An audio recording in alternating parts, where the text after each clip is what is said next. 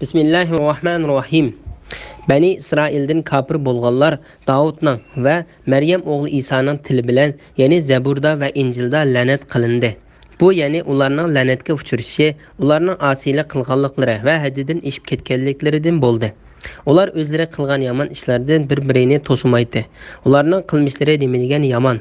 Ular yani Yahudiylarning ichida nurg'unlarining kafirlarni, ya'ni Rasulullohni va musulmonlarni o'ch ko'rish yuzidan mushriklarni do'st tutganligini ko'rsin. Ularning o'zlari uchun oldin tayyorlagan amallari nima degan yomon. Bu amallar ularga Allohning g'azabini ilib keldi. Ular mangu azobga qolg'uchilardir. Agar ular Allohga, payg'ambarga va payg'ambarga nozil qilingan kitobga iymon etsa edi, kafirlarni do'st tutmaydi. Lekin ularning to'lisi fosiqlardir. Sura Maide 78, 79, 80, 81 ayet to'g'risida. Allah Taola'nın Bani İsrail qavmidan chiqqan kafirlarga la'nat qilganligi to'g'risida. Allah Taolo nihoyatda burunqi zamonda avatgan payg'ambari Davud alayhissalomga nozil qilgan oyatlarida va Isa alayhissalomning qilgan so'zlaridan Bani İsrail qavmidan chiqqan kafirlarga ularning qilmishlari tufaylidan la'nat qilganligidan xabar berdi. Avfi ibn Abbas radhiyallohu anhuning mundaq deganligini rivoyat qiladi. Ular Tavratda, İncilda, Zaburda va Qur'onda la'nat qilingandir. Ondan ularning ayni zamondagi holini bayon qilib, Alloh taolo mundaq deydi. Ular o'zlari qilgan yomon ishlardan bir-birini to'simaydi. Ya'ni ularning ogohlantirib, ularning hech biri gunoh va harom ishlar qilganlarni to'simaydi. Ondan Alloh taolo ularga o'xshab qilishdan ogohlantirib, ularni ayblab mundaq dedi. Ularning qilmishlari nima degan yomon. Yaxshilikqa buyurish, yomonlikdan to'sish haqida bir necha hadis. Bu haqdagi hadislar nihoyat ko'p bo'lib, biz bu yerda bir nechasini bayon qilib o'tmoqchimiz. Imom Ahmad Huzayfa ibn Yamani radhiyallohu anhudan payg'ambar alayhissalomning mundaq deganligini rivoyat qiladi. Jinim uning ilkit bo'lgan zot Allohning nomi bilan qasamki, sizlar cho'qim yaxshilikqa buyurilib, yomonlikdan to'saysizlar. Unda qilmasanglar Alloh taolo sizlarga bir azobni avatishi mumkin.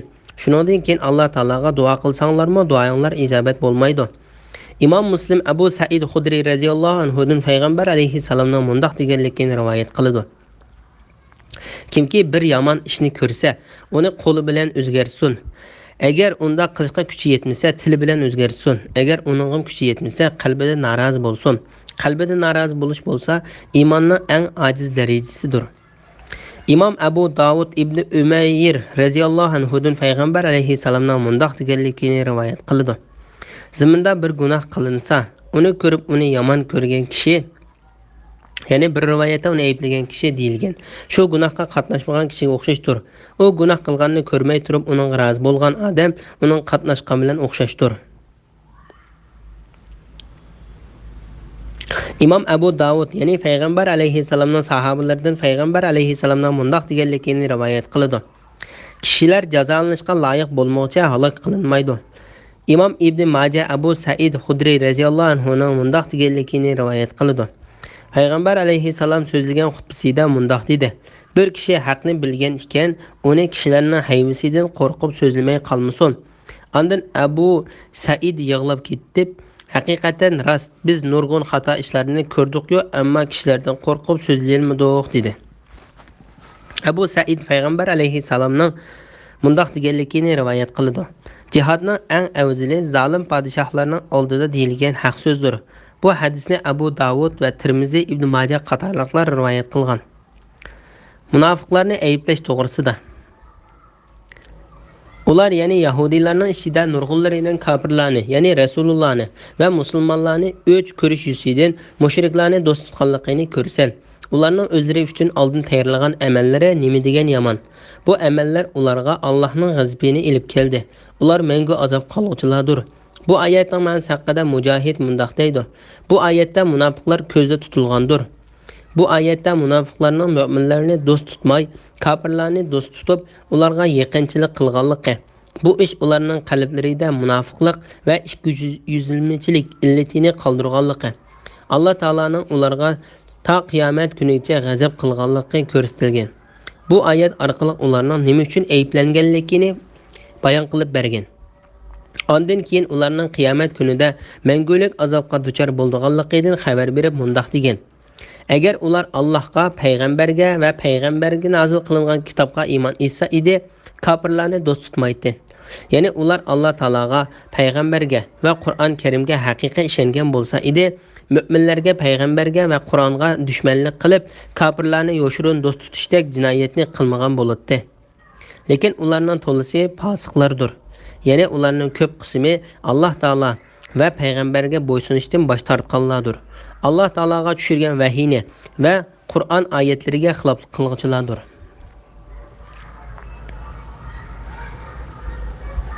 Bismillahirrohmanirrohim. Ey Muhammad, Yahudilar va mushriklarning mu'minlarga hammadan qattiq dushman ekanligini cho'qim bayqaysan. Biz nasoralar degan kishilarning do'stlik jihatda mu'minlarga hammadan yaqin ekanligini cho'qim bayqaysan. Bu nasoralarning ichida ulamolar, rohiblar bo'lganligi va haqni qabul qilishda takabburlik qilmaydiganliklari uchundir.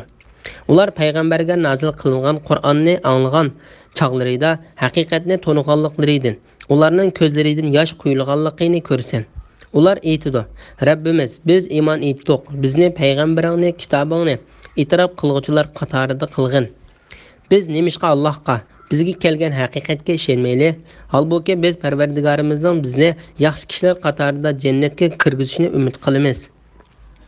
Bu so'zlari uchun Alloh ularni ostidan o'stanlar eqib turadigan jannatlar bilan mukofotlaydi. Ular jannatlarda mangu qoladi.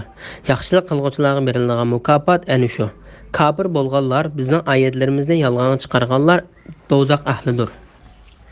Bu oyatlarning tushish sababi to'g'risida Said ibn Surmaida 82, 83, 84, 85, 86 oyatlar to'g'risida. Bu oyatlarning tushish sababi to'g'risida Said ibn Jubayr, Sudi va boshqalarning deyishicha, bu oyatlar Najashiyning payg'ambar alayhissalomga avatgan elchilari to'g'risida tushgan. Najashi o'z odamlarini payg'ambar alayhissalomning qishig'iga berib, uni o'z ko'zlari bilan ko'rib, uning so'zlarini anglab kelish uchun avatgan. Ular payg'ambar alayhissalomni ko'rganda va payg'ambar alayhissalom ularga Qur'on o'qib berganda musulmon bo'lib, ko'ngillari erib yig'lab ketgan. Ondan ular Najashiyning qishiga qaytganda bo'lgan voqeani uning so'zlab bergan. Ata ibn Abu Ribah mundaq deydi: ular Habashistonlik bo'lib, Habashistonga musulmonlar hijrat qilib borganda musulmon bo'lganlardir. Qatada mundaq deydi: ular Maryam o'g'li Isa alayhissalomning dinidagi kishilar bo'lib, musulmonlarni ko'rganda va Qur'onni anglaganda ikkilanmay musulmon bo'lganlardir. İmam İbn Jarir bu oyatning Habashistonlik bo'lsin yoki boshqalar bo'lsin, mushundoq sifatli kishilar haqida tushganligini kuchlantirdi. Ey Muhammad, Yahudilar va mushriklarning mu'minlarga hammadan qattiq dushman ekanligini cho'qim bayqaysan. Ya'ni ularning shundoq qilishi faqat Yahudilarning kofirligi, kojligi, tang'oqligi, takabburligi va haqqa bo'ysunmaydiganligi, shundoqla ilm ahlini kamsitadiganligi uchundir. Shu ular burun ko'plagan payg'ambarlarni o'ltirgan. Hatto payg'ambar alayhissalomni o'ltirishga bir qancha qatim urinib, uni zaharlagan va sehrlagan. Mushriklarni uning qarshi turishga kuch ko'rtgan. Alloh taolo ularga ta qiyomat kunigacha la'nat qilsin. Biz nasoralar degan kishilarning do'stlik jihatda mu'minlarga hammadan yaqin ekanligini cho'qim bayqaysan. Ya'ni o'zlarini Isa alayhissalomning agashuvchilari, Injil yo'lida mang'uchilar degan xristianlarda umuman islom diniga va musulmonlarga yaqinlik tuyg'usi bor. Bu faqat Isa alayhissalomning dinidan ularning qalblariga singan bag'ri yumshoqlik va mehr shafqatlik tuyg'usi sababidandir. Bu vaqtda Alloh taolo mundaq deydi: uning agashganlarning dillariga shafqat va mehribonlikni soldik. Sura Hadid 27-oyatning bir qismi. Bu nasoralarning ichida ulamolar, rohiblar bo'lganligi va haqni qabul qilishda takabburlik qilmaydiganliklari uchundir. Ya'ni ularning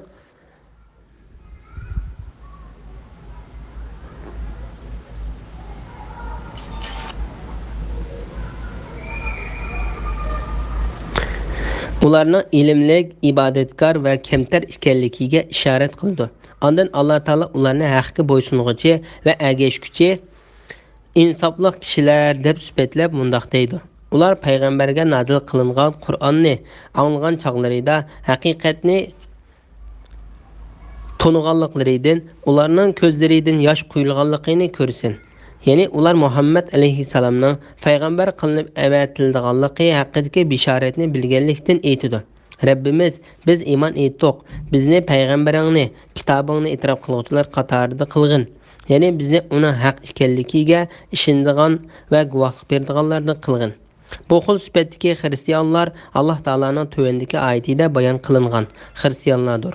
Ahli kitob orasida haqiqatan Allohga iymon keltiradigan, sizlarga nozil bo'lgan kitobga, ya'ni Qur'onga, o'zlariga nozil bo'lgan kitobga, ya'ni Tavrotga va Injilga ishonadiganlar bor.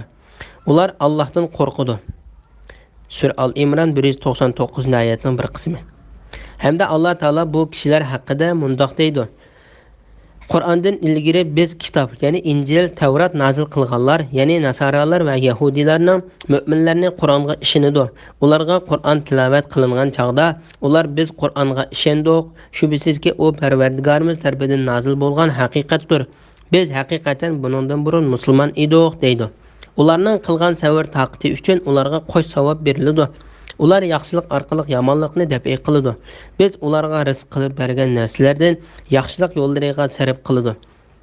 Ular behuda so'zlarni anglaganda uningdan yuz o'rib, ya'ni quloq solmay, bizning amallarimiz o'zimiz uchun, sizlarning amallaringlar o'zinglar uchun, sizlarga omonlik bo'lsin.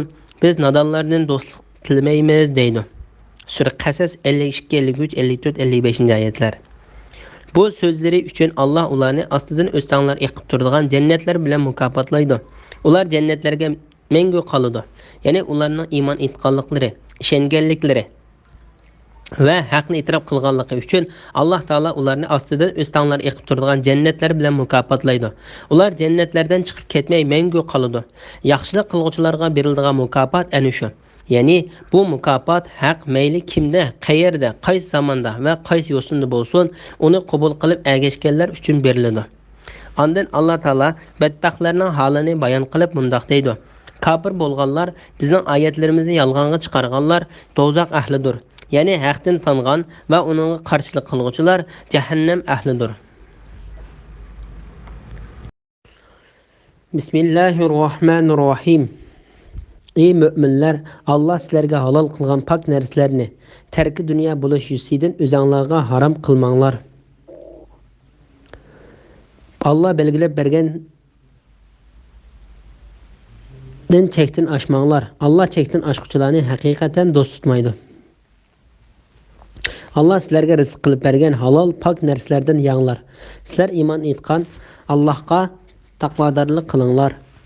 Sura Maide 87-88 to'g'risida. Islom dinida rahiblikning yo'q ekanligi to'g'risida. Ali ibn Abu Talha ibn Abbosning mundoq deganligini rivoyat qiladi. Bu oyatlar biz o'zimizni aqti qilib, dunyoning shahvatlarini tashlab, xuddi rahiblarga o'xshash jahon kezib, Alloh taologa ibodat qilish bilan mashg'ul bo'laylik deyishgan bir turkum sahobalar haqida tushgan. Ularning bu so'zlari payg'ambar alayhisalomga yetkazilganda, payg'ambar alayhisalom ularga odam avatib chaqirtib kelib, sizlar mundoq dedinglarmi deb so'raydi. Ular ha, ey Allohning payg'ambari deb javob berishdi. Payg'ambar alayhisalom ularga, ammo men Ramazondan boshqa vaqtlarda ba'zi kunlari ro'za tutaman, ba'zi kunlari tutmayman. Kechalarining bir qismida namoz o'qiyman, bir qismida uxlayman, ham o'ylanaman. Kimki men tutgan yo'lga ergashsa, o mening ummatimdir. Kimki men tutgan yo'lga ergashmasa, o mening ummatimdan emasdir, dedi. Imom Buxoriy va Muslim Aisha radhiyallohu anhadan payg'ambar alayhisalomning mushu mazmundagi hadisni rivoyat qilgan. Alloh belgilab bergan chekdan oshmanglar. Ya'ni yeyish cheklimi qo'yilmagan narsalar o'zinglarga cheklab qiyinlashtirib olmanglar. Halal qilingan narsalarni iste'mol qilishda haddidan oshirib etmay, ehtiyojinglarga tushliq ishlatanglar. Alloh bu haqda mundoq deydi: Yanglar, ichanglar isrof qilmanglar. Sura A'rof 31-oyatning bir qismi. Ular, ya'ni Alloh yaxshi ko'radigan bandalar xarajat qilganda isrofchilikni qilmaydi, bexillikni qilmaydi, o'tirhol xarajat qiladi. Sura Furqon 67-oyat. Ya'ni Alloh taolo shariatida oshirib etmay yoki kamaytirib etmay, o'tirhol yo'l tutishni belgilagandir. Shu Alloh taolo mundoq deydi: Ey mu'minlar, Alloh sizlarga halol qilgan pok narsalarni tark dunyo bo'lish yuzidan o'zinglarga harom qilmanglar. Alloh belgilab bergan chekdan oshmanglar. Alloh chekdan oshquchilarni haqiqatan do'st tutmaydi.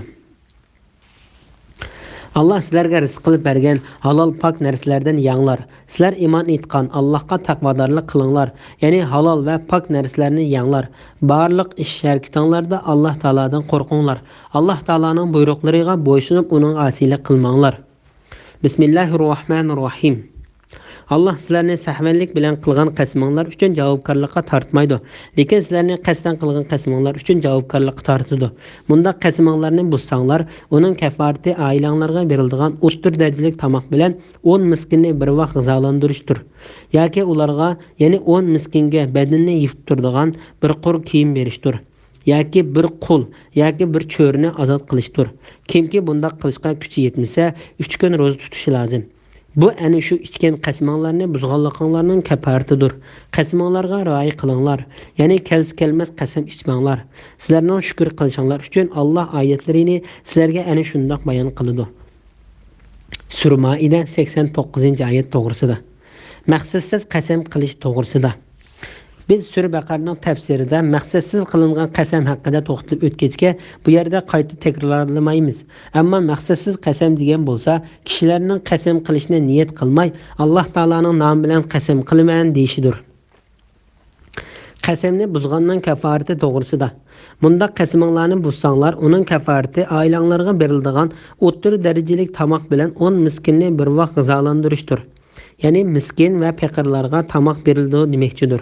Bu oyatning ma'nosi haqida Ibn Abbos, Said ibn Jubayr va Ikrama qatorliqlar bola chaqanglarga yegizadigan tomoqlarning eng obdini beringlar deganlikdir deydi. Yoki ularga, ya'ni 10 miskinga badanni yuvib turadigan bir qur kiyim berishdir.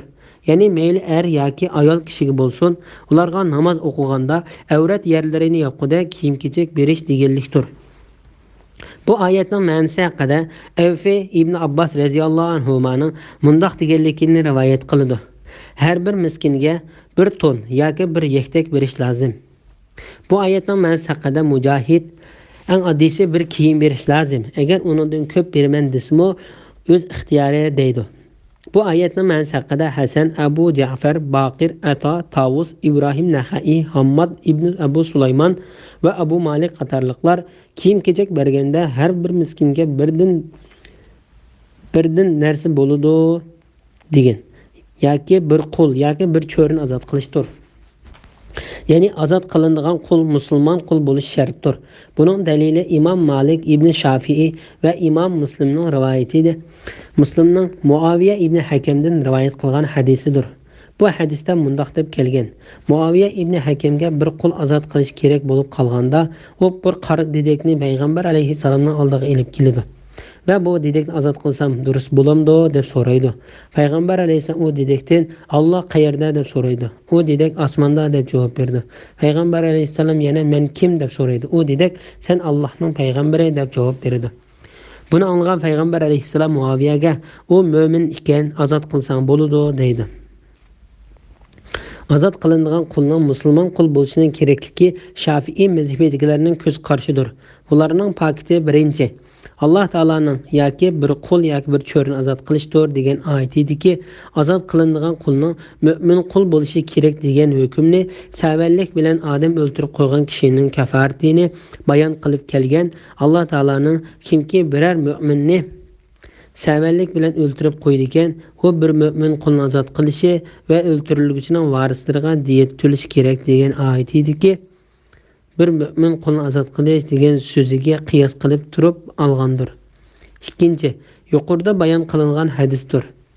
Ammo Imom Abu Hanifaning mazhabidagilarning ko'z qarashicha qasamning kafaratida ozod qilinadigan qulning cho'qim mo'min qul bo'lishi shart emas. Ozod qilinadigan u qul mayli musulmon yoki kofir bo'lsin, faqat ozod qilinsa qasamning kafarati ado bo'ladi. Bularning pakiti birinchi Alloh taolo savallik bilan odam o'ldirish, qilgan qasamni buzib o'tish va ayolni onasiga o'xshatib silib gunohlarining kafarati uchun qul ozod qilishga buyurdi. Bu gunohlarning ba'zisiga kafarat uchun ozod qilinadigan qulning mo'min qul bo'lishi shart qiladi. Masalan, savallik bilan odam o'ldirib qo'yish gunohiga o'xshash. Ba'zilariga ozod qilinadigan qulning mo'min qul bo'lishini shart qilmadi. Masalan, qasamini buzgan va ayolni onasiga o'xshatib solgan gunohlarga o'xshash. Shuning uchun hamma buyruqlarga o'z o'rnida amal qilindi. Ya'ni savallik bilan odam o'ltirib qo'yg'ichi kafarat uchun cho'qim oyatda deyilgandek mo'min qul ozod qilishi kerak. Qasamni buzganligining kafarati uchun Alloh taolo faqat bir qul ozod qilishga buyurib, u qulning mo'min yoki kofir qul bo'lishidan shart qilmadi. Shuning qasamning kafarati uchun ozod qilinadigan qul mo'min qul bo'lmasimi bo'ladi. Bu yana bir jihatdan Şafiilarning yuqoridagi qiyosan chiqargan hukmi qiyos qilishning shariatiga to'liq to'shmaydi. Chunki qiyos qilishning bir sharti qiyos qilinmoqchi bo'lgan oyatning hukmini o'z ichiga olmasligi kerak.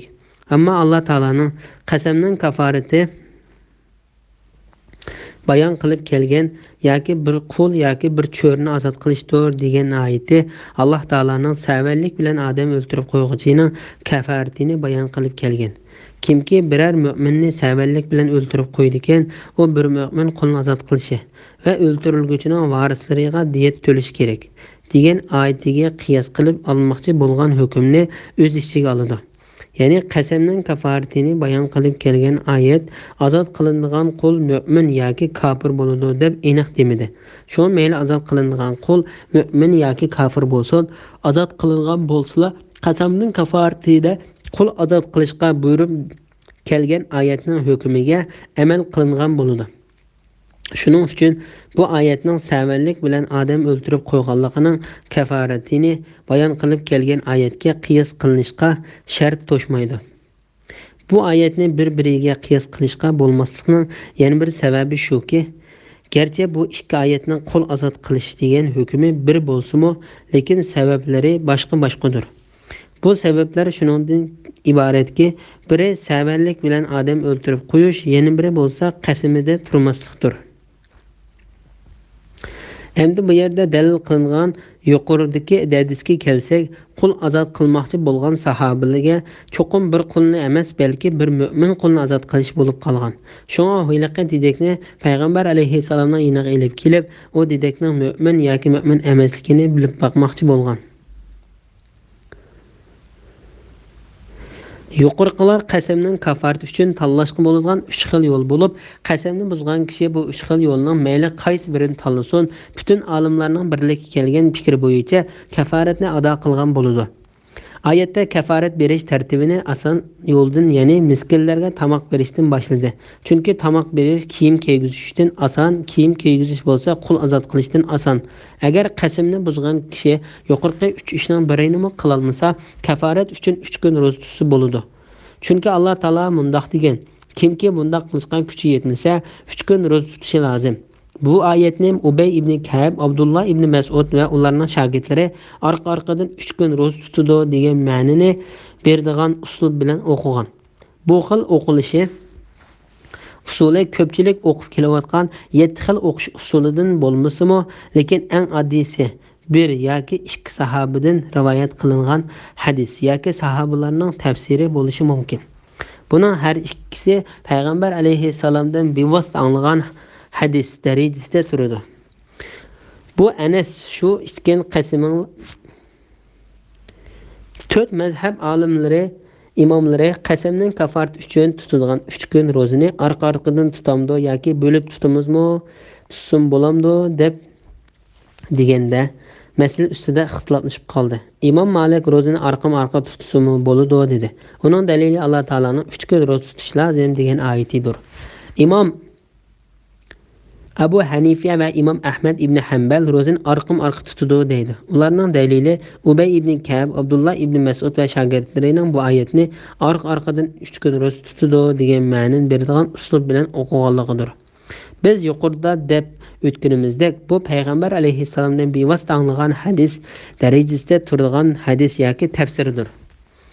Bu masalada Imom Shafiiyning 2 xil ko'z qarashi bo'lib, bir xili Imom Maliknikiga, yana bir xil Imom Abu Hanifa bilan Imom Ahmad ibn Hanbalning ko'z qarashiga o'xshash.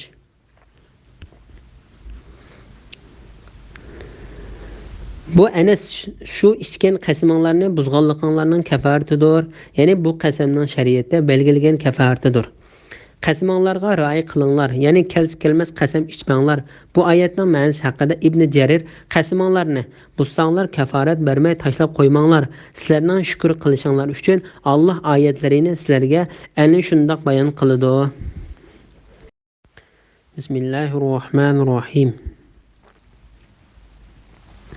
Ey müminler, haraq ichish, qimar o'ynash, butlar, ya'ni cho'qinish uchun tiklangan toshlarga cho'qinish, pal o'qlari bilan pal silish shaytonning ishi paskini qiliqlardir. Vaqtga erishishinglar uchun shaytonning ishidan yiroq bo'linglar. Shayton haraq, qimar orqali oranglarda dushmanlik, adovat tug'dirmoqchi. Sizlarni namozdan va Allohni yod etishdan to'smoqchi bo'ladi. Sizlar endi aroqdan, qimardan yanmamsizlar. Allohga va payg'ambarga itoat qilinglar. Ularga muxolifatchilik qilishdan hazar qilinglar. Agar itoat qilishdan bosh tortsanglar, bilinglarki, rasulimizning mas'uliyati faqat ochiq tabliq qilishdir. Iymon etgan va yaxshi amallarni qilgan kishilar harom qilinmagan narsalarni yesa, ichsa hech gunoh bo'lmaydi. Qachonki ular harom narsalardan saqlansa, iymonda va yaxshi amallarida izchil bo'lsa, undan harom qilingan narsalardan, ya'ni saqlansa va harom deb e'tiqod qilsa, undan harom qilingan narsalardan davomli saqlansa va yaxshi ishlarni qilsa, Alloh yaxshi ish qiluvchilarni do'st tutadi.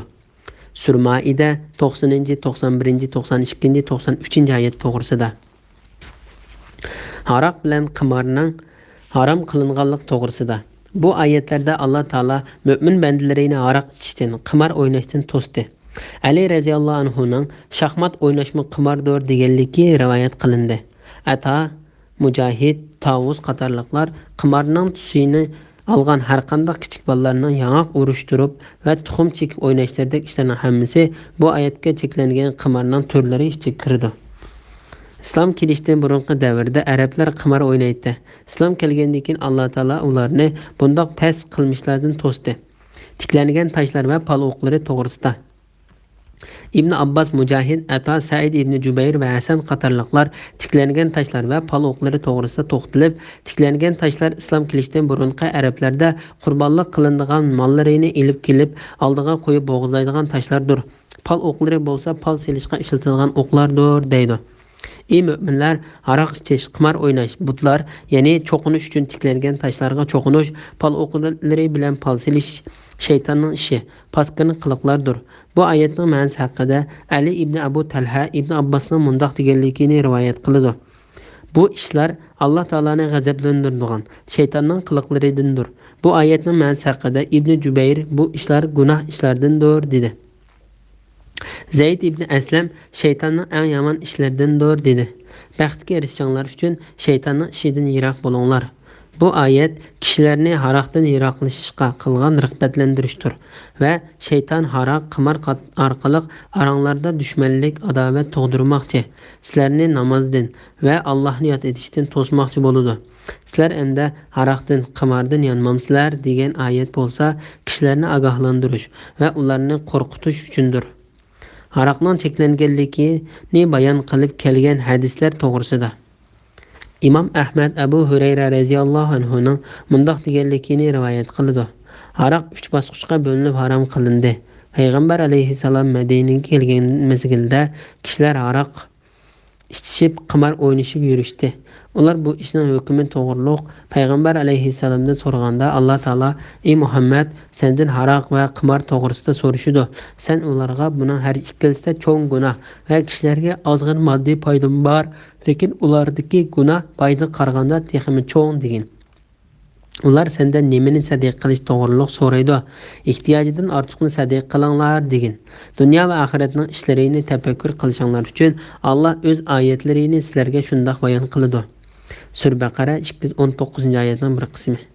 Kishilar bu oyat bizga haroqni harom qilib etmadi, faqat buning har ikkisida cho'ng gunoh va kishilar ozg'ina moddiy foyda bor deb ko'rsatdi. Deyishib, yana haroqni ichib yuraverdi. Bundoq qilish toki kunlarning birida muhojirlardan bir kishi hamrohlariga shom namoziga imom bo'lib namoz o'qiganda oyatni almashtirib xato o'qigan voqelik yuz berganligicha davomlashdi. Bu chog'da Alloh taolo ma'nosi burungi oyatdan qattiqroq bo'lgan: "Ey mu'minlar, sizlar mast bo'lsanglar, nima da'vatqaninglarni bilganinglarcha namozga yaqinlashmanglar" degan oyat nozil qilindi. Sura Nisa 43-oyatning bir qismi. Bu oyatdan keyin kishilar aroq ichib yurishadi, lekin namozga mastlik holatida kelmaydi. Bir mezgil o'tgandan keyin Alloh taolo ey mu'minlar, aroq ichish, qimar o'ynash, butlar, ya'ni cho'qinish uchun tiklangan tashlarga cho'qinish, pal o'qlari bilan pal selish shaytonning ishi, paskini qiliqlardir. Baxtga erishishinglar uchun shaytonning ishidan yiroq bo'linglar. Din iborat aroqdan qattiq pozitsiyada to'sqan oyat nozil qilindi. Shu chaqda kishilar ey Parvardigorimiz, bo'ldi, biz aroqni tashladik deyishdi. Ba'zi kishilar payg'ambar alayhissalomdan ey Alloh taoloning payg'ambari, ba'zilar Alloh taoloning yo'lida jihad qilib o'ldi, ba'zilar uylarida vafot bo'lib ketishdi. Ular aroq ichadi, qimar o'ynaydi. Ularning hukmi qanday bo'ladi deb so'radi. Alloh taolo ularning savoliga javoban iymon etgan va yaxshi amallarni qilgan kishilar harom qilinmagan narsalarni yesa, ichsa hech gunoh bo'lmaydi. Qachonki ular harom narsalardan saqlansa, iymonida va yaxshi amallarda izchil bo'lsa, ular harom qilingan narsalardan ya'ni saqlansa va harom deb e'tiqod qilsa, undan harom qilingan narsalardan davomli saqlansa va yaxshi ishlarni qilsa, Alloh yaxshi ish qilguvchilarni do'st tutadi degan oyatni nozil qildi. Bu vaqtda payg'ambar alayhissalom aroq va qimarning harom qilinishi agar ular hayot vaqtida bo'lgan bo'lsa, ularni cho'qin sizlarga o'xshash tashlaydi dedi. İmam Ahmedning rivoyat qilishicha, Umar radhiyallohu anhu ey Parvardigorim, aroq haqida bizga qanoatlarlik bir hukmni bayon qilib bersang deb tilaydi. Ondan Alloh taolaning ey Muhammad, sendan aroq va qimor to'g'risida so'rashidi. Sen ularga buni har ikkilsa cho'ng gunoh va kishilarga ozgina moddiy foydam bor, lekin ulardagi gunoh foyda qaraganda texmi cho'ng degan. Sura Baqara 219-oyat degan oyat nozil qilindi. Bu oyat nozil qilingandan keyin payg'ambar alayhissalomning muazzinlari namozga azon tovlab, namozga kelinglar degan chaqiriqdan keyin namozga mast holatda kelmanglar deb qo'shib tovlaydi. Bu oyat Umar radhiyallohu anhuga o'qib berilganda, Umar radhiyallohu anhu yana ey Parvardigorimiz, bizga aroq haqida qanoatlanarlik aniq bir hukmni bayon qilib bersang deb tiladi. Shuning bilan ey mu'minlar, aroq ichish, qimar o'ynash, butlar, ya'ni cho'qinish uchun tiklangan tashlarga cho'qinish, pal o'qlari bilan pal selish shaytonning ishi, paskini qiliqlardir. Baxtga erishishinglar uchun shaytonning ishidan yiroq bo'linglar. Shayton aroq, qimar orqali oranglarda dushmanlik, adovat tug'dirmoqchi, sizlarni namozdan va Allohni yod etishdan to'smoqchi bo'ladi. Sizlar endi aroqdan, qimardan yonmamsizlar degan oyat nozil qilindi. Umar chaqirtilib kelib, bu oyat uning o'qib berildi. Sizlar endi aroqdan, qimardan yonmamsizlar degan yerga kelganda Umar yondoq deydi. Bu hadisni İmam Tirmizi, Nasai va Abu Davud qatorliqlar shunday rivoyat qilgan. İmam Buxoriy va Muslim Umar radhiyallohu anhu mu'minlarning boshlig'i bo'lib turgan mezgilda payg'ambar alayhissalomning munbiriga chiqib kishilarga mundoq deganligini rivoyat qildi. Ey xaloyiq, aroqni harom qilgan oyatlar nozil qilindi. Aroq uzum, xurmo, hasal, bug'doy, arpa qatorliq 5 turlik narsadan yasaladi. Issa aqlni ketkizadigan har qanday narsa aroqdir. İmam Buxoriy Abdullah ibn Umar radhiyallohu anhumaning mundoq deganligini rivoyat qildi. Aroq harom qilingan shu chaqlarda Madinada 5 turlik aroq bor bo'lib, uning ichida uzum arqi yo'q deyarlik edi. İmam Ahmad Anas radhiyallohu anhuning mundoq deganligini rivoyat qildi. Men Abu Talhaning uyida Abu Ubayda ibn Jarrah, Ubay ibn Ka'b va Suhayl ibn Bayda qatorliq kishilarga aroq quyib berib ular mast bo'lib qolay degan edi. Musulmonlardan biri kelib, sizlar aroqning harom qilinganligini bilmadinglarmi deb so'radi. O'ltirganlar biz surishti qilib ko'raylik deb javob berishdi. Endi menga ey Anas, ko'zdan qolgan aroqni to'kib kishilar aroq ichmaydigan bo'libdi dedi. Ko'zdagi xorma arqi edi. Shu chaqlarda Madinaliklar aroqni xormadan yasaydi. Bu hadisni İmam Buxoriy va İmam Muslim rivoyat qilgan. Yana bir rivoyatda Anas radhiyallohu anhu ning mundoq deganligini rivoyat qilindi. Aroq harom qilingan chaqda men Abu Talhaning uyida kishilarga xormadan yasalgan aroq quyib berib Dal shu chaqda birisining tovlagan ovozi anglandi. Abu Talha meni chiqib qarab biqishga buyurdi. Chiqib qarasam bir chakarchi aroq harom qilindi deb tovlab o'tiribdi. Töküp ötilgan haraqlar Madina ko'chalarida eqishga boshlabdi. Abu Talha bu ahvolni uqib, haraq elib chiqib to'kivat dedi. Men haraqni to'kib etdim. O'ltirgan kishilarning ba'zilari palon pokunlar ichgan haraqlari qo'rsaqlarida qolgan holda o'lib ketgan edi. Ularning hukmi qandoq bo'lar deydi. Allah Taala bu vaqtda iymon etgan va yaxshi amallarni qilgan kishilar harom qilinmagan narsalarni yesa hech gunoh bo'lmaydi. Qachonki ular harom narsalardan saqlansa, iymonida va yaxshi amallarida izchil bo'lsa, ondan harom qilingan narsalardan ya'ni saqlansa va harom deb e'tiqod qilsa, ondan harom qilingan narsalardan davomli saqlansa va yaxshi ishlarni qilsa, Alloh yaxshi ish qiluvchilarni do'st tutadi degan oyatni nozil qildi.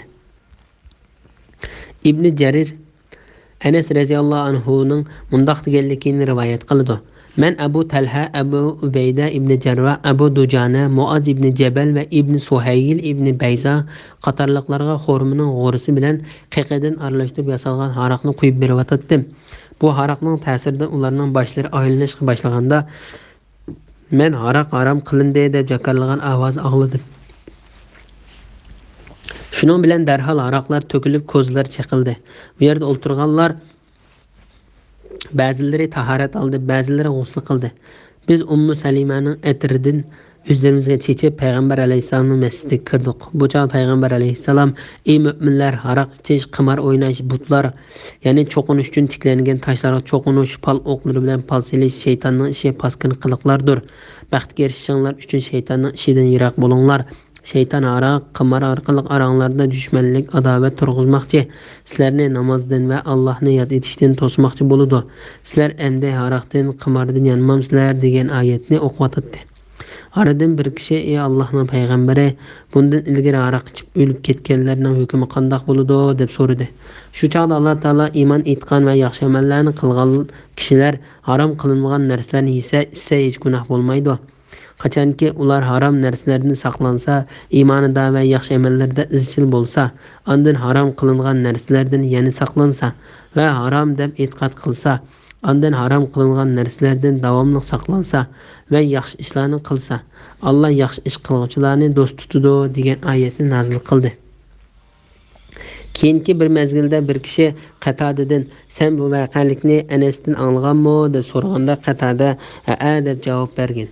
Yana bir kishi Anasdan: "Sen bu hadisni rostlanib payg'ambar alayhissalomdan anglaganmiding?" deb so'raganda Anas: "Ha, angladim." yoki faqat yolg'on so'zlamaydigan bir kishidan, ya'ni payg'ambar alayhissalom demoqchi, "Angladim. Biz yolg'onmi aytmaydik. Biz ham yolg'on aytishni bilmaydik" dedi. Imom Ahmad Abdullah ibn Umar radhiyallohu anhudan payg'ambar alayhissalomning mundoq deganligini rivoyat qildi. Haraq aloqador mundoq 10 narsaga la'nat qilindi. U bo'lsa haraqning o'zi, uni ichguchi, quyib berguchi, sotquchi, setib olguchi, haraq siqquchi, siqtirguchi, yutguchi, yutkitguchi. Imom Ahmad Abdullah ibn Umar radhiyallohu anhuning mundoq deganligini rivoyat qildi. Payg'ambar alayhissalom tugunlarni eg'ilga berish uchun chiqdi. Men uning bilan birga chiqib, o'ng tarafida mangdim. Abu Bakr radhiyallohu anhu kelib bizga qo'shildi. Men payg'ambar alayhissalomning o'ng tarafini uning uchun qoldirib, so'l tarafga o'tib mangdim. Azroq o'tgandan keyin Umar radhiyallohu anhu bizga qaytildi. Men uning payg'ambar alayhissalomning so'l tarafini berib, ular bilan birga mangdim. Biz mangib tugunning eg'ilga kelsak, eg'ilda bir to'limda aroq bor ekan. Payg'ambar alayhissalom buni ko'rib, meni qing'roq elib kelishga buyurdi. Men shu kungacha qing'roqning nimaligini bilmaydim. Qing'roqni elib keldim. Payg'ambar alayhissalom qing'roq bilan to'limni kesib, aroqni to'kib etdi va mundoq dedi: "Aroq uni ichguchi, quyib berguchi, sotquchi, setib olguchi, yutguchi, yutkatguchi. Aroq yasug'uchi, yasatquchi va pulni yeguchidan iborat hammasiga la'nat qilindi." Imom Bayhaqi Saidning mundoq deganligini rivoyat qildi. Haroq haqida 4 oyat tushdi. Said yuqoridagi hadisni bayon qilib va yana mundoq bir ishni so'zlab berdi. Ansariylardan birisi bizni tamoq taklif qildi. Bu ziyofat haroq harom qilinishdan burun bo'lgan ish edi. Biz aroq ichib, tanishib, o'zaro o'zimizni maqtashib, faxrlanishga boshladik. Ansariylar biz afzaldirmiz dedi. Muhojirlar biz afzal dedi. Talash tartish evaziga chiqqanda bir ansariy to'gining so'nkini ilib burnimga birni qo'ydi. Shuning bilan burnim puchuq bo'lib qoldi. Bu sabab bilan Alloh taolo: "Ey mu'minlar, aroq ichish, qimar o'ynash, butlar, ya'ni cho'qinish uchun tiklangan toshlarga cho'qinish, Pal o'qlari bilan pal selish shaytonning ishi, paskin qiliqlardir. Baxtga erishinglar uchun shaytonning ishidan yiroq bo'linglar. Shayton haroq, qimor orqali aranglarga dushmanlik, adovat tug'dirmoqchi, sizlarni namozdan va Allohni yod etishdan to'smoqchi bo'ladi. Sizlar endi haroqdan, qimordan yonmamsizlar degan oyat nozil qildi. Bu hadisni Imom Muslim rivoyat qilgan. İbn Abu Hatim Abdullah ibn Amirning mundoq deganligini rivoyat qiladi. Alloh taolaning ey mu'minlar, haroq ichish, qimor o'ynash, butlar, ya'ni cho'qinish uchun tiklangan tashlarga cho'qinish, pal o'qlari bilan pal selish shaytonning ishi, paskini qiliqlardir. Baxtga erishinglar uchun shaytonning ishidan yiroq bo'linglar. Shayton haroq, qimor orqali aranglarga dushmanlik, adovat tug'dirmoqchi, sizlarni namozdan va Allohni yod etishdan to'smoqchi bo'ladi. Sizlar endi haroq, qimordan yonmamsizlar degan oyati Tavratda mundaq shaklda bayon qilingan. Alloh taolo haqiqatan xato ishlarni yo'qotish, o'yin tomosha qilish, usul o'ynash, ud, dob, tambur va sunay chilish, she'r o'qish qatorliqlarni cheklash uchun Tavratni tushirdi. Aroqning ta'mi ochiqdir. Alloh taolo o'zining katta nomi bilan kimki haroq harom qilingandan keyin ichsa, qiyomat kuni men uni ichadigan usuzlik yo'q, chanqigan holda tashlab qo'yman. Kimki haroq harom qilingandan keyin uni tashlasa, men uni qiyomat kuni jannatda sharob bilan sug'urman deb qasam ichdi. Imom Shafi'i Abdullah ibn Umar radhiyallohu anhudan payg'ambar alayhissalomning mundoq deganligini rivoyat qiladi. Kimki bu dunyoda aroq ichib, bu qilmishdan tavba qilmasa, oxiratda mukofot uchun berilgan sharobdan quruq qoladi. Bu hadisni Imom Buxoriy va Muslim rivoyat qilgan. Imom Muslim Abdullah ibn Umar radhiyallohu anhudan payg'ambar alayhissalomning mundoq deganligini rivoyat qiladi. Har qanday mast qiluvchi narsa haroqdir va har qanday mast qiluvchi narsa haromdir. Kimki haroq ichib tavba qilmay, haroq kechlik holda o'lib ketsa, oxiratda jannatning sharoblaridan icholmaydi. Abdurrahman Osman ibn Affon radhiyallohu anhuning mundoq deganligini rivoyat qiladi. Haroqdan yiroq bo'linglar, chunki haroq hamma yomonliklarning beshidir. Burungi zamonda bir obid kishi o'tgan bo'lib, u hech kimga aralashmay ibodat bilan shug'ullangan. Yo'ldan chiqqan bir ayol uni nihoyat yaxshi ko'rib qopti va dediki, "Amatib, sizni guvohchi bo'lib berish uchun chaqiramiz" debdi. U abid dedek bilan u ayolni uyiga beribdi. U har bir eshikdan kirganda dedek eshiklarni ichidan taqab qo'yibdi. Ichkariga uyga kirganda nihoyat chiroyli bir ayol bor bo'lib, qishda bir kichik bola, o'g'il bola bilan bir ko'p haroq bor ekan. U ayol u kishiga Alloh nomidan qasamki, men seni guvoh bo'lib berishing uchun chaqirtmadim. Balki men seni ya men bilan ko'ngil ichishga, ya bu balani o'ltirishga, ya bu haroq ichishga chaqirdim debdi. U abid zina qilishdan va balani o'ltirishdan ishdan haroq ichishni yengil bilib, haroq ichidi. Ondan u mast bo'lib qolib, hiyla ayol bilan zina qilibdi. Ham hiyla kichik balani o'ltirib o'tibdi. Shunga haroqdan yiroq turinglar, chunki haroq bilan iymon hech qachon petisha olmaydi. Imom Ahmad ibn Abbas radhiyallohu anhuning mundoq deganligini rivoyat qiladi. Haroq harom qilinganda ba'zi kishilar, "Ey Allohning payg'ambari, bundan burun haroq ichib o'lib ketgan qarindoshlarimizning ahvoli qanday hukm qilindi?" deb so'radi. Shuning bilan Alloh taolo iymon etgan va yaxshi amallarni qilgan kishilar harom qilinmagan narsalarni yesa hech gunoh bo'lmaydi. Qachonki ular harom narsalardan saqlansa, iymonida va yaxshi amallarida izchil bo'lsa, ondan harom qilingan narsalardan yana saqlansa va harom deb e'tiqod qilsa, ondan harom qilingan narsalardan davomli saqlansa va yaxshi ishlarni qilsa, Alloh yaxshi ish qiluvchilarni do'st tutadi degan oyatni nozil qildi. Qibla o'zgartirilgan chaqda ba'zi kishilar, "Ey Allohning payg'ambari, bundan burun Baytul Muqaddasga qarab namoz o'qigan qarindoshlarimizning namoziga qanday hukm qilindi?" deb so'rashganda, Alloh taolo Allohning sizlarga iymoninglarni, ya'ni ilgarigili Baytul Muqaddas qarab o'qigan namozinglarni bekor qilib etmaydi. Sura Baqara 143-oyatning bir qismi degan oyatni nozil qildi. Abdullah ibn Mas'ud radhiyallohu anhu mundoq deydi: Alloh taolaning iymon etgan va yaxshi amallarni qilgan kishilar harom qilinmagan narsalarni yesa hech gunoh bo'lmaydi. Qachoniki ular harom narsalardan saqlansa, iymonida va yaxshi amallarda izchil bo'lsa, ondan harom qilingan narsalardan yana saqlansa va harom deb e'tiqod qilsa, ondan harom qilingan narsalardan davomli saqlansa va yaxshi ishlarni qilsa, Alloh yaxshi ish qiluvchilarni do'st tutadi degan oyati tushganda, payg'ambar alayhissalom menga: "Ey Abdullah, seningmi shularning qatoridan ekanliging bishorat berildi" dedi. Bu hadisni Imom Muslim, Tirmiziy va Nasa'iy qatorliqlar rivoyat qilgan. Bismillahirrahmanirrahim. Ey müminler, körmey turup Allah'tan korkuduğanlarını biliş üçün kolunlar ve neyzanlar bilen oğlunluğan bir az o bilen Allah sizlerini çokum sınaydı. Kimki bunundan keyin haddidan azsa, yani ihramda turup o oğlusa, o qiynoqchi azapqa duchor boludu. Ey müminler, sizler o ovulgan hayvanlarni ihramda yoki haramda turib o'ltirmanglar. Sizlardan kimki uni qasddan o'ltirdi ekan, ishning vabolini tetish uchun uning jazosi ikki adil kishining baholishi bo'yicha iliq o'ltirilgan o'xshash uy hayvonlaridan birini Kabaga ilib berib qurbonlik qilishdir. Yoki kafarat berish yuzidan miskinlarga osh berishdir. Yoki har miskinga beradigan oshning barobriga bir kun ro'za tutishdir. O'tganki gunohni, ya'ni bu oyat tushishdan burun ihramda turib ov o'ltirgan bo'lsanglar, buni Alloh afo qildi. Kimki qayta gunoh o'tkazsa, ya'ni qaytadan ov o'ltirsa, Alloh uni jazolaydi. Alloh g'olibdir, osiylik qiluvchilarni jazolaguchidir. Sura Maida 94-95-oyat to'g'risida. Haramda va ihrom holatida ov olishning haromlik to'g'risida. Ey müminler, körmey turup Allah'tan korkuduğanlarını biliş üçün kolunlar ve neyzanlar bilen oğlunduğan bir az o bilen Allah sizlerini çokum sınaydı. Bu ayet hakkında Vabil İbni Abbas radiyallahu anhuma'nın mundaq degenligini rivayet kılıdı. Ayetteki ovdan aciz ve kiçik ovlar közü tutuludu. O hayvanları şunçilik kiçik ve aciz ki kişiler halisa hatta onlarını kolları bilenle tutalaydı. Allah Teala bendelerini şundaq sınıgan ve o hayvanlarına yakın kilişten toskan. Mücahid, kolonlar bilen ovlandıgan degen ayet, ovunun kiçiklerini ve başkalarını ve neyzanlar bilen ovlandıgan degen ayet çoğunlarını körüstüdü deydi. Muqatil bu ayet Hudaybiya umrisi vaqtida tushgan bo'lib, shu chaqda umriga kelguchilarning tikkan chidirlariga yovvoyi hayvonotlar, fuchar qushlar va ovlanadigan hayvonlar kirib oladi. Kishilar burun bundaq ahvolni uchratmaydi. Alloh taolo ularni ihrom holatida ovlab o'ltirishdan to'sgan. Alloh taolo ularni o bilan sinaydi. O hayvonlari ularning chidirlariga kirdi. Ular oshkora va yoshirin holatda ovni qo'llari yoki neyzillari bilan tutay desalar tutalaydi.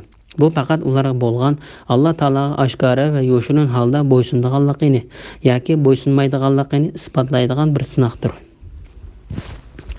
Bu haqda Alloh taolo mundaq deydi: Parvardigordan ko'rmay turib qo'rqqanlar mag'firatga va katta savobga erishadi. Sura Mulk 12-oyat. Kimki bundan keyin haddidan azsa, ya'ni ihramda turib o ovlasa. Bu oyatning ma'nosi haqida Sudi va boshqalar kimki bu uqtirishdan va ogohlantirishdan keyin haddidan eshib ihramda turib o ovlasa, o Alloh taolaning ogohlantirishiga va cheklimasiga qarshi chiqqanligi uchun uni qiynoqchi azobga duchor bo'ladi. Ey müminler, sizler ovlagan hayvanlarni ihramda yoki haramda turib o'ltirmanglar. Alloh taolo bu oyatda ihram ichida turib uy hayvonlarini ovlash va o'ltirishni to'sdi.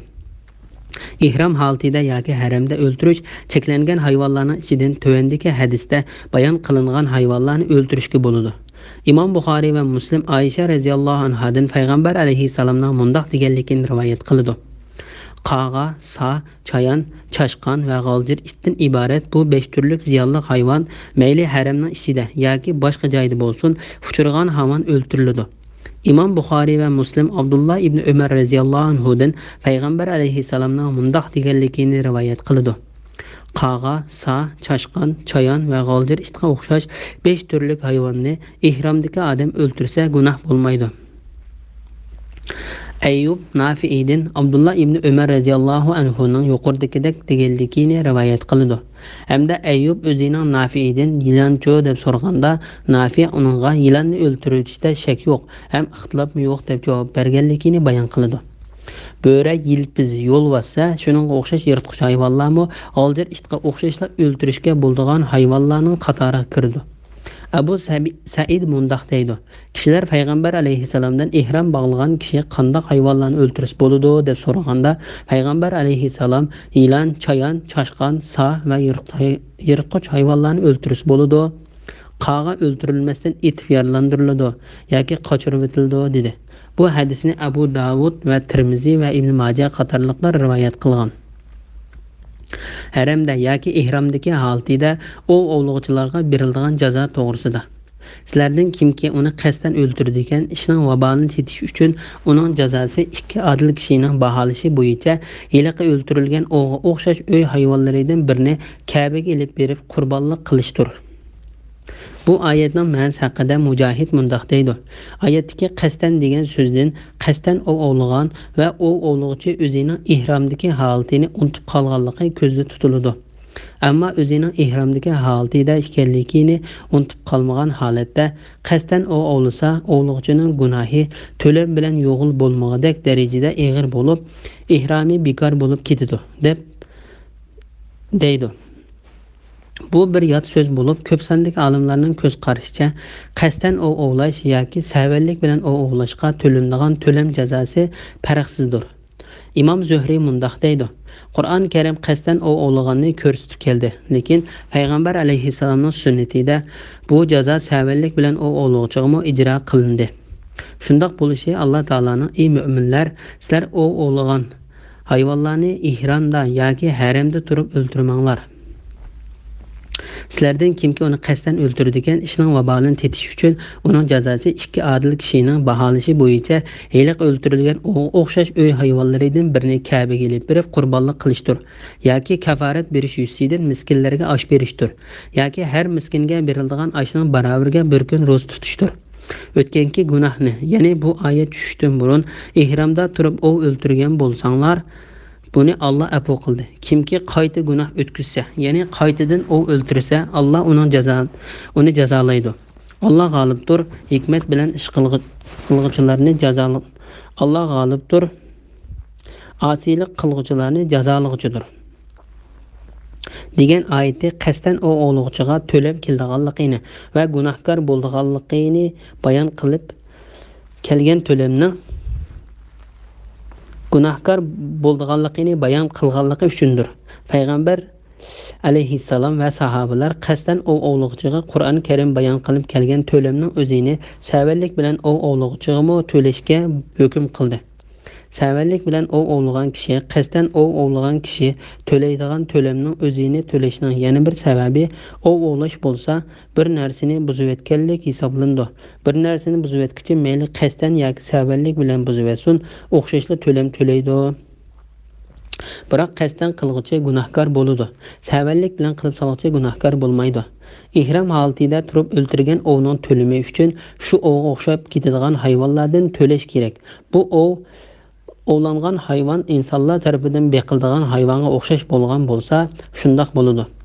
Sahobalarmo ovlangan hayvonga o'xshash yoki o'xshab ketadigan hayvonni to'lashga hukm qilgan.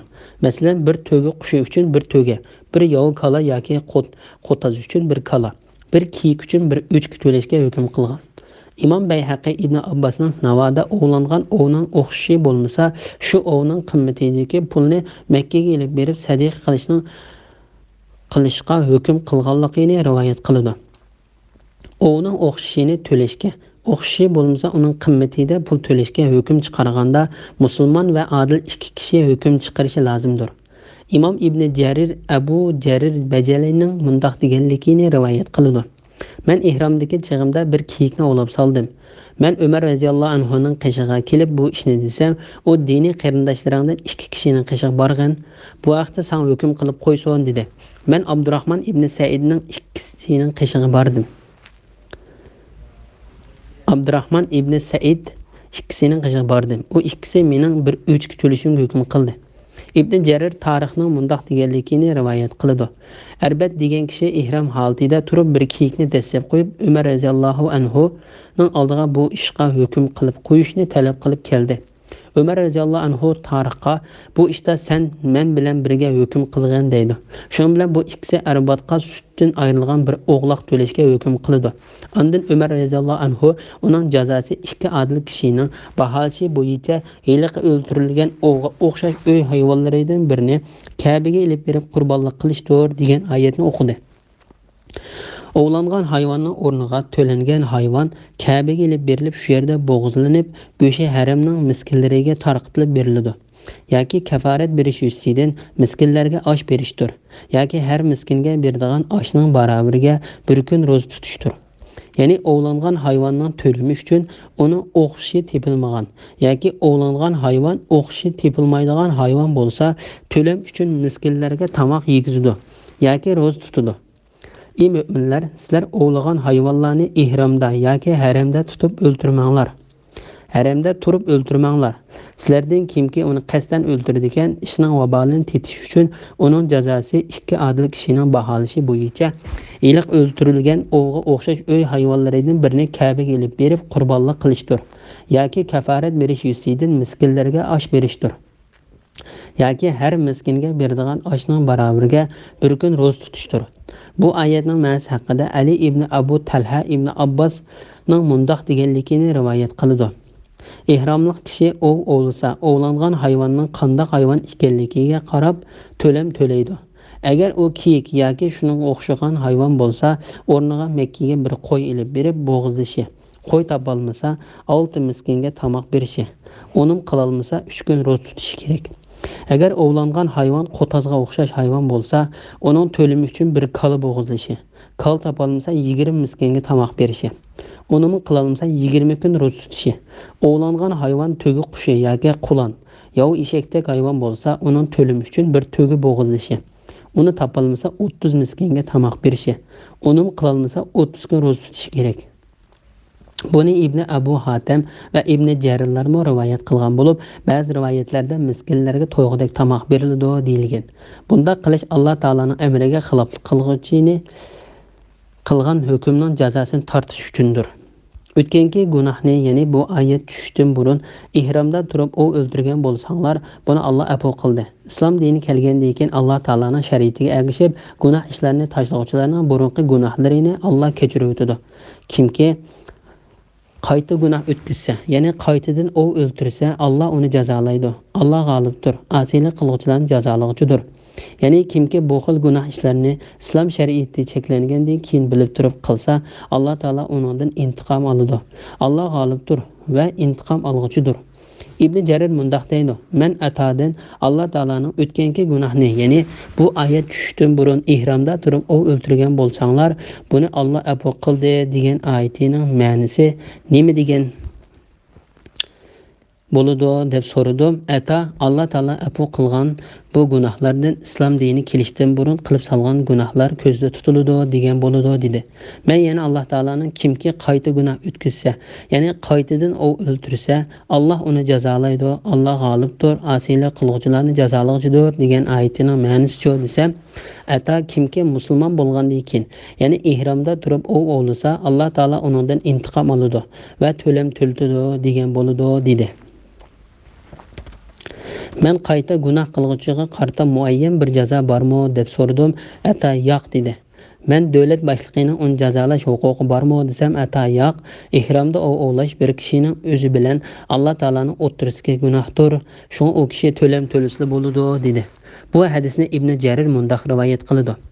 Bu haqda Ibn Jubayr va Ata qatorliqlar mundoq deydi. Alloh taolo u kishidan to'lam to'lishi orqali intiqom oladi. Salaf va xalaf olimlarining ko'p qismi ihrom holatidagi odam qachonli bo'lmasin ov olsa to'lam to'lishi vojib bo'ladi. Uning birinchi, ikkinchi yoki uchinchi qatam bo'lishining hech qanday bir farqi yo'qdir. Shundaqla ovning qasddan yoki savallik bilan bo'lganning hech farqi yo'qdir deydi. Alloh g'olibdir, asiylik qiluvchilarni jazolovchidir. Bu oyatning ma'nosi haqida Ibn Jarir mundoq deydi: Alloh taolo o'z hukmronligida hech kimning cheklishiga uchirmaydi. Birisidan intiqom olishdan uni hech kim to'siy olmaydi. Jazolanmoqchi bo'lsa, jazolashdan uni hech kim to'siy olmaydi. Chunki barliq mavjudotlarning hammasi uning maxluqotidir. Jazo berish yoki mukofotlash uning haqqidir. Alloh taolo hech kim zo'rlik ishlatilmaydigan, hech kimning cheklanishga uchirmaydigan katta izzat egasidir. Asiylik qilguvchining qilgan asiyligiga qarta jazo bergichidir. Bismillahirrohmanirrohim. Sizlarning va yo'lovchilarning manfaatlanishi uchun sizlarga dengiz hayvonlari, dengizdan chiqadigan yemekliklar halol qilindi. Madomiki sizlar ihromda yoki haramda ekansizlar, quruqliq hayvonlarini ovlash sizlarga harom qilindi. Sizlar qiyomat kuni dargohiga to'planadigan Allohdan qo'rqinglar. Alloh Baytul Haram bo'lgan Ka'bani, haj iyini, hajda qilinadigan qurbonlikni Qurbonlikning alomati sifatida bo'yinlariga belgi isilgan to'gilarni insonlarning dunyo va oxiratlik ishlarining tutqusi qildi. Bu Allohning osmondagi va zimindagi narsalarni bilib turadiganligini va Allohning har shayini bilguchi ekanligini sizlarning bilishinglar uchundir. Bilinglarki, Allohning azobi qattiqdir. Itoat qiluvchilarga Alloh nihoyat mag'firat qiluvchidir. Nihoyat mehribondir. Payg'ambarning mas'uliyati faqat tabliq qilishdir. Alloh sizlarning oshkora va yoshirin qilib yurgan ishlaringlarni bilib turadi. Sura Maida 96, 97, 98, 99 oyat to'g'risida. Ihrom holatidagi kishilarga dengiz ovlarining halol qilinganligi to'g'risida.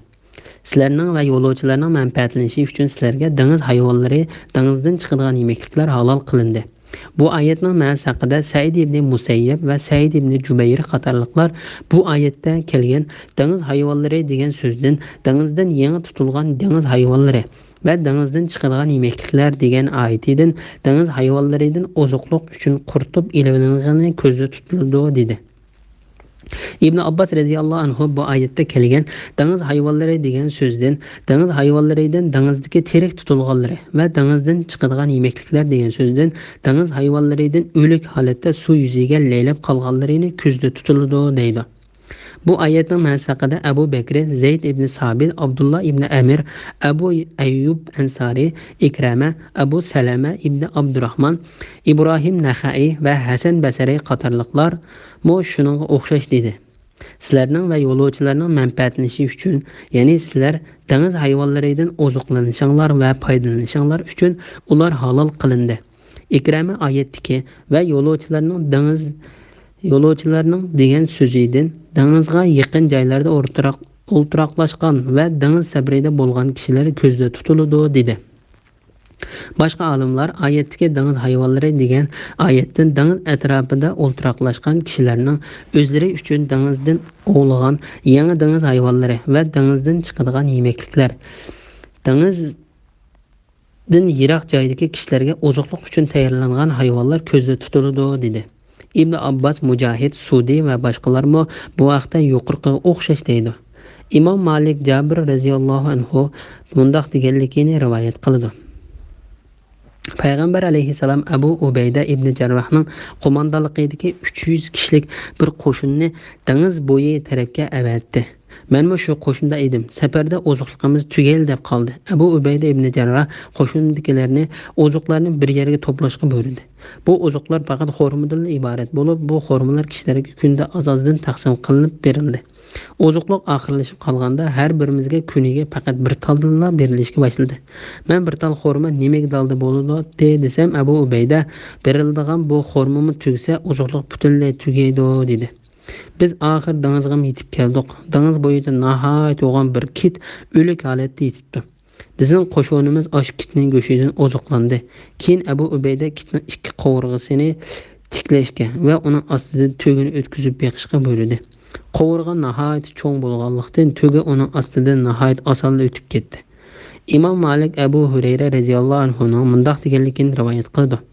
Bir odam payg'ambar alayhissalomdan: "Ey Allohning payg'ambari, biz dengizga safarga chiqqan vaqtlarimizda o'zimiz bilan ozg'in suv olib boramiz. Agar bu suvni tahorat ila ishlasak, ichadiganga suv qolmay usab qolamiz.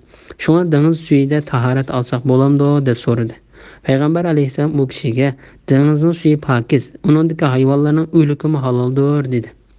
Bu hadis İmam Şafii, Ahmad ibn Hanbal, Abu Davud, Nasai, Ibn Majah va Tirmizi qatorliqlar rivoyat qilgan. Sahobalardan mush mazmundagi ko'z qarashlar rivoyat qilingan. Ihrom bog'lagan kishi uchun quruqliqdagi ov hayvonlarini ovlashning haromligi to'g'risida. Madamiki sizlar ihromda yoki haramda ekansizlar, quruqliq hayvonlarini ovlash sizlarga harom qilindi. Ya'ni ihrom bog'lagan holatda ovlash harom qilindi. Bu oyatdagi ihromdagi kishining ovlagan ovning haromligini ko'rsatib beradi. Ihrom bog'lagan kishi qasddan ovlasa gunoh o'tkazgan bo'ladi. Ham to'lam to'laydi. Savallik bilan ovlab qo'ygan bo'lsa-mu to'lam to'laydi. Ovlangan hayvonning go'shi u odamning o'ziga va mayli ihrom bog'lagan yoki bog'langan bo'lsin, har qanday bir odamga xuddi o'lik hayvonning go'shi harom bo'lgandek harom bo'ladi. Ihram bağlamagan bir kishi maxsus ihram bağlagan kishi uchun atab ov ovlab bu ovning go'shtini sovuq qilgan bo'lsa, ihram bağlagan u kishining u go'shtini yeyishi durust emas. Buning pakida tuvandek hadisdir. Saib ibn Jusama degan sahabi Abva yoki Vindan degan joyda bir yov eshakni ovlab uni payg'ambar alayhissalom sovuq qilganda, payg'ambar alayhissalom uning bu sovuqni qabul qilmagan va bu sahobaning chiroyidagi o'zgarishni ko'rib, bizning sening sovg'angni qabul qilmasligimiz boshqa sababdan emas, balki hozir biz ihrom holatida turayotganligimiz uchundir degan. Bu hadisni Imom Buxoriy va Muslim rivoyat qilgan bo'lib, bu hadis yana bir qancha usulda rivoyat qilingan. Bu hadisdan payg'ambar alayhissalomning o'g'langan o'sha o'g'ni maxsus bizga atab o'g'lidi deb o'ylaganligi uchun qaytirib tushunib olgan bo'ladi. Ammo o'g'ni ihromdagi kishilarga atab emas, balki o'zlari yeyish uchun o'g'lagan bo'lsa, ihromdagi kishilar uningdan yeyis bo'ladi. Buning pakida tuvandek hadisdir. Abu Qatada mundaq deb rivoyat qiladi. Men ihrom bog'lamaganda bir yov eshak o'g'lagan edim. Hamrohlarim ihrom bog'lagan holatida bo'lg'achqa uning go'shidan yeyishga ikkilanib qilishdi. Keyin biz payg'ambar alayhissalomdan so'rag'animizda payg'ambar alayhissalom sizlardan birisi u hayvonni uningga ko'rsatib qo'ygan yoki ovlashda uningga yordamlashganmi deb so'radi. Hamrohlarim yo'q deb javob berishdi. Payg'ambar alayhissalom undaq bo'lsa uningdan yanglar deb o'zim yeydi. Bu vaqalik Imom Buxoriy va Muslimning kitobida bir necha xil usulda rivoyat qilingan. Sizlar qiyomat kuni dargohiga to'planadigan Allohdan qo'rqinglar. Ya'ni ey insonlar, Alloh taoladan qo'rqinglar. Sizlar Alloh tarafidan buyurilgan farz amallarni o'rindanglar. Aroq ichish, qimor o'ynash, tiklangan tashlarga ibodat qilish va pal o'qlari bilan pal ichish, ihrom bog'lagan holatda ovlashdik, payg'ambarlarga tushgan, Qur'onda cheklanib kelgan ishlardan yinanglar. Chunki sizlarning oxir qaytadigan joyinglar Alloh taolaning dargohidir.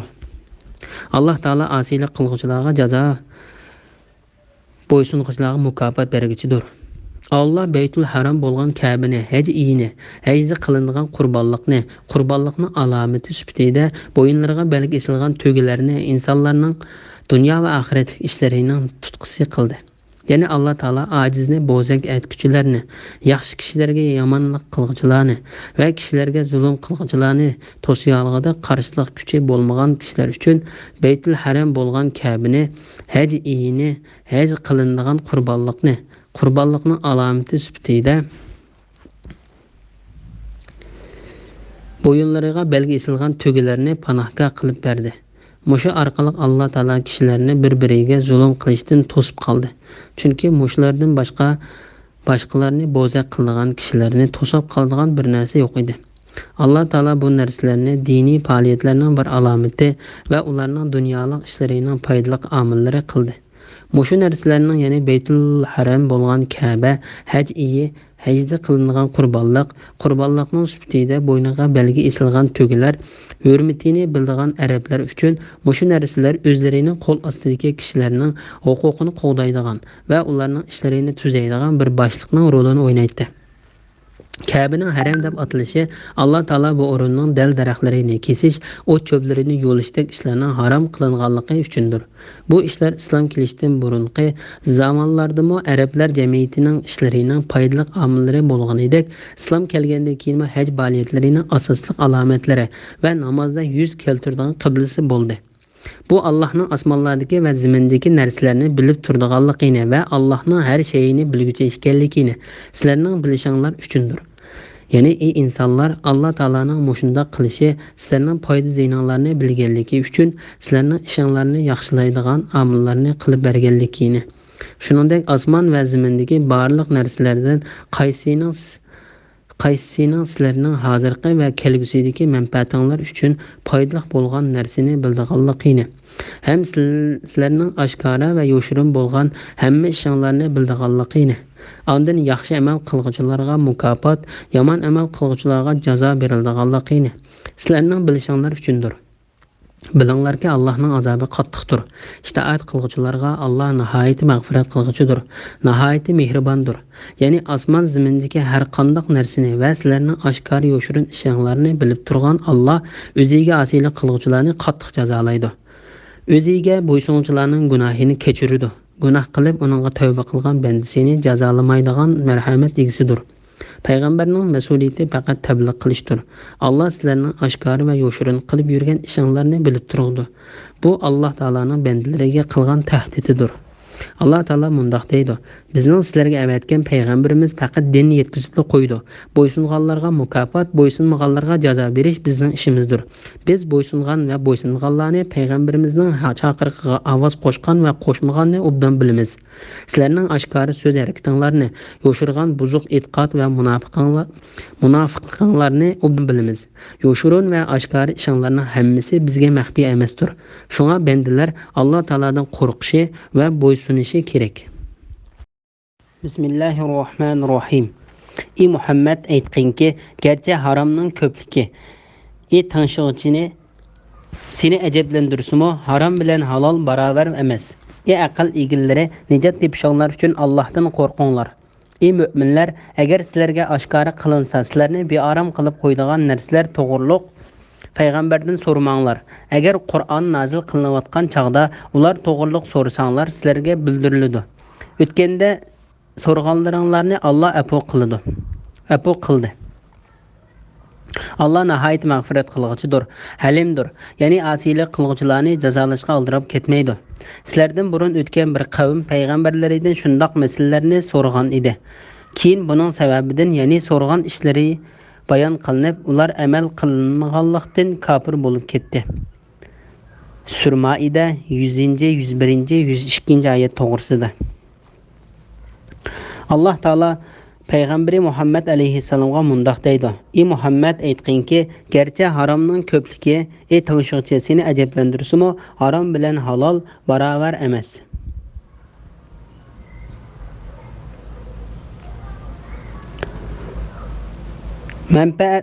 Manfaati bor ozgina halol narsa ziyonli ko'p harom narsadan yaxshidir. Bu haqda hadisda mundaq deb ko'rsatilgan: oz bo'lsa-mu ehtiyojingga yetarlik bo'lgan halol narsa ezib ketishga sababchi bo'lgan ko'p harom narsadan yaxshidir.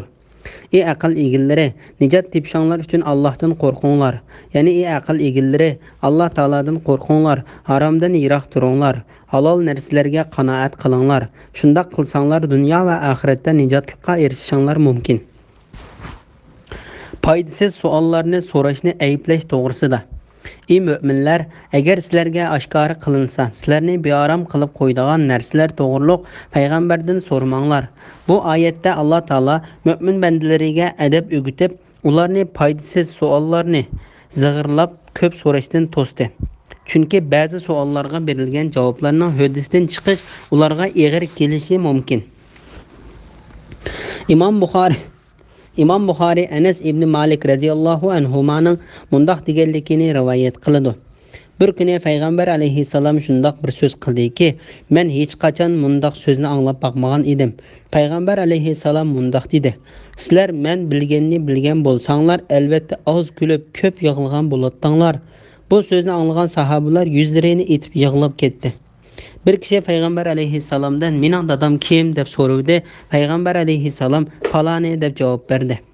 Shu vaqtda Alloh taolo: Ey mu'minlar, agar sizlarga oshkora qilinsa, sizlarni beorom qilib qo'yadigan narsalar to'g'riliq payg'ambardan so'ramanglar degan oyatni nozil qildi. Bu hadisni Imom Buxoriy, Muslim, Ahmad, Tirmiziy va Nasa'iy qatorliqlar rivoyat qilgan. Imom Ibn Jarir Qatadadan Anas radhiyallohu anhuning mundaq deganligini rivoyat qildi.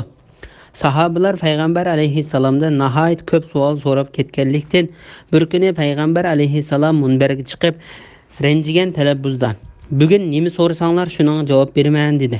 Sahobalar bu so'zni anglab cho'ng bir ish bo'lgan o'xshaydi deb qo'rqib ketishdi. Atrofim qarasam, hammasi yuzlarini to'sib olib yig'ilishib ketibdi. Del shu chaqda boshqalar bilan jidallashib qolsalar, haromdan bo'lgan deb haqoratlangan bir kishi: "Ey Allohning payg'ambari, mening dadam kim?" deb so'radi. Payg'ambar alayhisalom: "Sening dadang Huzafa" deb javob berdi. Ondan Umar roziyallohu anhu o'rnidan turib, "Biz Alloh taolaning parvardigorimiz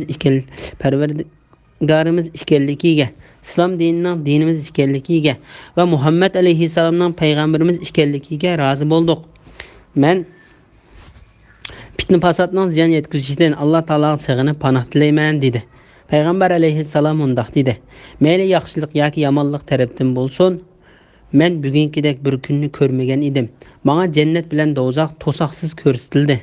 Bu hadisni Imom Buxoriy va Muslim Said radhiyallohu anhudan shundoq rivoyat qilingan. İmam Buxoriy Ibn Abbasning mundaq deganligini rivoyat qiladi. Ba'zi kishilar payg'ambar alayhissalomni masxir qilish uchun "Dadam kim? To'gisini yutirib qo'yganlar, to'gam nada?" degandek savollarni so'raydi. Ular haqida Alloh taolo: "Ey mu'minlar, agar sizlarga oshkora qilinsa, sizlarni bearam qilib qo'ydigan narsalar to'g'riliq payg'ambardan so'ramanglar. Agar Qur'on nozil qilinayotgan chaqda ular to'g'riliq so'rasanglar, sizlarga bildiriladi. O'tganda so'rag'anlaringlarni Alloh afu qildi. Alloh nihoyat mag'firat qilg'uchidir, alimdir. Ya'ni asiylik qilg'uchilarni jazolashga aldirib ketmaydi" degan oyatni nozil qildi. Imom Ahmad Ali radhiyallohu anhuning mundaq deganligini rivoyat qiladi. Alloh taolaning qodir bo'la olgan kishilarning Alloh uchun Ka'bani ziyorat qilishi ularga farz qilindi.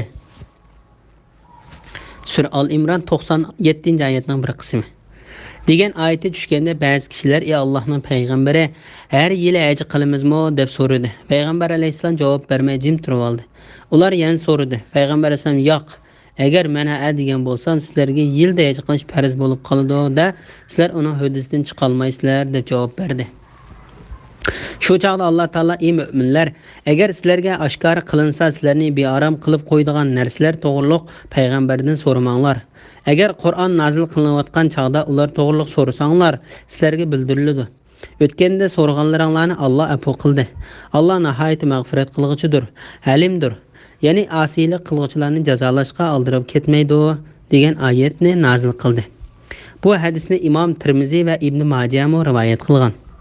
Bu oyatning mazmunidan javobi berilib qolsa, uning hududisidan chiqqili bo'lmaydigan yoki qiyin keladigan savollarni so'ramaslikning kerakligi chiqib turadi.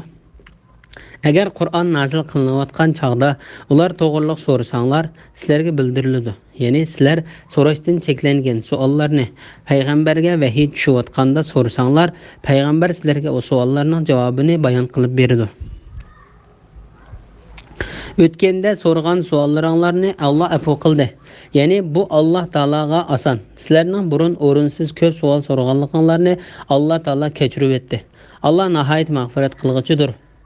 Bu oyatda ko'zda tutilgan maqsad, endi buningdan keyin ko'p savol so'ramanglar, balkim ko'p savol so'raganinglar sababidan sizlarga qiyin keladigan biror hukm bekitilib qilishi mumkin deganlikdir. Imom Buxoriy va Muslim rivoyat qilgan hadisda mundaq deb keldi: Musulmonlar ichida gunohi ig'roq hisoblanadigan kishi harom qilinmagan bir narsa to'g'risida o'rinsiz savol so'rab, shu savolning sababidan so'ragan narsasi harom qilinib qolgan kishidir. Imom Muslim payg'ambar alayhissalomning mundaq deganligini rivoyat qiladi: "Men sizlarga bayon qilmagan narsalar haqida savol so'ramanglar. Sizlardan ilgarikilar to'liq savol so'raganligi va payg'ambarlar bilan qarshilashganligi uchun halok bo'lib ketgan." Imom Bayhaqiyning rivoyat qilgan hadisida mundaq deb kelgan: "Alloh taolo farzlarni bekitdi. Uningga o'z joyida amal qilinglar. Belgimlarni belgiladi. U belgilimlardan halqib ketmanglar. Ba'zi narsalarni harom qildi. Uningdan yeyinglar. Ba'zi narsalarni unutib qolganlikdan emas, balki sizlarga rahim qilganlikdan bayon qilmay qo'yib qo'ydi. U narsalarning hukmini zig'irlab so'rab yurmanglar. Sizlardan burun o'tgan bir qavm payg'ambarlaridan shundoq masalalarni so'ragan edi. Keyin buning sababidan yana so'rgan ishlari bayon qilinib, ular amal qilmaganlikdan kafir bo'lib ketdi. Ya'ni sizlardan burun o'tgan kishilar so'rash cheklangan savollarni so'rgandan keyin ularga berilgan javobga ishonmay, shu sababdan kafir bo'lib ketgan. Demak, ularning so'ragan savollariga javob berilgan bo'lsa-mu, ular shu javoblardan foydalanmagan. Chunki ularning savol so'rashi hargizmi bilib uchun emas, balki masxir qilish va jahillikdan bo'lgandir.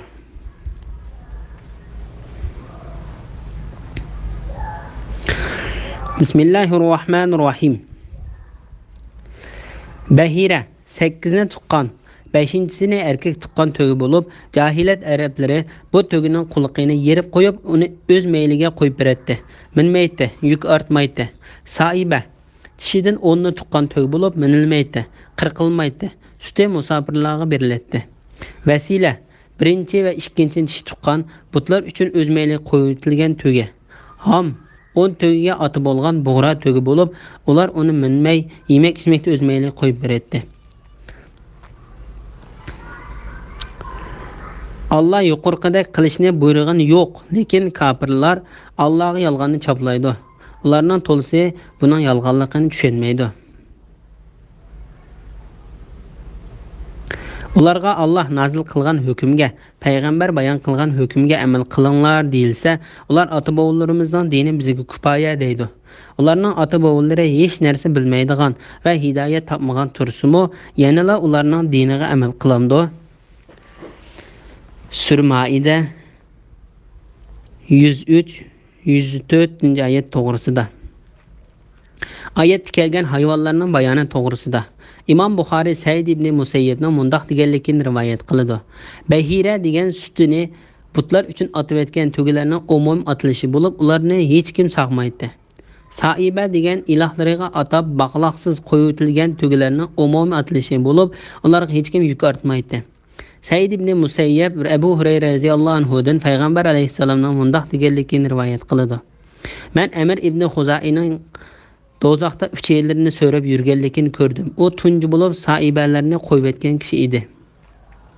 Vasila degan orqa-orqadan 2 tishi botliq tuqqan to'gilarning umum atilishi bo'lib, islom kelishdan burun arablar ularni ilohlariga atib etdi. Ham bir necha qitim botliq topgan erkak to'gilarning umum atilishi bo'lib, ularning arablar ilohlariga atab qo'yib berdi. Ularga hech qanday yuk ortmaydi. Buni Imom Muslim va Nasa'iy rivoyat qilgan. Imom Ahmad Abdullah ibn Mas'ud radhiyallohu anhudan payg'ambar alayhisalomning mundaq deganligini rivoyat qiladi. Amir ibn Amirning do'zaxda 3 yillarni so'rab yurganligini ko'rdim. U birinchi bo'lib Saiba deb atalgan to'gini qo'yib etgan va butqa ibodat qilgan kishi edi. U Kabir boshqargan Xuzoa qabilasining rahbarlaridan biri edi. U Ibrohim alayhisalomning dinini tunji bo'lib o'zgartgan. Makkaga butlarni kirgizib, kishilarni butlarga cho'qinishga, Alloh taologa but orqali yiqilishga chaqirgan. Yuqorida deyilgan hayvonlar haqida va uningdan boshqa xato tuzumlarni yo'l qo'ygan kishidir. Allah taolo bu vaqt mundaq deydi: Mushriklar Allah yaratgan ekinlardan va chahar paylardan, ya'ni to'gi kala qo'ylardan Allah uchun bir hassa, butlar uchun bir hassa ayirib qo'yib, o'z gumonlaricha hech qanday dalilsizlar bu Allah uchundir, bu ma'budlarimiz uchundir dedi. Sur An'am 136-oyatning bir qismi. Bahira haqida Ali ibn Abu Talha ibn Abbas radhiyallohu anhumaning mundaq deganligini rivoyat qiladi. Bir to'ga 5 ni tug'sa, 5-inchisi erkak bo'lsa, tug'ilgan butloqni bo'g'zab go'shini erlarlar yeydi. Agar 5-inchisi tishi bo'lsa, bu tishi butloqning quloqlarini kesib, uni bahira deb ataydi. Sudi va boshqalardan ham shunga o'xshash rivoyatlar bayon qilingan. Mujahid Saiba haqida mundaq deydi: Saiba degan 6 tish qo'zilgan 7-inchisi tishi yoki erkak qo'zilgan qo'y bo'lib, 7-inchisini erlar yeydi. Muhammad ibn Ishaq mundaq deydi: Saiba degan 10 tishi botlaqligan to'gi bo'lib, mundaq to'ga minilmay, yo'ngmi qirqilmay, uning suti mehmondan boshqaga sig'ilmay qo'yib beriladi. Abu Davud mundaq deydi: Saiba degan bir kishi o'zining ma'lum bir ishi uchun otlanib chiqib, shu ishni o'ngishli bo'lsa, chormonlaridan birini butlarga atab qo'yib berdi. Qo'yib berilgan bu meli Saiba deb atilib, uningdan tug'ilgan botloqlarma butqa tava bo'ladi. Sudi Saiba haqida mundaq deydi: Bir kishining biror ishi o'ngishli bo'lsa, yoki kesildan saqaysa, yoki ko'p boyliq erisa, chormonlaridan birini butqa atib o'tadi. Kimki bu molga chaqilsa jazolanadi. Bayoni o'xshab ketadigan bir qancha abzas qoldirildi. Lekin kafirlar Allohga yolg'onni chaplaydi. Ularning to'lsa buning yolg'onligini tushunmaydi. Ya'ni Alloh bu narsalarni yo'lga qo'ymadi. O narsalarda Alloh taologa yaqinlashtiradigan narsalar bo'lmayla qolmasdan, balki hatto Alloh taoloning azobiga duchor qiladigan narsalardir. Müşriklar özleriyle o narsalarni Alloh taologa yaqinlashishning vositasi qilib oldi. Amaliyotda müşriklar bu narsalar bilan hargizmi Alloh taologa yaqinlasha olmaydi. Ularga Alloh nazil qilgan hukmga, payg'ambar bayon qilgan hukmga amal qilinglar deyilsa, ular ota-bobolarimizning dinini bizga kifoya deydi. Ya'ni ular Alloh taoloning shariatiga buyurgan ishlariga, chekilgan harom ishlarni tashlashga chaqirilsa, ular ajdodlarimiz qilib kelayotgan diniy faoliyatlarimizni qilish biz uchun yetarlidir deydi. Ularning ota-bobolari hech narsa bilmaydigan va hidoyat topmagan tursimi, ya'ni ularning dinga amal qilamdi. Ya'ni ularning ajdodlari bu oyatning ma'nosi haqini tonimagan, haq yo'lda mangmagan tursa, ya'ni ularga agishamdi. Ularga faqat ulardanmi nadon, ulardan makroq ozgan odam mu agishidir. Bismillahirrohmanirrohim. Ey müminler, özаңlarni günahdan saqlanglar. Sizler qachonki to'g'ri yo'lda bo'lsanglar, boshqalarning adashqanini sizlarga ziyon yetkazolmaydi. Sizler hammanglar Allohning dargohiga qaytisizlar. Alloh qilgan amallaringlarni sizlarga aytib berdi. Sura Maida 105-oyat to'g'risida. O'zlarini tuzatishga buyurganligi to'g'risida. Bu oyatda Alloh taolo mu'min bandalarining o'zlarining yetersizliklarini tuzatishga, imkoniyatdan yetishicha yaxshilik qilishga buyurdi. O'zlarining yetersizliklarini o'ngshagan kishi uchun mayli yaqin yoki yiroqdagi buzg'unchilik qilgan kishilarning ularga ziyon yetkazolmaydiganligidan xabar berdi. Imom Ahmad Qaysning mundoq deganligini rivoyat qildi. Abu Bakr radhiyallohu anhu kishilarga so'z qilib, oldi bilan Alloh taologa hamdisini aytgandan keyin mundoq dedi: Sizlar Alloh taoloning ey mu'minlar, o'zinglarni gunohdan saqlanglar. Sizlar qachoniki to'g'ri yo'l bo'lsanglar, boshqalarning adashqani sizlarga ziyon yetkazolmaydi degan oyatni o'qib tursizlar. Lekin uni to'g'ri ma'nosi bilan tushunmaysizlar. Men payg'ambar alayhisalomning kishilar bir yomon ishni ko'rib uni o'zgartmasa, Alloh taolo ularning hammasini jazolash mumkin deganligini anglagan edim. Ey xaloyiq, hargizmi yolg'on aytmanglar. Yolg'onchilik bilan iymon bir-biriga qarama-qarshidir. Bismillahirrohmanirrohim. Ey mu'minlar, aranglardan bir kim o'ldigan chig'ida vasiyat qilmoqchi bo'lsa, uningga ichinglardan ikki adil kishi guvoh bo'lsin. Yoki o'z dinlardagilardan guvoh bo'lgan ikki kishi tepilmasa, g'ayri dindagilardan ikki kishi guvoh bo'lsin. Agar sizlar safarda bo'lib beshanglarga o'lim dahshati kelganda, sizlar bu ikki guvohning rostligidan gumonlansanglar, namozdan keyin ularni elib qilinglar. Ular biz foydasiga qasam qiladigan kishilarimiz. Bizning yaqinimiz bo'lgan taqdirdami qasamimizni hech narsaga sotmaymiz. Xudolik uchun bo'lgan guvohlikni yoshirmaymiz. Agar uni yoshirsak, biz albatta gunohkorlardan bo'lamiz deb Allohning nomi bilan qasam qilsin. Agar u ikki guvohchining yolg'on guvohlik berganligi yoki marasga xiyonat qilganlik gunohi bilinsa, ularning o'rniga miras elishga eng haqli bo'lgan varislardan ikki kishi guvoh bo'lib, bizning guvohligimiz albatta ularning guvohligidanmi to'g'ridir. Biz shariatdan chiqib ketmadik, bo'lmasa biz cho'qim zolimlardan bo'lamiz deb Allohning nomi bilan qasam qilsin. Bu usul guvohchilarni eng to'g'ri guvohlik qilgan qasamini rad qilishdan, ya'ni ulardan keyin boshqalar qasam qilishi bilan o'zlarining rasvo bo'lishidan qo'rqadigan qilishga eng yaqin usuldir. Allohdan qo'rqinglar, Allohning amrini anglanglar. Alloh fosiq qavmni hidoyat qilmaydi. Sura Maida 106, 107, 108-oyat to'g'risida. Vasiyat qilganda ikki adil musulmonni guvohchi qilish to'g'risida. Bu oyatlar muhim bir hukmni o'z ichiga oladi. Ey mu'minlar, aranglardan bir kim o'ldigan chig'ida vasiyat qilmoqchi bo'lsa, uningga ichinglardan ikki adil kishi guvoh bo'lsin. Ya'ni musulmondan ikki adil kishi guvoh bo'lsin. Yoki o'z dinlardagilardan guvoh bo'lgan ikki kishi tepilmasa, g'ayri dindagilardan ikki kishi guvoh bo'lsin. Bu oyatning ma'nosi haqida Ibn Abu Hatim Ibn Abbos radhiyallohu anhuning mundoq deganligini rivoyat qiladi. Musulmonlardan bo'lmasa, Yahudi yoki xristianlardan ikki kishini guvohchi qilinglar. Agar sizlar safarda bo'lib, beshanglarga o'lim dahshati kelganda, bu ikki guvohlik qilgan musulmon bo'lmagan ahvol ostida musulmonlardan boshqalarni guvoh qilishning shartidir. Bu şartlar safar ustida bo'lish va faqat vasiyat qilib guvoh qilishdir. Imom Jarir Qozi Shurayhining mundaq deganligini rivoyat qiladi. Yahudi va xristianlarni faqat safarda guvoh qilishga, ya'ni kelib faqat va vasiyat qilib guvohchilik qilishga bo'ladi. Sizlar bu ikki guvohning rostchilligidan gumonlansanglar, namozdan keyin ularni elib qilinglar. Bu oyatning ma'nosi haqida Ibn Abbos radhiyallohu anhu bu yerdagi namoz diğer namazın ko'zda tutilgandir.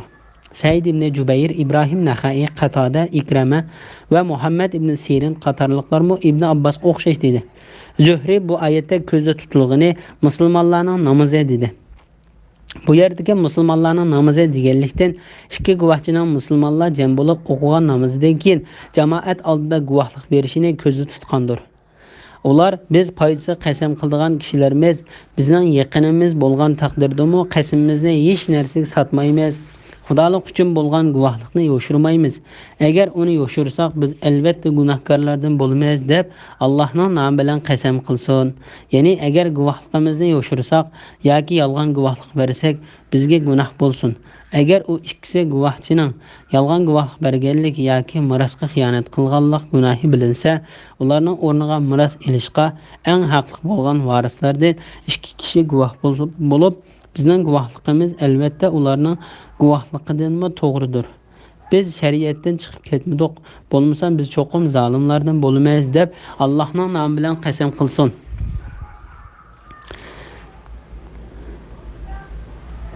Bu yerdagi mirosxo'rlarni qasam qildirib, ularning so'zlarini asos qilish bo'lsa, ba'zi qisos ilish da'volarining bir taraf qilinish holatlariga o'xshaydi. Masalan, qotilning qotillik dalili biror shubha paydo qilsa, o'ltirilguchining tuqqanlari qasam qilish orqali qotilning jinoyat o'tkazganlik faktini to'liqlaydi.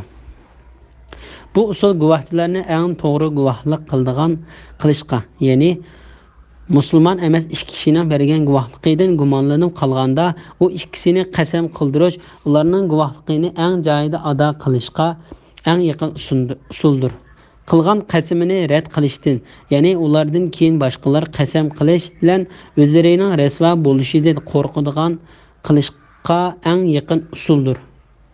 Ya'ni musulmon emas ikki kishining guvohchiligini o'z joyida to'g'ri, adil qilishga turtki bo'ladigan narsa Allohning nomi bilan qasam ishqizish bo'lib, bir tarafdan ular guvohlikqa Allohning nomini tilga olib qasam qilganda Alloh Taolani ulug' bilish yuzidan haqiqiy guvohlik beradi. Yana bir tarafdan ular agar biz haqiqiy guvohlik bermasak, miros egalari Allohning nomi bilan bizning guvohligimiz to'g'ri va kuchlidir deb qasam qilsa, bizning yolg'onchiligimiz xalq oldida oshkorlanib rasvo bo'lmaymiz deb qo'rqqanlikdan guvohlikni haqiqiy joyida berishga tirishadi. Allohdan qo'rqinglar, Allohning amrini anglanglar. Ya'ni barliq ishlaringlarda Alloh taoladan qo'rqinglar va uningga bo'ysuninglar. Alloh past qavmni hidoyat qilmaydi. Ya'ni Alloh taolo buyruqlarini ado qilmagan va shariat belgilamalaridan chiqib ketgan kishilarga to'g'ri yo'lni muyassar qilib bermaydi. Bismillahirrohmanirrohim. Allah qiyomat kuni payg'ambarlarni yig'ib, qavminglarni iymonga da'vat qilganinglarda qanday javobga ega bo'ldinglar deb so'raydi. Ular sening bilganingga silishtirganda biz hech narsa bilmaymiz, sen g'ayblarni nihoyat obdan bilasan deydi. Sura Maida 109-oyat to'g'risida. Payg'ambarlarning ummatlari haqida so'rag'anlari to'g'risida. Allah Taala bu oyatda qiyomat kuni payg'ambarlardan o'sha payg'ambarlar avatilgan ummatlarning o'zlariga qanday javob berganligini so'raydiganligidan xabar berdi. Allah Taala bu vaqtda mundaq deydi: Biz albatta payg'ambar avatilgan ummatlardan payg'ambarlar tabliq qildimi? Sizlar qanday javob berdinglar deb so'raymiz. Payg'ambarlardan albatta Allah topshirgan vazifani ado qildinglarmi deb so'raymiz. Sura Arab 6-oyat. Parvardigoringlarning nomi bilan qasamki, ular, ya'ni xaloyiqning hammasining bu dunyoda qilgan ishlarini cho'qim so'raymiz. Sura Hijr 92-93-oyat. Payg'ambarlarning sening bilganingga silishtirganda biz hech narsa bilmaymiz deb bergan javobi haqida Mujohid, Hasan Basri va Sudi qatorliqlar ular qiyomat kunidagi ahvolning og'irligidan qo'rqib ketib shunday javob berdi dedi. Bu oyatning ma'nosi haqida Adi ibn Abu Talha ibn Abbos radhiyallohu anhuning mundaq deganligini rivoyat qiladi. Ular Parvardigoriga biz bilmaymiz, bilgan taqdirdami sen bizdan bakrak bilasan deydi. Bu Alloh taologa g'azab bilan berilgan javob bo'lib, ya'ni seni hamma narsani o'z ichiga oladigan ilmingni silishtirganda bizda hech qanday ilm yo'q. Shunga bizga javob berilgan, shundaqla kimning javob berganligini bilsakmi, biz faqat ularning tashqi qiyofatiga qarab hukm qila olamiz. Ichki sirlarini bo'lsa sen bilasan. Sen hammani ko'rib bilib turibsan. Sening bilimingga nisbatan bizning bilimimiz yo'q deyarlik. Chunki sen g'aybni bilguchidirsan. Bismillahirrohmanirrohim. Öz vaqtida Allah aytdi: "Ey Maryam o'g'li İsa, sana va sening onangga bergan ne'matimni esligin. Ayni zamonda sana Ruhul Quddus, ya'ni Jibril bilan madad berdim. Kichkingda, beshikda va payg'ambar bo'lgan o'ttir yosh vaqtingda kishilarga so'zlayding. Ayni zamonda sana kitobni, hikmatni, Tavratni va Injilni o'rgatdim. Ayni zamonda mening iznim bilan laydan qushning shaklida bir narsa yasayding. Uni po'lisang iznim bilan uchadigan qush bo'ladi. Ayni zamonda mening iznim bilan tug'ma ko'rni, baras kesilni saqayding. Ayni zamonda mening iznim bilan o'liklarni tirildirib qabrlaridan chiqaratding. Ayni zamonda Bani Isroilni sana chiqilishdan to'sdim. Sen ularga mo'jizalar bilan kelgan chig'ingda ularning ichidagi kofirlar bu faqat ro'shan sehrdir dedi. Ayni zamonda men havariylarga, menga va mening payg'ambarimga iymon etinglar deb vahiy qildim. Ular biz iymon etdik, guvoh bo'lgunki biz amringga bo'ysunuvchilarmiz dedi. Sura Maida 110-111 oyat to'g'risida. İsa alayhissalomga berilgan ne'matlarni eslatish to'g'risida. Bu oyatlarda Alloh taolo bandisi va payg'ambari bo'lgan İsa alayhissalomga bergan mo'jiza xarakterli favqulodda cho'ng ne'matlarini eslatib mundoq deydi: "Ey Maryam o'g'li İsa, sana va sening onangga bergan ne'matimni eslagin. Ya'ni seni dadisiz yaratganligimni, sening yaratilishingni, qudratimga dalolat qiladigan bir alomat qilganligimni, seni nodon jahil kishilarning onangga tuhmat qilganda oqlashga isbot qilganligimni eslagin. Ayni zamonda sana Ruhul Quddus, ya'ni Jibril bilan madad berdim. Ya'ni men seni kichik vaqtingdami, cho'ng bo'lgandimi Alloh tarafga chaqiradigan payg'ambar qildim va seni beshikdagi chig'ingda so'zlatdim. Shuning bilan onangning kishilar chaplagan bo'xtonlaridan pok ekanligiga guvohlik berding. Sen o'zingning mening bandam ekanligingni e'tirof qilding. Kishilarga o'zingning men tarafdan avatilgan elchi ekanligingni xabar berib, ularni ibodat qilishga chaqirding. Kichkingda, beshikda va payg'ambar bo'lgan o'ttir yosh vaqtingda kishilarga so'zlayding. Ya'ni sen kichik chig'ingda ham cho'ng bo'lganda kishilarni Alloh taolaning diniga chaqirding. Ayni zamonda sana kitobni, hikmatni, Tavratni va Injilni o'rgatdim. Ya'ni men sana xat yozishni, o'qishni, tushunishni va Musa alayhissalomga tushirilgan Tavratni bildirdim. Ayni zamonda mening iznim bilan laydan qushning shaklida bir narsa yasayding. Uni po'lisang iznim bilan uchadigan qush bo'ladi. Ya'ni sen mening ruxsatim bilan laydan qushning shaklini yasaysan. Ham mening ruxsatim bilan o'sha qushning shakliga po'lisang, mening irodam bilan u uchadigan qush bo'ladi. Ayni zamonda mening iznim bilan tug'ma ko'rni, baras kesilni saqayding. Bu oyatning ma'nosi haqida Sura Al-Imronda to'xtalgan bo'lg'achqa bu yerda qayta bayon qilmaymiz. Ayni zamonda mening iznim bilan o'liklarni tirildirib qabrlaridan chiqaratding. Ya'ni sen o'liklarni chaqirsang, Allohning irodasi bilan o'liklar qabrlaridan tirilib qoladi. Ayni zamonda Bani Isroilni sana chiqilishdan to'sdim. Sen ularga mo'jizalar bilan kelgan chig'ingda ularning ichidagi kofirlar bu faqat ro'shan sehrdir dedi. Ya'ni sen Isroil avlodiga o'zingning Alloh tarafidan ularga avatilgan payg'ambar ekanligingni bildiradigan aniq dalil isbotlar bilan kelganingda ular sana ishonmay seni yolg'onchi, sehrgar deb tuhmat qilib, seni o'ldirib kirisqa maqlamoqchi bo'lganda, men seni ularning ziyonkashligidan saqlab, o'z dargohimga elib chiqib ketib, seni ularning tuhmatlaridan oqildim. Seni ularning yomonlik qilishidan saqlab qoldim. Sen mening bu ne'matlarimni eslagin. Ayni zamonda men havariylarga, menga va mening payg'ambarimga iymon etinglar deb vahiy qildim. Alloh taolaning bu oyatimi İsa alayhissalomga eslatgan ne'matlarimning jumlasidandir. Chunki Alloh taolo İsa alayhissalomga yuqorqi ne'matlardan boshqa sahobalarni, qo'llovchi va yordam beruvchilarni qilib bergan. Ba'zilar Alloh taolaning vahiy qildim degan so'zini ilhom qildim deganlik bo'ladi degan.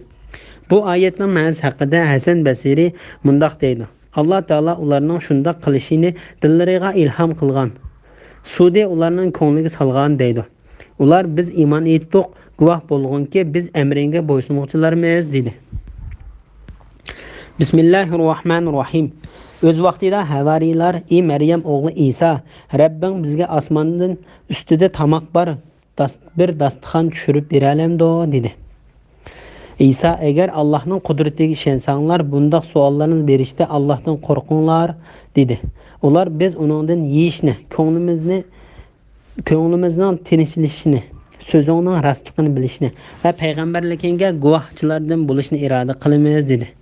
Maryam o'g'li Isa: "Ey Parvardigorimiz, Alloh bizga usti tamoq bar dasturxon tushirgan. Bu kun bizlarga va bizdan keyingilarga bayram bo'lib qolsin. O dasturxon sendan bizga qudratingni va payg'ambarligingni ko'rsatadigan bir mo'jiz bo'lib qolsin. Bizga rizq bergin. Sen rizq beruvchilarning yaxshisisan" dedi. Allah İsa'nın duasını ijobat qilib, uni "Men sizlarga cho'qim osmondan tushiraman.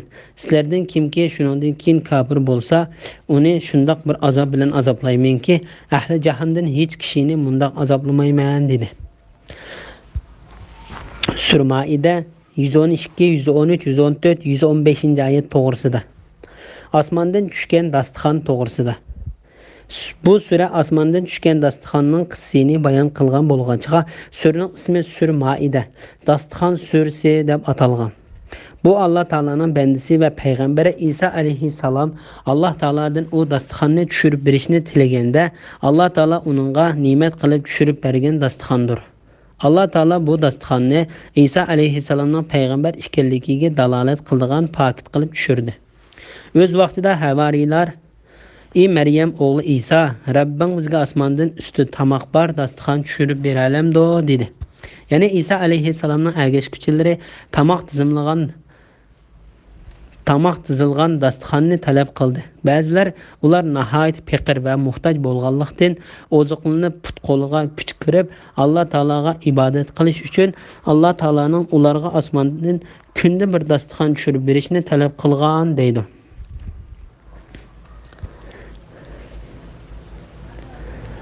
İsa: "Agar Allohning qudratiga ishonsanglar, bundoq savollarni berishda Allohdan qo'rqinglar" dedi. Ya'ni Isa alayhissalom ularga: "Allohdan qo'rqinglar, bundoq talablarni qilmanglar. Bu narsalar balkim sizlarga foydasiz bo'lishi sizlarning to'g'ri yo'ldan chiqib ketishinglarga sababchi bo'lishi mumkin. Agar sizlar haqiqiy mo'min bo'lsanglar, rizq talab qilishda Alloh taologa tavakkul qilinglar" dedi. Ular: "Biz uningdan yeyishni, ko'nglimizning tinchlanishini, so'zingning rostligini bilishni va payg'ambarligingga guvohchilardan bo'lishni iroda qilamiz" dedi. Ya'ni ular dasturxonning osmondan tushirilganini ko'rsak, sening Alloh tarafidan avatilgan haqiqiy payg'ambar ekanligiga, dasturxonning Alloh tarafidan kelgan bir mo'jiz ekanligiga, sening bizga ilib kelgan shariatning rostligini bildiradigan bir paket ekanligiga guvohlik beramiz deydi. Maryam o'g'li Isa: "Ey Parvardigorimiz Alloh bizga ustida tamoq bor dasturxon tushirgan. Bu kun bizlarga va bizdan keyingilarga bayram bo'lib qolsin." Bu oyatning ma'nosi haqida Sudi: "Biz va avlodlarimiz bu dasturxon tushgan kunni bayram kuni qilib olamiz" deganlikdir deydi. Bu oyatning ma'nosi haqida Sufyan Savri: "Biz bu kunni namoz o'qiydigan bir kun qilib olamiz deganlikdir" dedi. O dasturxon sendan bizga qudratingni va payg'ambarligingni ko'rsatadigan bir mo'jiz bo'lib qolsin. Bizga rizq bergin. Sen rizq beruvchilarning yaxshisisan dedi. Allah İsa'ning duosini ijobat qilib, uni "Men sizlarga cho'qim osmondan tushiraman. Sizlardan kimki shuningdan keyin kofir bo'lsa, uni shundoq bir azoblaymanki, ahli jahannamdan hech kishini bundoq azoblamayman" dedi. Ya'ni ularni sening zamoningda hech kim ko'rib boqmagan azob bilan azoblayman. Bu oyatning ma'nosi qiyomat qoyim bo'lgan kunda ey Fir'avn jamoasi, azobning eng qattiqiga do'zax o'tiga kiringlar deyildi. Sura G'afir 46-oyatning bir qismi. Munofiqlar cho'qim do'zaxning eng ostinqi qavtiga, ya'ni qahriga tashlandi. Ularga hargizmi azobdan qutqizadigan madadkor topolmaysan. Sura Nisa 145-oyat degan oyatning ma'nolariga o'xshashdir. ibn Jarir Abdullah ibn Amirning mundaq deganligini rivoyat qildi. Qiyomat kuni qattiq azoblanadigan kishilar munofiqlar, dasturxon tushirilgandan keyin kofir bo'lganlar, Fir'avn va uning qo'shinlaridir. İbn Abbas mundaq deydi. İsa alayhissalomning ummati uningga Alloh taologa bizga bir dasturxon tushirib berishni uchun duo qilsang deganda, farishtalar ustida 7 dona non va 7 tal beliq bar dasturxonni ilib tushib, ularning oldiga qo'yganda, ularning hammasi o'xshash g'izolangan. İmam İbn Jarir Abdullahning mundaq deganligini rivoyat qildi. Osmondan İsa alayhissalomga tushirilgan dasturxonda 7 tal beliq va 7 dona non bor bo'lib, kishilar uningdan to'yg'ichiga huzurlangan. Ba'zilar ati tushmay qolmasin deb dasturxondagi tomoqdan o'g'irlagan. Shuning bilan dasturxon ko'tarilib ketgan. Yuqorqi bayon va rivoyatlar bu dasturxonning Isroil avlodiga İsa alayhissalomning zamonida tushirilganligini isbotlaydi. Va Allah İsa'ning duosini ijobat qilib, uni men sizlarga cho'qim osmondan tushirman. Sizlardan kimki shundan keyin kofir bo'lsa, uni shundoq bir azob bilan azoblaymanki, ahli jahannamdan hech kishini mundoq azoblamayman dedi. Degan oyatimo mushu faktni dalillaydi. Tarixda yuz bergan hayron qolarliq bir voqea.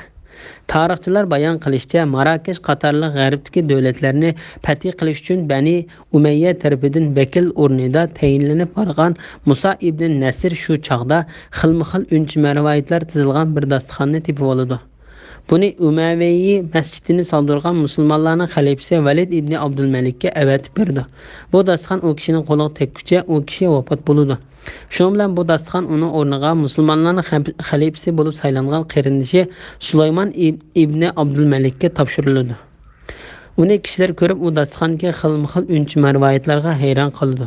Ba'zilar Davud alayhisolamning o'g'li Sulaymon alayhisolamdan qolgan dasturxon bo'lishi mumkin deyishdi. Bismillahirrohmanirrohim. O'z vaqtida Alloh aytdi: "Ey Maryam o'g'li Isa, sen kishilarga Allohni qo'yib men bilan onamni ikki iloh qilib olinglar" dedingmi? Isa aytdi: "Rabbim, sha'ningga loyiq emas narsalardan seni pok deb e'tiqod qilamanki, menga aytishga tegishli bo'lmagan so'zlarni men aytmayman. Agar men bu so'zni aytgan bo'lsam, uni sen cho'qim bilasan. Ya'ni mening undaq demaganligim sana ma'lumliq. Sen mening zotimligini bilasan. Men sening zotingligini bilmayman. G'ayiblarni nihoyat obdan bilasan. Men ularga faqat sen meni aytishga buyurgan so'zni, ya'ni mening Parvardigorim va sizlarning Parvardigoringlar bo'lgan Allohga ibodat qilinglar dedim. Men ularning orasida bo'lgan muddatda ularning amallarini kuzatib turgan edim. Meni qabz ruh qilganingdan keyin ularning amallarini sen kuzatib turgan eding. Sen hamma narsalardan xabardorsan. Agar ularga azob qilsang, ular sening bandalaringdir. Ularning xohlaganingcha tasarruf qilasan. Sana hech ahadi ta'arruz qila olmaydi. Agar ularga, ya'ni ularning ichidagi tavba qilganlarga mag'firat qilsang, sen ishingda g'olib, hikmat bilan ish qilg'uchidirsan. Sura Maida 116, 117, 118-oyat to'g'risida. İsa alayhissalomning shirik amaldan ada juda bo'lib, tavhidni iqror qilganligi to'g'risida. Alloh taolo qiyomat kuni bandisi va payg'ambari Isa alayhissalomga uni va uning onasini iloh qilib olganlar oldida mundaq deydi: "Ey Maryam o'g'li Isa, sen kishilarga Allohni qo'yib men bilan onamni ikki iloh qilib olinglar dedingmi?" Bu Allah Taalaning xristianlarga butkul insonlar oldida qilgan tavhid so'zi va kayishidir. Bu oyatning ma'nosi haqida Qatada va boshqalarmo shundoq deydi. Qatada ya'ni mushu so'zning qiyomat kuni deyilganligini Alloh Taalaning bu kun ya'ni qiyomat kuni rasullarning rastligi o'ziga foyda qiladigan kundir degan mushu oyatlardan kelgan oyatni dalil qilib keltirdi.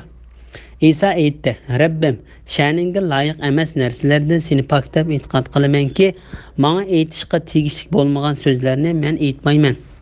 Ya'ni bu eng adablik javob berish uslubidir. Bu haqda Ibn Abu Hatim Abu Hurayra radhiyallohu anhuning mundaq deganligini rivoyat qildi. İsa alayhissalomning adab bilan so'z qilishining Bu xil usulini Alloh taolo uningga o'rgatgandir. Buni payg'ambar alayhissalom shundoq deganligini rivoyat qiladi. Bu haqda Savrimo Tavusning shundoq deganligini bayon qilgan. Agar men bu so'zni aytgan bo'lsam, uni sen cho'qim bilasan. Ya'ni mening undoq demaganligim sana ma'lumliq. Ya'ni ey Parvardigorim, agar mushundoq degan bo'lsam, albatta sen mening shundoq deganligimni bilgan bo'larding. Chunki sana hech narsa maxfiy emas va undoq demadim. Undoq deyishni o'ylab qo'ymadim. Sen mening zotimdikini bilasan. Men sening zotingdikini bilmayman. G'ayblarni nihoyat obdan bilasan. Men ularga faqat sen meni aytishga buyurgan so'zni, ya'ni mening Parvardigorim va sizlarning Parvardigoringlar bo'lgan Allohga ibodat qilinglar dedim. Ya'ni men ularga faqat sen meni deyishga buyurgan mening va sizlarning Parvardigoringlar bo'lgan Alloh taologa ibodat qilinglar degan so'zni qildim.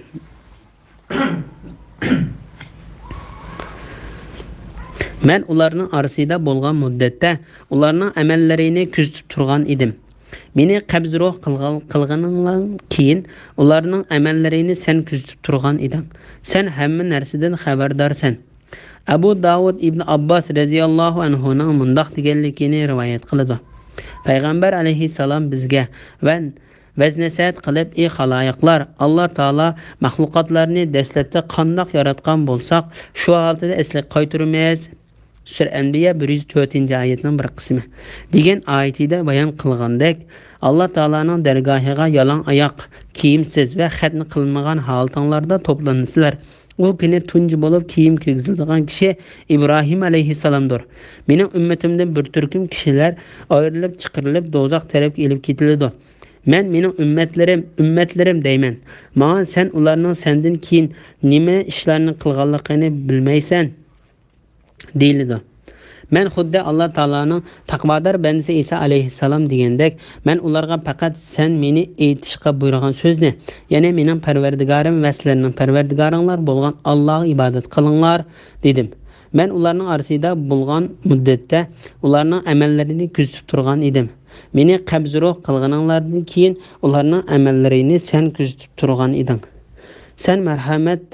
Sen hamma narsadan xabardorsan. Agar ularga azob qilsang, ular sening bandalaringdir. Ularni xohlaganingcha tasarruf qilasan.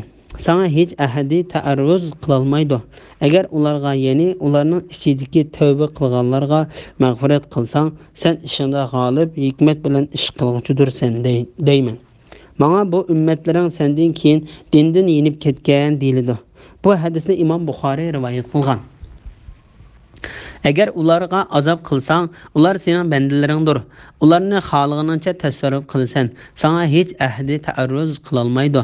Agar ularga, ya'ni ularning ishidagi tavba qilganlarga mag'firat qilsang, sen ishingda g'olib, hikmat bilan ish qilg'uchidirsan. Yana xohlash va qaror qilish faqat Alloh taologa xosdir. Chunki Alloh taolo xohlaganini qildigandan so'ralmaydigan zotdir. Uning mahluqotlari qilmishlaridan so'raladi. Bu so'zlar Alloh taolaning ayoli, bolasi bor deb Alloh taologa va Alloh taolaning payg'ambariga yolg'on so'zlagan xristianlardan ada juda bo'lishni o'z ichiga oladi. Alloh taolo ularning mundoq sifatlaridan pokdir va ustundir. Bu nihoyatim ulug' bir oyat bo'lib, hadisda payg'ambar alayhissalomning bir kechasi tong otqucha shu oyatlarni namozda takror o'qiganligi bayon qilindi. Bismillahirrohmanirrohim. Allah aytadi, bu kun, ya'ni qiyomat kuni rostchilikqa o'ziga foyda qiladigan kundir. Ular ostida o'stanglar yiqib turadigan jannatlarda mangu qoladi. Alloh ulardan rozi bo'ladi, ular Allohdan mamnun bo'ladi. Bu zo'r baxtdir. Osmonlarning, zaminning va ularningki mavjudotlarning podshohligi Allohga mansubdir. Alloh har narsaga qodirdir. Sura Maida 119-120-oyat to'g'risida. Qiyomat kunida faqat rostchilikning asqatadiganligi to'g'risida.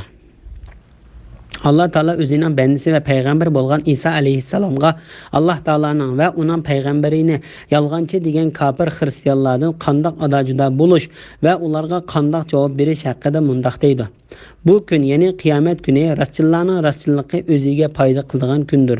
Bu oyatning ma'nosi haqida Zakhok ibn Abbos radhiyallohu anhuning mundoq deganligini rivoyat qiladi. Bu kun Alloh taolani bir deb bilish aqidasi turgan kishilarga shu aqidasi asqatadigan kundir. Ular ostidan o'stanglar eqib turadigan jannatlarda mangu qoladi. Allah ulardan rozi bo'ladi. Ular Allohdan mamnun bo'ladi. Bu vaqtda Alloh taolo mundoq deydi: Ular erishadigan Allohning roziligi jannat ne'matlarining hammasidan kattadir. Bu cho'ng baxtdir. Sur Tavba 72-oyatning bir qismi.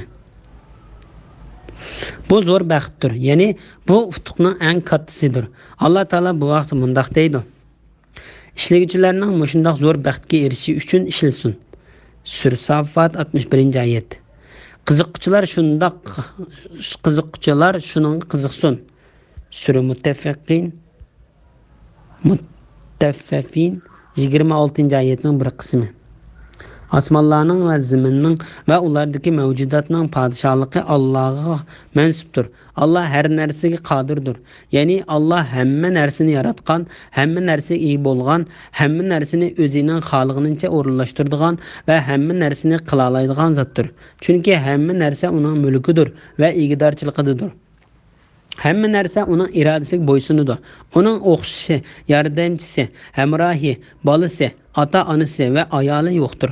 Uningdan boshqa iloh yo'qdir. Uningdan boshqa parvardigor yo'qdir. İbn Vahib Abdullah ibn Amr radhiyallohu anhuning mundoq deganligini rivoyat qiladi. Sur Maida eng oxirda tushgan surdir.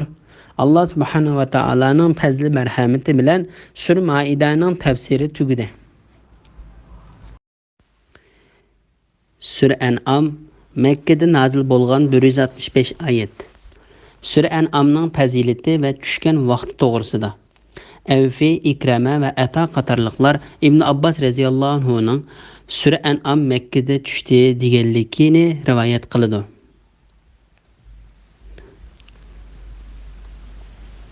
İmam Tabarani Ibn Abbos radhiyallohu anhuning mundoq deganligini rivoyat qiladi. Sur An'am bir kechasi Mekkada o surning atrofida 70 ming farishta ovozli tasbih aytgan holda biroqli tushgan. Sudi Muradin Abdullahning mundoq deganligini rivoyat qiladi. Sur An'am uni 70 ming farishtaning uzitib qo'ygan holatida tushdi.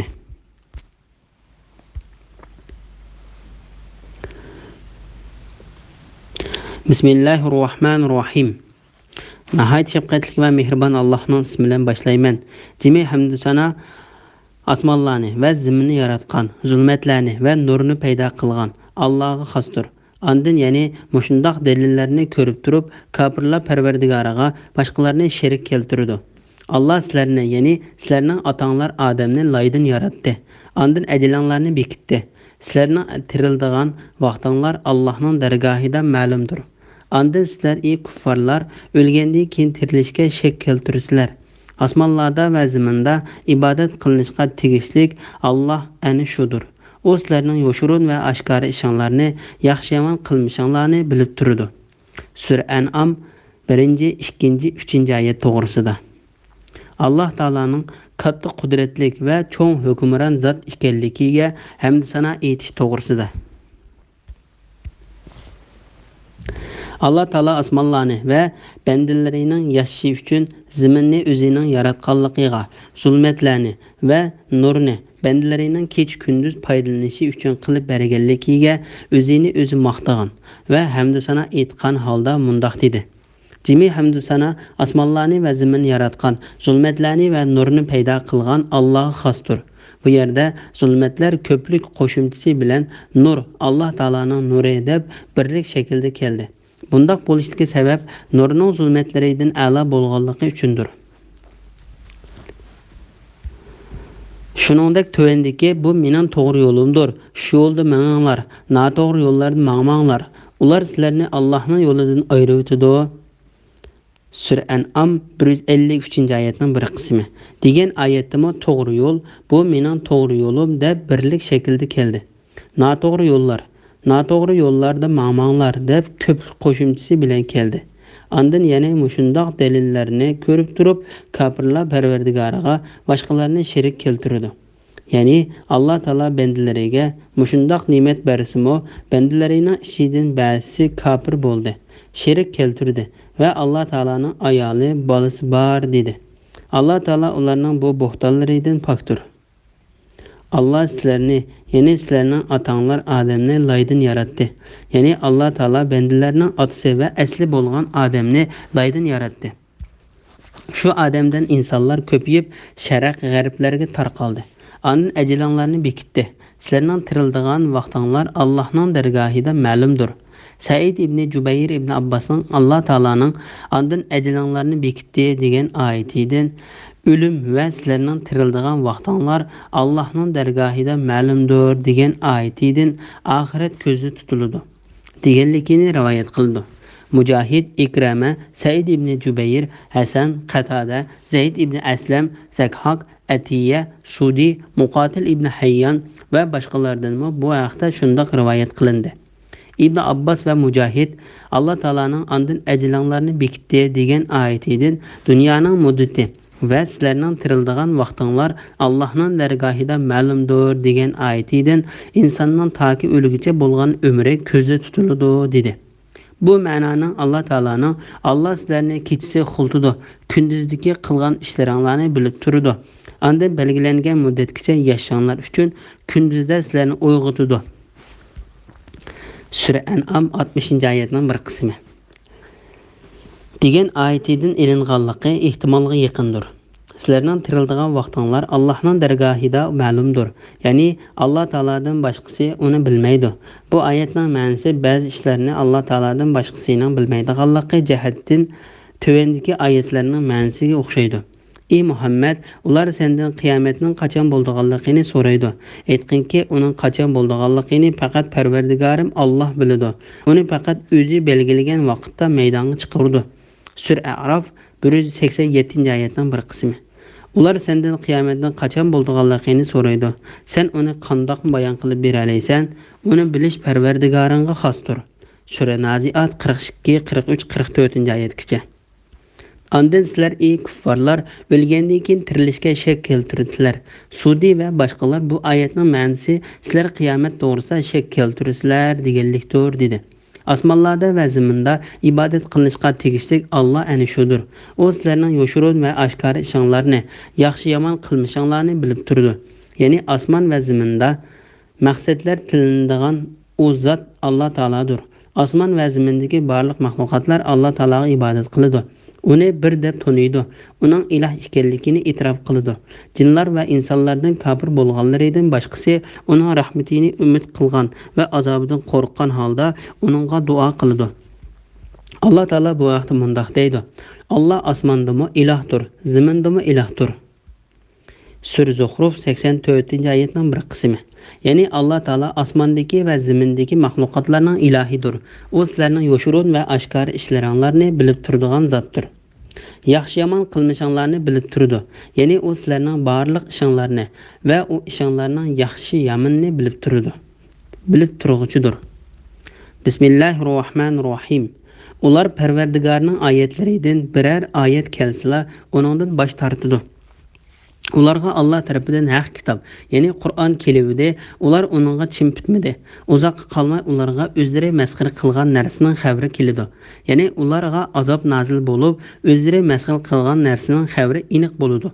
Ulardan burun o'tgan nurg'un ummatlarni halok qilganligimizni ular ko'rmadimi? Ya'ni uningdan ibrat olmadimi? Ularni ziminda sizlarni yerlashtirmagan bir shaklda yerlashtirgan edik.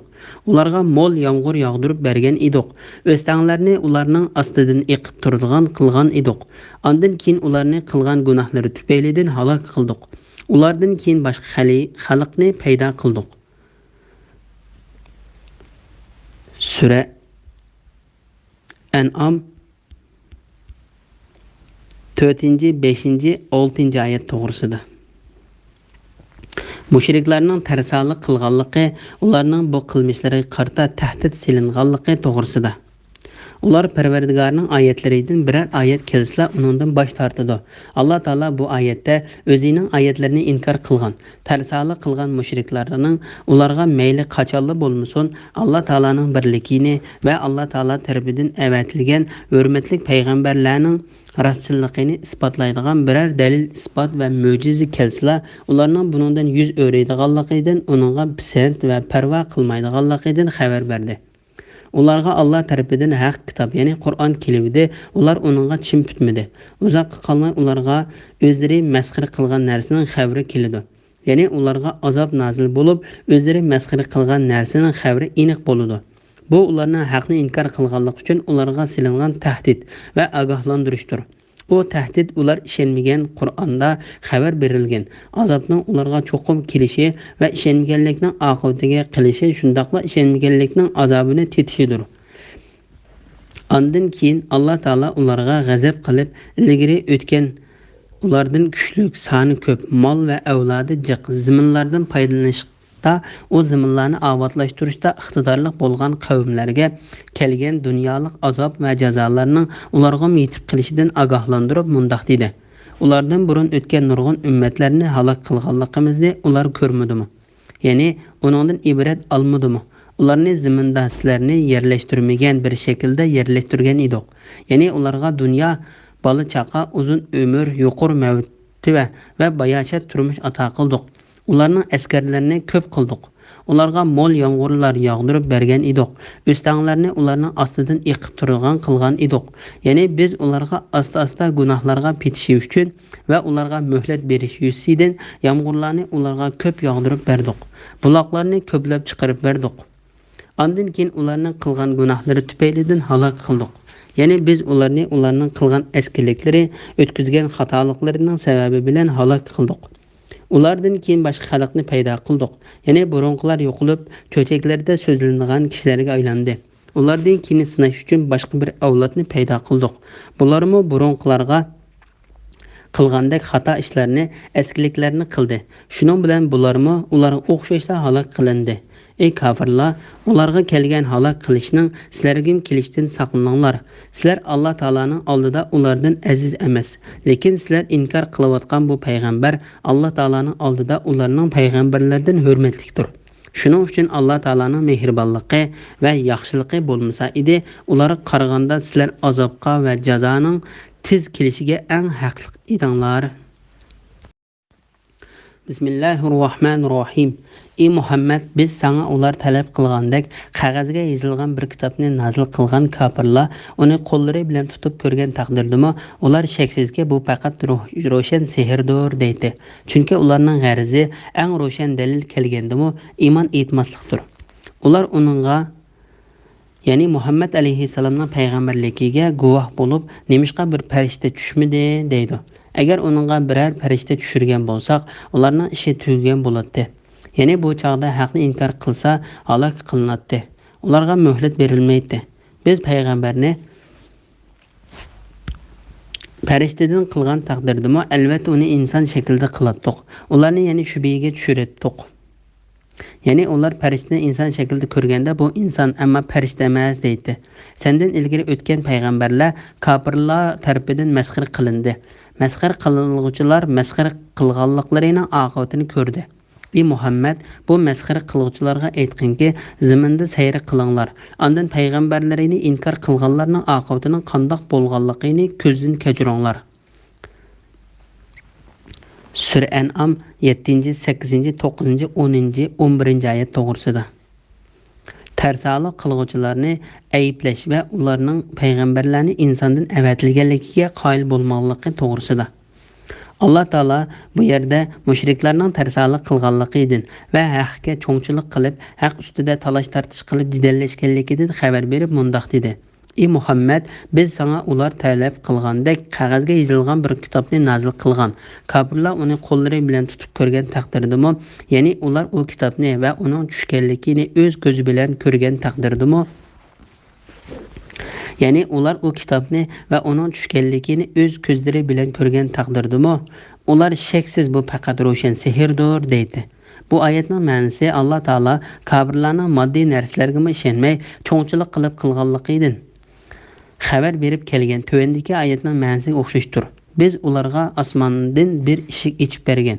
Ular uningdan osmonga o'rlab olamni, arvahni, farishtalarni ko'rgan taqdirdimi, ular cho'qim ko'zlarimiz bog'lanib qoldi, balki sehrlangan qavm bo'lib qolsak kerak deyishidi. Sura Hijr 14-15-oyatlar. Agar ular osmondan bir parchasi tushib ketganligini ko'rsa, bu to'plashgan bulutdir deydi. Sura Tur 44-oyat. Ular uningga, ya'ni Muhammad alayhissalomning payg'ambarligiga guvoh bo'lib, nemishqa bir farishta tushmidi deydi. Ya'ni Alloh taolaning azobidan qo'rqitishga nima uchun biror farishta Muhammad alayhissalom bilan birga tushmidi deydi. Agar uningga biror farishta tushirgan bo'lsak, ularning ishi tugagan bo'ladi. Ya'ni bu chaqda haqni inkor qilsa, halok qilinadi. Ularga muhlat berilmaydi. Ya'ni ular shu holati bilan turganda, agar ularga farishta tushirilsa, albatta ularga Alloh taolo tarafidan bir azob kelgan bo'ladi. Alloh taolo bu vaqtda mundaq deydi: "Farishtalarni faqat haq asosida, ya'ni azob nozil qilishimiz muqarrar bo'lgan chaqdalar nozil qilamiz. Bu chaqda ularga muhlat berilmaydi, ya'ni ularning azobi kechiktirilmaydi." Ular, ya'ni mushriklar, o'zlarining jinini ilish uchun tushgan farishtalarni ko'rgan kuni gunohkorlarga xush xabar bo'lmaydi.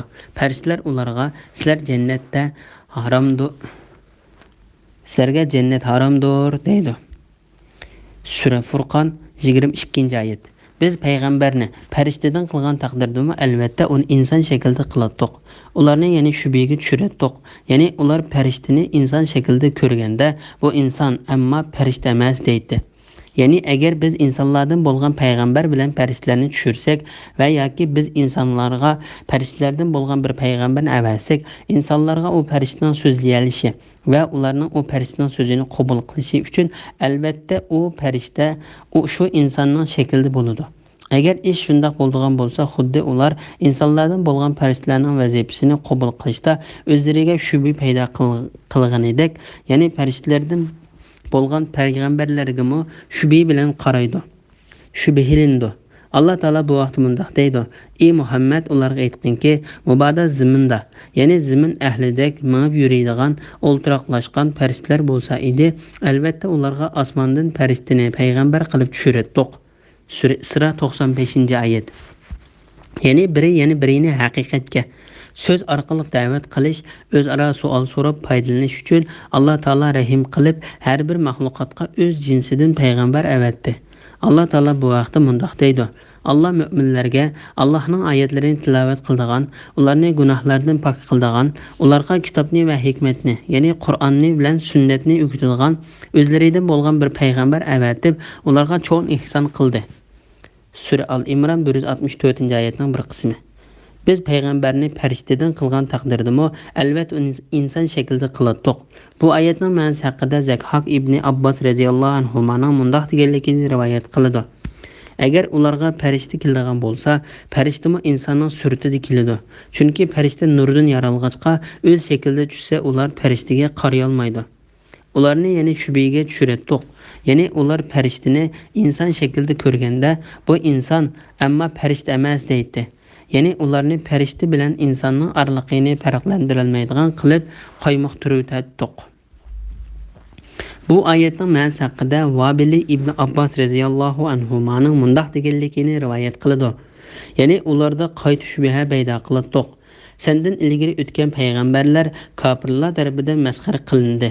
Masxara qilguvchilar masxara qilganliklarining oqibatini ko'rdi. Bu Muhammad alayhissalomning qavmining ichidan uni yolg'onchiga chiqarganlar uchun berilgan ogohlantirishdir. Payg'ambar alayhissalomga va uningga ishongan mu'minlarga dunyo va oxiratda yordam berguchi va yaxshi oqibatning berilishiga qilgan va'didir. Ey Muhammad, bu masxara qilguvchilarga aytqinki, ziminda sayr qilinglar. Ondan payg'ambarlarini inkor qilganlarning oqibatining qandoq bo'lganligini ko'zdan kechiringlar. Ya'ni sizlar o'zinglar haqida o'ylaninglar. Sizlar burunqi payg'ambarlarni inkor qilgan, tarsalik qilib ular bilan qarshilashgan qavmlarga Alloh taolaning oxiratda qattiq azobni saqlab qo'yishi bilan birga mushu dunyoda ularga azob oqibatlarining tushirilganligiga, payg'ambarlarini va mu'min bandalarini azobdan qandoq qutuldirganligiga qaranglar. Bismillahirrohmanirrohim. Ey Muhammad aytqinki, osmonlardagi, zimindagi mavjudotlar kimning? Ularga aytqinki, Allohning. Allah inson ihson qilish yuzidan bandalariga rahmat qilishni o'z ustiga oldi. Hech qanday gumon bo'lmagan qiyomat kuni Allah sizlarni albatta yig'idi. Kufrni ixtiyor qilish bilan o'ziga o'zi ziyon solganlar iymon etmaydi. Kecha va kunduzda jim turgan yoki harakatlanib turgan shaylarning hammasi Allohning mulkidir. Allah bandalarining so'zlarini anglab turg'uchidir. Ularning ahvolini bilib turg'uchidir. Ey Muhammad, bu mushriklarga aytqinki, osmonlarni, zaminni yo'qdan bor qilg'uchi Allohdan g'ayrini ma'bud tutamdim. Allah rizq beradi, o'zi rizqqa muhtoj emas. Ey Muhammad aytqinki, men bu ummat ichida Xudoning amriga bo'ysunuvchilarning avvali bo'lishga buyurildim. Manga deyildiki, sen hargiz mushriklardan bo'lmag'in.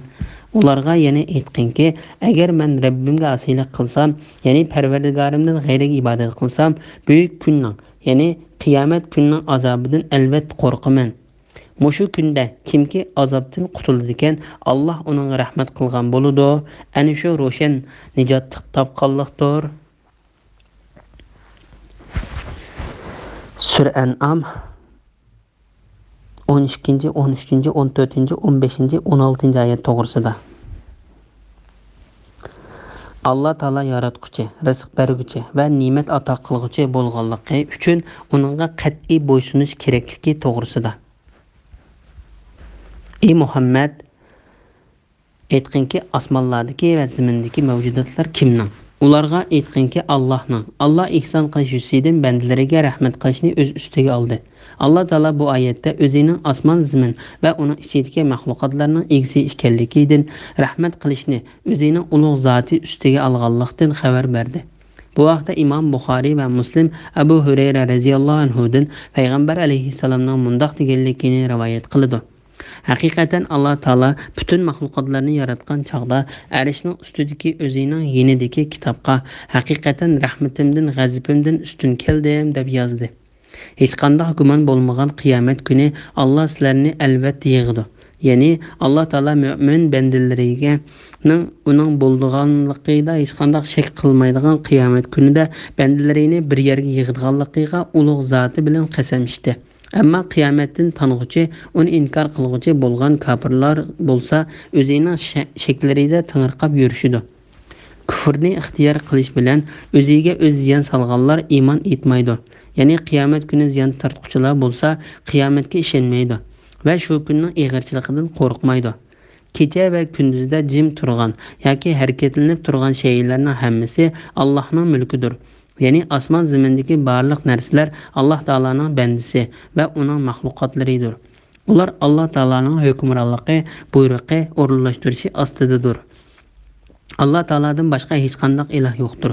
Allah bandalarining so'zlarini anglab turg'uchidir. Ularning ahvolini bilib turg'uchidir. Ya'ni Allah Taala bandalarining so'zlarini anglab, ularning shak keltirganliklarini, dillarini va maxfiy sirlarini bilib turg'uchidir. Ondan keyin Allah Taala bir deb bilish aqidasi, to'g'ri bo'lgan shariat bilan avatgan bandisi va payg'ambari Muhammad alayhissalomni kishilarni Allah Taolaning to'g'ri yo'liga chaqirishga buyurib mundoq deydi.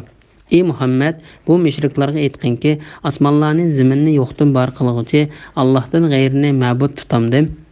Allah Taala bu vaqtda mundoq deydi. Ey Muhammad aytqinki, ey nadonlar, meni Allohdan g'ayriga ibodat qilishga buyurumsizlar. Sura Zumar 64-oyat.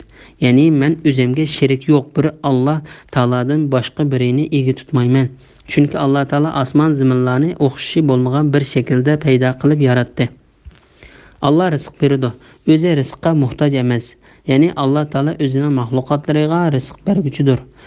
Uning rizq berishi hargizmi Allah Taolaning ularga ehtiyoji tushib qolganligidan emasdir.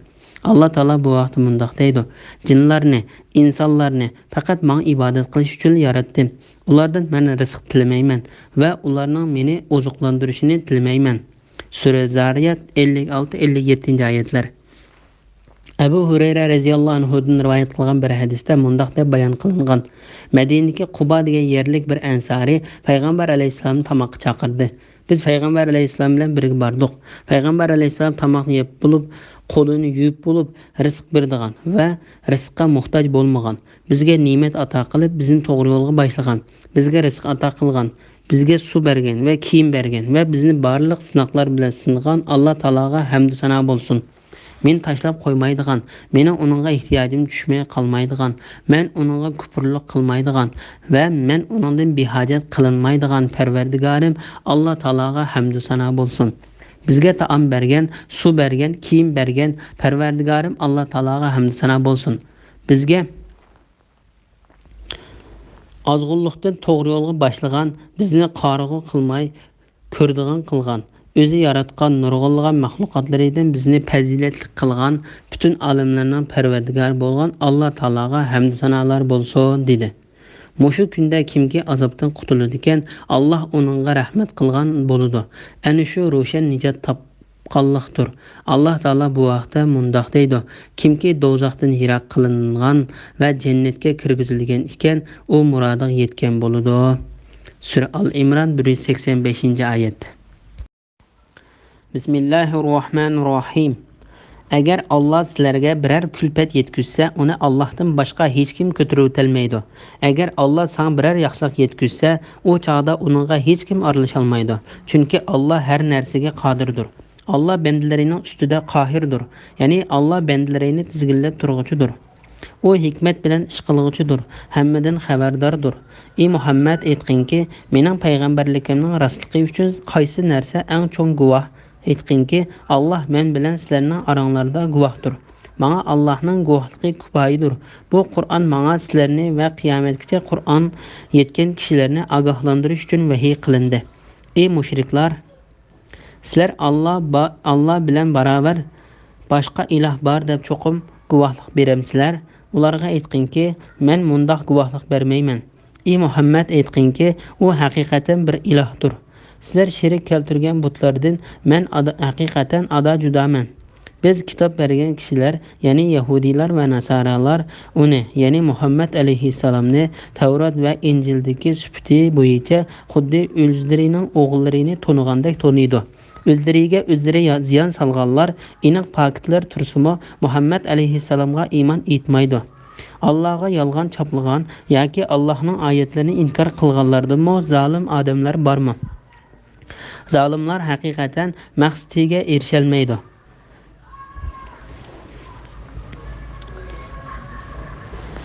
Sura An'am 18, 19, 20, 21-oyat to'g'risida. Alloh taolaning foyda ziyon yetkazguchi va tizginliguchi ekanligi to'g'risida.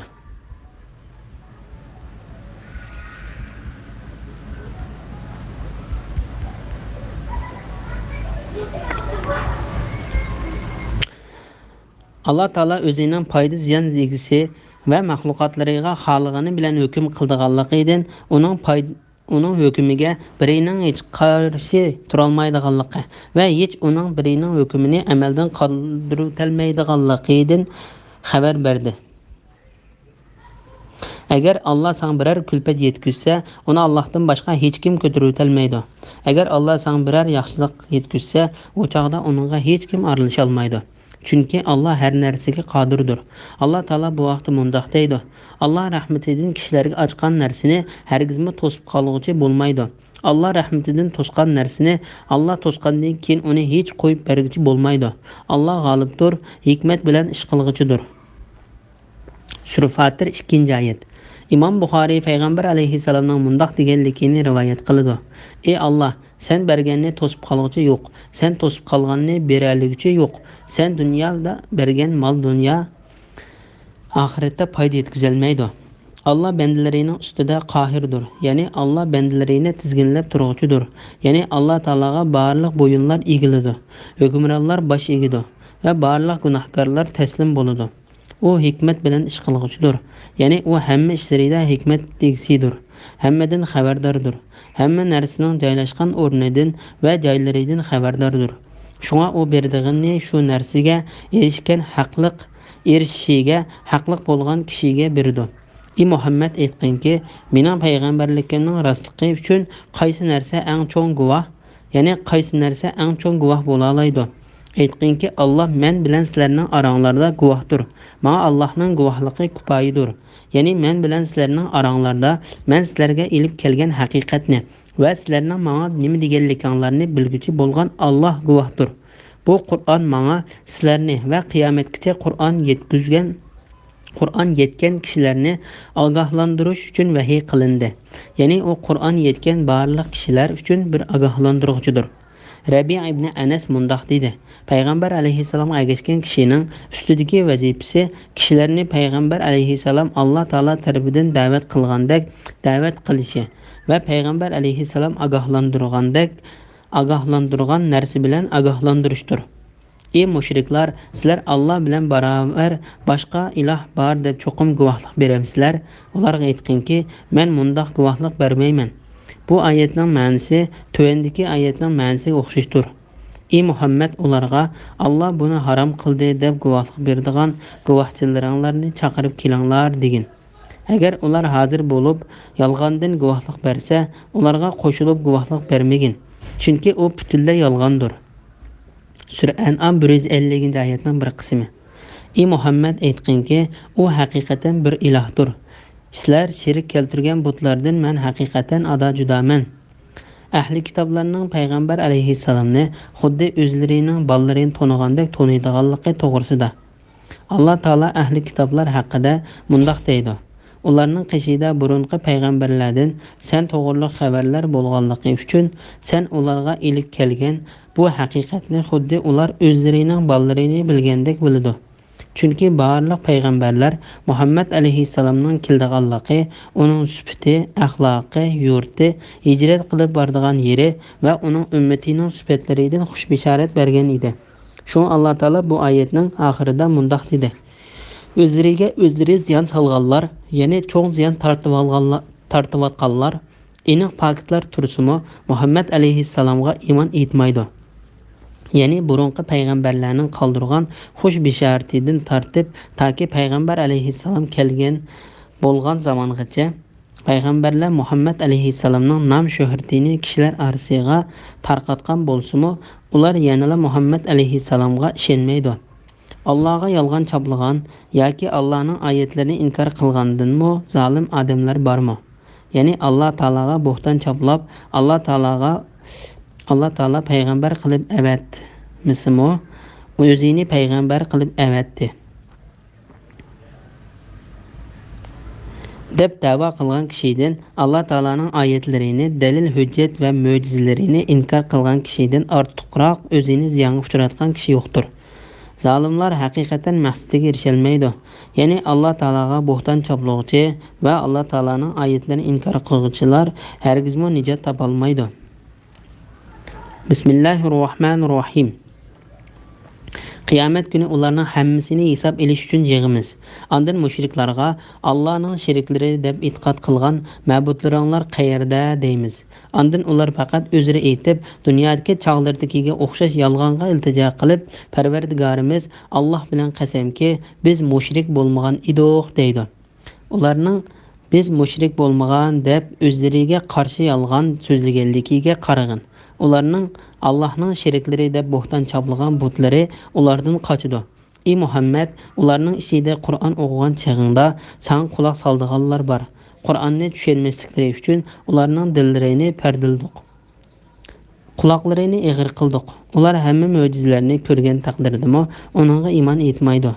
Hatto kofirlar sening yiningga munozirlashib kelgandimi, bu faqat burunqilardan qolgan afsonalardir deydi. Ular kishilarni Qur'ondan va Muhammad alayhissalomga ergashishdan to'sidi. O'zlari uningdan yiroq qochadi. Ular faqat o'zlarini halok qiladi. Holbuki ular buni tuymaydi. Sura An'am 22, 23, 24, 25, 26-oyat to'g'risida. Mushriklarning o'zlari sherik keltirgan narsalaridan so'rildiganligi to'g'risida. Alloh taolo mushriklarning ahvolidan xabar berib mundoq deydi: qiyomat kuni ularning hammasini hisob olish uchun yig'imiz. Ondan keyin Alloh taolo ularning Alloh taoloni qo'yib ibodat qilgan butlari va Alloh taologa o'xshatgan narsalaridan so'roq qilinadiganligi to'g'risida mundoq dedi. Ondan mushriklarga Allohning sheriklari deb e'tiqod qilgan ma'budlaringlar qayerda deymiz. Allah Taala bu vaqtda mundaq deydi: Shu kuni Allah ularga sizlar gumon qilgan mening sheriklarim qayerda deb nido qiladi. Sura Qasas 62-oyat. Ondan ular faqat o'zlari aytib, yana hujjat keltirib, dunyodagi chaqlardikiga o'xshash yolg'onga iltijo qilib, Parvardigorimiz Alloh bilan qasam qilamizki, biz mushrik bo'lmagan edik deydi. Bu oyatning ma'nosi haqida Ata Xurasani mundaq deydi: Ulardan hisob ilinganda ularning beradigan javobi Parvardigorimiz Alloh bilan qasam qilamizki, biz mushrik bo'lmagan edik deydi. deyishdan iboratdir. Ularning biz mushrik bo'lmagan deb o'zlariga qarshi qandoq yolg'on so'zlaganligiga qarag'in. Ularning Allohning sheriklari deb bo'xton chaplagan butlari ulardan qochadi. Alloh taolo bu vaqtda mundaq deydi: Ondan ularga Allohni qo'yib sherik keltirgan butlaringlar qayerda deyiladi. Ular u butlar o'zlarini bizdan chetga oldi. Balki biz ilgari hech narsaga ibodat qilmaydik deydi. Alloh kafirlarni mushundoq gumroh qiladi. Sura G'afir 73-74-oyatlar. Badbaxtlarning Qur'ondan foydalanolmaydiganligi to'g'risida. Ey Muhammad, ularning ichida Qur'on o'qigan chog'ingda sen quloq soldiganlar bor. Qur'onni tushunmasliklari uchun ularning dillarini pardildik, quloqlarini eg'ir qildik. Ular hamma mo'jizalarni ko'rgan taqdirdami, uningga iymon etmaydi. Ulardan ba'zilari Qur'on o'qigan chog'ingda quloq solg'il keladi, lekin Qur'on ularga hech bir foyda olib kelolmaydi. Chunki Alloh taolo ularning Qur'onni tushunmasligi uchun ularning dillarini pardilavetdi va quloqlarini foydali bo'lgan narsalarni anglashdan bas qildi. Alloh taolo kafirlarning foydali narsalarni anglashdan quloqlarining bas qilinganligi haqida mundaq deydi: Kafirlarni hidoyatga da'vat qiluvchi xuddi ma'nosini tushunmay tovushini va nidonni anglaydigan chaharpaylarni chaqirgan odamga o'xshaydi. Kafirlar haqni anglashdan gastur, haqni so'zlashdan gachidur, haqni ko'rishdan ko'rdur. Ular vaz nasihatni tushunmaydi. Sura Baqara 171-oyat. Ular hamma mo'jizalarni ko'rgan taqdirdami, uningga iymon etmaydi. Ya'ni ular qandaqki bir mo'jiza, dalil, paket va isbot hujjatlarni ko'rsin, ular uningga ishonmaydi. Chunki ularda ong va tushunish degan narsa yo'q. Alloh taolo bu vaqtda mundaq deydi: Agar Alloh ularda biror yaxshilik bor deb bilsa edi, albatta ularga haqni anglatadi. Ularga anglatgan taqdirdami, ular haqdan albatta yuz o'rgan holda bosh tortadi. Sura Anfal 23-oyat. Hatto kafirlar sening yiningga munozirlashib kelgandimi, ya'ni sen bilan haq to'g'risida o'rinsiz munozirlashib kelgandimi, bu faqat burunqilardan qolgan afsonalardir deydi. Ya'ni ey Muhammad, sen ilib kelgan bu din burunqilarning kitoblaridan ilingan va ulardan yo'tkab kelingan narsalardandir deydi. Ular kishilarni Qur'ondan va Muhammad alayhissalom agishishdan to'sidi. Ya'ni ular kishilarni haqiqatga agishishdan, Muhammad alayhissalomni iymon keltirishdan va Qur'onga bo'ysunishdan to'sidi. O'zlarimi uningdan yiroq qochidi. Ya'ni o'zlarimi uningdan yiroqdir. Shuning bilan ular o'zlarimi Qur'ondan manfaatlanmaslik, boshqalarning manfaatlashidan to'sishdek ikki yomon ishni sodir qiladi. Bu oyatning ma'nosi haqida Ali ibn Abu Talha ibn Abbos radhiyallohu anhumaning mundaq deganligini rivoyat qiladi: Kafirlar kishilarni Muhammad alayhissalomga iymon keltirishdan to'sidi. Muhammad ibn Hanifa mundaq deydi: Qurayshning kafirlari Muhammad alayhissalomdan qochib uning qishig'iga kelmaydi. Qatada, Zakhaq, Mujahid va boshqalar shundaq dedi. Ular faqat o'zlarini halok qiladi. Halbuki ular buni tuymaydi. Ya'ni ular o'zlarining mushuq qilmishlari bilan o'zlarini halok qiladi. Qilmishlarining uvoli faqat o'zlariga qaytadi. Ular buni sezmaydi. Bismillahirrohmanirrohim. Agar ularni do'zax ustida to'xtatilgan chog'da ko'rsang, dahshatli bir holni ko'rasan. Ular kashki dunyoga qaytarilsak edik, Parvardigorimizning oyatlarini inkor qilmaydik va mu'minlardan bo'ladik deydi. Undaq emas. Ularning ilgari yo'shirgan ishlari, qabih qilmishlari tufaylidan shundoq orzu qilishidi. Ularga oshkora bo'ldi. Ular dunyoga qaytarilgan taqdirdami, man'iy qilingan ishlarni albatta yana qiladi. Şübhəsizki, ular iman etdik degan va'dasida yolg'onchilardir. Ular hayotlik faqat mushu dunyodagi hayotimizdir, o'lgandan keyin tirildirilmaymiz deydi. Agar ularni Parvardigoringning oldida to'xtatilgan chog'da ko'rsang, g'oyat cho'ng ishni ko'rsin. Allah ularga bu o'lgandan keyin tirilish rost emasmikan deydi. Ular Parvardigorimiz bilan qasamki rost ekan deydi. Allah kafir bo'lganliginglar uchun azobni tetanglar deydi. Sura An'am 27, 28, 29, 30 oyat to'g'risida. Azobni ko'rganda quruq orzularning foydasi bo'lmaydiganligi to'g'risida. Allah Taala kafirlarning qiyomat kuni dozoqning ustida to'xtatib qo'yilib, dozoqdagi ko'zi kishilarni va dozoqning ichidagi qattiq azoblarni ko'rgan chog'dagi holidan xabar beradi. Ham ularning shu holatda mundoq deydiganligini bayon qiladi. Ular kashki dunyoga qaytarilsak edik, Parvardigorimizning oyatlarini inkor qilmaydik va mu'minlardan bo'lardik deydi. Ya'ni ular yaxshi amallarini qilish, Parvardigorning oyatlarini inkor qilmaslik va mu'minlardan bo'lish uchun dunyoga qaytarilishni orzu qiladi. Undaq emas. Ularning ilgari yo'shirgan ishlari, qabih qilmishlari tufaylidan shundoq orzu qilishidi. Ularga oshkor bo'ldi. Ya'ni ular garchi dunyoda yoki oxiratda tinib olgan bo'lsa-mu, bu vaqtda ular ko'ngillarida yo'shirib kelgan kufrlik, inkor qilganlik va tarsaliqlari oshkor bo'ldi. Alloh taolo ularning o'zlaridagi kufrlikdan tinib olganligi haqida mundoq deydi. Ondan ular faqat o'zlari aytib, dunyodagi chog'lardagiga o'xshash yolg'onga iltijo qilib, Parvardigorimiz Allah bilan qasam qilamizki, biz mushrik bo'lmagan edik deydi. Ularning biz mushrik bo'lmagan deb o'zlariga qarshi qandoq yolg'on so'zlaganligiga qarag'in. Ularning Allohning sheriklari deb bo'xton choplagan butlari ulardan qochidi. Sura An'am 23-24-oyatlar. Yuqoridagi oyatlarning ma'nosining ular gerçi o'zlariga agashganlarga aksini bildirgan bo'lsa-mu, amaliyotda ko'ngillarida payg'ambarlar bu dunyoda ilib kelgan dinning rostligini e'tirof qildiganligi bugun oshkorlandi. Deganlikning ehtimoli bor.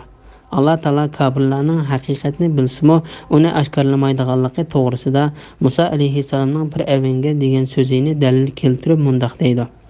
Musa Fir'avn bular ya'ni 9 mo'jizani faqat osmonlarning va zaminning Parvardigori mening rostligimni isbotlaydigan dalil qilib nozil qilganligini sen gerçi tilingda xirar qilmasang-mu, dilingda albatta obdan bilasan. Sura Isro 102-oyat. Undaq emas. Ularning ilgari yo'shirgan ishlari, qabih qilmishlari tufaylidan shundoq orzu qilishidi. Ularga oshkor bo'ldi. Ya'ni ular dunyoga qaytishni, iymon etishni orzu qilganligi va iymonni yaxshi ko'rganligi uchun talab qilmaydi. Balki ularning kufrlik qilganligiga jazo berish uchun berilgan azobni o'z ko'zi ko'rgandan keyin shu azobdan qutulib qilish uchun ularga qaytishni talab qiladi. Ular iymon etdik degan va'dasida yolg'onchilardir. Ya'ni ular o'zlarining iymon etishni orzu qilganligi va uni yaxshi ko'rganligi yuzidan dunyoga qaytishni talab qilishida yolg'onchilardir. Ular dunyoga qaytarilgan taqdirdami man'iy qilingan ishlarni albatta yana qiladi. Ya'ni kufrlikni va qarshilik ko'rsatishni yana qiladi. Ularning kashki dunyoga qaytarilsak edik, Parvardigorimizning oyatlarini inkor qilmaydik va mu'minlardan bo'lardik degan so'zlarida shubhasizki ular iymon etdik degan va'dasida yolg'onchilardir. Agar ular dunyoga qaytarilsa-mu, cheklangan ishlarni yana qilib, hayotlik faqat mushu dunyodagi hayotimizdir. Ya'ni hayotlik faqat mushu dunyodagi hayotlikdir. Bu hayot tugsa qayta tirilish yo'q degan bo'ladi. Shuni Alloh taolo ularni o'lgandan keyin tirildirilmaymiz deganligini bayon qildi. Agar ularni Parvardigorning oldida to'xtatilgan chog'da ko'rsang, g'oyat cho'ng ishni ko'rsan. Allah ularga bu o'lgandan keyin tirilish rost emasmikan deydi. Ya'ni bu tirilishning rostligini ko'rdinglarmi? U sizlar gumon qilganday quruq gap emasmikan? Ular Parvardigorimiz bilan qasamki rost ekan deydi. Allah kafir bo'lganliklarini uchun azobni tetanglar deydi. Ya'ni uni inkor qilganliklaringiz uchun bugun azobni tetanglar. Ularga ko'zlaringlar bilan ko'rib turayotgan bu azob sehrmi yoki sizlar ko'rmayotgansizlar deyiladi. Sura Tur 15-oyat. Bismillahirrohmanirrohim. Allohga muloqot bo'lishni, yana qayta tirilishni inkor qilganlar haqiqatan ziyon tortdi. Qiyomat tuyuqsiz kelgan chaqda ular u dunyodagi beparvoligimizdan nadomat deydi. Gunohlarini ustlariga yuklab oladi. Ularning gunohlarini yukligini nima degan yomon. Dunyo tirikchiligi faqat o'yin, g'aflatdan iborat. Taqvodorlik qilganlar uchun albatta u dunyo yaxshidir. Buni tushunmamsizlar. Sura An'am 31-32-oyat to'g'risida. Alloh taolo bu oyatlarda qiyomat kuni tirilib o'ziga uchrashadiganligini inkor qilgan kishilarning ziyon tortadiganligidan, ularga qiyomat tuyuqsiz kelganda ularning hammadan quruq qoldiganligidan, yaxshi amal ibodatlarni qila olmaganligiga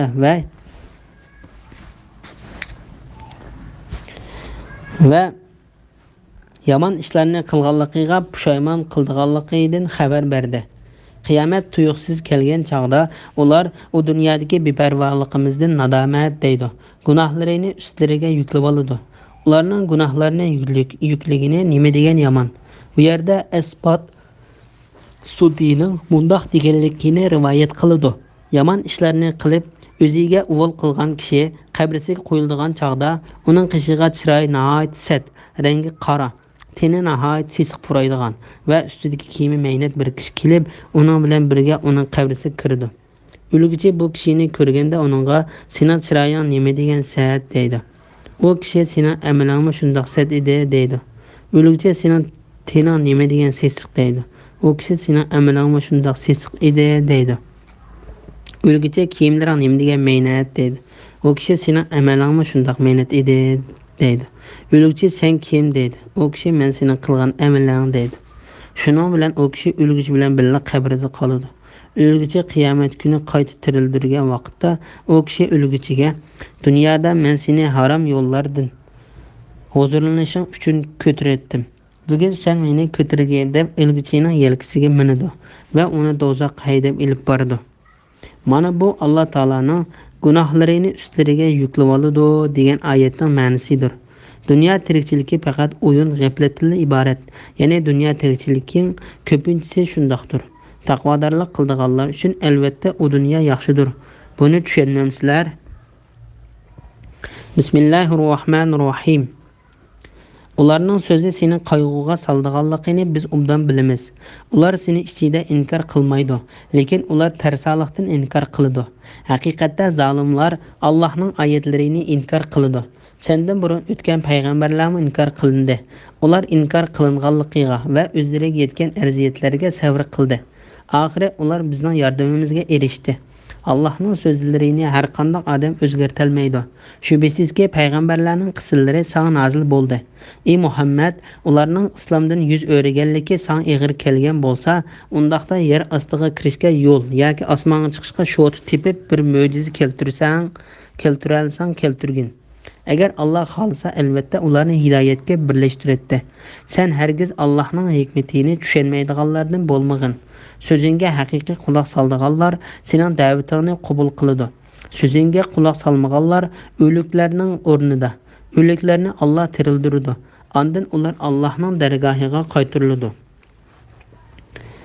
Sura An'am 33, 34, 35, 36-oyatlar to'g'risida.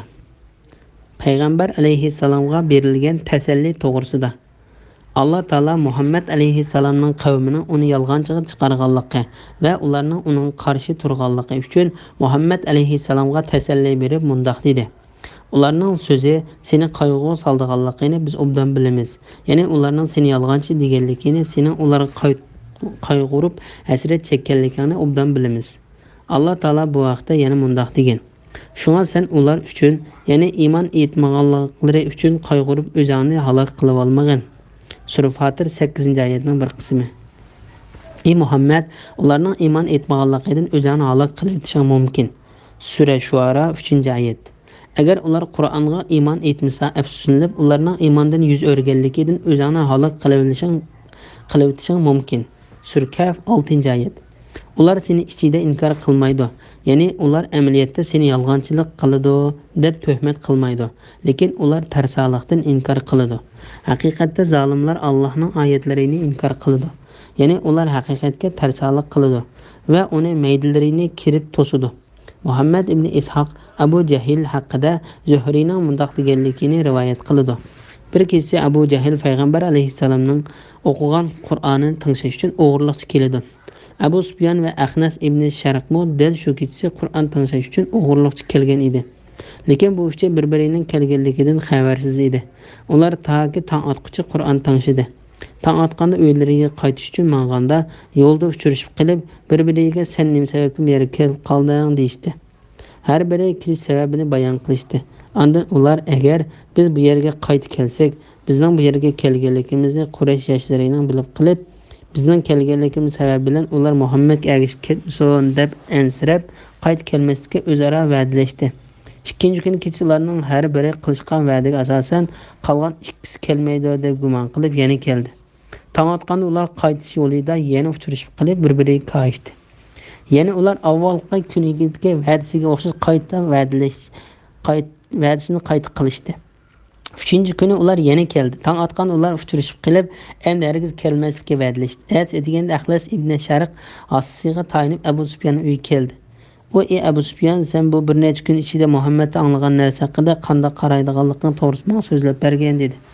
Abu Sufyan Ahnas Allohning nomi bilan qasamki, men uningdan biladigan va uning nimaning maqsad qilinganligini tushunolmaydigan bir muncha narsalarni, shundaqla men bilmaydigan va nimaning maqsad qilinganligini tushunolmaydigan bir muncha narsalarni angladim dedi.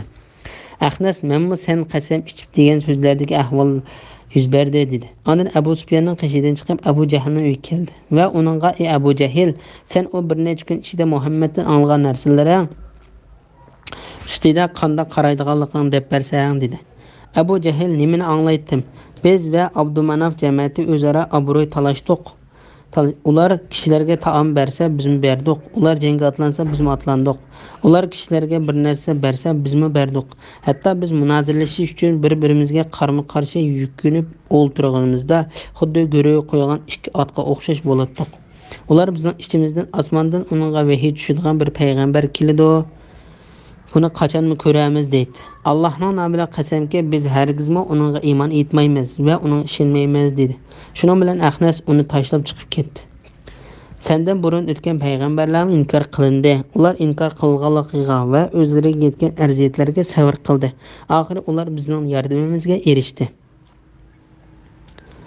Bu payg'ambar alayhissalomning qavmi uni inkor qilganligi uchun uningga berilgan tasalli, ko'ngilni ko'tarib qo'yishdir. Ham uningdan burun o'tgan irodali katta payg'ambarlar sabr qilgandek sabr qilishga buyurganlikdir. Shundaqla ularga yordam bergandek uningga yordam berdiganligiga xuddi ular o'z qavmlari tarafidan inkor qilingan va arziyatlarga uchragandan keyin yaxshi oqibat ularga bo'lganidek payg'ambar alayhissalomga yaxshi oqibatning bo'lganligiga berilgan va'dadir. O payg'ambarlarga oxiratda yordam berdiganidek bu dunyoda yordam berilgan edi. Shunga Alloh taolo mundoq dedi. Allohning so'zlarini har qanday odam o'zgartirmaydi. Ya'ni Alloh taolo o'zining mo'min bandalariga dunyo oxiratda yordam berdiganligi haqida yozayotgan so'zini hech kishi o'zgartirmaydi. Alloh taolo yaxshi bandalariga yordam berdiganligi haqida mundoq dedi. Bizning payg'ambar bandalarimiz haqida so'zlarimiz oldin ola aytilgan. Ular cho'qim nursida topquchilardir. Bizning qo'shonimiz cho'qim g'alaba qilguchilardir. Sura Saffat 172-173 oyatgacha. Allah Lavhul Mahfuzga men va mening payg'ambarlarim cho'qim g'alaba qilguchilardir. Cho'qim g'alaba qilamiz deb yozdi. Allah haqiqatan kuchlidir, g'olibdir. Sura Mujadala 21-oyat. Shubsizki payg'ambarlarning qissallari sang nazil bo'ldi. Ya'ni payg'ambarlar qavmining ichidan o'zlarini inkor qilganlarning ustidan qanday g'alaba qozonganligi va Alloh taolo tarafidan qanday yordamga erishganligi haqida xabar sang yetkazildi.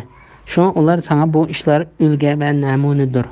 Ey Muhammed, ularning islomda yuz o'rganligi san ig'ir kelgan bo'lsa, ya'ni ularning sen da'vat qilgan narsasidan yuz o'rganligi san ig'ir kelgan bo'lsa, undaqda yer ostiga kirishga yo'l yoki osmonga chiqishga shot deb bir mo'jiza keltira olsang keltirgin. Bu oyatning ma'nosi haqida Ali ibn Abu Talha ibn Abbas radhiyallohu anhumaning mundaq deganligini rivoyat qildi. Yer ostiga kirishga yo'l yoki osmonga chiqishga shot topa olsang, osmonga chiqib, men ularga bergan mo'jizalardan va katta bir mo'jiza keltira olsang, shunday qilgin. Bu oyatning ma'nosi haqida Qatada, Sudi va boshqalarimiz shunday dedi. Agar Alloh xolisa, albatta ularni hidoyatga birlashtiradi. Sen hargiz Allohning hikmatini tushunolmaydiganlardan bo'lmag'in. Alloh taolo bu haqda mundaq deydi. Agar Parvardigoring xolisa edi, albatta yer yuzidagi kishilarning hammasi iymon etadi. Sura Yunus 99-oyatning bir qismi. Ali ibn Abu Talha ibn Abbas radhiyallohu anhumaning agar Alloh xolisa albatta ularni hidoyatga birlashtiradi degan oyatning ma'nosi haqida mundaq deganligini rivoyat qildi. Payg'ambar alayhissalom barliq kishilar iymon etib, uningga ergishib hidoyat yo'lida mengishni umid qiladi. Shuning bilan Alloh taolo uningga faqat Lavhul Mahfuzda iymon etdi deb Alloh taolo tarafidan yozilib ketganlardan boshqasining iymon etmaydiganligidan xabar berdi. Sözünge haqiqiy quloq soldiganlar sening da'vatingni qabul qildi. Ya'ni ey Muhammad, faqat sening sözünge quloq solgan, uni bildigan va tushundigan kishilarlar sening da'vatingni qabul qildi. Alloh haqiqatan Alloh bu haqda mundaq deydi. U faqat tiriklarni ogohlantirish, kofirlarga azobning tegishli ekanligini bildirish uchun nozil bo'lgan vaz-nasihatdir va ro'shan Qur'ondir. Sura Yasin 70-oyat. Sözünge quloq solmaganlarni o'liklarning o'rnida o'liklarni Alloh tirildirdi. Ondan ular Allohning dargohiga qaytarildi. Ya'ni bu o'liklardan kofirlar ko'zda tutildi. Chunki ular amaliyotda tirik bo'lsa-mu, dillari o'lik kishilardir. Shu Alloh taolo ularni haqiqiy o'liklarga o'xshatdi. Alloh taoloning o'liklarini Allah tirildirdi. Ondan ular Allohning dargohiga qaytarildi degan so'zi ularni mazoq qilish va kamsitish yuzidan deyilgan so'zdir. Bismillahirrohmanirrohim. Ular, ya'ni Makka kuffarlari, nimishqa Muhammadga Parvardigordan biror mo'jiza tushirilmadi deydi. Aytqinki, Alloh mo'jiza tushirishga haqiqatan qodir. Lekin ularning to'lisi mo'jiza nozil bo'lib, iymon etmasa, balog' duchor bo'lganligini bilmaydi. Mayli yer yuzida mangadigan hayvon bo'lsin, mayli ikki qanti bilan uchadigan uchar qush bo'lsin, hammasi sizlarga o'xshash ummatlardir. Ya'ni Alloh tarafidan yaratilgan mahluqotlardir. Lavhul Mahfuzda hech narsani tushirib qo'ymadik. Ya'ni hammani to'liq putdiq. Keyin ular Parvardigorining dargohiga yig'iladi. Alloh ularning orasida hukm chiqardi. Bizning oyatlarimizni inkor qilganlar g'aslardir. Ya'ni qabul qilish yuzidan anglamaydi. Qochilardir. Ya'ni haqni so'zlamaydi. Ular kufrning qorong'uligi ichida qolganlardir. Alloh xalqan odamni ozdirdi. Xalqan odamni to'g'ri yo'lga soladi. Sura An'am 37, 38, 39 oyat to'g'risida. Mushriklarning mo'jiza talab qilganligi to'g'risida. Allah Taala tövendeki ayetlerde bayan qilganidek ular aytdi: "Taki sen bizga yer ostidan bir buloqni etildirib chiqarmoqchi, sana hergiz ishonmaymiz. Yoki sening xo'rmiliq, talliq va o'ttirsidan o'stanglar eqib turadigan bir beg'ing bo'lsin. Yoki sen aytgandek ustimizga osmonni parcha-parcha qilib tushirgin. Yoki payg'ambarligingga guvohchilik qilib Allohni va farishtalarni oldimizga keltirgin. Yoki sening oltindan uying bo'lsin. Yoki sen shoti bilan osmonga chiqqin. Taki Alloh tarafidan sening uning bandisi va payg'ambari ekanliging yozilgan, biz o'qiy oladigan bir kitobni ilib tushmaguncha sening osmonga chiqqanligingga hargiz ishonmaymiz." Sura Isra 90-oyatdan 93-oyatgacha. Mushriklar nima uchun Muhammadga Parvardigordan biz talab qilgandek biror mo'jiza tushmaydigando deydiganligidan xabar berdi. Aytqinki, Alloh mo'jiza tushirishga haqiqatan qodir. Lekin ularning to'lisi mo'jiza nozil bo'lib, iymon etmasa, balog'i duchor bo'lganligini bilmaydi. Ya'ni Alloh taolo shunday qilishga qodirdir. Lekin Alloh taolaning hikmati shu mo'jizani kechiktirib tushirishni o'rinlashtirdi. Chunki agar Alloh taolo ularning deganidek mo'jizani tushirsa, ular buningga iymon etmasa, Alloh taolo ularni mo cho'qim burunqi ummatlarni jazolagandek jazolashga oldirgan bo'ladi. Allah Taala bu vaqtda mundaq deydi. Quraysh mushriklari talab qilgan mo'jizalarni maydonga keltirmasligimiz faqat burunqilar, ya'ni ilgirki ummatlarning mo'jizalarini yolg'onga chiqarganligi uchundir. Biz Samudqa tishi tugini ro'shan mo'jiza qilib berdik. Ular uni inkor qildi. Biz mo'jizalarni faqat bandalarni qo'rqitish uchun avatimiz. Sura Isra 59-oyat. Agar biz ularning iymon etishini xohlaydigan bo'lsak, ularga osmondan ularni iymonga majburlaydigan bir oyatni, alomatni nozil qilatdiqda, uningga ular bosh ekkan bo'ladi. Sura Shuara 4-oyat. Ummatlardan nimaning ko'zda tutilganligi to'g'risida. Mayli yer yuzida mangadigan hayvon bo'lsin, mayli ikki qanti bilan uchadigan uchar qush bo'lsin, hammasi sizlarga o'xshash ummatlardir. Ya'ni Alloh tarafidan yaratilgan maxluqotlardir. Mujahid mundaq dedi. Ya'ni o'zining nomlari bilan tonildigan turli jonivorlardir. Qatada mundaq dedi. Qushlar bir ummat, insonlar bir ummat, jinlar bir ummat hisoblandi. Sudi Alloh taolaning hammasi sizlarga o'xshash ummatlardir degan oyatning ma'nosi hammasi sizlarga o'xshash maxluqotlardir deganlik bo'ladi dedi. Lavhul Mahfuzda hech narsani tushirib qo'ymadik. Ya'ni hammani to'liq tutdik. Ya'ni hammasi Allohning ilmi doirasidadir. Mayli quruqliq yoki dengizdagi narsalar bo'lsin, Alloh taolo ularning ichidan birargami rizq berishni, ularning ishlarini o'rinlashtirishni unutib qolmaydi. Bu vaqtda Alloh taolo mundaq deydi. Yer yuzidagi hayvonlarning hammasiga rizq berishni Alloh marhamat yuzidan ustiga olgan. Alloh ularning turar joyini va o'lgandan keyin ko'miladigan joyini biladi. Ularning hammasi ro'shan kitobga, ya'ni Lavhul Mahfuzga yozilgandir. Sura Hud 6-oyat. Ya'ni ularning hammasi ismlari, sonlari, yashaydigan joylari, harakatlari, turadigan makonlarini ochiq bayon qilib beradigan Lavhul Mahfuzga yozilgandir. Nurg'un hayvonlar o'z rizqini ustiga olmaydi. Ya'ni o'z rizqini tepib yeyishdan ojizdir. Ularni va sizlarni Alloh rizqlantiradi.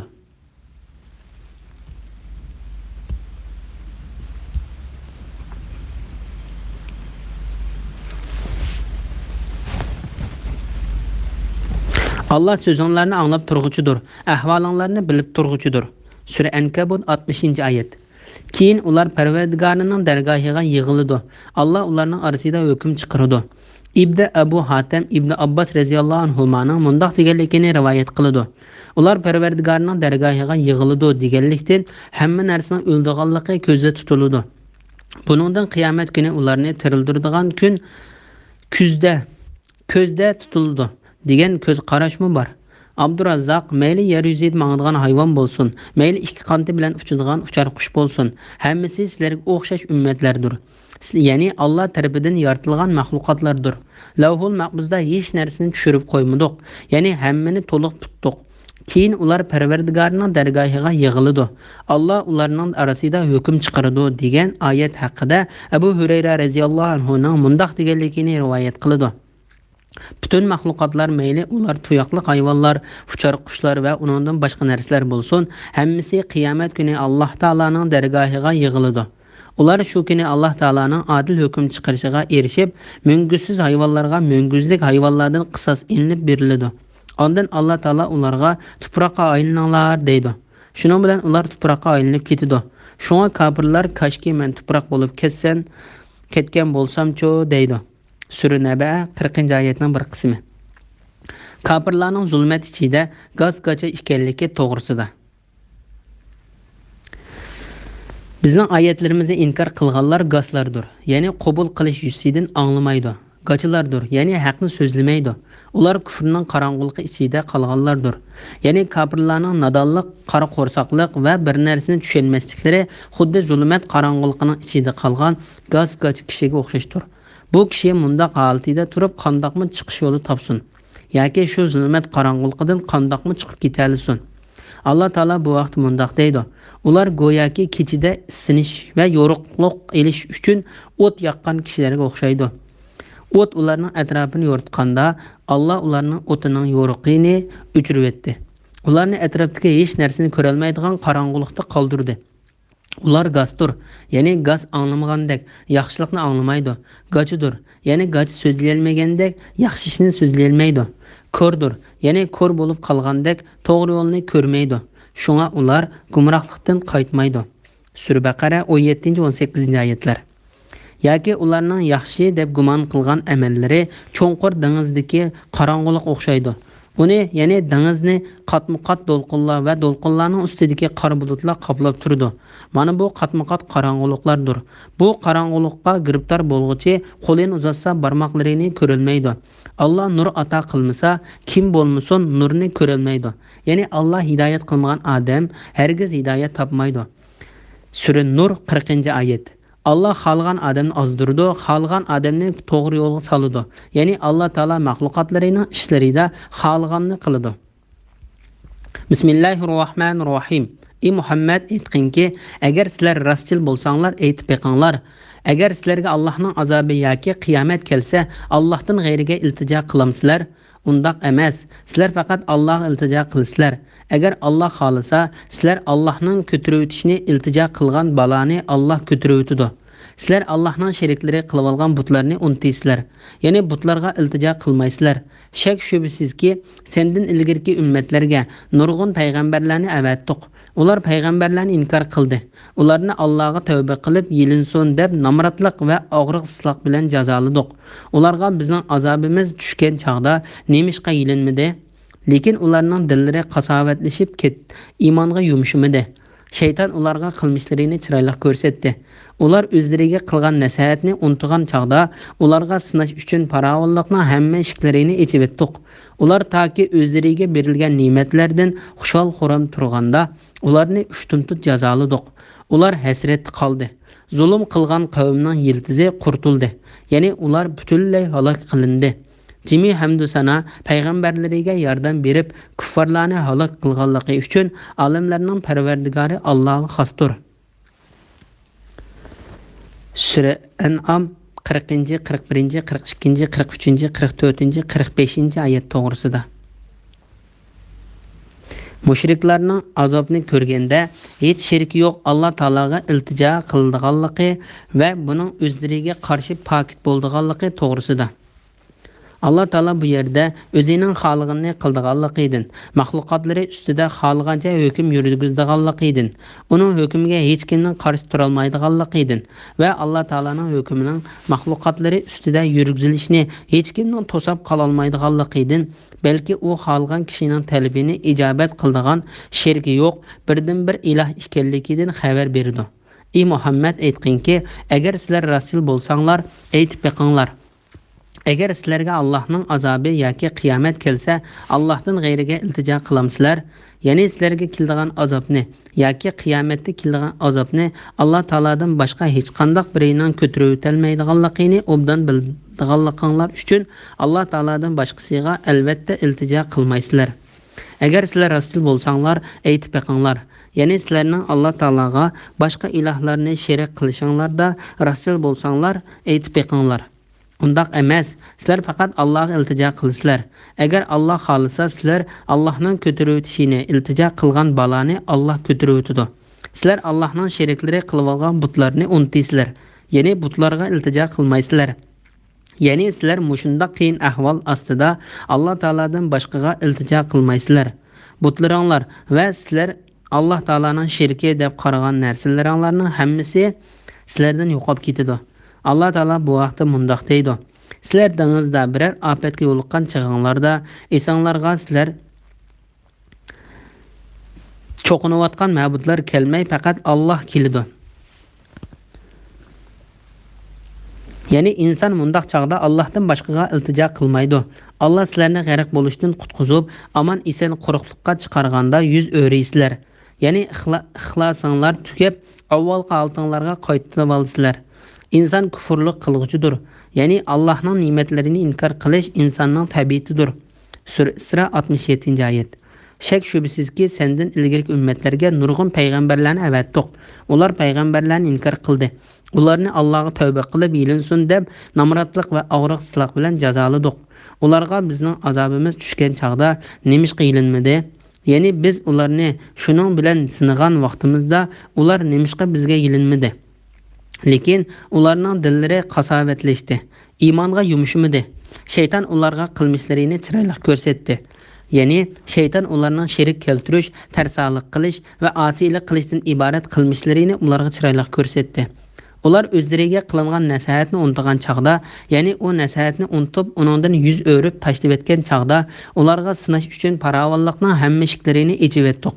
Ya'ni ular yaxshi ko'radigan rizqlarning eshiklarini ochib etdik. Bu Allah Taola'nın ularni asta-asta gunohga petishiga muhlat berishidir.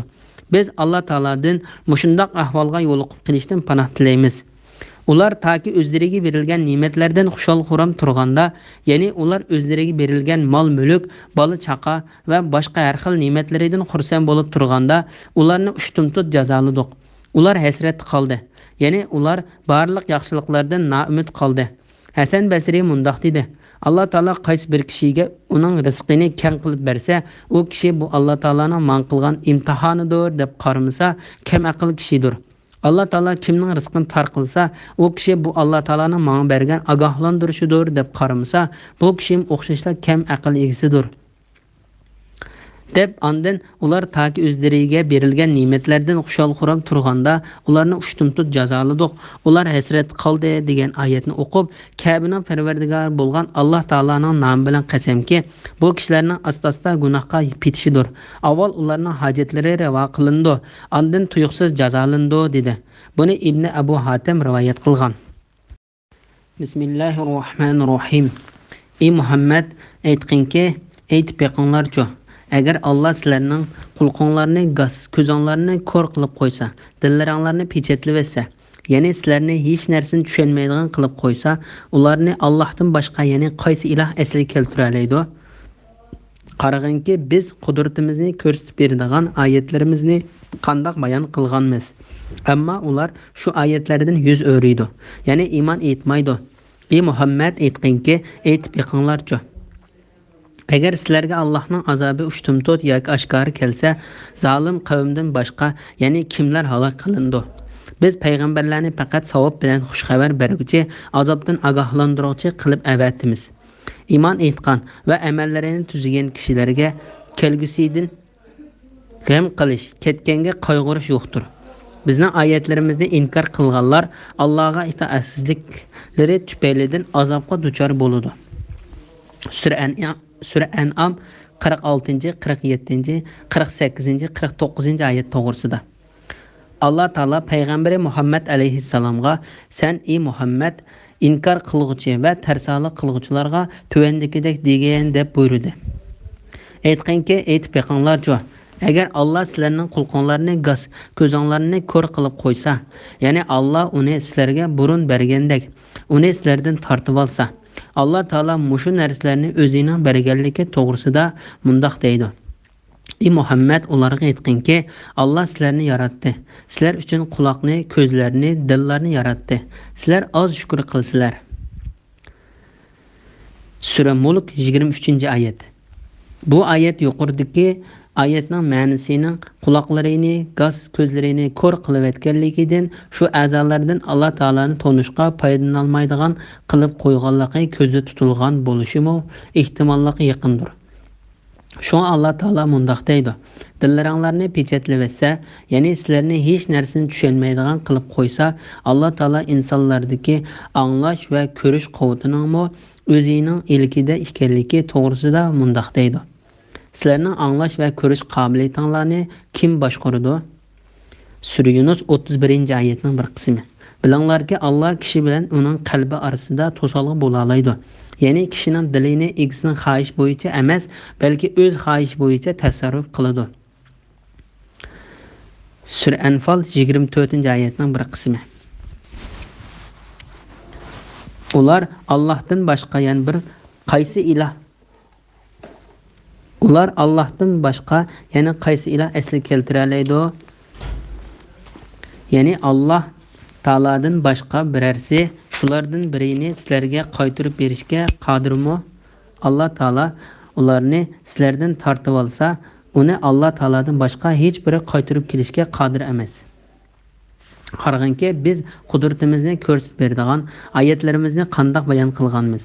Ya'ni Alloh taoladan boshqa hech qanday bir ilohning yo'qligini va ularning Alloh taolani tashlab qo'yib ibodat qilgan gumrohlikqa boshlovchi yolg'on iloh ekanligini isbotlab beradigan oyatlarimizni qandoq ochiq bayon qilganligimizga qaragan. Ammo ular shu oyatlaridan yuz o'riydi. Ya'ni iymon etmaydi. Ya'ni shundoq ochiq bayon qilingan bo'lsa-mu, ular haqdan yuz o'rib, kishilarga haqqa agishishdan to'sidi. Ey Muhammad aytqinki, aytib beqinglarcha, agar sizlarga Allohning azobi ushtum tut, ya'ni sizlar Alloh taolaning azobining kelganligini bilmagan chog'inglarda u azob tuyuqsiz kelsa yoki oshkora kelsa, zolim qavmdan boshqa yana kimlar halok qilindi? Ya'ni u azob faqat Alloh taologa shirik keltirish bilan o'zlariga uvol qilgan kishilarga keladi. Shirik yo'q bir Alloh taologa ibodat qilgan kishilar bu azobdan qutulib qoladi. Ularga kelgusidan g'am qilish, o'tganga qayg'urish yo'qdir. Alloh taolo bu vaqtda mundaq deydi: azobdan amin bo'lish iymon etgan, iymonga mushriklikni aralashtirmagan odamlarga mansubdir. Sura An'am 82-oyatning bir qismi. Biz payg'ambarlarni faqat savob bilan xushxabar beruvchi, azobdan ogohlantiruvchi qilib avatimiz. Ya'ni Alloh taolaning mu'min bandalariga mukofotlar bilan xush bishorat beruvchi va Alloh taologa kofir bo'lgan kishilarni Alloh taolaning g'azablari va azoblaridan ogohlantiruvchi qilib avatimiz. Iymon etgan va amallarini tuzigan kishilarga kelgusidan g'am qilish, ketganga qayg'urish yo'qdir. Ya'ni ular kelajagidan g'am qilmaydi. Tashlab kelgan dunyolik ishlariga qayg'urmaydi. Chunki Alloh taolo ular qoldirib qo'ygan narsaga ega bo'lg'uchidir. Ularning tashlab qo'ygan narsasini saqlag'uchidir. Bizning oyatlarimizni inkor qilganlar Allohga itoatsizliklari tufaylidan azobga duchor bo'ladi. Ya'ni ular payg'ambarlar ilib kelgan haqiqatga kofir bo'lganligi va Alloh taolaning buyruqlariga bo'ysunishdan chiqib ketganligi, Alloh taolo to'sqan harom ishlarni qilganligi va Alloh taolo hurmatini saqlashga buyurgan narsalarning hurmatini saqlamaganligi uchun azob ularga yetadi. Bismillahirrohmanirrohim. Ey Muhammad, sendan odatdan tashqari ishlarni talab qilguvchi kuffarlarga aytqinki, men sizlarga menda Allohning xazinalari bor demayman. Men g'aybni bilmayman. Sizlarga men bo'lsam haqiqatan bir farishta debmi aytmayman. Men faqat men qilingan vahiyga amal qilaman. Aytqinki, ko'r odam bilan ko'zi soq odam barobarmi? Ya'ni kofir bilan mu'min barobarmi? O'ylab boqmamsizlar. Parvardigoringning dargohiga yig'ilishdan qo'rqadiganlarning kufridan, gunohdan saqlanishlari uchun ularni Qur'on bilan ogohlantirgin. Ularga Allohdan g'ayri do'st va shafaat qiluvchi yo'qdir. Allohning roziligini deb adiganda oqshomda Parvardigorga ibodat qildiganlarni yiningdan qo'g'lib o'tmagin. Ularning hisobidan sana hech narsa yuklanmaydi. Ya'ni ularning qilmishlaridan sen javobgarlikka tortilmaysan. Sening hisobingdanmi ularga hech narsa yuklanmaydi. Ularni qo'g'lib o'tsang, zolimlardan bo'lib qolasan. Ularning Alloh aramizdan hidoyat qilish bilan inom qilgan kishilar mushularmi deyishlari uchun ularni bir-biri bilan mushundoq sinadoq. Ya'ni faqir ojiz kishilarni iymon etqizish bilan boy, cho'ng kishilarni sinadoq. Alloh shukr qiluvchilarni obdan biladi emasmi? Ya'ni shukr qiluvchilarni Alloh hidoyat qiladi. Bizning oyatlarimizga iymon etganlar yiningga kelgan chaqda sizlarga omonlik bo'lsin. Parvardigoringlar bandalariga rahmat qilishni, ihson qilish yuzidan o'z ustiga oldi. Sizlardan kimki bilmasdan biror yomonlik qilib qo'yib, ondan keyin tavba qilsa va amalini tuzlasa, Alloh albatta uningga mag'firat qiladi va rahim qiladi degin. Sura An'am 50, 51, 52, 53, 54-oyat to'g'risida. Payg'ambar alayhissalomning Alloh taolaning xazinalariga ega emasligi to'g'risida. Alloh taolo payg'ambar Muhammad alayhissalomga mundaq deydi: Ey Muhammad, sendan odatdan tashqari ishlarni talab qilguvchi kuffarlarga aytqinki, men sizlarga menda Allohning xazinalari bor demayman. Ya'ni men Alloh taolaning xazinalariga ega bo'la olmayman, ham uni o'zim xohlagancha ishlatalmayman. Men g'aybni bilmayman. Ya'ni men sizlarga men g'aybni bilmayman demayman. G'aybni bilish faqat Alloh taologa xosdir. Men g'aybni faqat Alloh taolo menga bildirganini bilaman. Sizlarga men bo'lsam haqiqatan bir farishta deb aytmayman. Ya'ni men o'zimni farishta deb da'vomi qilmayman. Men insonlarning ichidan bo'lgan bir insondurman. Menga Alloh taolo tarafidan vahiy qilindi. Meni Alloh taolo shu vahiy bilan ulug'ladi va shu vahiy orqali ne'mat ato qildi. Men faqat menga qilingan vahiyga amal qilaman. Ya'ni men vahiydan qilchilikmi chiqib ketmayman. Aytqinki, ko'r odam bilan ko'z soq odam barobarmi? Ya'ni kofir bilan mu'min barobarmi? Ya'ni haqiqatga agashgan va to'g'ri yo'lga hidoyat qilingan kishi bilan haqdan ezib ketgan va to'g'ri yo'lga hidoyat qilinmagan kishi barobarmi? O'ylab boqmamsizlar. Alloh taolo bu vaqt mundaq deydi: "Ey Muhammad, Parvardigoring tarafidan sana nazil qilingan narsaning haq ekanligini bildigan odam, haqni ko'rmaydigan dili ko'r odam bilan o'xshash bo'lamdi. Allohning oyatlaridan faqat aql egallarla pand nasihat oladi." Sura Ra'd 19-oyat. Parvardigorining dargohiga yig'ilishdan qo'rqadiganlarning kufrdan, gunohdan saqlanishlari uchun ularni Qur'on bilan ogohlantirgin. Ya'ni ey Muhammad, mushu Qur'on bilan tövendeki sübetge ega kishilarni qo'rqitgin. Ular haqiqatan Parvardigorning g'aybisidan qo'rquvchi kishilar. Sura Mu'minun 57-oyat. Allohdan qo'rqudi, qattiq hisob ilinishidan qo'rqudi. Sura Ra'd 21-oyatning bir qismi. Deyilgan kishilardir. Ularga Allohdan g'ayri do'st va shafaat qiluvchi yo'qdir.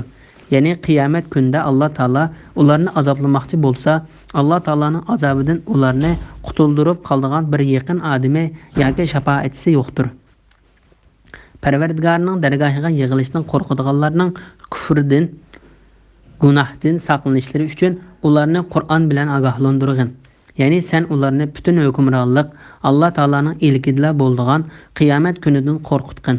Şoň qiyomat kuni ular Alloh taolo shu amallarining sababi bilan azobdan saqlab qoladigan va uningga hassilab ajr savob beradigan amal ibodatlarini mush dunyoda qilsin. Payg'ambar alayhissalomni uning yeniga kelgan ojiz sahobalarni qo'g'litishdan to'sash va ularga yaxshi muomalada bo'lish to'g'risida. Allohning roziligini deb atiganda oqshomda Parvardigoriga ibodat qildiganlarni yenidan qo'g'lib etmagin. Ya'ni mushu sifat bilan sifatlangan shu kishilarni o'zingdan yiroqlashtirib etmagin.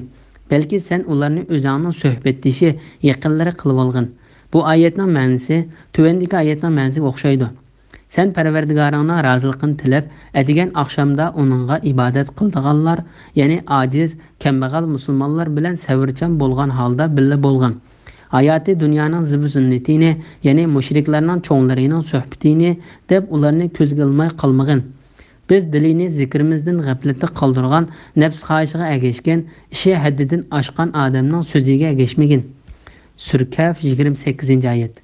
Yuqorqi oyatning ma'nosi haqida Said ibn Musayyab, Mujahid, Hasan va Qatada qatorliqlar ularning adigan oqshomda Parvardigoriga qildigan ibodatlaridan ularning ya'ni namozni o'qiydiganligi ko'zda tutiladi, deydi. Ular qilgan amal ibodatlari bilan Alloh taolaning roziligini izlaydi. Ular o'zlarining amal ibodatlarida Alloh taologa ixlosmand kishilardir. Ularning hisobidan sana hech narsa yuklanmaydi. Ya'ni ularning qilmishlaridan sen javobgarlikka tortilmaysan. Bu oyatning ma'nosi Nuh alayhissalomning qavmi uningga sana tuvan tabiqadagi odamlar agashgan tursa, sana biz iymon etamdiq deganda Sura Shuara 111-oyatning bir qismi. Nuh alayhissalom ularga bergan javobini bayon qilib kelgan tuvandagi oyatning ma'nosiga o'xshashdir. Nuh aytdi: "Men ularning nima qilganligini uqmayman. Agar bilsanglar, ulardan hisob elishni faqat Parvardigorim ustiga olgan." Sura Shuara 111-112-oyat. Ya'ni ulardan hisob elish faqat Alloh taolaning ishidir. Xuddi mening hisobimdan ularga hech qanday mas'uliyat ortilmagandek, ularning hisobidan menga hech bir mas'uliyat ortilmaydi. Ularni qo'g'lab etsang, zolimlardan bo'lib qolasan. Ya'ni mubodo sen ularni o'zingdan yiroq qilsang, zolimlardan bo'lib qolasan. Ularning Alloh aramizdan hidoyat qilish bilan inom qilgan kishilar mushularmi deyishlar uchun ularni bir-biri bilan mushundoq sinidiq. Ya'ni faqir, ojiz kishilarni iymon etqizish bilan boy, cho'ng kishilarni sinidiq. Payg'ambar alayhissalom payg'ambar bo'lib kelgandan boshlab payg'ambar alayhissalom agashgan kishilarning ko'p qismi ojiz ayollar, qullar va dideklar edi. Mərtəbəli kişilərdə nəhayət az bir qism kişilərlə əgəşkən idi. Peyğəmbərlərə aciz kişilərinin əgəşdiğanlığı Nuh alayhissalamның qavminin Nuh alayhissalamğa degan sözini bayon qilib kelgan tövəndəki ayətini ko'rib olğılı boludu. Onun qavminin kafir kattilari bizningcha sen faqat bizga o'xshash bir odamsan. Bizningcha aramizdagi past kishilar yengillik bilan sana əgəşkən. Sura Hud 27-oyatning bir qismi. Bu ahvolni Rumning podshohi Hiraqlining Abu Sufyondan so'ragan savollardan ko'rib olishga bo'ladi. U so'ragan savollarning orasida Hiraqli Abu Sufyonga Muhammadga kishilarning hurmatligi agishamdi yoki ojizlarimi dedi. Abu Sufyon uningga kishilarning ojizlari agishido dedi. Hiraqli payg'ambarlarning agishkuchilari ojiz kishilardan bo'ladi dedi.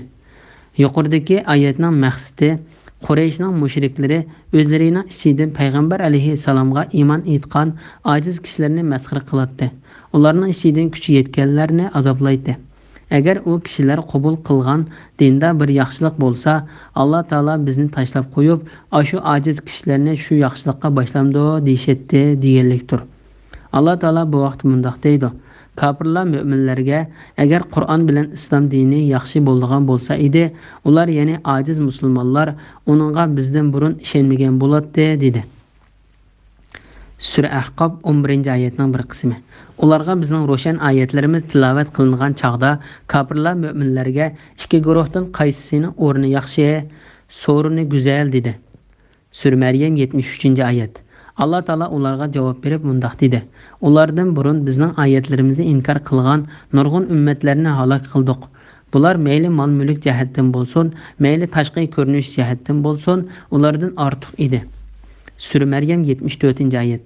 Allah Taala kafirlarning Alloh aramizdan hidoyat qilish bilan in'om qilgan kishilar mushularmi degan so'ziga javoban mundaq dedi: Allah shukr qilguvchilarni obdan biladi emasmi?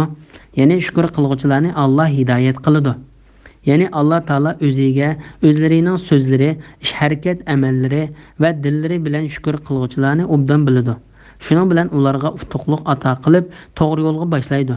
Ularni o'zining irodasi bo'yicha gumrohlikdan hidoyatning nuriga va tubtuz yo'lga boshlaydi. Allah Taalaga shukr aytib, Allah Taalaga yuzlangan kishilarni to'g'ri yo'lga boshlaydiganligi haqida Allah Taala mundaq deydi: Biz uchun kurash qilganlarni albatta yo'limizga yetaklaymiz. Allah haqiqatan yaxshi ish qilguvchilar bilan birlidir. Sura Ankabut 69-oyat. Bu haqda payg'ambar alayhissalom mundaq degan: Haqiqatan Allah Taala sizlarning tashqi ko'rinishinglarga, rangi ruhinglarga qaramaydi, balki sizlarning dillaringlarga va amallaringlarga qaraydi. Bizning oyatlarimizga iymon etganlar yiningga kelgan chaqda sizlarga amonlik bo'lsin. Yani sen ularga ularning salimini qaytirish bilan ularning izzatini qilgin. Ularga Allah Taalaning ularni o'z ichiga olgan katta rahmati bilan xush bishorat bergin. Parvardigoringlar bandalariga rahmat qilishni, ihson qilish yuzidan o'z ustiga oldi. Ya'ni Parvardigoringlar marhamat qildi. Marhamat, yaxshilik va ne'mat ato qilish yuzidan sizlarga rahmat qilishni o'z ustiga oldi. Sizlardan kimki bilmasdan biror yomonlik qilib qo'yib, ondan keyin tavba qilsa, u amalni tuzsa, ya'ni u kishi o'zining nodonlik bilan qilib solgan yomon ishlaridan yonsa, u yomon ishni qayta qilmaslikka iroda bog'lasa, buningdan keyingi amal ibodatlarini tuzsa, Alloh albatta uningga mag'firat qiladi va rahim qiladi degan. İmam Ahmad Abu Hurayra radhiyallohu anhudan payg'ambar alayhissalomning mundaq deganligini rivoyat qiladi: Allah Taala yaratishni tamomlab bo'lib, arishning ustida yendiki kitobga haqiqatan rahmatim g'azabimdan ustun keldi deb yozdi. Bismillahirrohmanirrohim. Bu surda mushriklarning gumrohligini ko'rsatilgan dalillarni bayon qilganimizdek, gunohkorlarning yo'li oshkor bo'lsin uchun oyatlarimizni ro'shan bayon qilamiz. Ey Muhammad, mushriklarga aytqinki, sizlar Allohni qayirib qo'yib ibodat qilgan butlarga ibodat qilishdan men haqiqatan man'i qilindim. Aytqinki, men sizlarning nafs xohishinglarga ergashmayman. Bo'lmasa men ozg'on bo'laman va hidoyat topquchilardan bo'lolmay qolaman. Aytqinki, haqiqatan men Parvardigorim tarafidan nozil bo'lgan ro'shan dalilga, ya'ni Qur'onga va vahiyga asoslanaman. Halbuki sizlar uni inkor qildinglar. Sizlar boldir yuz berishni talab qilgan azob mening igdorchiligimda emas. Barcha hukm Allohga xos. Alloh haqiqatan hukm qiladi. Alloh hukm qiluvchilarning yaxshisidir. Aytqinki, sizlar boldir yuz berishni talab qilgan azob mening qo'limdan kelsa edi, u chaqda men bilan sizlarning oranglardagi ish cho'qim hukm qilinib bo'lgan bo'ladi. Ya'ni sizlardan aram tepish uchun sizlarni halok qilgan bo'lardim. Alloh zolimlarni obdan biladi. G'aybning xazinalari Allohning dargohidadir. Uni faqatla Alloh biladi. Quruqlikdagi, dengizdagi narsalarning hammasini Alloh biladi. Daraxtdan to'kilgan yaproqdan Alloh bilmaydigan biror narsa yo'q. Mayli qorong'u yer ostidagi biror dona uruq bo'lsin, mayli ho'l yoki quruq narsa bo'lsin, hammasi Allohga ma'lum bo'lib, Lavhul Mahfuzda yiziqliqdir. Sura An'am 55, 56, 57, 58, 59 oyat to'g'risida. Muhammad alayhissalomning qilgan da'vatida ochiq paketga ega ekanligi, mukofotlash bilan jazolashning faqat Alloh taolaning qo'lida ekanligi to'g'risida. Alloh taolo yuqorida to'g'ri yo'lni ko'rsatadigan va o'rinsiz datalash qilishni, tarsolikni ayblaydigan dalil paketni bayon qilib o'tganimizdek, bu yerda gunohlarning yo'lining ro'shan bo'lishi uchun oyatlarimizni ro'shan bayon qilamiz deb mundaq dedi. Gunohkorlarning yo'li oshkora bo'lsin uchun oyatlarimizni ro'shan bayon qilamiz. Ya'ni payg'ambarlarga qarshilik ko'rsatgan gunohkorlarning yo'li oshkora bo'lsin deb kishilarga ro'shanlashtirishi zarur bo'lgan oyatlarni ro'shanlashtirib beramiz. Aytqinki, haqiqatan men Parvardigorim tarafidan nozil bo'lgan ro'shan dalilga, ya'ni Qur'onga va vahiyga asoslanaman. Ya'ni Alloh menga vahiy qilgan ochiq shariatga asoslanaman. Halbuki sizlar uni inkor qildinglar. Ya'ni sizlar Alloh taolo tarafidan menga kelgan haqiqatni inkor qildinglar. Sizlar boldir yuz berishni talab qilgan azob mening igdorchiligimda emas. Barcha hukm Allohga xos. Ya'ni buning hammasi Alloh taolaning ilkididir. Agar Alloh xolisa, sizlar boldir yuz berishni talab qilgan azobni sizlarga boldirlab beradi. Agar xolisa, cho'ng bir hikmat yuz berishidan sizlarga muhlat berib, u azobni kechiktiradi. Alloh haq hukm qiladi. Alloh hukm qiluvchilarning yaxshisidir. Ya'ni Alloh taolo bandalarning ichida hukm chiqaruvchilarning eng odili va eng yaxshisidir. Aytqinki, sizlar boldir yuz berishni talab qilgan azob mening qo'limdan kelsa edi, u chaqda men bilan sizlarning oranglarda ish cho'qim hukm qilinib bo'ladi. Sizlardan aram tepish uchun sizlarni halok qilgan bo'lardim.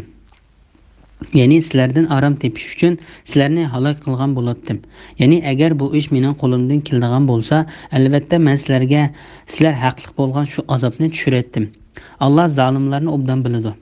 İmam Buxoriy va Muslim Aisha radhiyallohu anhaning mundaq deganligini rivoyat qiladi. Men payg'ambar alayhissalomdan: "Ey Allohning payg'ambari, sening beshingga Uhud g'azotidinmi qattiq bo'lgan bir kun kelib boqqanmi?" deb so'radim. Payg'ambar alayhissalom: "Men sening qavmingdan shundoq bir kunga uchraganman. U kun Uhud g'azotidan qattiqroq edi. Men Abduyalila ibn Abdul Kulaning bolasini islomga da'vat qildim. Bu adam Saudiya Arabistonda ayni zamondagi Taif shahar aholisining kattalaridan edi. U men da'vat qilgan narsaga unamadi. Men nihoyatda g'amkin holda qaytdim. Men Qarni Saib degan yerga kelganda, Makkadan 2 chaqirim yiroqlikdagi bir o'rin. Esimga kelib shundoq beshimni ko'tarsam, bir barcha bulut menga soya tashlab turibdi. U bulutda Jibril alayhissalom bor ekan. U Alloh taolaning qavmingning sana degan so'zini va sana bergan radiyasini angladi. Alloh taolo sana sen qavming haqida xolig'ingni buyurishing uchun taqqa mas'ul farishtadan sana avatdi deb tovladi. Ondan taqqa mas'ul farishta menga salom berib: "Ey Muhammad, Alloh taolo sening qavmingning sana degan so'zini angladi. Parvardigoring bo'lgan Alloh xolig'ingga buyurishing uchun meni sana avatdi. Agar xohlasam men ularning ustiga Makkadagi 2 tog'ni dum ko'mtiruvdiman" dedi.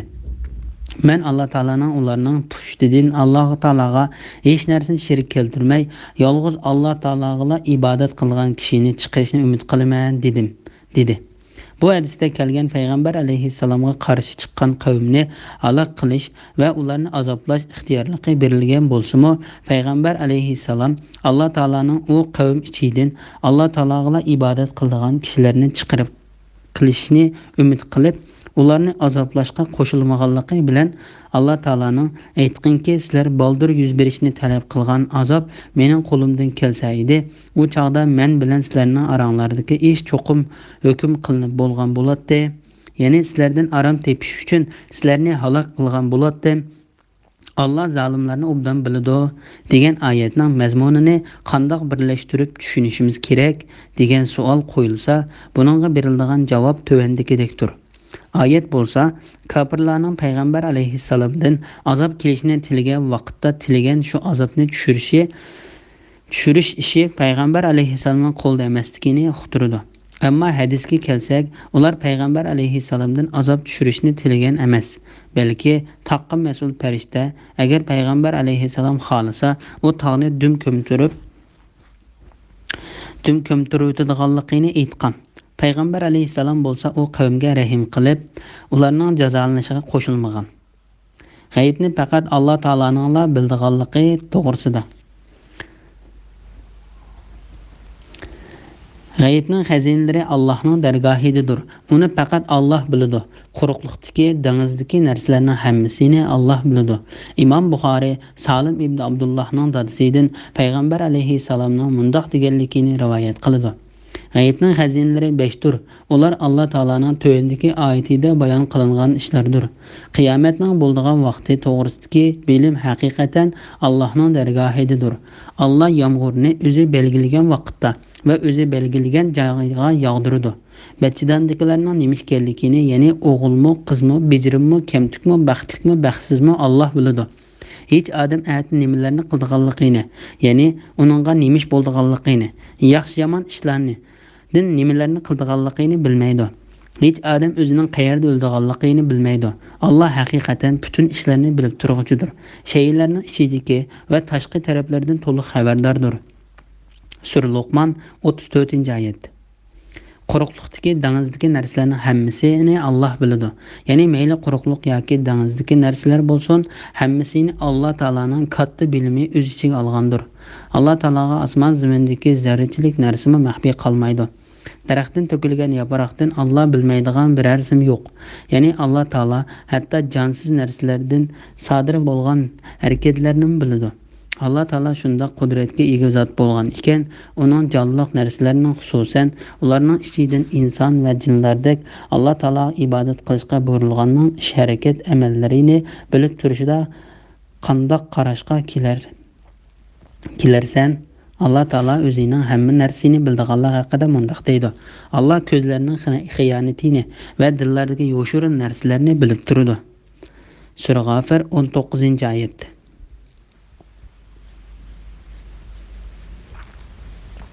Bismillahirrohmanirrohim. Allah sizlarni kechasi xultidi, kunduzdagi qilgan ishinglarni bilib turadi. Ondan belgilangan muddatgacha yashashinglar uchun kunduzda sizlarni uyg'otadi. Ondan Allohning dargohiga qaytisizlar. Ondan qilgan amallaringlarni Alloh sizlarga aytib beradi. Alloh bandalarining ustida qohirdir. Ya'ni Alloh bandalarini tizginlab turg'uchidir. U sizlarga saqlovchi farishtalarni, ya'ni qilgan etganni xotirlab turadigan farishtalarni avatidi. Biringlarga o'lim kelsa, uni bizning farishtalarimiz qabz ruh qiladi. Ular Allohning amrini o'rinlashda beparvarlik qilmaydi. Ondan ular, ya'ni bandalar haq hukm qilguvchi egisi Allohning dargohiga qaytariladi. Ya'ni qiyomat kuni hukm qilish yolg'iz Allohga xosdir. Alloh eng tez hisob olg'uchidir. Sura An'am 60, 61, 62-oyat to'g'risida. Bandalarga hukm qilish, mayli ular o'lishdan burun yoki keyin bo'lsin, Alloh taolaning ilkida ekanligi to'g'risida. Alloh sizlarni kechasi xultidi. Ya'ni Alloh taolo bandalarining jinni ular kechada uxlagan vaqtda oladi. Ya'ni xultidi. Uxlash bo'lsa yerim o'lim hisoblandi. Uyquning yerimi o'lim hisoblanganligimi Alloh taolaning tövandagi oyatidan ko'rilishga bo'ladi. İnsanlar öldüğün çağlarıydı, Allah onlardan canlarını alıdı. Ölmegenlerden canlarını uxlagan çağlarıydı alıdı. Ölümge hüküm kılıngan, yani eceli yetkenlerden canlarını tutup kılıp, kalganlarının canlarını muayyen vaqtgacha, yani eceli yetküçe koyup birdi. Sura Zümer 42-oyatning bir qismi. Allah Taala bu oyatda haqiqiy o'limni va uxlashdan iborat yerim o'limni bayon qildi. Shuningdek bu yerda har ikki o'limning hukmini bayon qilib mundaq dedi. Allah sizlarni kechasi xultidi, kunduzdagi qilgan ishlaringlarni bilib turdi. Ya'ni sizlarning kunduzda qilgan ishinglarni bilib turdi. Bu oyat Alloh taolaning ilmining o'zining mahluqotlarining kecha va kunduzdagi jim turgan va harakatlanib turgan chog'dagi holatini o'z ichiga olganligini ko'rsatib berdi. Alloh taolo bu vaqtda mundaq deydi: sizlarning ishinglardan yoshirin so'z qilgan, oshkora so'z qilgan, kechasi yoshiringan, kunduzi oshkora yurganlarning hammasi Alloh uchun aytganda o'xshashdir. Ya'ni Alloh hammani bilib turadi. Sura Ra'd 10-oyat.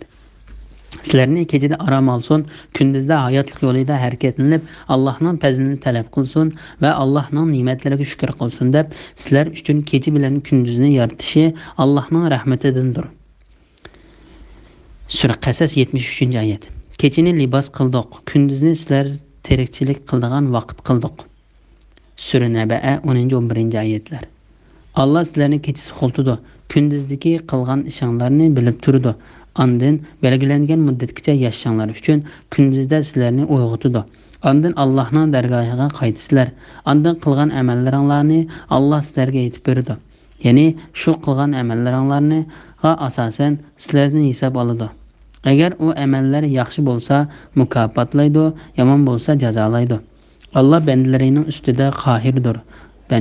Ya'ni Alloh bandalarini tizginlab turg'uchidir. Ya'ni Alloh taolo hamma narsani tizginlab turg'uchidir. Hamma narsa Alloh taolaning kattaligiga va uning cho'ngligiga bo'ysunguchidir. U sizlarga saqlovchi farishtalarni, ya'ni qilgan etganni xotirlab turadigan farishtalarni avatidi. Ya'ni farishtalarning ichidan insonlarni xavf-xatardan saqlab turuvchi farishtalarni avatidi. Alloh taolo bu vaqtda mundaq deydi: har bir odamning oldi keynida Allohning amri bo'yicha uni qo'g'daydigan navbatchi farishtalar bor. Sura Ra'd 11-oyatning bir qismi. Va uning qilgan ishlarini saqlab hisoblab turadigan farishtalarni avatidi. Alloh taolo bu vaqtda mundaq deydi: holbuki sizlarning ustinglarda sizlarni kuzatib turuvchi farishtalar bor. Ular Allohning dargohida hurmatli farishtalar bo'lib, sizlarning so'zlaringlarni va amallaringlarni yozib turdi. Sura Infitor 10-11-oyatlar. Insonning o'ng tarafida va so'l tarafida o'ltirib xotirlaydigan ikki farishta bor. İnsanның söz hareketini hatırlayotgan vaqtda o qandaq bir sözni qilmasin, onun oldida hamon farishta hozir bo'lib kuzatib turdi. O'limning sakrati haqiqatni ilib keldi. Ya'ni oxiratni inkor qiluvchi oxiratning dahshatini aniq ko'rdi. Ya'ni uningdan, ya'ni o'limdan qochdan. Sura Qaf 17-18-19-oyatgacha. Biranglarga o'lim kelsa, uni bizning farishtalarimiz qabz ruh qiladi. Ya'ni biranglarning ajali to'ssa, shu ishqa mas'ul farishtalar uning jinini oladi. Ibn Abbos va boshqalar jon olg'uchi farishtalarga yordamchi bo'ladigan farishtalar bor dedi. U yordamchi farishtalar jonni jasadidan tortib chiqib, kekirdagi yetganda, uni jon ilishga mas'ul farishta qo'liga oladi. Ular Allohning amrini o'rinlashda beparvarlik qilmaydi. Ya'ni o'lguchining jinni saqlashga beparvarlik qilmay, u jonni yaxshi saqlab, Alloh taolo qo'yishga buyurgan joyga qo'ydi. Agar shu jonning egisi yaxshi kishilardan bo'lsa, uni yaxshilarning tizimligiga yozilgan daftarga tizimlab qo'ydi. Agar u yomon kishilardan bo'lsa, yomonlarning tizimligiga yozilgan daftarga tizimlab qo'ydi. Alloh taoladan o'zimizning yomonlarning qatoridan bo'lib qolishidan panoh tilaymiz. Ondan ular, ya'ni bandalar haq hukm qilg'ichi, egisi Allohning dargohiga qaytariladi. Bu oyatning ma'nosi haqida Imom Ahmad Abu Hurayra radhiyallohu anhudan payg'ambar alayhissalomning mundaq deganligini rivoyat qildi. Ajali to'shib o'lishga oz qolgan kishilarning yeniga farishtalar keladi. Ondan u yaxshi kishi bo'lsa, farishtalar: "Ey pok tandagi pokiz ruh, chiqqin. Sendan az bo'lgan holda chiqqan va rohat, farog'at, yaxshi rizq va g'azablanmagan Parvardigor bilan xush bishorat olgan" deydi. U ruhga bu so'z hattoki ruh jasaddan chiqarilganicha shundoq deyilib turdi. Ondan u ruh birinchi osmonga olib chiqildi.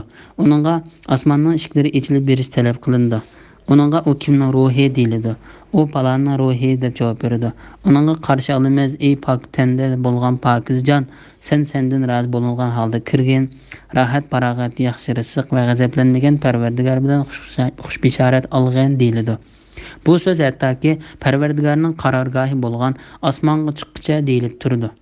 Agar u yomon kishi bo'lsa, farishtalar uningga: "Ey nopok tandagi maynatjon, sendan naroz bo'lgan holda chiqqin. Sen qiziq qaynoq suv, qon yerang va mushkildagi boshqa turli azoblar bilan shum xabar olgin" deydi. U ruhqa bu so'z o'zining jini tenidan chiqarilganicha shundoq deyiladi. Ondan u ruh birinchi osmonga ilib chiqiladi. Uning osmonning eshiklarining ichilib berilishi talab qilindi. Uning bu kimning ruhi deyiladi. U palonning ruhi deb javob beriladi. Shuning bilan uningga qarshi olmaymiz: "Ey nopok tandagi maynatjon, men sendan narozi bo'lgan holda qaytqin, chunki sen osmonning eshiklari ichilib berilmaydi" deyiladi. Ondan u ruh osmondan qabriga qaytariladi. Yaxshi kishi qabrida o'ltirg'iziladi. Uning ruhiga burun deyilgan yaxshi so'zlar deyiladi. Shundaqla yomon kishimi qabrda o'ltirg'iziladi. Uning ruhiga burun deyilgan yomon so'zlar deyiladi. Ondan ular, ya'ni bandalar, haq hukm qilg'uchi egisi Alloh taolaning dargohiga qaytariladi. Bu oyatning ma'nosi: barliq mahluqotlar qiyomat kuni Alloh taolaning dargohiga qaytarilib, Alloh taolo ularning ichida o'zining odillik bilan hukm chiqaradi degan ma'noni ifodalab berishi ehtimolga yaqindir. Alloh taolo bu vaqtda mundoq deydi: "Aytqinki, ilgirkilar va keyingilar ma'lum kunning muayyan vaqtida, ya'ni qiyomatda to'plandi." Sura Voqea 49-50 oyatlar. U kunda, ya'ni qiyomat kunida biz tog'larni yo'q qilamiz. Zaminni ochiq, tub-tuz ko'rsan. Ya'ni uni to'sib turadigan tog', daraxt, binolar bo'lmaydi. Ularni, ya'ni insonlarni mashargohga yig'amiz. Ulardan bir kishini qoldirib qo'ymaymiz. Ular, ya'ni jimi xaloyiq sab-sab bo'lishib Parvardigoringga to'g'rilandi. Kofirlarga: "Sizlar bizning oldimizga sizlarni dastlabda qandoq yaratgan bo'lsak, shu holatda molsiz, bolasiz yalang'och keldinglar. Balki sizlarga va'da qilingan chog'ni bekitmaydi deb o'ylagansizlar. Ya'ni o'lgandan keyin tirilish, hisob ilish, jazo tortilish yo'q deb o'ylagansizlar" deymiz. Kishilarning amali o'tirib qo'yiladi. Gunohkorlarning uningdagi xotirlardan qo'rqqanligini ko'rsan. Ular: "Voy bizga, bu amalga cho'ng-kichik gunohlarning hammasi xotirlanibdi-ku" deydi. Ular qilgan etganlarining hammasining amaliga xotirlanganligini ko'rdi. Parvardigoring hech odamga zulm qilmaydi. Sura Kaf 47, 48, 49-oyatgacha. Shun Alloh taolo mundoq deydi: "Qiyomat kuni hukm qilish yolg'iz Allohga xosdir.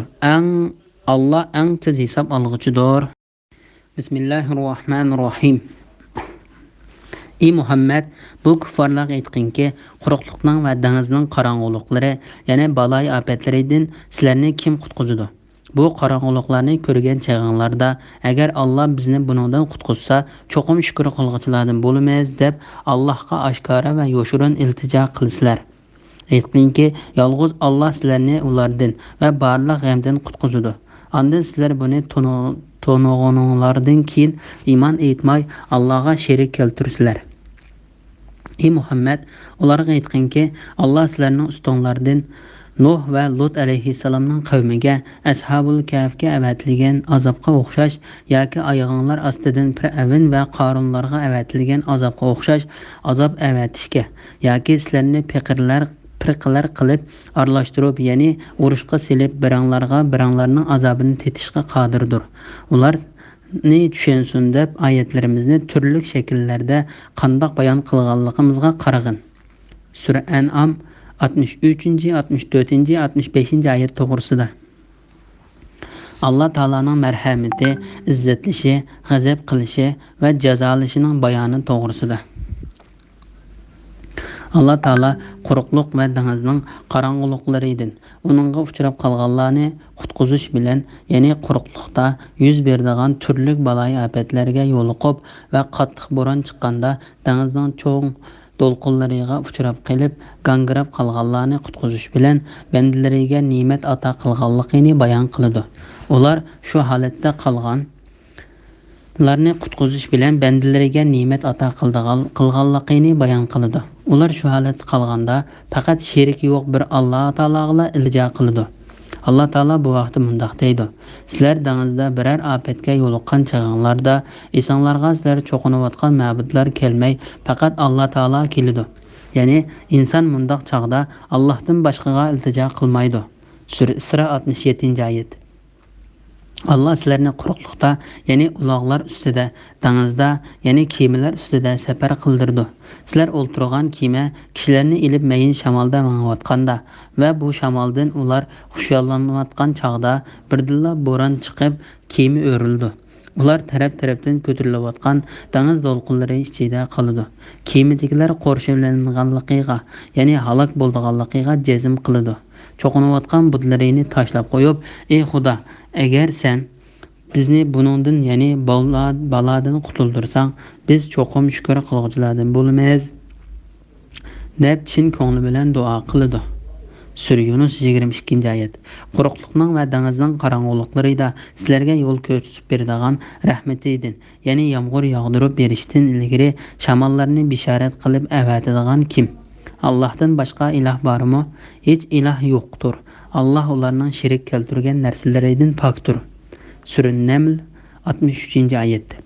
Ey Muhammad, bu kuffarlarga aytqinki, quruqliqning va dengizning qorong'uliklari, ya'ni baloy ofatlaridan sizlarni kim qutqizadi? Bu qorong'uliklarni ko'rgan chog'inglarda, agar Alloh bizni bundan qutqizsa, cho'qim shukr qiluvchilardan bo'lamiz deb Allohga oshkora va yoshirin iltijo qilasizlar. Allohga yolg'iz Alloh sizlarni Alloh taolo bu oyatdan keyinla mundoq dedi. Aytqinki, yolg'iz Alloh sizlarni ulardan va barliq g'amdan qutqizadi. Ondan sizlar buni tunug'uninglardan keyin iymon etmay Allohga shirik keltirsizlar. Ya'ni sizlar xotirjam yashagan vaqtinglarda Alloh taologa qo'shib boshqa ilohlarga duo qilasizlar. Ey Muhammad, ularga aytqinki, Alloh sizlarning ustonlardan Nuh va Lut alayhissalomning qavmiga ashabul pilga avatilgan azobga o'xshash yoki oyog'inglar ostidan Fir'avn va Qorunlarga avatilgan azobga o'xshash azob avatishga yoki sizlarni firqalar qilib aralashtirib, ya'ni urushqa silib, biranglarning azobini tetishga qodirdir. Alloh taolo beshiga qiyinchilik kelganda iltijo qilsa, qutqizadiganligi, keyin bu ne'matni unutib shukr qilmaganlarni azoblaydiganligi to'g'risida mundoq dedi.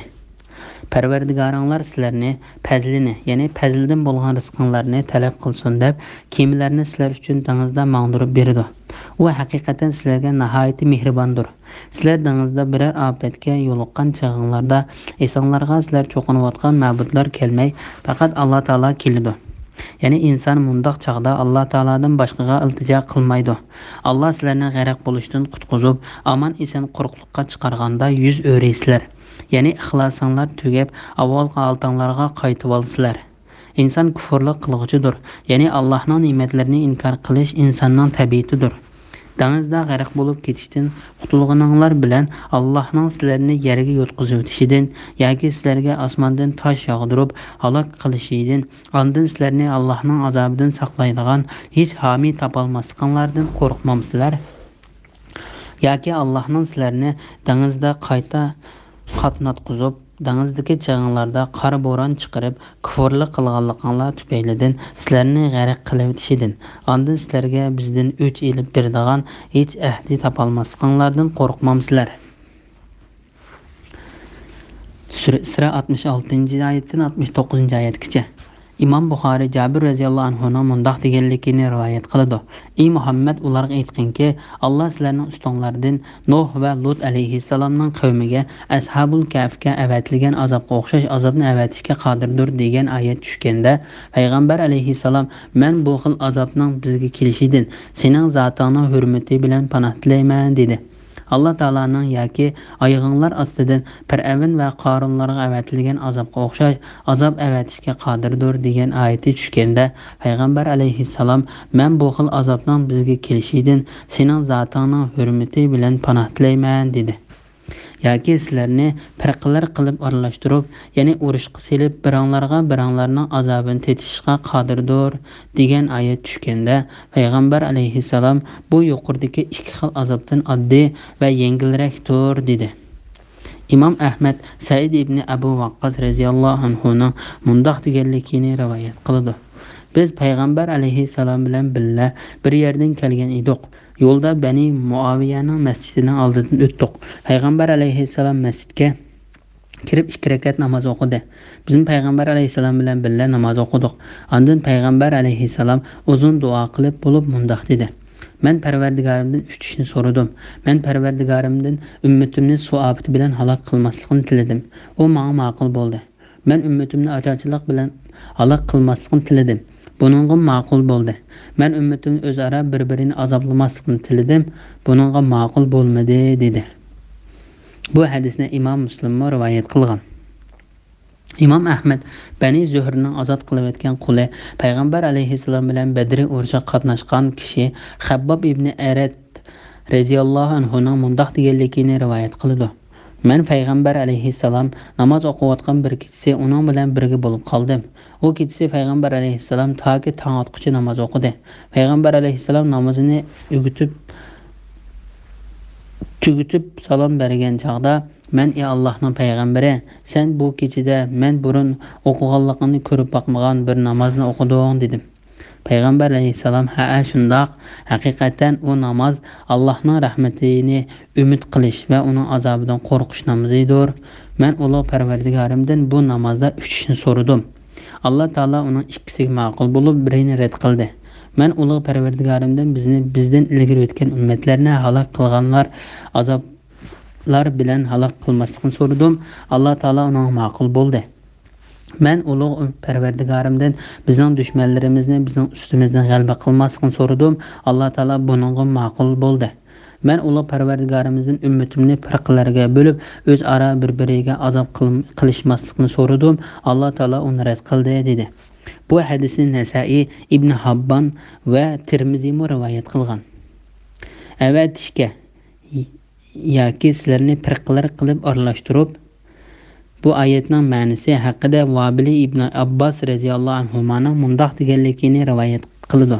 Ya'ni sizlarni ozg'unlik yo'ldagi firqalardan qildi. Bu vaqtda Mujohid va boshqalar ham shundoq dedi. Bu vaqtda payg'ambar alayhissalom mundoq bir hadis rivoyat qilindi. Bu ummat 73 firqaga ayrilib ketdi. Ularning ichidagi bir firqasidan boshqasining hammasi do'zaxda bo'ladi. Biranglarning azobini tetishga qodirdir. Bu oyatning ma'nosi haqida Ibn Abbos va boshqalar mundoq deydi.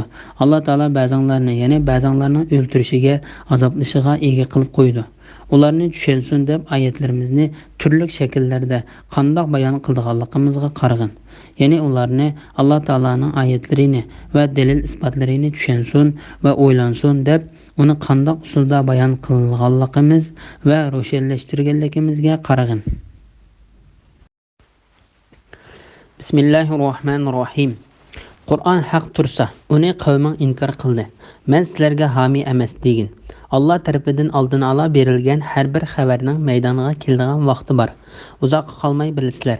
Bizning oyatlarimiz to'g'risida ta'na va masxara qilib parang silishayotgan kishilarni ko'rganingda, ular buningdan boshqa parangga tushmaguncha ular bilan birga o'ltirmag'in. Ular bilan birga o'ltirmaslikni shayton sana unuttirgan bo'lsa, esingga kelgandan keyin zolim qavm bilan birga o'ltirmag'in. Taqvodorlarga Qur'onni masxara qilguvchi kofirlarning hisobidan hech narsa yuklanmaydi. Lekin taqvodorlar ularga vaz-nasihat qilishlari kerak. Shunda qilganda ular Qur'onni masxara qilishdan saqlanishlari mumkin. Sur An'am 66, 67, 68, 69-oyat to'g'risida. Dinga da'vat qilishning majburiy bo'lmasdan faqat to'g'ri yo'lni ko'rsatib qo'yishdanla iborat ekanligi to'g'risida. Qur'on haq tursa, uni qavming inkor qildi. Ya'ni uningdan boshqa bir haq bo'lmagan haqni sen elib kelgan Qur'onni, to'g'ri yo'lni va ochiq paketlarni sening qavming bo'lgan Qurayshliklar inkor qildi. Men sizlarga homiy emas degin. Ya'ni men sizlarni saqlab qoluvchi va sizlarga mas'ul emasman. Alloh taolo bu vaqt mundoq deydi: "Ey Muhammad, bu haq Qur'on Parvardigoringlar tarafidan nozil bo'ludi. Xalqan odam iymon etsin, xalqan odam kofir bo'lsin" degin.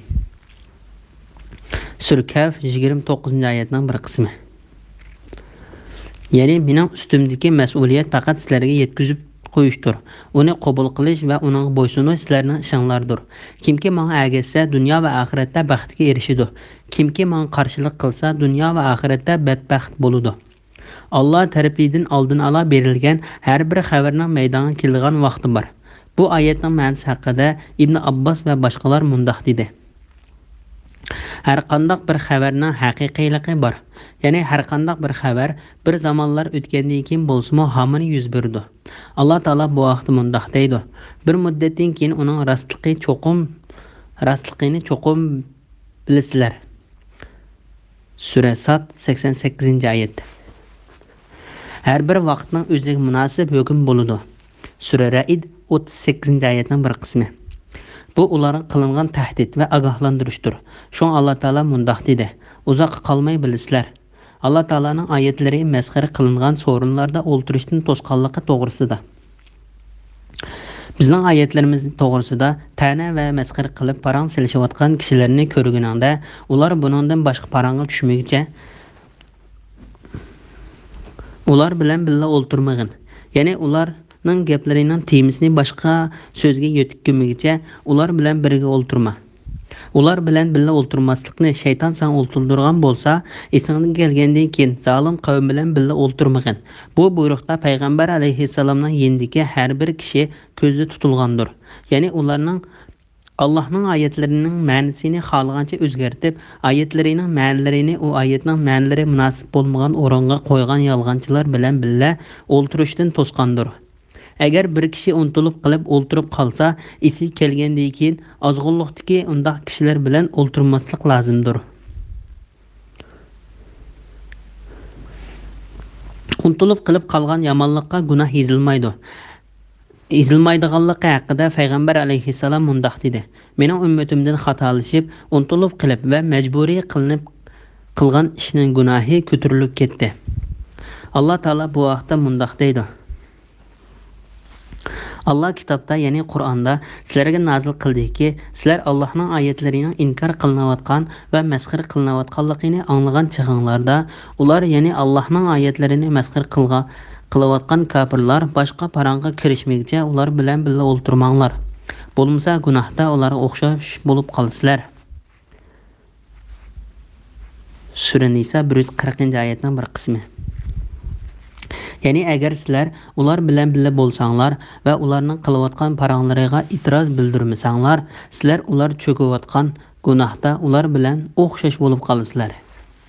Taqvodorlarga Qur'onni masxara qilguvchi kafirlarning hisobidan hech narsa yuklanmaydi.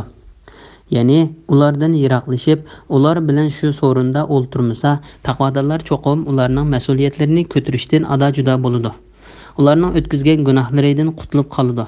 Ularning shu qilmishlaridan saqlanishi va uning qaytmaslik umidi bilan ularga shu qilmishlarining yaxshi emasligini tushuntirish uchun ular masxara qilish yusidan Alloh taolaning oyatlari to'g'risida parangga tushgan chaqda ulardan yuz o'rishga sizlarni buyurdik. Bismillahirrohmanirrohim. Dinni o'yin kulki qilib olgan, dunyo tirikchiligiga aldanganlarni tark et. Har qanday odamning o'z qilmishi tufayli halok bo'lishdan saqlanishi uchun kishilarga Qur'on bilan nasihat qilgin. Uningga Allohdan boshqa do'st va shafaat qilguvchi bo'lmaydi. U har qanday fidya bersin qabul qilinmaydi. Ana shular qilmishlari tufaylidan halok bo'lganlardir. Ular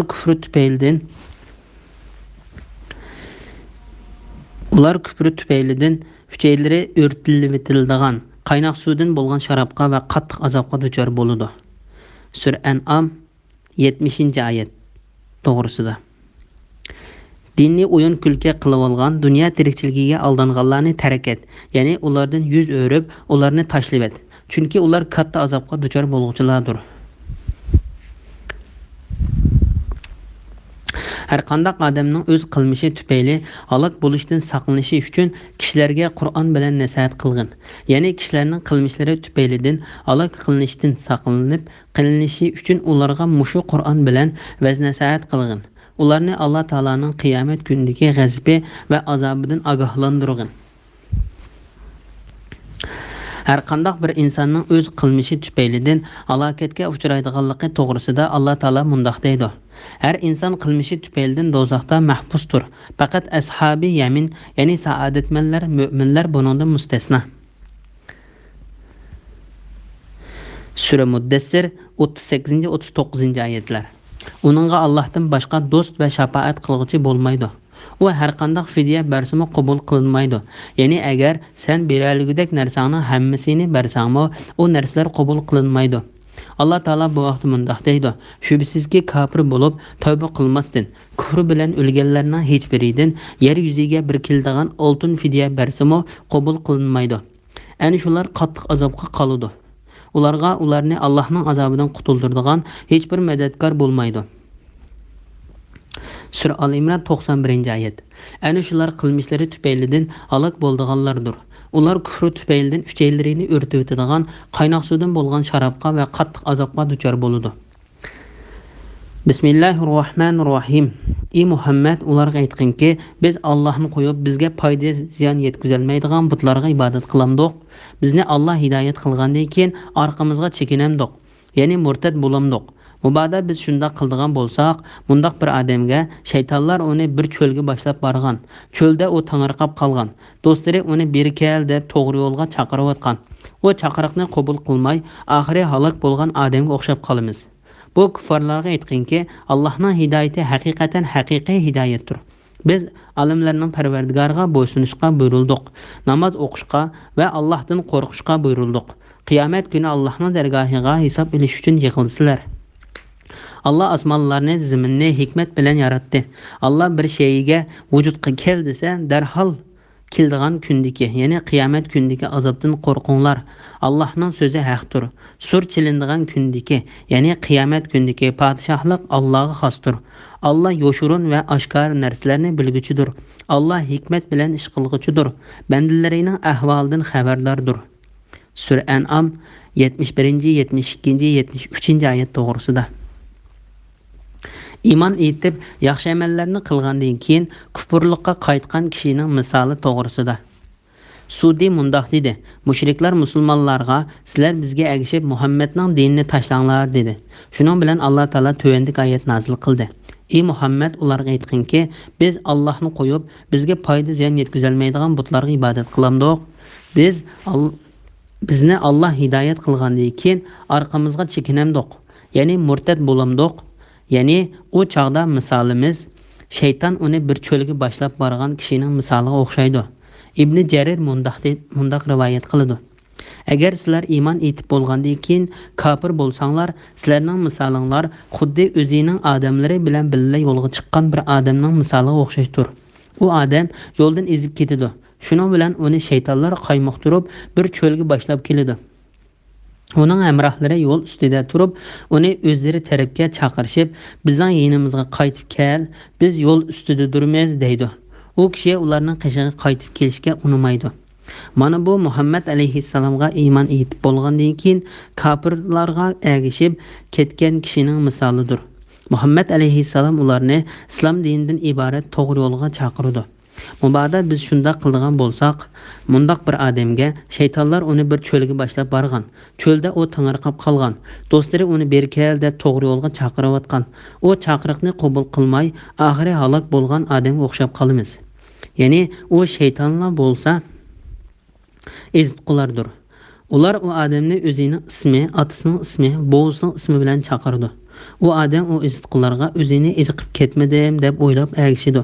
Tang atqanda ezitqularning uni ozdirib halokatga tashlaganligini va ularning o'zini hatto yeb ketayli deganligini, yoki u ezitqularning o'zini ufsizlikdan chanqab o'lib ketadigan bir cho'lga olib tashlaganligini ko'rdi. Mana bu Alloh taolani tashlab qo'yib, boshqa yolg'on ilohlarga ergashgan kishilarning misolidir. Buni Ibn Jarir rivoyat qilgan. Bu kuffarlarga aytqinki, Allohning hidoyati haqiqatan haqiqiy hidoyatdir. Alloh taolo bu vaqtda mundaq dedi: Alloh hidoyat qilgan odamni hech ozdirg'uchi bo'lmaydi. Sura Zumar 37-oyatning bir qismi. Sen ularning hidoyat tepishiga eris bo'lsangmi, Alloh o'zi gumroh qilgan kishini hidoyat qilmaydi. Ularni Allohning azobidan qutuldiradigan hech qanday madadkor yo'q. Sura Nahl 37-oyat. Biz olimlarning Parvardigoriga bo'ysunishga buyurildik. Ya'ni sheriki yo'q yolg'iz bir Alloh taologa ibodatni xolis qilishimizga buyurildik. Namoz o'qishga va Allohdan qo'rqishga buyurildik. Ya'ni namoz o'qishga va har qanday ahvol ostida namoz Alloh taolodan qo'rqishga buyurildik. Qiyomat kuni Allohning dargohiga hisob uchun yig'ilsizlar. Allah osmonlarni va zaminni hikmat bilan yaratdi. Ya'ni Allah Taala osmonni, zaminning yaratquchisi, egisi, uni va uning ichidagi kishilarni boshqarib turg'uchidir. Allah biror shayga vujudga kel desa, darhol keladigan kundagi, ya'ni qiyomat kundagi azobdan qo'rqinglar. Ya'ni Allah Taala biror ishni qilmoqchi bo'lganda, uningga bo'lg'in desa, ko'zni yumib ochqucha yoki uningdan qisqa oraliqda bo'ladigan qiyomat kundagi azobdan qo'rqinglar. Sur chilinishning bayoni to'g'risida. Sur chilindigan kundagi, ya'ni qiyomat kundagi podshohlik Allohga xosdir. Bu oyatning ma'nosi tuvandagi oyatlarning ma'nosiga o'xshashdir.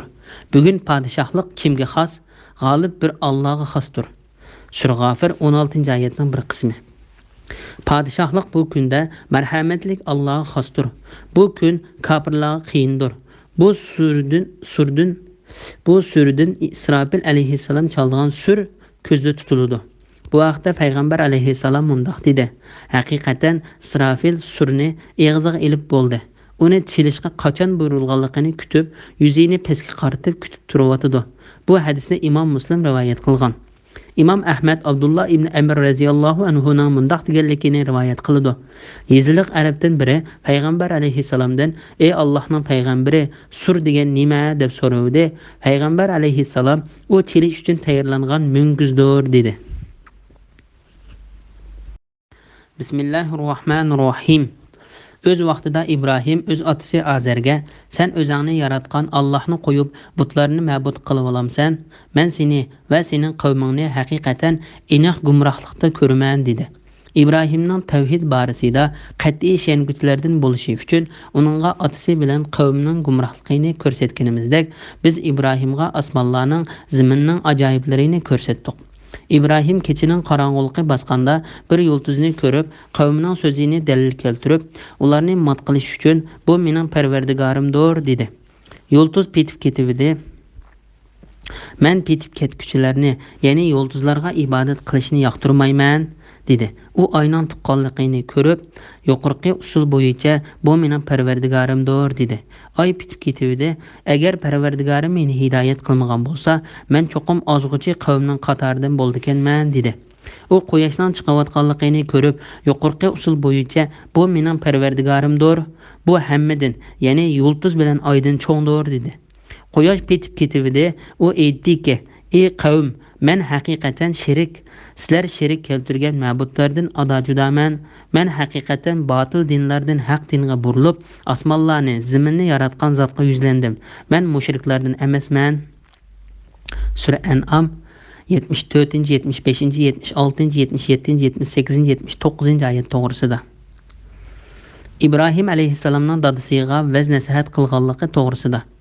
İbrahim alayhissalom dadasiga butqa ibodat qilganlikning to'g'ri emasligi to'g'risida vaz nasihat qilib qo'ydi va dadasini butqa ibodat qilishdan to'sdi. Alloh taolo bu vaqtda mundoq dedi.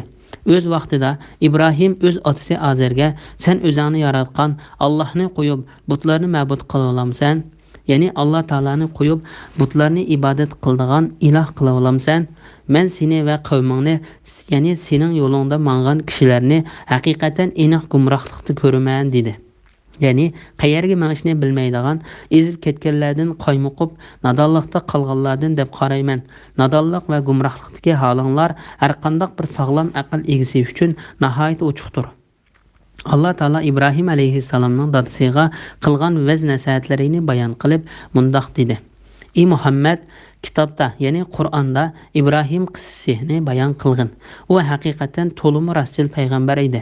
O'z vaqtida İbrahim otasiga aytdi: "Ey ota, nemishqa anglamaydigan, ko'rmaydigan va sana hech narsaga asqatmaydigan narsalarga cho'qinasan? Ey ota, menga sen bilmaydigan ilmlarni nozil bo'ldi. Menga ergashgin. Seni to'g'ri yo'lga boshlayman. Ey ota, shaytonga cho'qinmagin. Shayton marhamatlik Allohga haqiqatan osiylik qildi.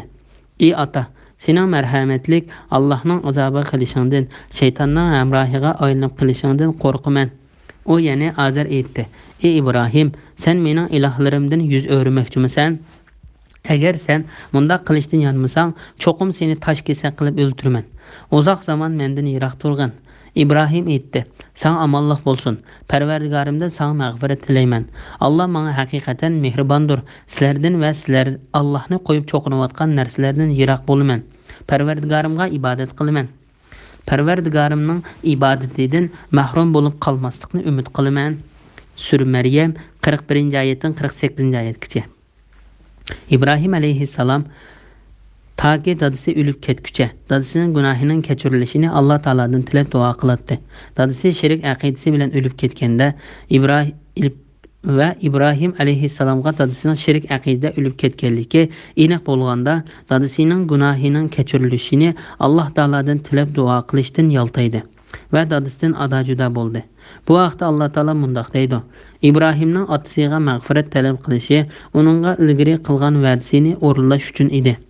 Uning atasining Allohning dushmani ekanligini aniq ma'lum bo'lgandan keyin u atasi bilan ada juda bo'ldi. İbrahim bo'lsa haqiqatan ko'p chekkuchi, ya'ni ko'ngli yumshoq va yetgan arziyatga chidamliq edi. Sur Tavba 114-oyat. Hadisda mundaq keldi: Qiyomat kuni İbrahim aleyhissalam dadisi Azar bilan uchrashidi. Azar uningga: "Ey o'g'lim, bugun men sana asiylik qilmayman" deydi. İbrahim aleyhissalam: "Ey Parvardigorim, qiyomat kuni meni mat qilmaydiganliging to'g'risida menga va'da bergan emasmiding?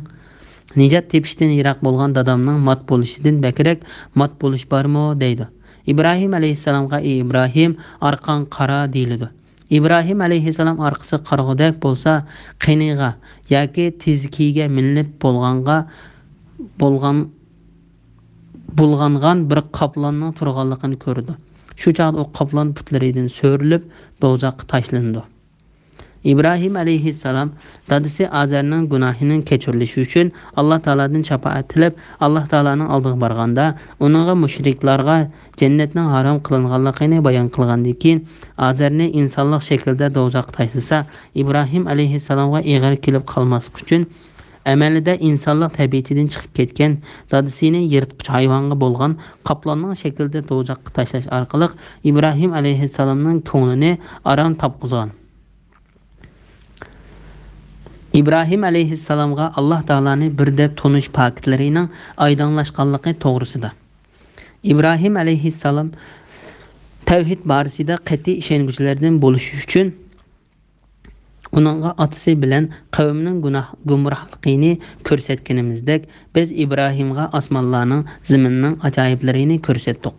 Yani İbrahim aleyhissalam osmon zaminning yaratilganligiga qaragan vaqtda Allah Taala'ning o'z igdorchiligida va yaratishda yolg'iz ekanligini, uningdan boshqa hech qanday bir iloh va parvardigorning yo'q ekanligini ko'rsatib beradigan faktlarini uningga oydinlashtirib berdik.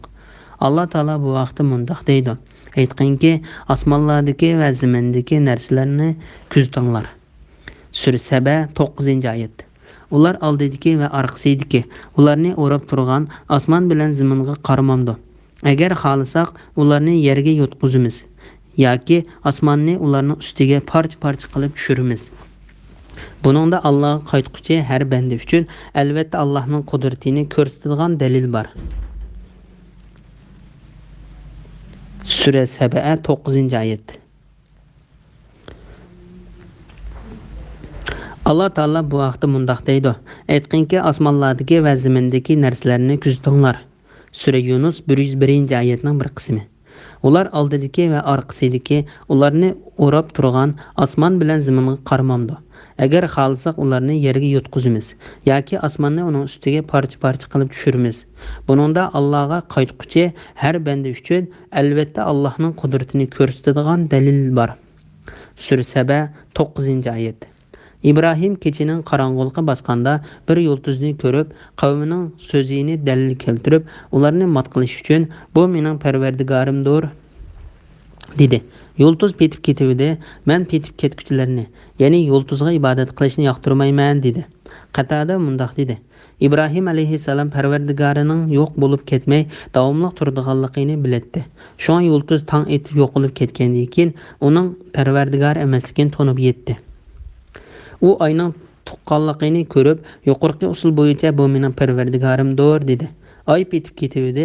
Agar Parvardigorim meni hidoyat qilmagan bo'lsa, men cho'qim ozg'uchi qavmning qatorida bo'ladiganman dedi. U quyoshning chiqayotganligini ko'rib, yuqorqi usul bo'yicha bu mening Parvardigorimdir, bu hammadan, ya'ni yulduz bilan oydan cho'ngdir dedi.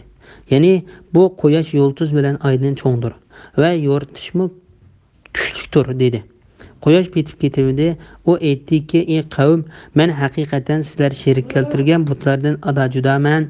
Men haqiqatan batil dinlardan haq dinga burilib, osmonlarni, zaminni yaratgan zotga yuzlandim. Ya'ni men sherikdan Alloh taoloni birda tunish aqidasiga yuzlanib, osmon zaminni o'xshi bo'lmagan yo'sinda yaratgan zotga dinimni xolis qilaman. Ibodatimni faqat uningga qilaman. Men mushriklardan emasman dedi. Bir munozirlashish maydoni bo'lganligi to'g'risida.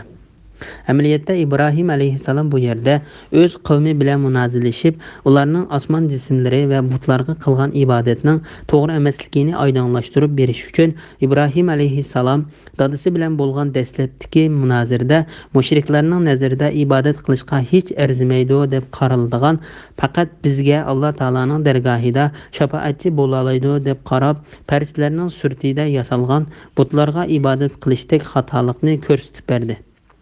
Ular farishtalarni o'zlariga Alloh taolaning dargohida rizq, yordam va undan boshqa ehtiyojlariga shafaat qiladi deb farishtalarga ibodat qilish orqali Alloh taolaga vasila izladi. Bu yerda bularning osmon jismlariga ibodat qilishdan iborat xatoliklarini va gumrohliklarini oydinlashtirib berdi. Ular ibodat qilgan osmon jismlari bo'lsa oy, kun, Atarid, Zuhar, Mirrix, Mushtari, Zuhralardan iborat turaqliq va turaqsiz 7 yulduzdir.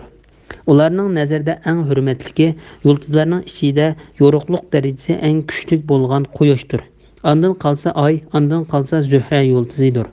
Shunga İbrahim alayhissalom birinchi bo'lib Zuhra degan yulduzning iloh qilinishga loyiq emasligini bayon qildi. Chunki u o'ng so'lga ozroqmi chetnab ketmay, belgilangan muayyan bir doira ichida harakat qilishga bekitilib ketilgan yulduzlardir. U o'zi uchun kichikina biror ish qilishga qodir emasdir.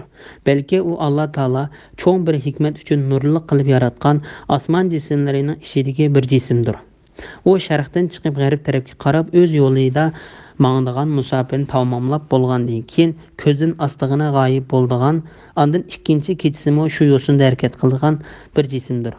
İbrahim alayhissalom mushundoq bir jismning ibodat qilinadigan iloh qilinishga loyiq emasligini bayon qildi. Ondan İbrahim alayhissalom oyga burilib, uningga yulduzlarga o'xshash iloh qilinishga loyiq emasligini bayon qildi.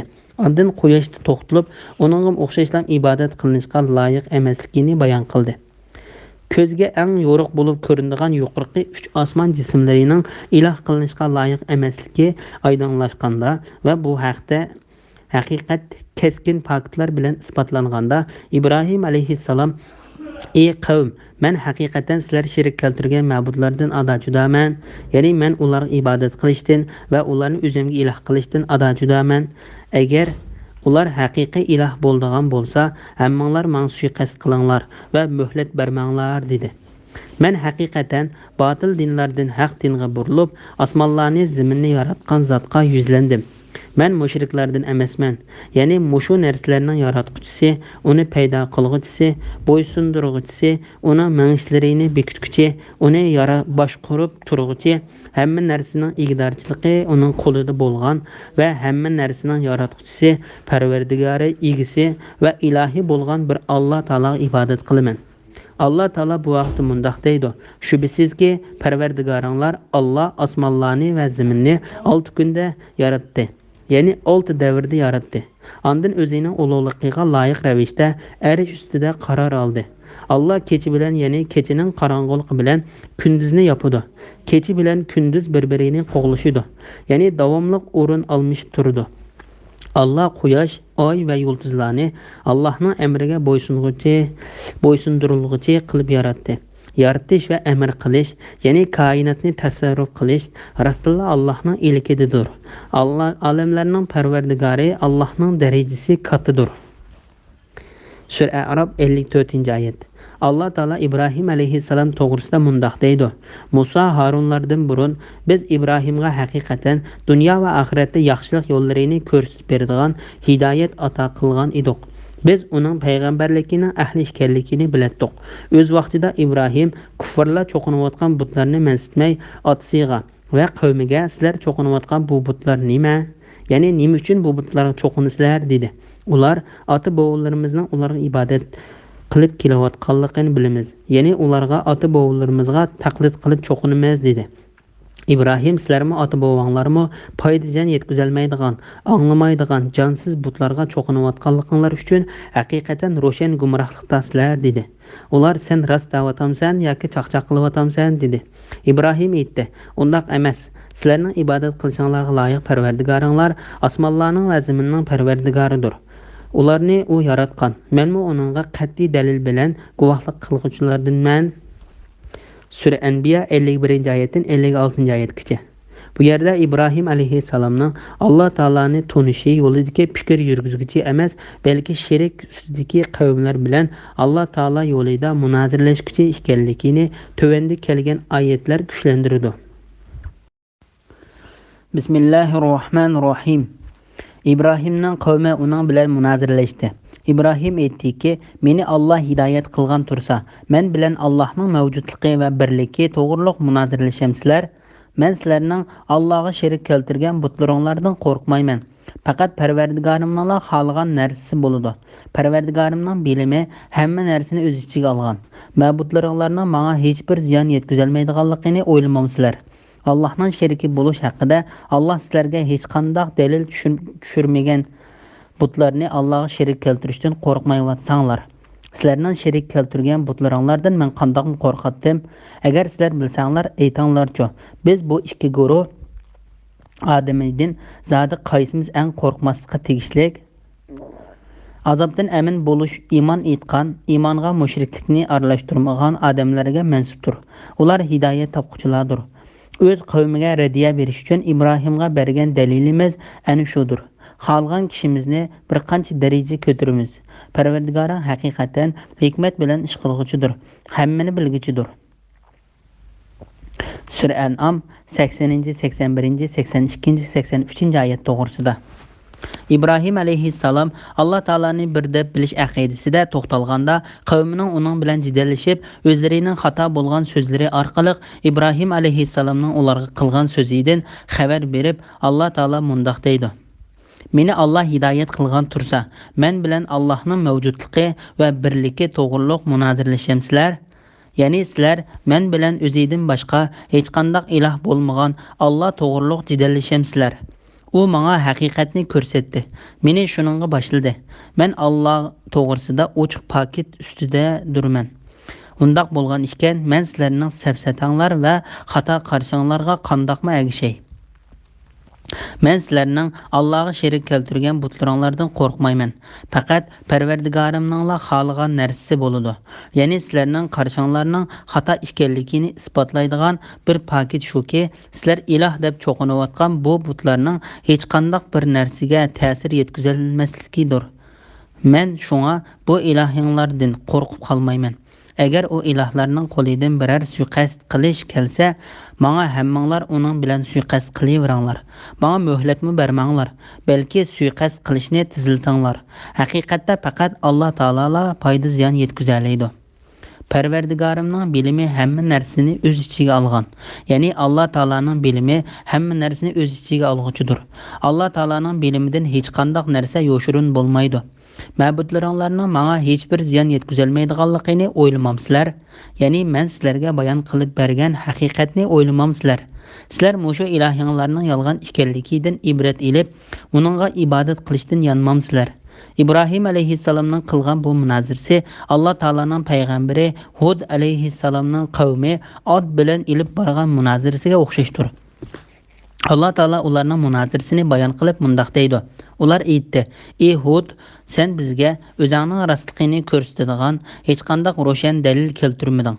Sening so'zing bilan biz ilohlarimizni tashlab etmaymiz va sening payg'ambarligingga ishonmaymiz. Biz faqat seni ba'zi ilohlarimiz saran qilib qo'yibdi deymiz." Hud aytdi: "Men haqiqatan Allohni guvoh qilaman. Sizlarmo guvoh bo'linglarki, men sizlarning Allohni qo'yib sherik keltirgan butlaringlardan ado judaman. Hammanglar menga suiqasd qilinglar, menga muhlat bermanglar. Shubhisizki mening Parvardigorim va sizlarning Parvardigoringlar bo'lgan Allohga men tavakkul qildim. Allohning boshqarishida bo'lmagan birimi maxluq yo'qdir. Parvardigorim haqiqatan to'g'ri yo'ldadir. Ya'ni adil bo'lib, hech kishiga qilcha zulm qilmaydi." Sura Hud 53-oyatdan 56-oyatgacha. Allohning sheriki bo'lish haqida Alloh sizlarga hech qanday dalil tushirmagan. Butlarni Allohga sherik keltirishdan qo'rqmayvatsanglar. Sizlarning sherik keltirgan butlaringlardan men qandoqmi qo'rqatdim? Alloh taolo o'zining biror sheriki borligi haqida hech qanday bir paket tushirmaganligi to'g'risida mundoq dedi: "Ularning Alloh ruxsat qilmagan narsalarni din qilib bekitgan ma'budlari bormi?" Sura Shura 21-oyatning bir qismi. Bu butlar faqat sizlar va ota-bobonglar atib olgan quruq nomlardan iborat. Alloh buni isbotlaydigan hech bir dalil paket tushirgani yo'q. Sura Najm 23-oyatning bir qismi. Agar sizlar bilsanglar aytinglarchi, biz bu ikki guruh odamidan zodi qaysimiz eng qo'rqmaslikqa tegishlik? Ya'ni ikki guruhning qaysi haq ustida? Qo'lidan foyda ziyon keladigan zotga ibodat qilganlarmi yoki foyda ziyon keltirolmaydigan iloh qila hech qanday dalil vaqti bo'lmagan narsalarga ibodat qilganlarmi? Bu ikki guruhning qaysi qiyomat kuni Alloh taolaning azobidan saqlanib qolishga haqli bo'ladi? Azobdan amin bo'lish iymon etgan, iymonga mushriklikni aralashtirmagan odamlarga mansubdir. Ular hidoyat topquchilardir. Ya'ni ibodatni sheriki yo'q, bir Alloh taologa qilgan va Alloh taologa hech narsani sherik keltirmagan o'sha kishilar qiyomat kuni Alloh taolaning azobidan saqlanib qolguvchilardir. Dunyo va oxiratda haqiqatga boshlanguvchilardir. Sherikning eng cho'ng zulm ekanligi to'g'risida Imom Buxoriy Abdullah radhiyallohu anhuning mundoq deganligini rivoyat qiladi: Alloh taolaning azobdan amin bo'lish, iymon etgan, iymonga mushriklikni aralashtirmagan odamga mansubdir degan oyat tushganda sahobalar qaysi birimiz o'z-o'zimizga zulm qilmaymiz deyishdi. Alloh taolaning iymonga mushriklikni aralashtirmagan degan oyatida kelgan mushriklikni ifodalab beradigan so'z aslida zulm deydigan so'z bo'lib, bundoq bo'lganda oyatning ma'nosi iymonga zulmni aralashtirmagan degan ma'noda bo'ladi. Shunga sahobalar zulm so'zini odatdagi zulm deb tushunib qoldi. Shuning bilan Alloh taolo tövendagi oyat nozil qildi: "Sherik keltirish haqiqatan zo'r gunohdir." Sura Luqman 13-oyatning bir qismi. Imom Ahmad Abdullah radhiyallohu anhuning mundoq deganligini rivoyat qiladi: Alloh taolaning azobdan amin bo'lish, iymon etgan, iymonga mushriklikni aralashtirmagan odamlarga mansubdir degan oyati tushganda bu sahobalarga ig'ir tuyulib, ular: "Ey Allohning payg'ambari, qaysi birimiz o'z-o'zimizga zulm qilmaymiz?" dedi. Payg'ambar alayhissalom bu oyatning ma'nosi sizlar tushungandek emas, sizlar Alloh taolaning yaxshi bandasining, ey o'g'ilchiqim, Allohga sherik keltirmagan, sherik keltirish haqiqatan zo'r gunohdir. Sura Luqman 13-oyatning bir qismi degan bu so'zni anglamadinglarmi? U bo'lsa-mu faqat Alloh taolaga sherik keltirishdir dedi. O'z qavmiga radiya berish uchun Ibrohimga bergan dalilimiz ana shudir. Ya'ni biz Ibrohimning dalilini ularga qarshi yuzlantirdik. Mujohid va boshqalar Alloh taolaning Ibrohim alayhissalomga bergan dalillaridan Allohning sheriki bo'lish haqida Alloh sizlarga hech qanday dalil tushirmagan butlarni Allohga sherik keltirishdan qo'rqmayvatsanglar, sizlarning sherik keltirgan butlaringlardan men qandoqmi qo'rqatdim? Agar sizlar bilsanglar aytinglarchi, biz bu ikki guruh odamdan zodi qaysimiz eng qo'rqmaslikqa tegishlik degan oyatida kelgan Ibrohim alayhissalomning dalili ko'zda tutiladi dedi.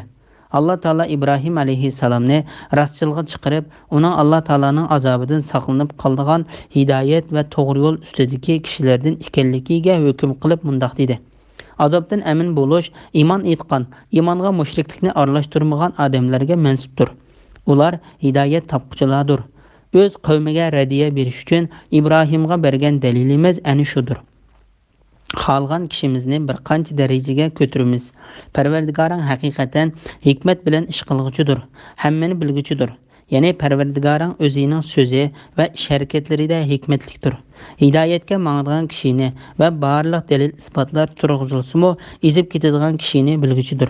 Allah Taala izib ketadigan kişilərə delil isbatlarının payda verməydiganlığı haqqında mundaq dedi. Şübhəsiz Parvardigarının lənətiga tegishlik bo'lganlar iman etmaydi. Ularga bütün möcüzələrini ko'rsatilgan taqdirdimi qattiq azobni ko'rməkcə ular iman etmaydi. Sura Yunus 96-97 ayetler. Parvardigarın haqiqatan hikmet bilan ish qilg'uchidir, hammani bilgüchidir. Bismillahirrahmanirrahim. Biz İbrahimga İshaqni, Yaqubni ata qildik. Ularning har birini hidayat qildik. İbrahimdən ilgiri Nuhni hidayat qildik. İbrahimning avlodidan Davud, Sulaymon, Ayyub, Yusuf, Musa, Harunlarni hidayat qildik. Yaxshi ish qilguvchilarni mushundaq mukofotlaymiz. Zakariya, Yahya, İsa va İlyaslarni hidayat qildik. Ularning hammasi yaxshilardandir. İsmail, İlyasa, Yunus va Lutlarni hidayat qildik. Ularni o'z zamonidagi tamomi jahon ahlidan ustun qildik. Ularning ota-bobolaridan, avlodlaridan, qarindoshlaridan ba'zilarini hidayat qildik. Ularni tanladik. Ularni to'g'ri yo'lga yetakladik. Allohning to'g'ri yo'li ana shudir. Allah bandalaridan xalqan kishilarni shu yo'lga boshlaydi. Agar ular, ya'ni shu payg'ambarlar shirik keltirsa edi, ularning qilgan yaxshi amallari albatta bekor bo'lib ketadi. Ularga kitobni, hikmatni va payg'ambarlikni ato qildik. Agar bu mushriklar ularni, ya'ni kitob, hikmat va payg'ambarlikni inkor qilsa, ularni inkor qilmaydigan boshqa bir qavmga topshiramiz. Ana shular, ya'ni mazkur payg'ambarlar Allah hidoyat qilgan kishilardir. Ularning yo'liga ergashgin. Ey Muhammad, qavminga aytqinki, Qur'onni tabliq qilganligimga sizlardan hech qanday haq talab qilmayman. Qur'on faqat butun ahli jahon uchun vaz nasihatdir. Sura An'am 84, 85, 86, 87, 88, 89, 90 ayet to'g'risida. İbrahim aleyhisselam yaşanğan çağda onunğa İshaq və Yaqub aleyhisselamlarının berilganligi to'g'risida. Allah Taala bu ayetlərdə İbrahim aleyhisselam qirib qalğanda və onun ayoli Sara ballıq bo'lishdan ümid üzgən bir vaqtda onunğa İshaq aleyhisselamni berganligini bayon qildi. Farishtalar Lut aleyhisselamning qavmi tarafga ketayotqach, yo'l ustida İbrahim aleyhisselamning qishig'a kelib, ayol ikkisiga Ishaqdan iborat bir farzand berdiganligi bilan xush bishorat berdi. Buningdan Sara hayron qilib, "Vey, men bir mo'may tursam, erim yana bir bovay tursa, tug'amdiman, bu haqiqatan qiziq ish-ku" dedi. Ular Allohning amridan, ya'ni qudratidan ajablanamsan. Allah'ın rahmeti ve bereketleri sizlerinin ailelerine, yani İbrahim'in ailesidekilerine nazil bolsun. Allah hakikaten mədiyləşkə layıqdır, uluğlaşqa layıqdır dedi. Sura Hud 72-73 ayetler. O ikkisiga İshaqның tug'ilganligini ham onun payg'ambar qilinganligi va İshaqdan nasl qoldirilganligi bilan xush bishorat berib mundaq dedi. Onunğa biz payg'ambar bo'lganligi va yaxshilardan bo'lgan İshaq bilan xush xabar berdik. Sura Saffat 112 ayet. Bu eng cho'ng xush xabar va katta ne'matdir. Allah Taala berildigan bu baladan nasl qoldiganligi to'g'risida mundaq dedi. Onun ayoli, ya'ni Sara bir tarafdan turib Lut qavmini halok bo'lganligidan xushallanib kuldi. Biz onunğa, ya'ni Saraga İshaq otliq balasi bo'lganligi bilan va İshaqdan keyin keladigan Yaqub otliq nevrisi bo'lganligi bilan xush xabar berdik. Sura Hud 71 ayet. Yani sizler hayat vaqtlarında sizlerden tug'ilgan bu balının balası dunyoga keladi. Xuddi sizler bu balanglarning tug'ilgani xush bo'lgandek, onun dunyoga kelgan balısimi uchunmi shodlansizlar. Chunki balasining balasi bilan shodlanish o'zidan nasl qoldirganlik uchun bo'lgan shodlanishdir. Yaşanıp qalğan buvay momaydan tug'ilgan İshaqning men aciz tug'ilganligim uchun naslim qalmasmikin deb ensirab qalmaslik uchun onunğa kelgusida Yaqub ismli farzandning berildiganligidan xush xabar berildi. Bu bo'lsa İbrahim aleyhisselam o'zining kafir qavmdan yuz o'rib, ularni o'z yurtidan tashlab Allah Taolaga ibodat qilish uchun boshqa yurtga hijrat qilganligi uchun berilgan mukofotdir. Allah Taala İbrahim aleyhisselamning o'z qavmidan va urug' tuqqanlaridan ayrilib chiqqanligi uchun ularning o'rniga uningga shodlik bag'ishlashi uchun o'z naslidan o'zining dinida bo'lgan yaxshi avlodlarni ato qildi. Allah Taala bu vaqtda mundaq deydi. U ulardan va ularning Allohni qo'yib cho'qinayotgan narsalaridan yiroqlashdi. Onunğa biz İshaq bilan Yaqubni ata qildik. O ikkisini har birisini payg'ambar qildik. Sura Maryam 49-oyat. Biz İbrahimga İshaqni, Yaqubni ata qildik. Ularning har birini hidoyat qildik. İbrahimdan ilgari Nuhni hidoyat qildik. Ya'ni Nuhni hidoyat qilganimizdek İbrahimni mo hidoyat qildik. Onunğa yaxshi avlodlarni ata qildik. Nuh va İbrahim alayhissalomga berilgan imtiyozlar to'g'risida. Bu ikki payg'ambarning har ikkisiga cho'ng-cho'ng imtiyozlar berilgandir. Nuh alayhissalomga berilgan imtiyoz bo'lsa, Alloh taolo Nuh alayhissalomga iymon etib kemiga birga chiqqan kishilardan boshqa yer yuzidagi barliq kishilarni suvga cho'ktirib halok qilib o'tib, uning balchaqalarini saqlab qoldi. Shuning bilan yer yuzidagi barliq insonlar uning avlodidan ko'paydi. İbrahim alayhissalomga berilgan imtiyoz bo'lsa, İbrahim alayhissalomdan keyin avatilgan barliq payg'ambarlarning hammasi faqatla uning avlodidan avatildi. Allah Taala bu vaqtda mundaq deydi. Biz haqiqatan Nuhni, İbrahimni payg'ambar qilib avatdik. Payg'ambarlikni va kitobni ularning avlodiga ato qildik. Sura Hadid 26-oyatning bir qismi. Allohning ne'matiga erishgan ana shu payg'ambarlar Adam alayhissalomning naslidandir. Biz Nuh bilan birga kemaga solganlarning naslidandir. İbrahimning naslidandir. İsroil, ya'ni Yaqub alayhissalomning naslidandir. Biz iymonga hidoyat qilgan payg'ambarlikka tanlanganlardandir. Ularga marhamatlik Allohning oyatlari tilovat qilingan chaqda sajda qilgan va yig'ilgan holda zaminga yiqildi. Sura Maryam 58-oyat. İbrahimning avlodidan Davud, Sulaymon, Ayyub, Yusuf, Musa, Harunlarni hidoyat qildik degan oyatda u degan bir kishilik olmash bo'lib, oyatning aslidagi ma'nosi uning avlodidan deganlik bo'ladi. Ba'zi olimlar bu yerdagi u degan almashdan Nuh alayhissalom ko'zda tutilgandir deydi. Bundaq bo'lganligi oyatning mazmunidan chiqib turdi. Undaqda oyatning ma'nosi Nuh alayhissalomning avlodidan hidoyat qildik deganlik bo'ladi. Agar bu oyatning ma'nosi mushundaq bo'lganda, ma'nida hech qanday bir zidlik bo'lmaydi. Bu ma'nini Ibn Jarirmi to'g'ri deb qaradi. U degan almash İbrahim alayhissalomni ko'rsatadi degan ko'z qarashmi bor. Chunki bu oyat boshdan oxiri İbrahim alayhissalom haqida to'xtalgandir. Shunga almashni İbrahim alayhissalomni ko'rsatish to'g'riroqdir. Mundaq bo'lganda oyatning ma'nosi İbrahimning avlodidan Davud, Sulaymon, Ayyub, Yusuf, Musa, Harunlarni hidoyat qildik degan bo'ladi. Lekin bu oyatning ma'nosi mushundaq deb muqimlashtirganda, buningda bir zidlik kelib chiqadi. O zidlik Lut alayhissalomning İbrahim alayhissalomning avlodidan bo'lmasa-mu, avlodi qatorida sanalib qilishidir. Chunki Lut alayhissalom İbrahim alayhissalomning qarindishi bo'lgan Maranning o'g'lidir.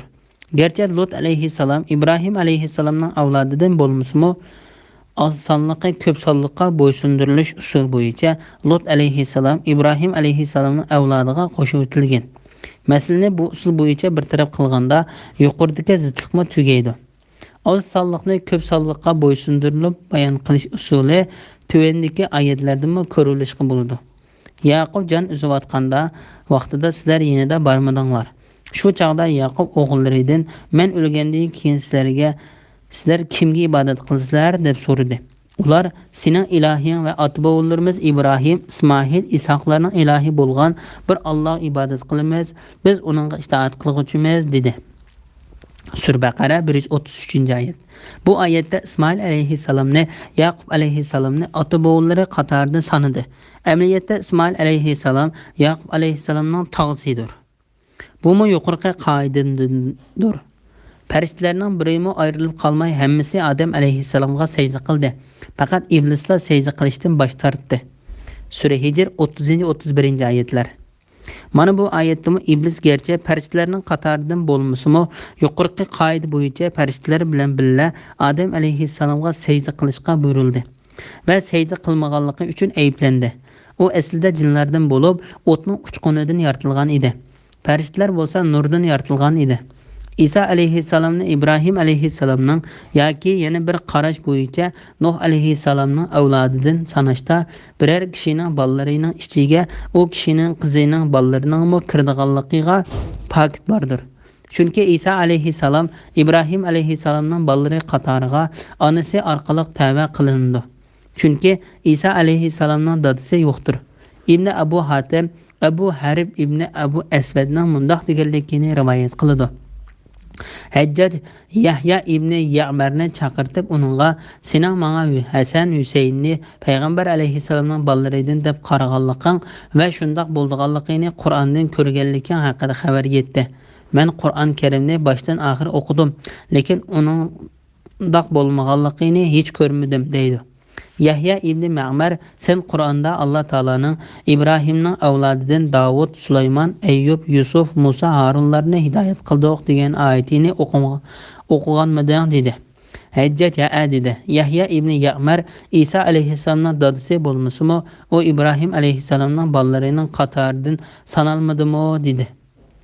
İsa alayhissalom Maryam onamiz orqali İbrahim alayhissalomga tavba bo'lgandek, Hasan va Husaynmi payg'ambar alayhissalomning qizi Fatima orqali payg'ambar alayhissalomga tavba bo'ldi. Chunki Fatima Hasan va Husaynning onasi edi. dedi. Hajjaj to'g'ri aytding dedi. Shunga bir kishi bir narsani bu narsa mening avlodimga qolsin deb vasiyat qilsa yoki u narsa orqali qo'lga kelgan foydalar mening avlodimga bo'lsin yoki bu narsalarni avlodimga beringlar degan bo'lsa, uning avlodlarining ichiga u kishining qizining bolalari kirdi. Ammo u kishi yuqoridagidek vasiyatlarda mening bol chaqalarimga beriladi degan bo'lsa, bu faqat shu kishining bolalariga va o'g'illarining bolalariga berildi, qizning bolalariga berilmaydi. Ularning ota bobolaridan, avlodlaridan, qarindoshlaridan ba'zilarini hidoyat qildik. Ya'ni Alloh taolo ularning ota bobolarini, avlodlarini va qarindoshlarini tilga olib, hidoyat va to'g'ri yo'lga boshlanishi, ularning hammasiga umumiy bo'lganligi bayon qildi. Shunga Alloh taolo mundoq dedi: ularni tanladik, ularni to'g'ri yo'lga yetakladik. Shirik keltirishning barliq mahluqotlarning, hatto payg'ambarlarning amallarini bekor qilib o'tilganligi to'g'risida. Allah'ның to'g'ri yo'li ana shudir. Allah bandalaridan xohlagan kishilarni shu yo'lga boshlaydi. Ya'ni ular shu to'g'ri yo'lga faqat Alloh taolaning ularga utuqliq hidoyat ato qilishi bilan erishadi. Agar ular ya'ni shu payg'ambarlar shirik keltirsa edi, ularning qilgan yaxshi amallari albatta bekor bo'lib ketadi. Bu oyat shirik keltirishning cho'ng jinoyat, qattiq gunoh va og'ir qilmish ekanligini ko'rsatib berdi. Allah Taala bu vaqtda mundoq deydi: "Sana va sendan ilgirki payg'ambarlarga agar sen Allohga shirik keltirsang, sening amaling albatta bekor bo'lib ketadi. Sen albatta ziyon tortquchilardan bo'lib qolasan." Sura Zumar 65-oyatning bir qismi. Payg'ambar alayhissalom qo'yilgan shart bo'lib, bu shart natijaning vujudga chiqishini, ya'ni payg'ambar alayhissalomning shirik keltirishini talab qilmaydi. Tövendeki ayetlerde şartning natijani vujudga chiqarishini talab qilmaydiganligini ko'rilishga bo'ldi.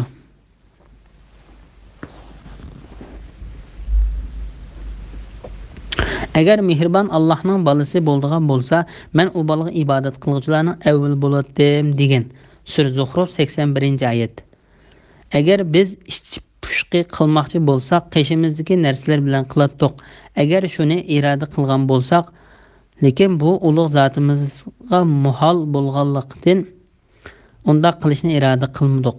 Agar Alloh bola tutishni xohlasa edi, albatta maxluqot ichidan xohlaganni ixtiyor qiladi. Alloh bola tutishdan pokdir, u g'olib bir Allohdir. Sura Zumar 4-oyat. Ularga kitobni, hikmatni va payg'ambarlikni ato qildik. Ya'ni bandalarga ular orqali rahmat va mehribonlik qilishimiz uchun ularga mushu narsalarni ne'mat qilib berdik. Agar bu mushriklar ularni, ya'ni kitob, hikmat va payg'ambarlikni inkor qilsa, ularni inkor qilmaydigan boshqa bir qavmga topshiramiz. ya'ni Quraysh va ulardan boshqa, mayli arab yoki arabdan boshqa millatlar bo'lsin, yoki kitob berilgan va kitob berilmaganlar bo'lsin, shu ne'matlarni inkor qilsa, u ne'matlarni boshqa bir qavmga, ya'ni u ne'matlarning ichidan kichkinamo bir narsani inkor qilsa, kichkinamo bir narsani inkor qilmaydigan, raddi qilmaydigan, balki u ne'matlarning hammasiga iymon etadigan muhojir, ansari va ularning qiyomat kunigacha bo'lgan agashkuchilariga beramiz. Alloh taolo o'zining rahmati, fazilati va mehribonligi bilan bizni shularning qatoridan qilgan. Ondan Alloh taolo bandisi va payg'ambari Muhammad alayhissalomga mundoq dedi: Ana shular, ya'ni mazkur payg'ambarlar, bularning ichiga ularning otalari, qarindoshlari va avlodlari mo kirdi. Alloh hidoyat qilgan kishilardir. Ya'ni faqat ular hidoyatga erishgan kishilardir. Ularning yo'liga agashgan, ya'ni ularga agashgan.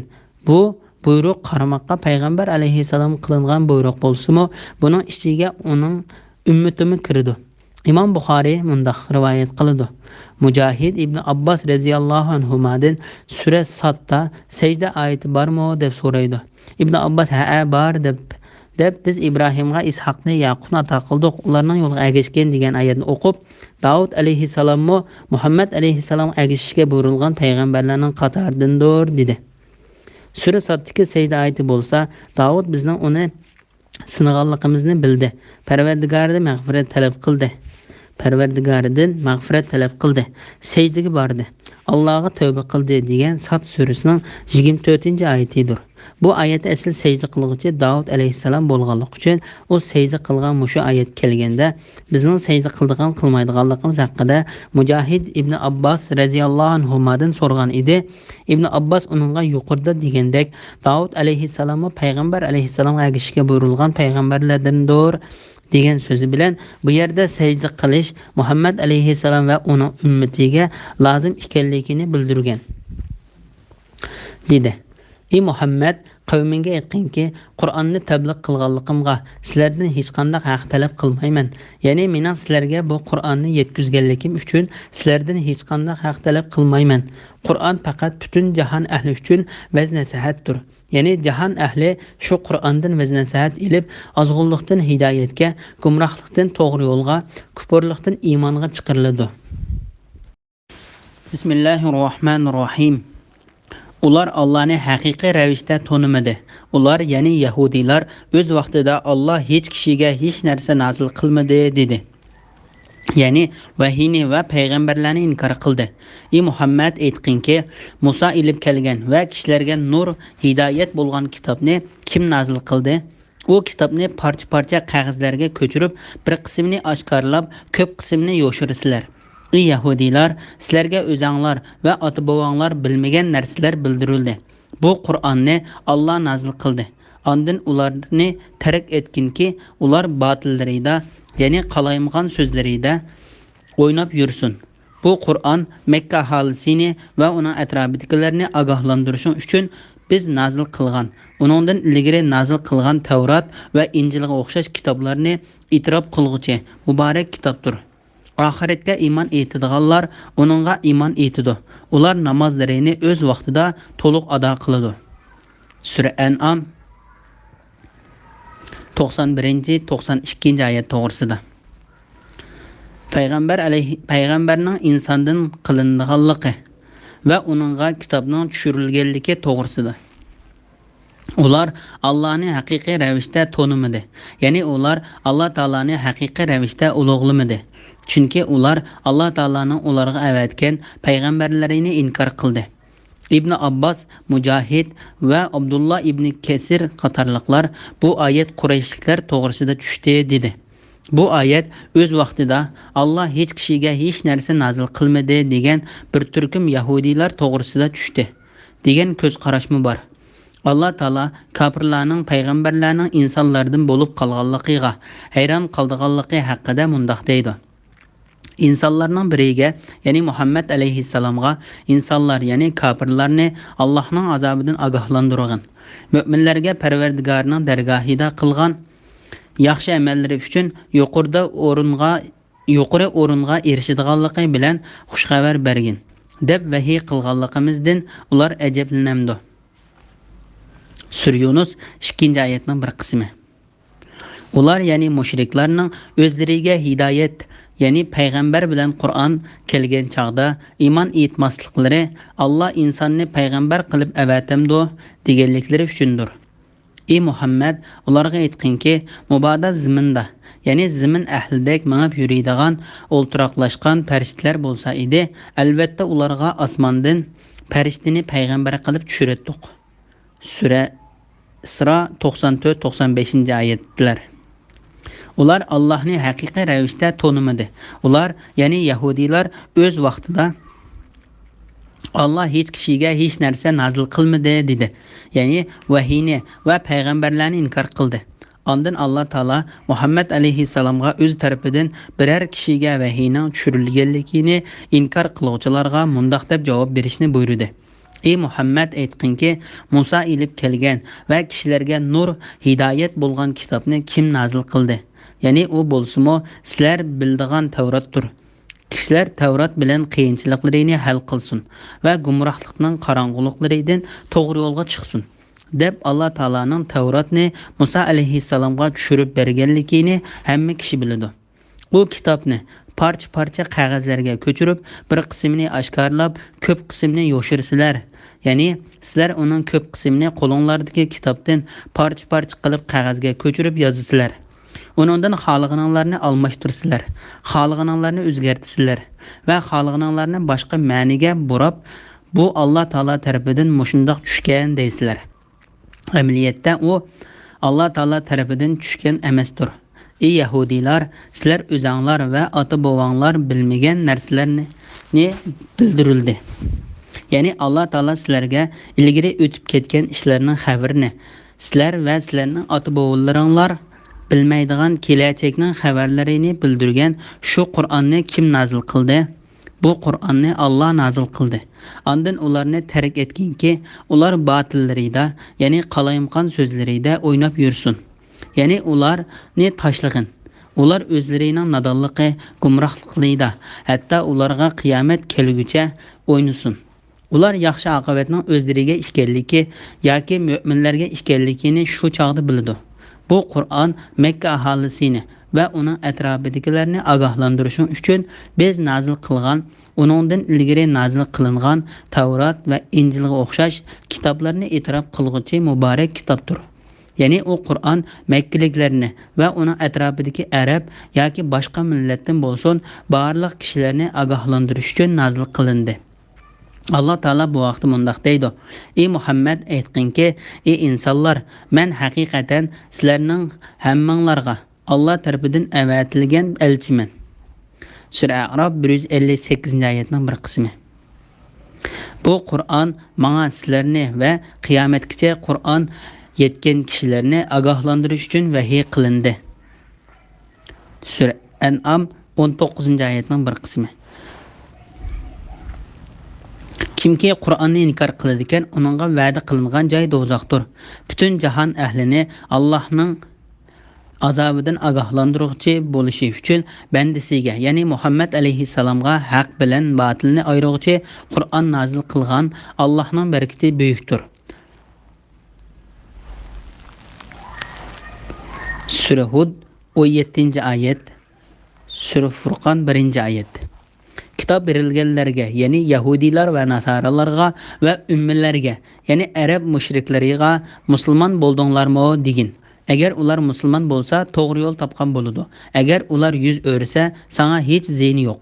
Sening faqat tabliq qilish mas'uliyating bor. Bandalarini, ya'ni hamma ahvolni ko'rib turg'uchidir. Sura Al-Imron 20-oyatning bir qismi. Imom Buxoriy va Muslim payg'ambar alayhissalomning mundaq deganligini rivoyat qiladi.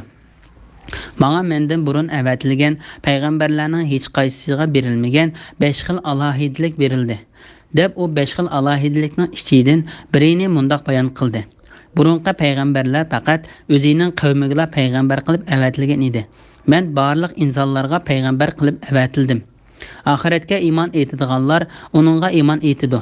Ya'ni ey Muhammad, kimki Alloh taologa va qiyomat kuniga ishonadigan, Qur'ondan iborat sana nazil qilingan bu muborak kitobimizga ishonadi. Ular namozlarini o'z vaqtida to'liq ado qiladi. Ya'ni o'zlariga farz qilingan namozlarni o'z vaqtida ado qiladi. Bismillahirrohmanirrohim. Allohga yolg'onni chaplagan yoki o'ziga hech narsa vahiy qilinmagan turuqliq menga vahiy qilindi degan yoki Alloh nazil qilgandek menmi kitob nazil qila olmayman degan kishilardanmi zolim kishi bormi? Ey Muhammad, zolimlarni sakratga tushgan vaqtlarida ko'rsang, albatta qo'rqinchli holini ko'rsan. Farishtalar, ya'ni azob farishtalari qo'llarini so'zib, sizlar jonlaringlarni chiqaringlar. Sizlar Alloh to'g'risida haqsiz so'zlarni qilganliginglar, ya'ni iftira qilganliginglar, shirik keltirganliginglar, balo nisbat berganliginglar va Allohning oyatlarini mansitmaganliginglar uchun bugun xo'rlig'chi azob bilan jazolansizlar deydi. Biz dastlabda sizlarni qandoq xalq etgan bo'lsak, dargohimizga shundoq tanho keldinglar. Sizlarga biz ato qilgan narsalarni orqanglarda, ya'ni dunyoda qo'yib keldinglar. Ibodat qilinishga tegishli bo'lishda Allohning sheriklari deb gumon qilgan shafoatchilarni sizlar bilan birga ko'rmaymiz-ku. Ular bilan sizlarning oranglardagi munosabat haqiqatan uzildi. Sizlar shafaat qiladi deb gumon qilgan butlar barbod bo'ldi. Sura An'am 93-94 oyat to'g'risida.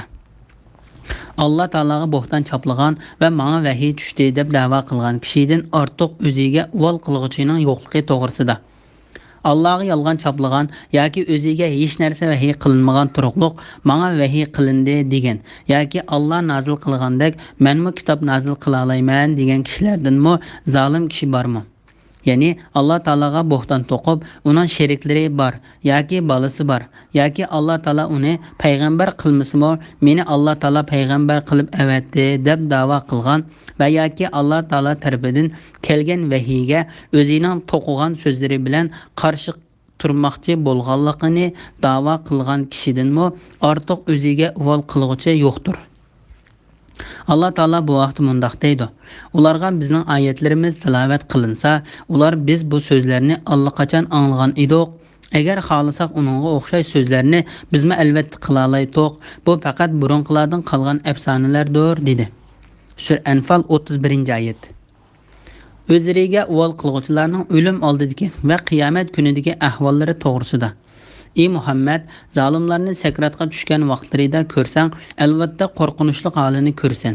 Ya'ni sakratga tushib qiynalayotgan vaqtida farishtalar, ya'ni azob farishtalari qo'llarini so'zib, ya'ni qo'llarini urish uchun sunib Zakhak Abu Salih bu oyatning ma'nosi azob farishtalari qo'llarini azoblash uchun sunudi deganlikdir dedi. U farishtalarning kofirlarni urdiganligi to'g'risida Alloh taolo mundaq deydi. Farishtalar Badr urushida kofirlarning jonlarini ilayotganda ularning yuzlariga va orqalariga urayotganligini ko'rsang eding, albatta qo'rqinchli holini ko'rgan bo'larding. Farishtalar ularga do'zaxning kuydiruvchi azobini tetanglar dedi. Sura Anfal 50-oyat. Farishtalar, ya'ni azob farishtalari qo'llarini so'zib, ya'ni ular kofirlarning jonlari jasadlaridan chiqquncha qo'llari bilan ularni urdi. Va mundaq deydi. Sizlar jonlaringlarni chiqaringlar. Ya'ni kofir sakratga tushganda farishtalar uningga azob, qiyin qistoq, zanjir, kishanlar, do'zaxdagi qiziq qaynoq suv va Alloh taolaning g'azabi bilan shum xabar beradi. Shuning bilan qo'rqinchdan jinini jasadiga qayta tarab ketadi va jinini chiqishga unamaydi. Shuning bilan farishtalar hatto uning jini tenidan ayrilib chiqquncha uradi. Sizlar jonlaringlarni chiqaringlar. Sizlar Alloh to'g'risida haqsiz so'zlarni qilganliginglar, ya'ni iftira qilganliginglar, shirik keltirganliginglar, balo nisbat berganliginglar va Alloh taolaning oyatlarini mansitmaganliginglar uchun bugun xo'rlig'chi azob bilan jazolansizlar deydi. Ya'ni sizlar Alloh taolaga bo'xton chaplaganliginglar, uning oyatlariga ergashishdan va uning payg'ambarlariga bo'ysunishdan boshboshdoqlik qilganliginglar uchun bugun eng qattiq xorlikqa uchraysizlar. Mu'min va kofirlarning jon uzish oldidagi holatlarini bayon qilib kelgan ko'plagan kuchli hadislar bor. Bu hadislar Sura İbrahim 27-oyatining tafsirida bayon qilindi.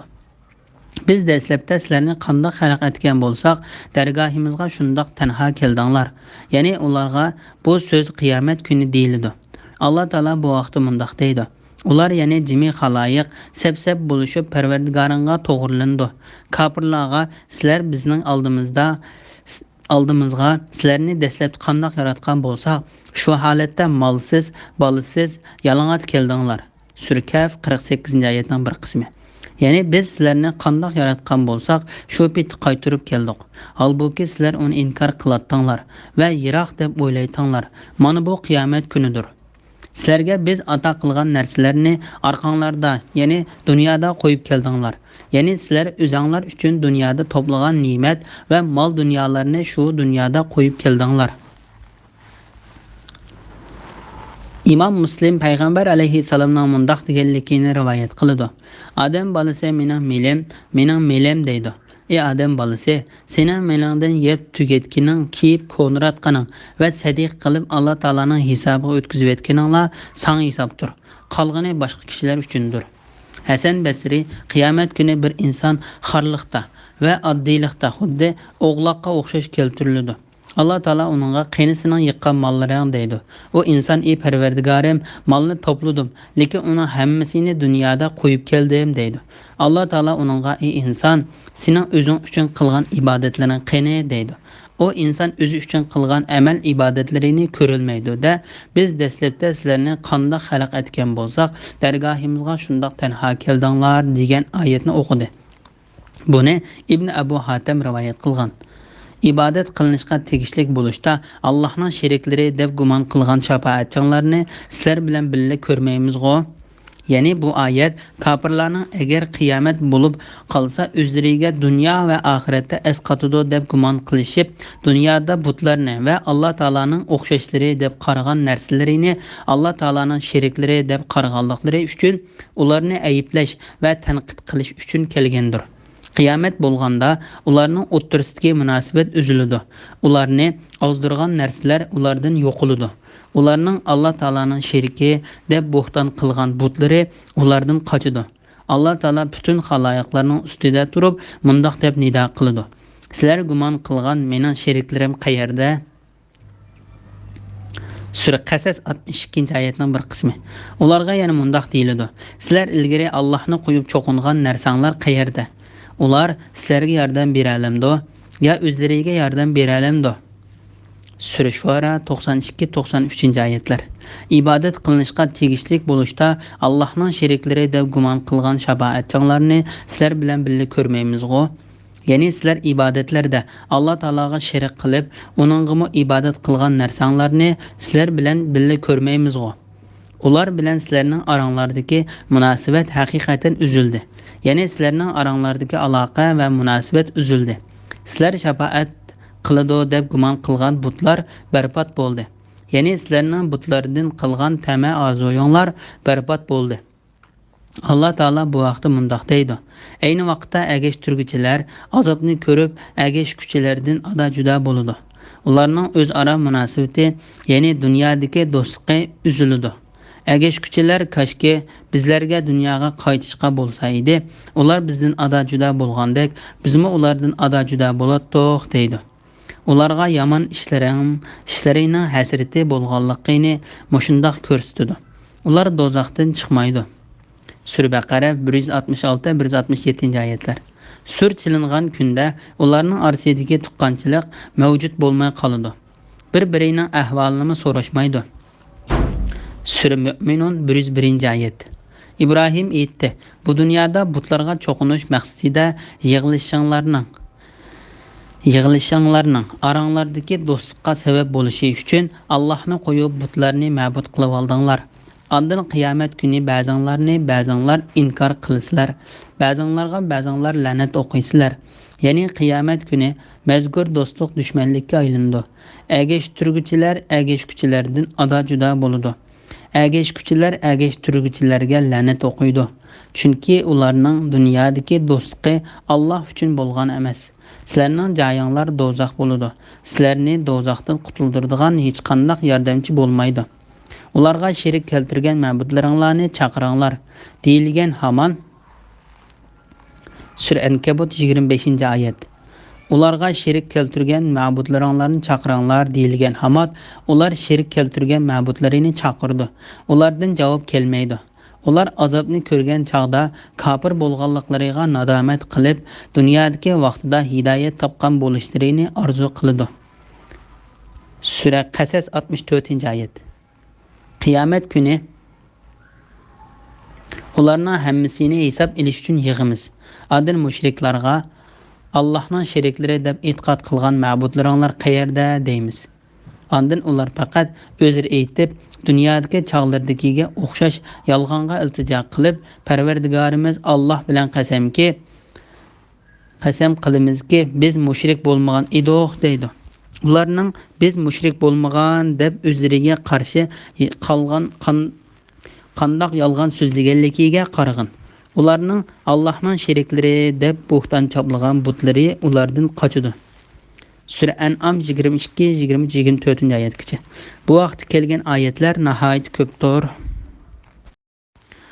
Bismillahirrohmanirrohim.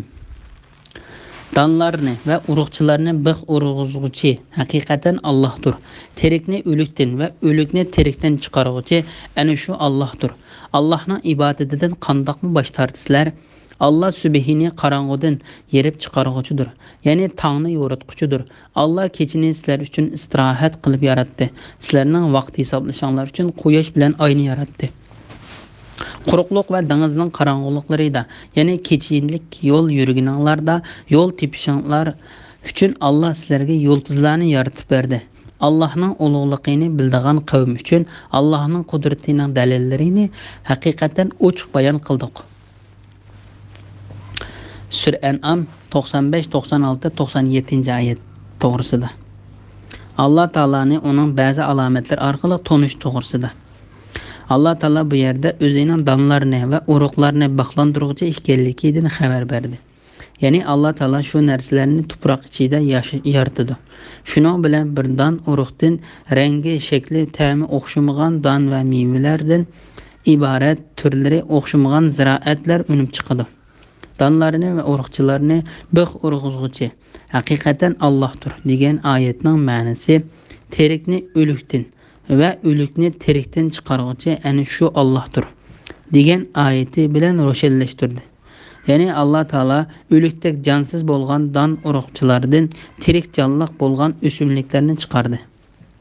Allah Taolo bu vaqtda mundoq deydi: O'lik ya'ni qurg'oq zaminni yomg'ir bilan tirildirib, uningdan ular yeydigan ochliqni o'stirganimiz ularga Allohning qudratini, kamilasini ko'rsatadigan alomatdir. Biz zaminda nurg'unlagan xo'rum bog'larini, uzum bog'larini barpo qildik. Shu zaminda buloqlarni iqitdik.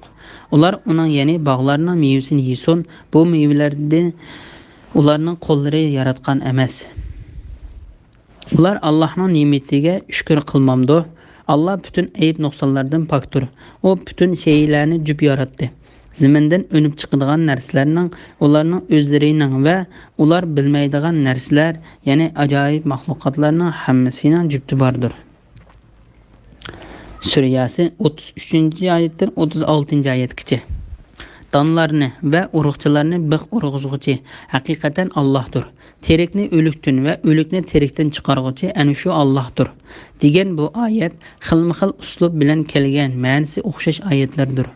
Ba'zi olimlar bu oyatning ma'nosi Alloh taolo to'g'oni tuxumdan, tuxumni to'g'idan chiqardi deganlikdir dedi. Ba'zi olimlar Alloh taolo yaxshi farzandni eski odamning pushtidan, eski farzandni yaxshi odamning pushtidan chiqardi deganlikdir dedi. Olimlarning bu oyatning mushundoq ma'noni ifodalaydiganligini bildiradigan nurg'unlagan misollari bor. Ana shu Allohdir. Ya'ni mush ishni qiluvchi shirik yo'q, yolg'iz Allohdir. Allohning ibodatidan qandoqmi bosh tortisizlar? Ya'ni sizlar qandoqmi haqdan yuz o'raysizlar va qandoqmi haqni tashlab nohaqga yuzilinib Alloh taologa boshqani shirik keltirib ibodat qilsizlar. Allah subhini qorong'udan yerib chiqarg'uchi, ya'ni tongni yo'ritquchidir. Allah kechini sizlar uchun istirohat qilib yaratdi. Yani Allah Taala özü yoruqluqni və qarangılıqni yaratquchidir. Allah Taala bu vaqtda mundaq dedi: "Cimi hamdu sana osmonlarni və zaminni yaratqan, zulmatlarni və nurni paydo qilgan Allohga xosdir." Ondan yana mushundaq dalillarni ko'rib turib, kofirlar Parvardigoriga boshqalarni sherik keltirdi. Sura An'am 1-oyat. Allah Taala tongni yo'rtishni ham kechining qorong'uligini ketkizuvdi. Shuning bilan barliq narsalar yo'riqlikqa chiqib, jahon yo'rib ketadi. Qorong'ulik yo'qib, kech tugaydi. Kunduz yo'riqligi bilan keladi. Allah Taala bu vaqtda mundaq deydi: Allah kechi bilan, ya'ni kechining qorong'uligi bilan kunduzni yopadi. Kechi bilan kunduz bir-birini qo'g'lashidi. Ya'ni davomli o'rin almishib turdi. Sura A'rof 54-oyatning bir qismi. Ya'ni Allah Taala bu yerda o'zining kattaligi, hukmronligining cho'ngligini uqtiradigan, o'xshamagan, o'z ara bir-biriga qarshi narsalarni yarata oladigan qudratining borligini bayon qilib, o'zining qorong'udan yo'riqlikni yerib chiqarg'uchi ekanligini bayon qildi. Allah kechini sizlar uchun istirohat qilib yaratdi. Ya'ni hamma narsani aram ilish uchun kechini qattiq qorong'u qilib berdi. Allah Taala bu vaqtda mundaq deydi: Chashka vaqti bilan qasamki, qorong'ulikqa atrofni qoplagan, chog'dagi kechi bilan qasamki. Sur Zuha 1-2-oyatlar. Qorong'ulikqa olamni qoplagan kechi bilan qasamki, yo'rg'an chog'dagi kunduz bilan qasamki. Sura Layl 1-2-oyatlar. Quyoshni oshkor qilgan kunduz bilan qasamki, quyoshni yo'shirgan chog'dagi kechi bilan qasamki.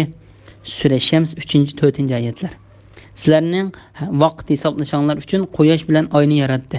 Ya'ni quyosh bilan oy o'zgarib ketmaydigan, buzilib ketmaydigan, o'lchamlashtirilgan va qonunlashtirilgan nihoyat nozuk bir hisob bilan ma'noda. Shundaq u ikkisining yoz va qish mezgillarida ma'nogan maxsus yo'llari bor. Ularning shu yo'llarda ma'nishi bilan qish va yozlardagi kunlarning uzirishi va qisqarishi maydonga keladi. Allah Taala bu vaqtda mundaq deydi: Kunning oyga tevilishi, ya'ni ikkisining jam bo'lib qilishi, kechining kunduzdan eshib ketishi, ya'ni vaqt kelmasda kunduzning o'rnini elishi mumkin emas. Har biri falakda o'zib turadi. Sura Yasin 40-oyat. Allah quyoshni nur chaqquchi va oyni nurli qilib yaratdi. Yillarning sonini va vaqtlarning hisobini bilishinglar uchun oyga manzillarni, ya'ni burishlarni tayin qildi. Sura Yunus 5-oyatning bir qismi.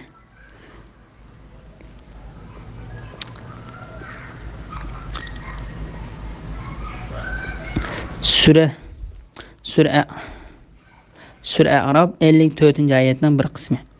Allah quyosh, oy va yulduzlarni Allohning amriga bo'ysung'uchi qilib yaratdi.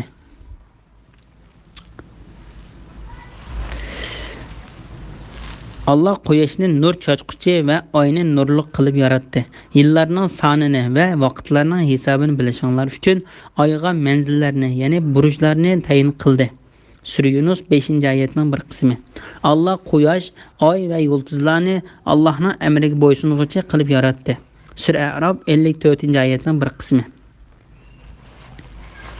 Bu g'olib hamma bilguchi Allah Taolaning oldin ola belgilangan ishidir. Ya'ni hamma narsa cheklimiga uchirmaydigan, qarshilik bildirilmaydigan g'olib, osmon zimindagi zarra chog'liq narsa uning ilmidan yo'shirin qolmaydi. Hamma narsani bilib turg'uchi Allah Taolaning bekitgan tuzumlari bo'yicha mang'uchidir. Allah Taala kecha, kunduz, quyosh va oylarni yaratganligini bayon qilganda ko'pincha so'zini g'olib, hammani bilguchi degan so'z bilan tamomlaydi. Tövendeki ayetlarda mı şunda qilgan. Ularga Allah'ның qudretini ko'rsatadigan bir alamet keçiden ibaret ki, onundan kunduzni ayırıvıtımızda, yani kunduzning nurini yo'q qiluvimizda, ular nagahan qarang'uda qoladi. Kun belgilangan joyga qarab seyr qiladi. Bu g'olib hamman bilguchi Allohning oldin ola belgilagan ishidir. Sura Yasin 37-38-oyatlar. Allah 7 osmonni 2 kunda yaratdi. Her osmonning ishini o'ziga bildirdi. Ya'ni her osmonning ehtiyojli ishlarini o'rinlashtirdi. Eng tuvanki osmonni yulduzlar bilan zinnatlidik va qo'g'didik. Bu ana shu g'olib hamman bilguchi Allohning taqdiridir. Sura Fussilet 12. ayet. Quruqluq va dengizning qorong'uliqlarida, ya'ni kechilik yo'l yurganinglarda yo'l tepishinglar uchun Alloh sizlarga yulduzlarni yaratib berdi. Ba'zi salaf olimlari mundaq dedi: kimki mushu yulduzlarda tuvandagidek 3 ishdan boshqacha ish bor deb qarasa, u kishi xatolashgan va Alloh taologa bo'xton choplagan bo'ladi. Bu 3 ish haqiqatan Alloh taolo yulduzlarni osmonlarni zinnatlaguvchi, shaytonlarni qo'g'lovchi va quruqliq va dengizlarning qorong'uligida uning bilan yo'llarning yo'linishlarini belgilaguvchi qilib yaratgandir. Allah'ның ulug'ligini bildigan qavm uchun Allah'ның qudratining dalillarini haqiqatan ochiq bayon qildik. Ya'ni Alloh taolaning qudratini ko'rsatadigan dalil paketlarni haqiqatni tunib, haq ustida o'ylaydigan va nohaqdan saqlana oladigan kishilar uchun ochiq bayon qildik. Bismillahirrohmanirrohim. Allah sizlarni bir insondan, ya'ni Adem alayhissalomdan yaratdi. Sizlarni otanglarning pushtida, onanglarning bachidanida qarorlashtirdi. Tushundigan qavm uchun oyatlarni haqiqatan ochiq bayon qildik. Allah bulutdan yomg'ir suyini tushirdi.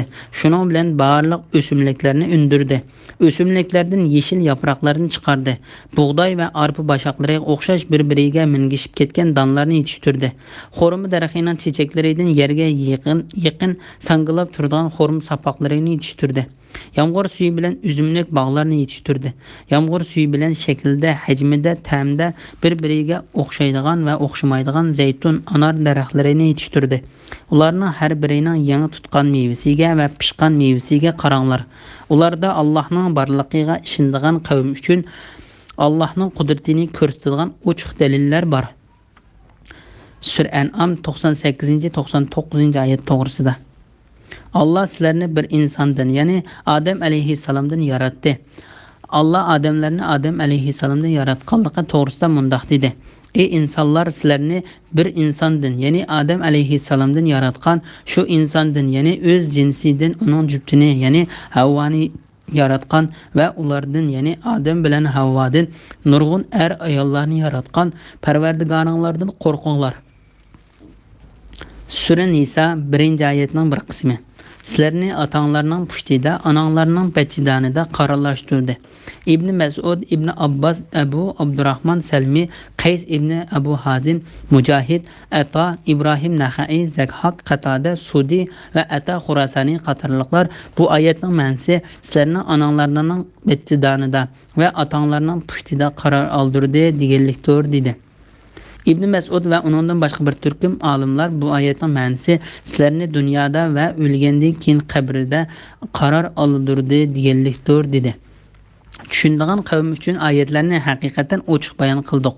Ya'ni Alloh taolaning oyatlarini va uning ma'nosini tushundigan odamlar uchun bu oyatlarni bayon qildik. Allah bulutdan yomg'ir suyini tushirdi. Ya'ni Alloh taolo yomg'irni bandalariga barakat va rizq qilib berish uchun, mahluqotlarni yashartish va hayot kechirish uchun ularga rahmat qilib, ehtiyojiga tushliq yog'dirib berdi. Shuning bilan barliq o'simliklarni undirdi. Bu oyatning ma'nosi tuvandagi oyatning ma'nosiga o'xshashtirdi. Hamma jonliq mavjudotni suvdan yaratdik. Sura Anbiya 30-oyatning bir qismi. O'simliklardan yeshil yaproqlarni chiqardi. Ya'ni Alloh taolo o'simliklardan yeshil ziroat va daraxtlarni chiqardi. U ziroat daraxtlarida don va mevalarni yaratdi. Bug'doy va arpa bashaqlariga o'xshash bir-biriga mingishib ketgan donlarni yetishtirdi. Xurmo daraxining chechaklaridan yerga yaqin sangilib turadigan xurmo sapoqlarini yetishtirdi. Yomg'ir suvi bilan uzumlik bog'larni yetishtirdi.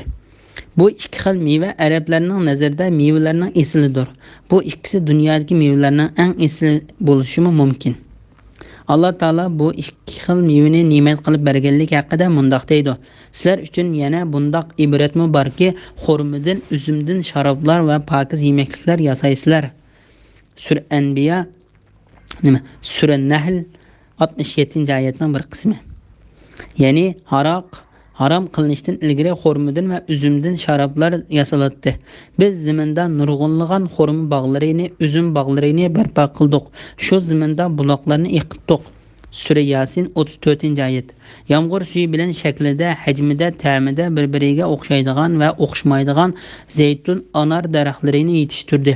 Ya'ni daraxtlarning yaproqlari, shakllari bir-biriga o'xshaydigan, lekin bergan mevasining ta'mi, shakli va tabiati o'xshamaydigan zaytun va anar daraxtlarini yetishtirdi. Ularning har birining yangi tutgan mevasiga va pishgan mevasiga qaranglar. Ya'ni sizlar bu daraxtlarni yo'qdan bar qilg'uchi, quruq qaqshalliq holatidan ho'l uzumlik holatiga aylantirg'uchi, ularga rang, shakl, ta'm va xushpuroq kirgizguchi Alloh taolaning qudrati haqida o'ylaninglar. Allah Taala bu vaqtda mundaq deydi: Yer yuzida bir-biriga tutishang'u qit'alar bor va turli ziroatlar bor. Ko'p shoxliq bo'lgan va ko'p shoxliq bo'lmagan. Bir urug'dan bir qancha tal unib chiqqan, bir urug'dan faqat bir tal unib chiqqan xo'rim daraxtlari bor. Ularning hammasi bir xil suv bilan sug'uriladi.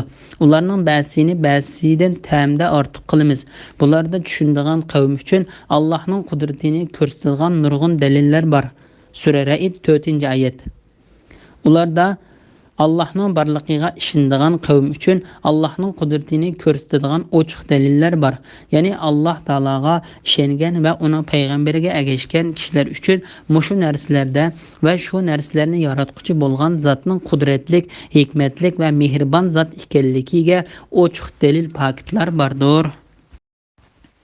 Bismillahirrohmanirrohim. Jinlarni Allah yaratgan tursa, mushriklar jinlarni Allah'a şerik qilib etishdi. Allah'a jaholatdan o'g'il, qizlarni o'ydirib chiqarishdi. Allah mushriklar iftiro qilgan narsalardan pokdir. Ularning sifatlaganlaridan ustundir. Sura An'am 100-oyat to'g'risida. Mushriklarni ayblash to'g'risida. Bu Allah Taolaga boshqalarni qo'shib ibodat qilgan va Allah Taolaga qildigan ibodatda jinlarni sherik qilib, ularga ibodat qilgan. Shundaqla jinlarni Allah Taolaga qilinadigan ibodatda Allah Taolaning sheriklari deb qaragan mushriklarga berilgan bir radiyadir. Allah Taolo ularning sheriklaridan, kufrlaridan pokdir. Agar mushriklar amaliyotda butlarga ibodat qildigan tursa, sen qandoqmi jinlarga ibodat qildi deysan degan savol qo'yilsa, uningga beriladigan javob ularning butlarga ibodat qilishi, ularning faqat jinlarga bo'ysunganligi va ularning shu jinlarning buyrug'i bo'yicha butlarga ibodat qilganligi uchundir. Alloh taolo bu vaqtda mundaq deydi: ular ya'ni mushriklar Allohni qo'yib faqat o'zlari kishi nomlar bilan atib olgan butlarga ibodat qiladi. Faqat Allohning ibodatidan bosh tortgan shaytonga ibodat qiladi. Allah şeytanni rahmetidan yiroq qildi. Shaytonni aytdi: "Men albatta sening bandalaringdan muayyan sandiqlarni egallayman. Shundaqla cho'qim ularni ozdiraman. Ularni ham xiyol qildiraman. Ya'ni hayot uzun, qiyomat hisob elish yo'q degandek botil aqidalarni ko'ngliga solaman. Ularni cho'qim chahar paylarning butlarga nazara qilib, belgi uchun quloqlarini yerishga buyurayman. Ularni cho'qim Allohning maxluqotini o'zgartirishga, ya'ni qullarni oqti qilish, ularga man o'ydirishga o'xshash ishlarga buyurayman. Kimki Allohni qo'yib shaytonni do'st tutadigan, u dunyo va oxiratda upuchuq ziyon tortgan bo'ladi. Shayton ularga yolg'on va'dalarni beradi va ularni xomxiyolga soladi. Ya'ni amalda ishga oshmaydigan orzuni ko'ngliga soladi. Shayton ularga faqat yolg'onni va'da qiladi. Sura Nisa 117-oyatdan 120-oyatgacha. Meni qo'yib iblisni va uning avlodini do'st qila olamsizlar? Sura Kaf 50-oyatning bir qismi.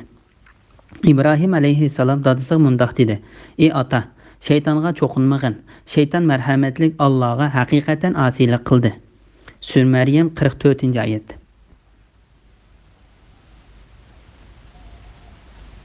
Sizlarga payg'ambarlarim orqali: "Ey odam bolalari, shaytonga cho'qinmanglar. U haqiqatan sizlarga oshkor dushmandir. Menga ibodat qilinglar. Bu to'g'ri yo'ldir" deb tavsiya qilmadimmi? Sura Yasin 60-61-oyatlar. Qiyomat kuni farishtalar mundaq deydi: "Sen poktursan. Bizning do'stimiz ular emas. Sen ular bizga cho'qinmaydi, balki jinga cho'qinadi. Ularning to'lisi jinga iymon keltiradi." Sura Saba 41-oyat. Jinlarni Allah yaratgan tursa, mushriklar jinlarni Allohga sherik qilib olishdi. Ya'ni Alloh taolo ularni yaratdi. Ularni yaratgan Allah Taala'nın hech qanday şeriki yo'q zotdir. Shundaq bo'lgan ekan, qandoqmi Allah Taala'ga boshqa birini qo'shib ibodat qilg'il bo'lsin? Bu oyatning ma'nosi xuddi Ibrohim alayhissalomning so'zini bayon qilib kelgan tövendagi oyatning ma'nosiga o'xshashdir. Ibrohim aytdi: "O'zinglar uyub yasagan butlarga cho'qinamsizlar. Halbuki sizlarni va yasagan narsanglarni Allah yaratgandir." Sura Saffat 95-96 oyatlar. Ya'ni Allah Taala bütün mahluqotlarni o'zi yolg'iz yaratdi. Shuning uchun Allah Taalaga hech qanday narsani sherik keltirmay, ibodatni yolg'iz Allah Taalaga qilish vojib bo'ldi. Vojib bo'ladi. Allah'a jaholatdan o'g'il qizlarni o'ydirib chiqarishdi. Bu xuddi ba'zi yahudiylarning Uzayr alayhissalomni Allah Taalaning bolasi, ba'zi xristianlarning Isa alayhissalomni Allah Taalaning bolasi va ba'zi arab mushriklarining farishtalarni Allah Taalaning qizlari deb gumon qilganidek, Allah Taala ni bolasi bor deb sifatlagan kishilarning ezib ketganligiga berilgan bir radiyadir. Allah Taala bunday kishilarning choplagan bo'xtonlaridan pokdir. Allah mushriklarni iftira qilgan narsalardan pokdir. Allah mushriklar iftira qilgan narsalardan pokdir. Ularning sifatlaganlaridan ustundir. Ya'ni Allah Taala shu ozg'un va nodon kishilarning Allah Taolaning bolasi, tangdishi, o'xshi va sheriklari bor deb sifatlagan sifatlaridan pokdir. Bismillahirrohmanirrohim. Allah osmonlarni va yerni o'rnaksiz yaratquchidir. Allah'ның xotini yo'q tursa, qandoqmi bolasi bo'lsin, hamma narsani Allah yaratgan, hamma narsani Allah obdan bilguchidir. Sura An'am 101-oyat to'g'risida. Allah Taolaning osmon zaminni o'xshi bo'lib boqmagan shaklda yaratganligi to'g'risida. Allah osmonni va yerni o'rnaksiz yaratquchidir. Ya'ni Allah Taala osmon zaminni azaldan bo'lib boqmagan bir shaklda borliqqa keltirguchi, paydo qilguchi va yaratquchidir. Allah'ның xotini yo'q tursa, qandoqmi bolasi bo'lsin, ya'ni bir bola bir tipdagi ikki jinslik narsadan paydo bo'lgan tursa, qandoqmi Allah Taolaning bolasi bo'lsin. Mahluqotlarning ichidan hech qanday narsa Allah Taolaga o'xshamaydi va hech qanday narsa uning tipiga kirmaydi. Chunki Allah Taala hamma narsaning yaratquchisidir. Undaq bo'lgan ekan, uning ayoli bo'lmaydi. Allah Taala bu vaqtda mundaq deydi: "Ular Allohning bolasi bor deyishdi. Sizlar shak shubisiz qabih bir so'zni qildinglar. Bu so'zning yomonligidan osmonlar parchalanib ketgili, yer yerilib ketgili, tog'lar gumron bo'lib ketgili tas qoldi. Bu shuning uchunki, ular Allohning bolasi bor deb da'vo qildi. Bolasi bo'lish Allohga loyiq emasdir. Osmonlarda va zaminda Allohga banda bo'lib bo'ysunmaydigan hech maxluq yo'qdir.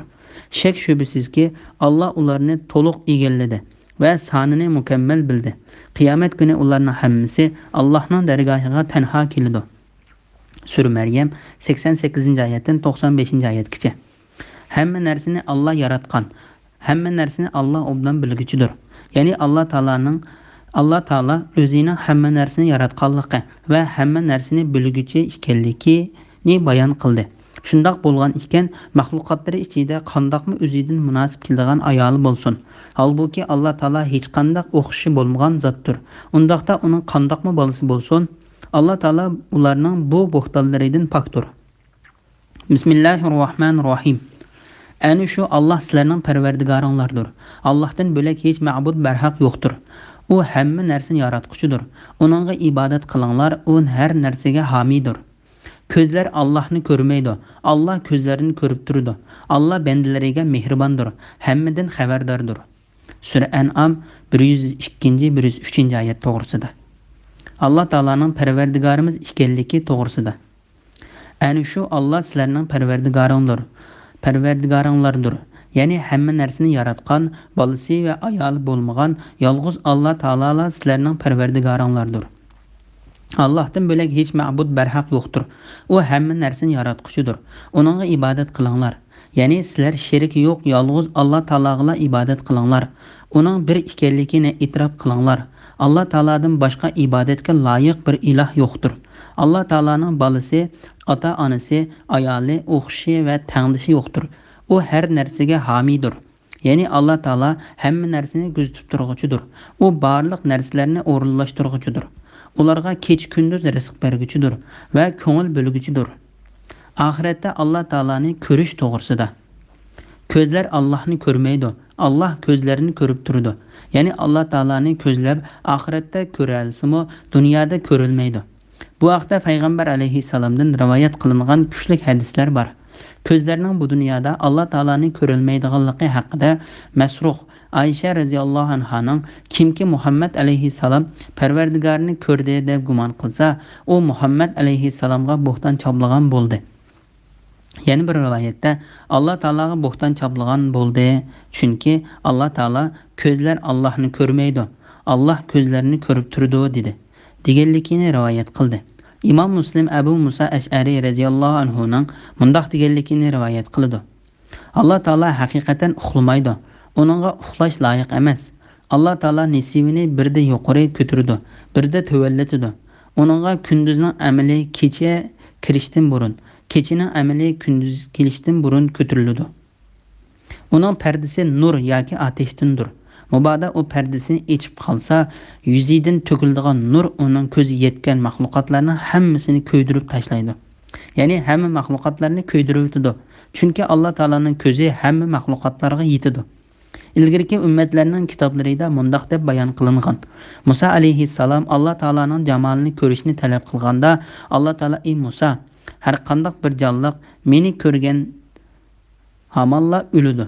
Har qanday bir jonsiz meni ko'rgan hamalla parcha-parcha bo'lib ketadi" dedi. Alloh taolo mundaq deydi: "Parvardigori taqqa tajalli qilish bilan tog'ni tubtuz qilib etdi. Musa behush bo'lib yiqildi. U hushiga kelib, Parvardigorim, sen poktursan, sana tövbe qildim. Men sening ulug'lig'ingga ishonguchilarning avvaliman" dedi. Sura A'rof 143-oyatning bir qismi. Tirik jonliqlarning Alloh taolaning ko'rilmaydiganligini bayon qilib kelgan bu asar bu dunyoda Alloh taolani ko'rishning mumkin emasligini ta'kidlab kelgan bo'lsa-mu, bu hargiz qiyomat kuni mu'minlarning Alloh taolani ko'ralaydiganligiga zid kelmaydi. Ammo Alloh taolani ko'zlar uning asli qiyofati bo'yicha ko'rilmaydi. Alloh taolo ko'zlarini uning asli qiyofati bilan ko'ralishidan pokdir. Shu mu'minlarning onasi Aysha radhiyallohu anha Alloh taolani oxiratda ko'rishning bo'ldiganligini, dunyoda ko'rishning mumkin bo'lmaydiganligini bayon qilib, o'zining bu qarashiga tövendagi oyatni dalil qildi. Ko'zlar Allohni ko'rmaydi, Alloh ko'zlarini ko'rib turadi. Aysha radhiyallohu anhaning Alloh taolani ko'rish mumkin emas degan so'zidan Alloh taolani asli qiyofati bilan ko'rish insonlarga mumkin bo'lmayli qolmasdan, hatto farishtalar va har qanday bir mahluqotlarning ko'rishining mumkin emasligi ko'zda tutilgandir. Allah ko'zlarini ko'rib turadi. Ya'ni Alloh taolo ko'zlarini qo'rshab turg'uchidir. Ko'zni o'z shakli bo'yicha bilib turadi. Chunki Alloh taolo ko'zlarini yaratgan zotdir. Alloh taolaning hamma narsani yaratganligi uchun uni bilib turadiganligi to'g'risida mundaq deydi: "Mahluqotni yaratgan zot bilmamdi. U shaylarning nozik taraflarini bilguchidir. Hammadan to'liq xabardordir." Sura Mulk 14-oyat. Ko'zlar Allohni ko'rmaydi. Alloh ko'zlarini ko'rib turadi. Bu yerda ko'zda tutilgan ko'zlardan ko'zga chiliqadigan mahluqotlar ko'zda tutilgan bo'lishi mumkin. Sudi mundaq deydi: Alloh taolaning hech qanday narsa ko'rilmaydi. Alloh taolo bo'lsa hamma narsani ko'rib turadi. Alloh bandalaridan mehribondir, hammadan xabardordir. Bu oyatning ma'nosi haqida Abu Aliya mundaq dedi: Alloh taolo narsalarni paydo qilishda eng nozik yerlarigacha bilguchidir. U narsalarning o'rinlaridan xabardordir. Bu so'z xuddi Luqman hakimning o'z o'g'liga vaznasat qilib mundaq deganligidan xabar berib kelgan. Alloh taolaning bu oyatining ma'nosiga o'xshaydi. Luqman aytdi: "Ey o'g'ilchiqim, qilmishing qichi chog'liq narsa bo'lib, u uyul tashning ichida, ya'ni eng maxfiy joyda, ya osmonlarning qetida yoki zaminning ostida bo'lsa-mu, Alloh uni hozir qiladi. Uning hisobini oladi. Alloh haqiqatan inchika kuzatuvchidir, hammadan xabardordir." Sura Luqman 16-oyat. Bismillahirrohmanirrohim. Ey payg'ambar, aytqinki, sizlarga Parvardigoringlar tarafidan hidoyatni ozg'unlikdan ayirib ko'rsatadigan dalillar keldi. Kimki haqni ko'rib turib iymon etsa, o'ziga foyda. Kimki uningdan ko'z yumsa, ya'ni bosh tortsa, o'ziga ziyon. Men sizlarga amalinglarni kuzatib turadigan kuzatchi emasman. Faqat sizlarni ogohlantiruvchi payg'ambarman. Ular ya'ni mushriklar, ey Muhammad, sen Qur'onni boshqalardan o'rganding deydi deb haqni bildigan qavmga bayon qilamiz deb oyatlarni mushundoq shakllarda bayon qildik. Sura An'am 104-105 oyat to'g'risida. Dalil paketlarning bayoni to'g'risida. Ey payg'ambar aytqinki, sizlarga Parvardigoringlar tarafidan hidoyatni ozg'unlikdan ayirib ko'rsatadigan dalillar keldi. Ya'ni bu dalillar Qur'on o'z ichiga olgan va payg'ambar alayhissalom ilib kelgan dalil paketlardir. Kimki haqni ko'rib iymon etsa o'ziga foyda. Bu oyatning ma'nosi tövendagi oyatning ma'nosiga o'xshaydi. Kimki ozidikan o'zining ziyni uchun ozgan bo'ladi. Sura Yunus 108-oyatning bir qismi. Kimki uningdan ko'z yumsa, ya'ni bosh tarsa o'ziga ziyon. Ya'ni uning uvoli faqat o'ziga qaytadi. Alloh taolo bu vaqtda bundoq deydi: haqiqatan ko'zlarla ko'r bo'lmaydi, lekin o'ziga qaytadi. Haqiqatan ko'zlarla ko'r bo'lmaydi, lekin ko'kraklardagi qalblar ko'r bo'ladi. Ya'ni haqiqiy ko'rlikning ko'zning ko'rligi emas, dilning ko'rligidir. Ko'r odam ibrat olmaydi va tushunmaydi. Sura Haj 46-oyatning bir qismi. Men sizlarga amalinglarni kuzatib turadigan kuzatchi emasman. Faqat sizlarni ogohlantiruvchi payg'ambarman. Ya'ni men sizlarni saqlovchi va sizlarni kuzatuvchi emasman. Balki men sizlarga dinni yetkazuvchiman. Alloh taolo xolgan kishini hidoyat qiladi va xolgan kishini ozdiradi. Ular, ya'ni mushriklar, ey Muhammad, sen Qur'onni boshqalardan o'rganding deydi deb haqni bildigan qavmga bayon qilamiz deb oyatlarini mushundoq shakllarda bayon qildik. Ya'ni biz mushu surada Alloh taolani bir deb tunishni bildirdigan va Alloh taoladan boshqa ilohning yo'qligini ko'rsatib beradigan oyatlarni bayon qilganimizdek, nodonlardan nodon bo'lganligi uchun inkor qilguvchi kofir va mushriklarning ey Muhammad, sen kitob berilgan burunqi kishilarda o'qiding, ulardan dars olding va ulardan o'rganding deyish uchun har bir o'rinda, ya'ni shu oyatlarni bayon qilamiz. Bu oyatning ma'nosining shundoq bo'lganligini Ibn Abbos, Mujohid, Said ibn Jubayr, Zakhok va boshqalar tasdiqladi. Alloh taolo bu vaqtda mundoq deydi: kofirlar, bu ya'ni Qur'on faqat u, ya'ni Muhammad o'zi to'qigan yolg'ondir. Onunğa onu to'qishga boshqa bir qavm, ya'ni ahli kitob yordam bergan deydi. Ular payg'ambar alayhissalomga bo'xton choplash bilan onunğa zulm qildi va yolg'onni chopildi. Ular aytdi: bu burunqilarning afsonalaridirki, ularni u yozdirib olgan. Hibsi qilivilish uchun onunğa etigan oqshamda o'qib berilyotdi. Sura Furqon 4-5-oyatlar. Alloh taolo kofirlarning kattibishi va yolg'onchilikdagi peshvasidan xabar berib mundoq dedi: u payg'ambar va Qur'on haqida o'ylandi. Qur'on to'g'riliq nima deyishni va qandoq bo'xton qilishni planladi. La'nat bo'lsinki, u qandoq planladi? Ya'ni la'nat bo'lsinki, u qandoq planladi? Ondan u qaridi, ondan qo'shilmasini turdi va chiroyini purishtirdi. Ondan iymondan yuz o'rdi. Payg'ambarga agishishdan takabburlik bilan bosh tortdi. Bu kalamulloh emas, faqat o'rganilgan sehrdir. Bu faqat inson so'zidir dedi. Sura Muddassir 18-oyatdan 25-oyatgacha. Haqni bildigan qavmga bayon qilamiz deb oyatlarni mushundoq shakllarda bayon qildik. Ya'ni u oyatlarimiz haqni bildigan qavmlarga bayon qilishimiz uchun mushundoq bayon qilamiz. Shuning bilan ularni haqiqatga ergishidi va nohaqdan saqlandi. Alloh taolaning oyatlarini bayon qilish orqali yuqorqi tilga ilingan mushriklarni ozdirib o'tishdiki va tövendikilarga haqni bayon qilib berishdiki cho'ng hikmat bo'lsa, Alloh taolaning tövendiki oyatlarida bayon qilingandek bo'lishi mumkin. Alloh bu misol bilan nurg'un kishilarni uni inkor qilganlikdan ozdirdi va nurg'un kishilarni uni tasdiqlaganlikdan hidoyat qiladi.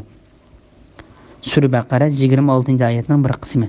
Alloh taolaning mundoq qilishi ilm ahlilarining Qur'onning Parvardigoring tarafidan kelgan haqiqat ekanligini bilishlari, shuning bilan iymon etishlari, dillarining Qur'onga bo'ysunishi uchundir. Alloh mu'minlarni haqiqatan to'g'ri yo'lga boshlag'uchidir. Sura Haj 54-oyat. Biz do'zax muakkillarini faqat farishtalardan qildik. Biz ularning sonini bilan faqat kofirlarni sinadik. Taki ahli kitob o'zlarining samoviy kitoblaridagi bu sonni ko'rib, Qur'onning haq ekanligiga iymon etqay. Mo'minlarning payg'ambar alayhissalomning bergan xabariga ishonganliklaridan va ahli kitobning Qur'on xabarlarining Tavrat, Injildagi xabarlariga uyg'un ekanligini e'tirof qilganligidan iymoni kuchaygay. Ahli kitob va mo'minlar buningdan sheklanmaydi.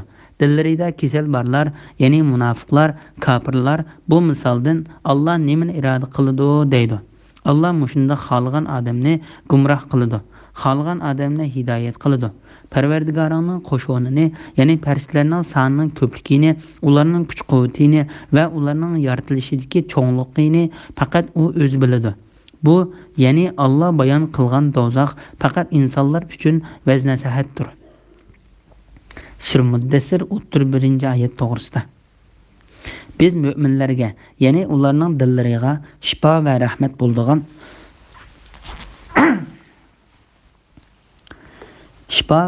bo'ladigan Qur'on oyatlarini nazil qilamiz.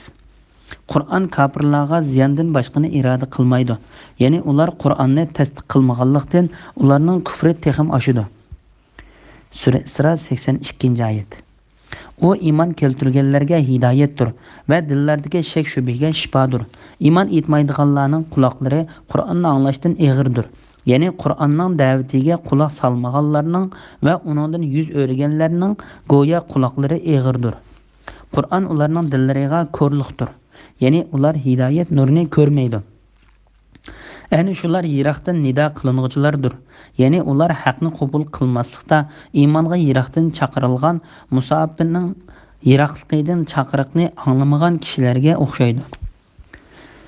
Sura Fussilat 44-oyatning bir qismi. Bu oyatlardan boshqa nurg'unlagan oyatlardami Qur'onning taqvodorlarga hidoyat qilinib tushirilganligi, Alloh taolaning u Qur'on orqali xolgan kishini ozdirib, xolgan kishini hidoyat yo'liga boshlaydiganligi bayon qilingan. Bismillahirrohmanirrohim.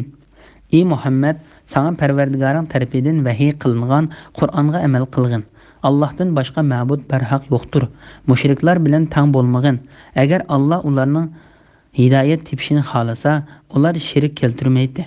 Seni ularga kuzatchi qilganimiz yo'q. Sen ularga homiymi emassan. Sura An'am 106-107-oyat to'g'risida. Vahiyga ergashishga buyurilganlik to'g'risida. Alloh taolo payg'ambariga va uning yo'liga ergashgan kishilarga mundoq buyruq berdi. Ey Muhammad, sana Parvardigoring tarafidan vahiy qilingan Qur'onga amal qilgin. Allohdan boshqa ma'bud barhaq yo'qdir. Ya'ni sana vahiy qilingan Qur'onga ergashgin. Qur'onning ko'rsatmasi bo'yicha mang'in. Uningga amal qilgin. Parvardigoring tarafidan san qilingan narsa shaksiz haqiqatdir. Chunki u Parvardigoringdan boshqa hech qanday iloh yo'qdir. Mushriklar bilan tang bo'lmagin. Ya'ni toki Alloh taolo sana Makkani fath qilib bo'lguncha, ularga qarshi san yordam berguncha, sen mushriklarni kechir va ulardan kelgan arziyatlarga sabr qilgin. Bilginki, ularni Alloh taolaning ozdirishida bir hikmat bor. Agar Alloh taolo xohlagan bo'lsa edi, barliq kishilarni to'g'ri yo'lga boshlagan bo'lardi. Agar Alloh taolo xohlagan bo'lsa edi, hamma insonlarni to'g'ri yo'l ustida to'plagan bo'lardi. Agar Alloh taolo ularning hidoyat tepishini xohlasa, ular shirik keltirmaydi. Ya'ni Alloh taolo o'zining xohlagan hukmida va tanlagan ishida bir xohishi va hikmati bordir. Alloh taolo qilgan ishidan so'ralmaydi. İnsanlar bo'lsa so'riladi. Seni ularga kuzatchi qilganimiz yo'q. Ya'ni seni ularning qilgan so'zlarini, ish amallarini saqlaydigan kuzatchi qilganimiz yo'q. Sen ularga homiymi emassan. Ya'ni sen ularning rizqlariga va ularning ishlariga ega bo'lguchi emassan. Sening mas'uliyating faqat dinni yetkazishdir. Alloh taolo bu vaqtda mundoq deydi: Sen ularga vaz nasihat qilgin. Sen faqat ularga vaz nasihat qilguchisan. Sen ularga musallat, ya'ni ularni iymonga majburlovchi emassan. Sura G'oshiya 21-22-oyatlar. Sening mas'uliyating faqat tabliq qilishdir. Bizning mas'uliyatimiz hisob elishdir. Sura Ra'd 40-oyatning bir qismi. Bismillahirrohmanirrohim. Mushriklarning Xudoni qo'yib ibodat qildigan butlarini tillamanglar. Unda qilsanglar, ular bilmaganliklaridan haddidan eshib Allohni tillaydi. Shuningdek, biz har ummatga o'zlarining amalini chiroyli ko'rsatdik. Ondan ularning qaytib boradigan joyi Allohning dargohidir. Alloh ularning qilmishlarini ularga aytib berdi. Ya'ni yaxshiga mukofot beradi, yomonni jazolaydi. Sura An'am 108-oyat to'g'risida. Mushriklarning Alloh taolani tillamasligi uchun ularning ilohlarini tillashdan to'silganlik to'g'risida. Mushriklarning ilohlarini tillash amaliyotda foydali bo'lsa-mu, lekin uning mushriklarning mo'minlarning ilohi bo'lgan Allohni tillashdan iborat cho'ng bir yomon oqibat kelib chiqadiganligi uchun Alloh taolo payg'ambari va mo'minlarni mushriklarning ilohlarini tillashdan to'sdi. Bu oyat haqida Ali ibn Abu Talha ibn Abbas radhiyallohu anhumaning mundaq deganligini rivoyat qiladi. Mushriklar: "Ey Muhammad, yoki sen bizning ilohlarimizni tillashdan yaltiysan, yoki biz sening Parvardigoringni so'kimiz" dedi. Shuning bilan Alloh taolo mo'minlarni mushriklarning ilohlarini tillashdan to'sib mundaq dedi: "Mushriklarning Xudoni qo'yib ibodat qiladigan butlarini tillamanglar. Unda qilsanglar, ular bilmaganliklaridan, haddidan eshib Allohni tillaydi." Abdurazzaq Muammardan Qatadaning mundaq deganligini rivoyat qiladi. Musulmonlar kafirlarning butlarini tillaydi. Shuning bilan kafirlar haddini bilmasdan Alloh taolani tillashga boshladi. Shuning bilan Alloh taolo bu oyatni nozil qildi. Tövendagi hadisda bayon qilingan ishmo yomon oqibat kelib chiqishi mumkin bo'lgan ishlarni qilmaslikqa buyurilgan ishlarning qatoridandir. Payg'ambar alayhissalom o'zining ota-onasini tillagan kishiga la'nat bo'lsin dedi. Sahobalar: "Ey Allohning payg'ambari, bir kishi qandoqmi o'zining ota-onasini tillasin?" deyishdi. Payg'ambar alayhissalom: "Bir kishi birisining otasini tillaydi, u kishimi bu kishining otasini tillaydi.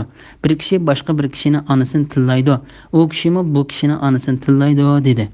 Shuningdek, biz har bir ummatga o'zlarining amalini chiroyli ko'rsatdik. Ya'ni biz qavmga ularning butlarini yaxshi ko'rishni, uni qo'g'dashni va uning yordam berishni chiroyli ko'rsatganimizdek, gumrohlikda o'tgan har bir ummatga o'zlarining shu gumrohlikni chiroyli ko'rsatdik. Alloh taolo xohishi va qilgan bu ishida o'zining to'liq dalili va katta hikmati bordir. Ondan ularning qaytib boradigan joyi Allohning dargohidir. Alloh ularning qilmishlarini ularga aytib berdi. Ya'ni yaxshiga mukofot beradi, yomonni jazolaydi. Ya'ni Alloh taolo ularning qilgan ishlaridan hisob olib, yaxshi ishiga mukofot, yomon ishiga jazo beradi. Bismillahirrohmanirrohim. Agar ularga biror mo'jiza kelsa, uningga cho'qim ishonganliklarini bildirib, Allohning nomi bilan qattiq qasam ichishdi. Ey Muhammad, mo'jizalar mening emas, Allohning dargohidagi ish degin. Ey mo'minlar, sizlar nimani bilasizlar? Mo'jiza kelsa, ular ehtimol uningga ishonmasliklari mumkin. Ularning dillarini, ko'zlarini haqni tushunish va ko'rishdan buruvitimiz. Ular dastlabda mo'jizalarga ishonmaganidek, ya'ni ishonmaydi. Ularni gumrohliklarida tanriqab yurishiga qo'yibimiz. Sura An'am 109-110-oyat to'g'risida. Mushriklarning mo'jiza talab qilganligi va ularning mo'jiza kelsa, cho'qim iymon etmaymiz deb qasam berganligi to'g'risida. Agar ularga biror mo'jiza kelsa, uningga cho'qim ishonganliklarini bildirib, Alloh taolaning nomi bilan qattiq qasam ichishdi. Alloh taolo bu oyatda mushriklarning agar ularga biror mo'jiza kelsa, u mo'jizaga ishonganliklarini bildirib, Alloh taolaning nomini tilga olib, cho'nqur qasam ichganligidan xabar berdi. Ey Muhammad, mo'jizalar mening emas, Allohning dargohidagi ish degin. Ya'ni ey Muhammad, sendan to'g'ri yo'lni tepish va u to'g'ri yo'ldan minish emas, balki qiyinlashtirish, kupurluq va tarsalik qilish yusidan sendan mo'jiza talab qilgan osh kofirlarga bu mo'jizalar Alloh taoloningdir. Agar Alloh taolo xolisa, u mo'jizalarni sizlarga keltiradi, xolis keltirmaydi degin. Ey mo'minlar, sizlar nimani bilasizlar? Mo'jizalar kelsa, ular ehtimol uningga ishonmasliklari mumkin. Bu oyatda xitob qilingan sizlar nimani bilasizlar degan so'zdan mushriklar ko'zda tutilgan degan ko'z qarashmi bor. Mujohidmi shu ko'z qarashda bo'ldi. Undaqda bu oyatning ma'nosi tuvandikidek bo'ladi. Ey mushriklar, sizlar ichgan qasaminglarda o'zinglarni rostchil deb bilamsizlar? Ya'ni mushriklar talab qilgan mo'jiza ularga kelsimi, ular uningga iymon etmaydi. Bu oyatda qilingan xitob mo'minlarga qartilgandir degan ko'z qarashmi bor. Bundaq bo'lganda Bu oyatning ma'nosi tövendekidek bo'ladi. Ey müminler, sizler o müşriklerinin iman etişini ümit qilib, möciz kelishini arzu qilganda, müşriklarga möciz kelgende, ularning çoqum iman etido deb bilamsizlar. Ularning dillarini, ko'zlarini haqni tushunish va ko'rishdan burutimiz. Ular dastlabda möcizlarga ishonmaganidek, ya'ni ishonmaydi. Bu oyatning ma'nosi haqida Avfi ibn Abbas radhiyallohu anhumaning mundoq deganligini rivoyat qiladi. Müşriklar Allah Taala tushirgan haqiqatni inkar qilgan edi. Ularning dillari bir narsa va mustahkam turolmaydigan, hamma narsadan qaytariladigan bo'lib qoldi. Bu oyatning ma'nosi haqida Mujahid mundoq deydi: Biz ular bilan iymonning o'ttirisiga to'solg'i bo'lib turibmiz. Xuddi biz dastlabda ular bilan iymonning o'ttirisida to'solg'i bo'lib olib, ular iymon etmagandek, ularga barliq mo'jizalar kelgan taqdirdami, ular iymon etmaydi. Ikrama va Abdurrahman ibn Aslammo Mujahidga o'xshash fikrda bo'ldi. Ibn Abu Talha ibn Abbas radhiyallohu anhumaning mundoq deganligini rivoyat qildi. Allah Taala bu yerda bandalarining nima deydiganligini, ularning ig'izlaridan chiqishdan burun ularning qanday amallarni qildiganligini, ular qilishdan burun xabar berdi va mundoq dedi: Sana hammadan xabardor zotdek, ya'ni Allohdek aytib berolmaydi. Sura Fatir 14-oyatning bir qismi. Har qanday odam Allohning taatidan ketkizib qo'yganlarimga hasrat. Men Allohning shariatini va dinini masxara qiluvchilardan edim deb qolmaslik uchun yoki Alloh meni hidoyat qilgan bo'lsa, hidoyat tepib albatta taqvodorlardan bo'ladim deb qolmasliklari uchun yoki azobni ko'rgan chaqda kashki dunyo qaytishimga bo'lsa edi, u chaqda Alloh taologa itoat qilib yaxshilardan bo'lar edim deb qolmasligi uchun Parvardigoriga bo'ysunsin. Sura Zumar 56-oyatdan 58-oyatgacha. Ondan Allah Taala agar ular dunyoga qaytarilgan taqdirdami, ularning yanada to'g'ri yo'lning ustida bo'lmaydiganligidan xabar berib mundoq dedi: Ular dunyoga qaytarilgan taqdirdami, man'iy qilingan ishlarni albatta yana qiladi. Shubhasizki ular iymon etdi degan va'dasida yolg'onchilardir. Sura An'am 28-oyatning bir qismi. Ularning dillarini, ko'zlarini haqni tushunish va ko'rishdan burutimiz. Ular dastlabda mo'jizlarga ishonmaganidek, ya'ni ishonmaydi. Ya'ni ular dunyoga qaytarilsa, ular dunyodagi chaqda dastlabda biz ular bilan iymonning orliqida to'solg'i bo'lib olganligimizdek, ya'ni shundoq to'solg'i bo'lib olamiz. Ularni gumrohliklarida tangriqab yurishga qo'yuvtimiz. Bu oyatning ma'nosi haqida Ibn Abbas, Sudi, Mujahid, Abu Aliya, Rabi', Abu Malik va boshqalar ular o'zlarining kufrligida tangriqab yurishga qo'yuvtimiz deganlikdir deydi. Bismillahirrohmanirrohim. Bani İsrail'den kafir bo'lganlar Davudning va Maryam o'g'li Isoning tili bilan, ya'ni Zaburda va Injilda la'nat qilindi. Bu ya'ni ularning la'natga uchrashi, ularning osiylik qilganliklari va haddidan ishib ketganliklaridan bo'ldi. Ular o'zlari qilgan yomon ishlardan bir-birini to'simaydi. Ularning qilmishlari nima degan yomon. Ular ya'ni Yahudiylarning ichida nurg'unlarining kafirlarni, ya'ni Rasulullohni va musulmonlarni o'ch ko'rish yuzidan mushriklarni do'st tutganligini ko'rsan. Ularning o'zlari uchun oldin tayyorlagan amallari nima degan yomon. Bu amallar ularga Allohning g'azabini ilib keldi. Ular mengu azobga qolg'uchilardir. Agar ular Allohga, payg'ambarga va payg'ambarga nozil qilingan kitobga iymon etsa edi, kafirlarni do'st tutmaydi. Lekin ularning to'lisi fosiqlardir. Sura Maida 78, 79, 80, 81-oyat to'g'risida. Allah Taolaning Bani İsrail qavmidan chiqqan kafirlarga la'nat qilganligi to'g'risida. Allah Taala nihoyatda burunqi zamonda avatgan payg'ambari Davud alayhissalomga nozil qilgan oyatlarida va Isa alayhissalomning qilgan so'zlaridan Bani İsrail qavmidan chiqqan kafirlarga ularning qilmishlari tufaylidan la'nat qilganligidan xabar berdi. Avfi ibn Abbas radhiyallohu anhuning mundoq deganligini rivoyat qildi. Ular Tavratda, Injilda, Zaburda va Qur'onda la'nat qilingandir. Ondan ularning ayni zamondagi holini bayon qilib, Allah Taala mundoq deydi: Ular o'zlari qilgan yomon ishlardan bir-birini to'simaydi. Ya'ni ularning ogohlantirib, ya'ni ularning hech biri gunoh va harom ishlar qilganlarni to'simaydi. Sura An'am 28-oyat. Alloh Taolo Bani İsrailning Tavratda, Injilda, Zaburda va Qur'onda la'nat qilingandir. Ondan ularning ayni zamondagi holini bayon qilib, Allah Taala mundoq deydi: Ular o'zlari qilgan yomon ishlardan bir-birini to'simaydi. Ya'ni ularning ogohlantirib, ya'ni ularning hech biri gunoh va harom ishlar Ondan Alloh taolo ularga o'xshab qilishdan ogohlantirib, ularni ayblab mundoq dedi: Ularning qilmishlari nima degan yomon. Yaxshilikqa buyurish, yomonlikdan to'sish haqida bir necha hadis. Bu haqdagi hadislar nihoyat ko'p bo'lib, biz bu yerda bir nechasini bayon qilib o'tmoqchimiz. Imom Ahmad Huzayfa ibn Yamani radhiyallohu anhudan payg'ambar alayhissalomning mundoq deganligini rivoyat qiladi.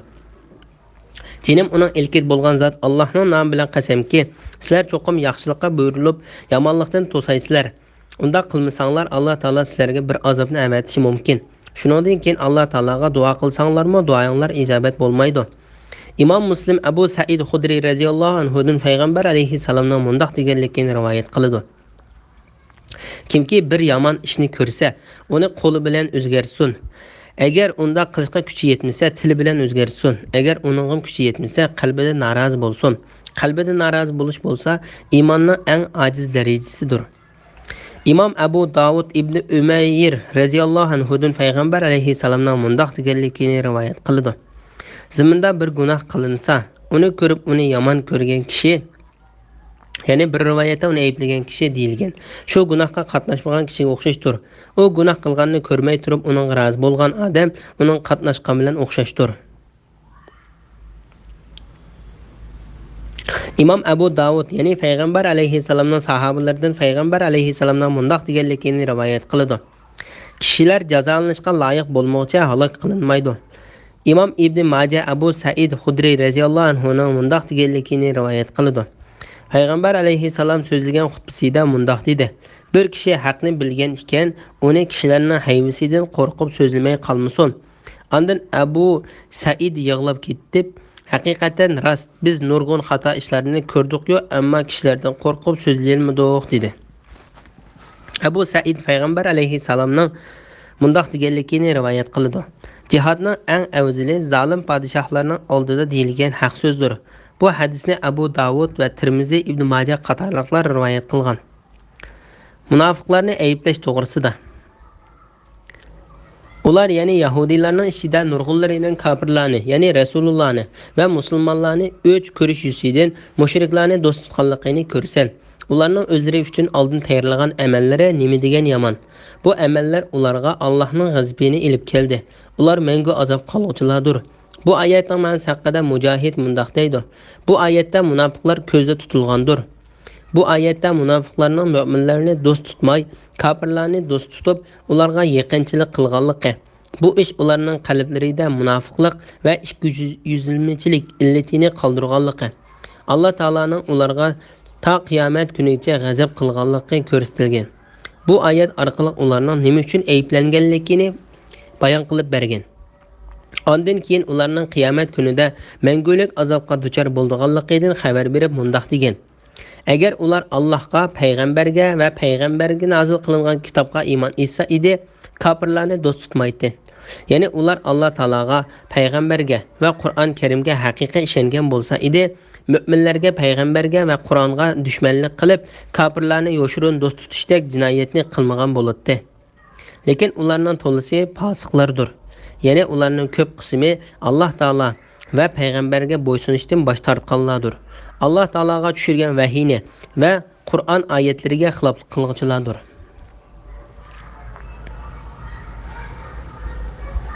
Bismillahirrohmanirrohim. Ey Muhammad, Yahudilar va mushriklarning mu'minlarga hammadan qattiq dushman ekanligini cho'qim bayqaysan. Biz nasoralar degan kishilarning do'stlik jihatda mu'minlarga hammadan yaqin ekanligini cho'qim bayqaysan. Bu nasoralarning ishida ulamolar, rohiblar bo'lganligi va haqni qabul qilishda takabburlik qilmaydiganliklari uchundir.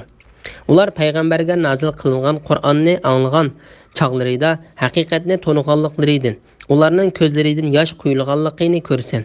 Ular aytadi: Rabbimiz, biz iymon etdik, bizni payg'ambaringni, kitobingni e'tirof qiluvchilar qatorida qilgin. Biz nemishqa Allohga, bizga kelgan haqiqatga ishonmayli? Holbuki biz Parvardigorimizning bizni yaxshi kishilar qatorida jannatga kirgizishini umid qilamiz. Bu so'zlari uchun Alloh ularni ostidan o'stanlar eqib turadigan jannatlar bilan mukofotlaydi. Ular jannatlarda mangu qoladi. Yaxshilik qilguvchilarga beriladigan mukofot ana shu. Kafir bo'lganlar, bizning oyatlarimizni yolg'on chiqarganlar do'zax ahlidir. Bu oyatlarning tushish sababi to'g'risida Said ibn Surmaida 82, 83, 84, 85, 86 oyatlar to'g'risida. Bu oyatlarning tushish sababi to'g'risida Said ibn Jubayr, Sudi va boshqalarning deyishicha, bu oyatlar Najashiyning payg'ambar alayhissalomga avatgan elchilari to'g'risida tushgan. Najashi o'z odamlarini payg'ambar alayhissalomning qishig'iga berib, uni o'z ko'zlari bilan ko'rib, uning so'zlarini anglab kelish uchun avatgan. Ular payg'ambar alayhissalomni ko'rganda va payg'ambar alayhissalom ularga Qur'on o'qib berganda musulmon bo'lib, ko'ngillari erib yig'lab ketgan. Ondan ular Najashiyning qishiga qaytganda bo'lgan voqeani uning so'zlab bergan. Ata ibn Abu Ribah mundaq deydi: ular Habashistonlik bo'lib, Habashistonga musulmonlar hijrat qilib borganda musulmon bo'lganlardir. Qatada mundaq deydi: ular Maryam o'g'li Isa alayhissalomning dinidagi kishilar bo'lib, musulmonlarni ko'rganda va Qur'onni anglaganda ikkilanmay musulmon bo'lganlardir. İmam İbn Jarir bu oyatning Habashistonlik bo'lsin yoki boshqalar bo'lsin, mushundaq sifatli kishilar haqida tushganligini kuchlantirdi. Muhammad Yahudiylar va mushriklarning mu'minlarga hammadan qattiq dushman ekanligini cho'qim bayqaysan. Ya'ni ularning shundoq qilishi faqat Yahudiylarning kofirligi, kojligi, tang'oqligi, takabburligi va haqqa bo'ysunmaydiganligi, shundoqla ilm ahlini kamsitadiganligi uchundir. Shu ular burun ko'plagan payg'ambarlarni o'ltirgan. Hatto payg'ambar alayhissalomni o'ltirishga bir qancha qatim urinib, uni zaharlagan va sehrlagan. Mushriklarni uning qarshi turishga kuch kiritgan. Alloh taolo ularga ta qiyomat kunigacha la'nat qilsin. Biz nasoralar degan kishilarning do'stlik jihatda mu'minlarga hammadan yaqin ekanligini cho'qim bayqaysan. Ya'ni o'zlarini Isa alayhissalomning agashuvchilari, Injil yo'lida mang'uchilar degan xristianlarda umuman islom diniga va musulmonlarga yaqinlik tuyg'usi bor. Bu faqat Isa alayhissalomning dinidan ularning qalblariga singan bag'ri yumshoqlik va mehr shafqatlik tuyg'usi sababidandir. Bu vaqtda Alloh taolo mundaq deydi: uningga agashganlarning dillariga shafqat va mehribonlikni soldik. Sura Hadid 27-oyatning bir qismi. Bu nasoralarning ishida ulamolar, rohiblar bo'lganligi va haqni qabul qilishda takabburlik qilmaydiganliklari uchundir. Ya'ni ularning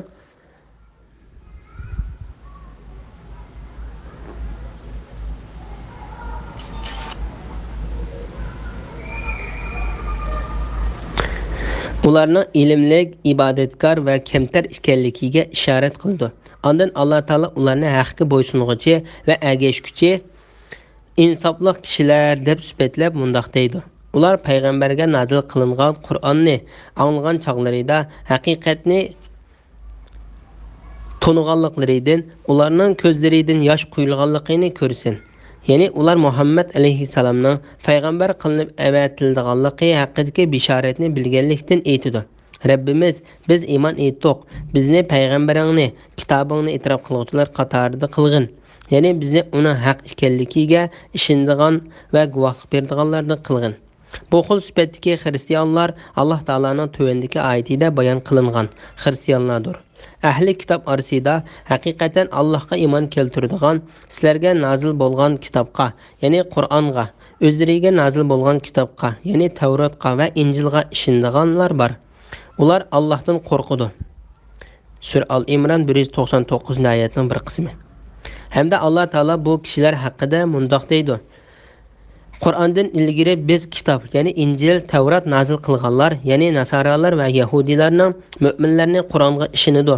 Ularga Qur'on tilovat qilingan chaqda ular biz Qur'onga ishondik, shubhisizki u Parvardigorimiz tarafidan nozil bo'lgan haqiqatdir. Biz haqiqatan buningdan burun musulmon edik deydi. Ularning qilgan savr taqati uchun ularga qo'sh savob beriladi. Ular yaxshilik orqali yomonlikni daf'i qiladi. Biz ularga rizq qilib bergan narsalardan yaxshilik yo'llariga sarf qiladi. Ular behuda so'zlarni anglaganda uningdan yuz o'rib, ya'ni quloq solmay, bizning amallarimiz o'zimiz uchun, sizlarning amallaringlarimiz o'zinglar uchun, sizlarga omonlik bo'lsin. Biz nodonlardan do'stlik tilamaymiz deydi. Sura Qasas 52, 53, 54, 55-oyatlar. Bu so'zlari uchun Alloh ularni ostidan o'stanglar eqib turadigan jannatlar bilan mukofotlaydi. Ular jannatlarga mangu qoladi. Ya'ni ularning iymon etganliklari, ishonganliklari va haqni e'tirof qilganligi uchun Alloh taolo ularni ostidan o'stanglar eqib turadigan jannatlar bilan mukofotlaydi. Ular jannatlardan chiqib ketmay mangu qoladi. Yaxshilik qilguvchilarga beriladigan mukofot ana shu. Ya'ni bu mukofot haq mayli kimda, qayerda, qaysi zamonda va qaysi yo'sinda bo'lsin, uni qabul qilib ergashganlar uchun beriladi.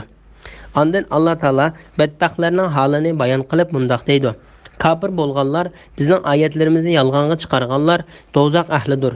Ya'ni haqdan tangan va uningga qarshilik qilguvchilar jahannam ahlidir. Bismillahirrohmanirrohim.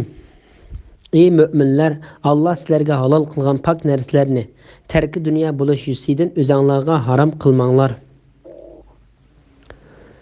Allah belgilep bergen den çektin aşmanglar. Allah çektin aşkıçılarını hakikaten dost tutmaydı. Allah sizlerge rızık kılıp bergen halal pak narsalardan yağlar.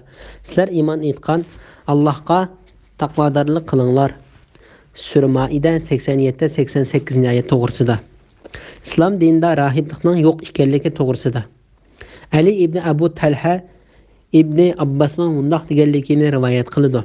Bu oyatlar biz o'zimizni aqti qilib, dunyoning shahvatlarini tashlab, xuddi rahiblarga o'xshash jahon kezib, Alloh taologa ibodat qilish bilan mashg'ul bo'laylik deyishgan bir turkum sahobalar haqida tushgan. Ularning bu so'zlari Payg'ambar alayhisalomga yetkazilganda, Payg'ambar alayhisalom ularga odam avatib chaqirtib kelib, "Sizlar mundoq dedinglarmi?" deb so'raydi. Ular "Ha, ey Allohning payg'ambari" deb javob berishdi. Payg'ambar alayhisalom ularga "Ammo men Ramazondan boshqa vaqtlarda ba'zi kunlari ro'za tutaman, ba'zi kunlari tutmayman. Kechalarining bir qismida namoz o'qiyman, bir qismida uxlayman, ham o'ylanaman. Kimki men tutgan yo'lga ergashsa, o mening ummatimdir. Kimki men tutgan yo'lga ergashmasa, o mening ummatimdan emasdir" dedi. Imom Buxoriy va Muslim Aisha radhiyallohu anhadan Payg'ambar alayhisalomning mushu mazmundagi hadisni rivoyat qilgan. Alloh belgilab bergan chekdan oshmanglar. Ya'ni yeyish cheklimi qo'yilmagan narsalar o'zinglarga cheklab qiyinlashtirib olmanglar. Halal qilingan narsalarni iste'mol qilishda haddidan oshirib etmay, ehtiyojinglarga tushliq ishlatanglar. Alloh bu haqda mundoq deydi: "Yanglar, ichinglar, isrof qilmanglar."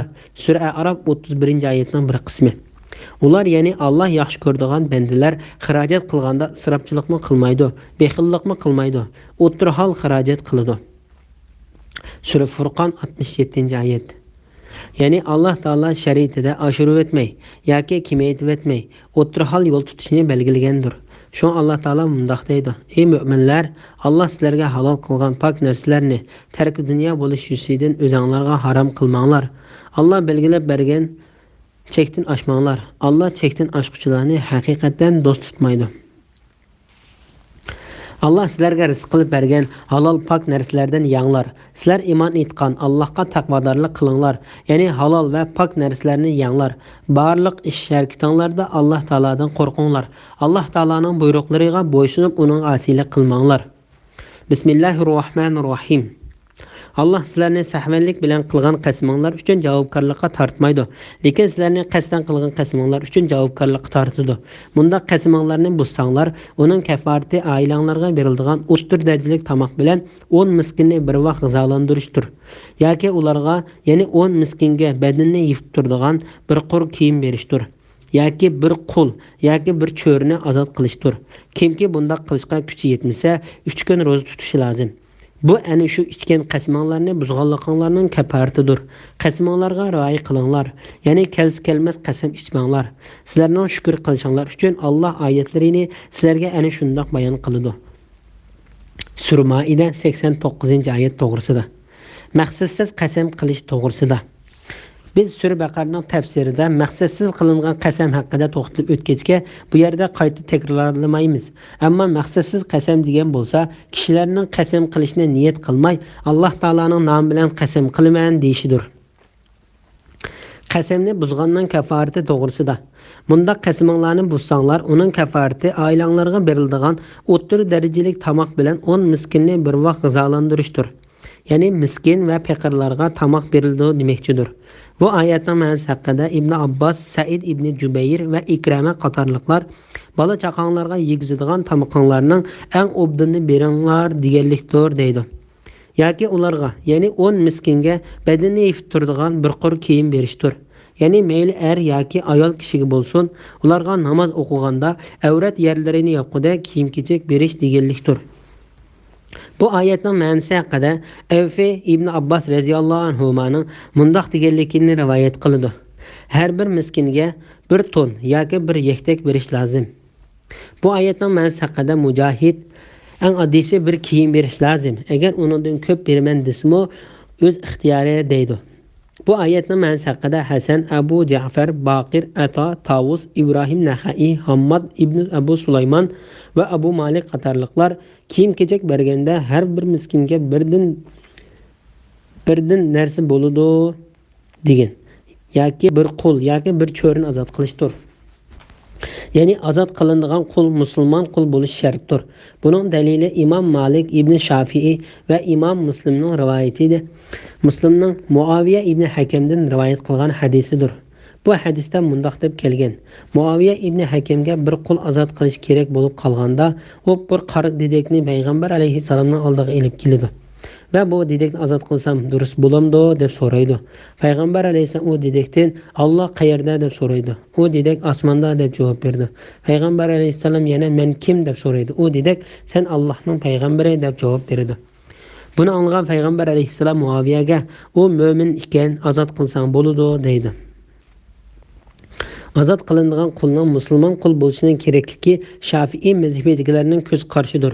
Ularning pakiti birinchi Alloh taolaning yoki bir qul yoki bir cho'rini ozod qilishdir degan oyatidagi ozod qilinadigan qulning mo'min qul bo'lishi kerak degan hukmni savallik bilan odam o'ltirib qo'ygan kishining kafaratini bayon qilib kelgan. Alloh taolaning kimki biror mo'minni savallik bilan o'ltirib qo'ydi ekan, u bir mo'min qulni ozod qilishi va o'ltirilguchining varislariga diyet to'lish kerak degan oyatidagi bir mo'min qulni ozod qilish degan so'ziga qiyos qilib turib olgandir. Ikkinchi, yuqorida bayon qilingan hadisdir.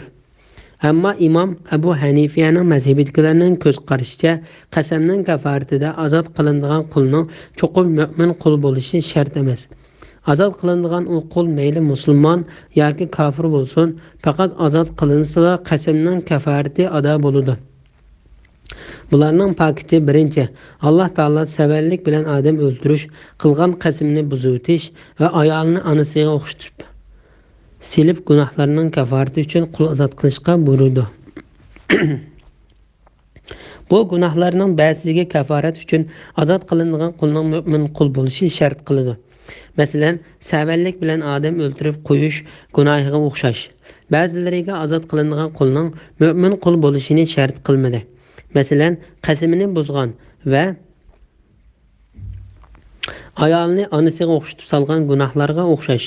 Shuning uchun hamma buyruqlarga o'z o'rnida amal qilindi.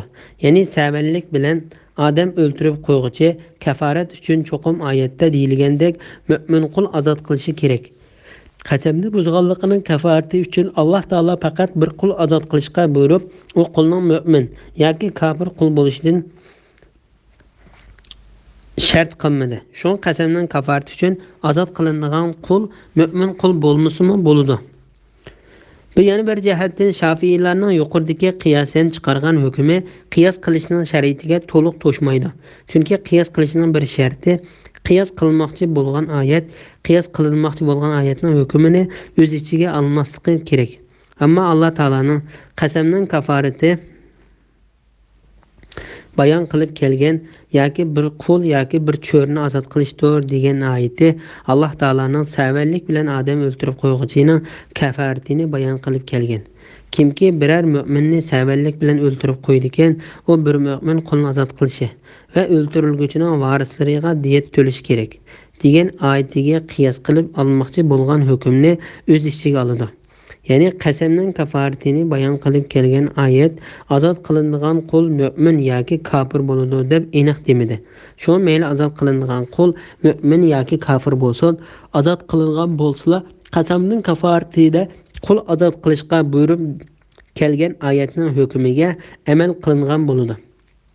Shuning uchun bu oyatning savallik bilan odam o'ltirib qo'yganligining kafaratini bayon qilib kelgan oyatga qiyos qilinishga shart to'shmaydi.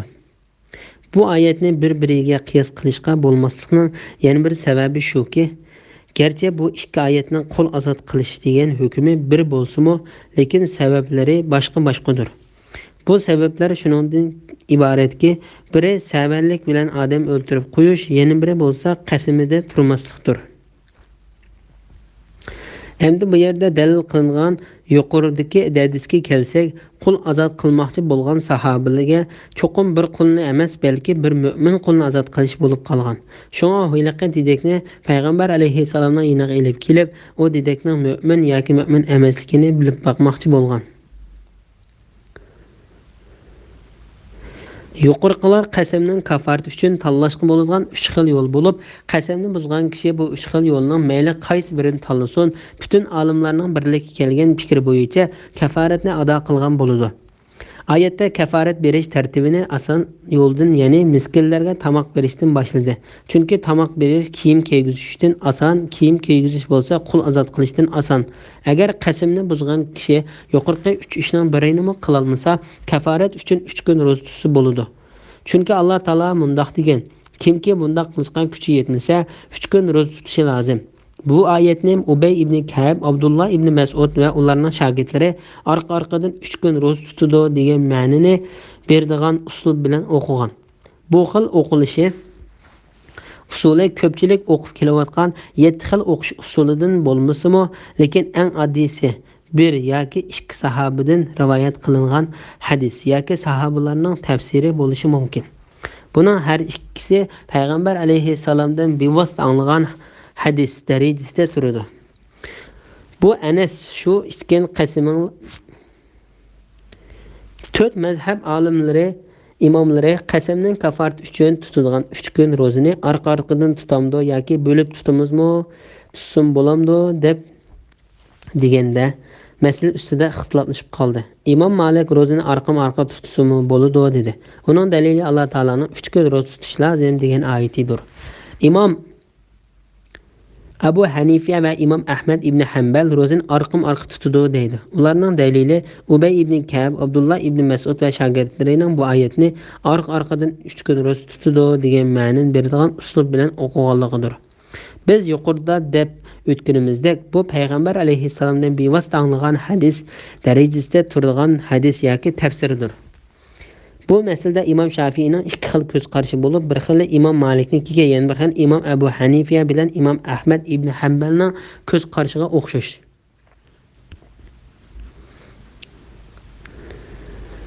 Bu Anas shu ichgan qasamlarni buzganliklaringlarning kafaratidir.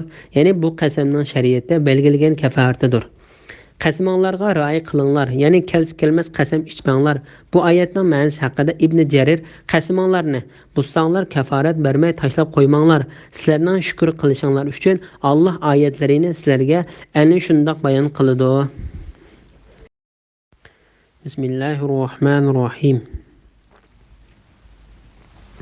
Ey müminler, aroq ichish, qimor o'ynash, butlar, ya'ni cho'qinish uchun tiklangan toshlarga cho'qinish, pal o'qlari bilan pal silish shaytonning ishi, paskini qiliqlaridir.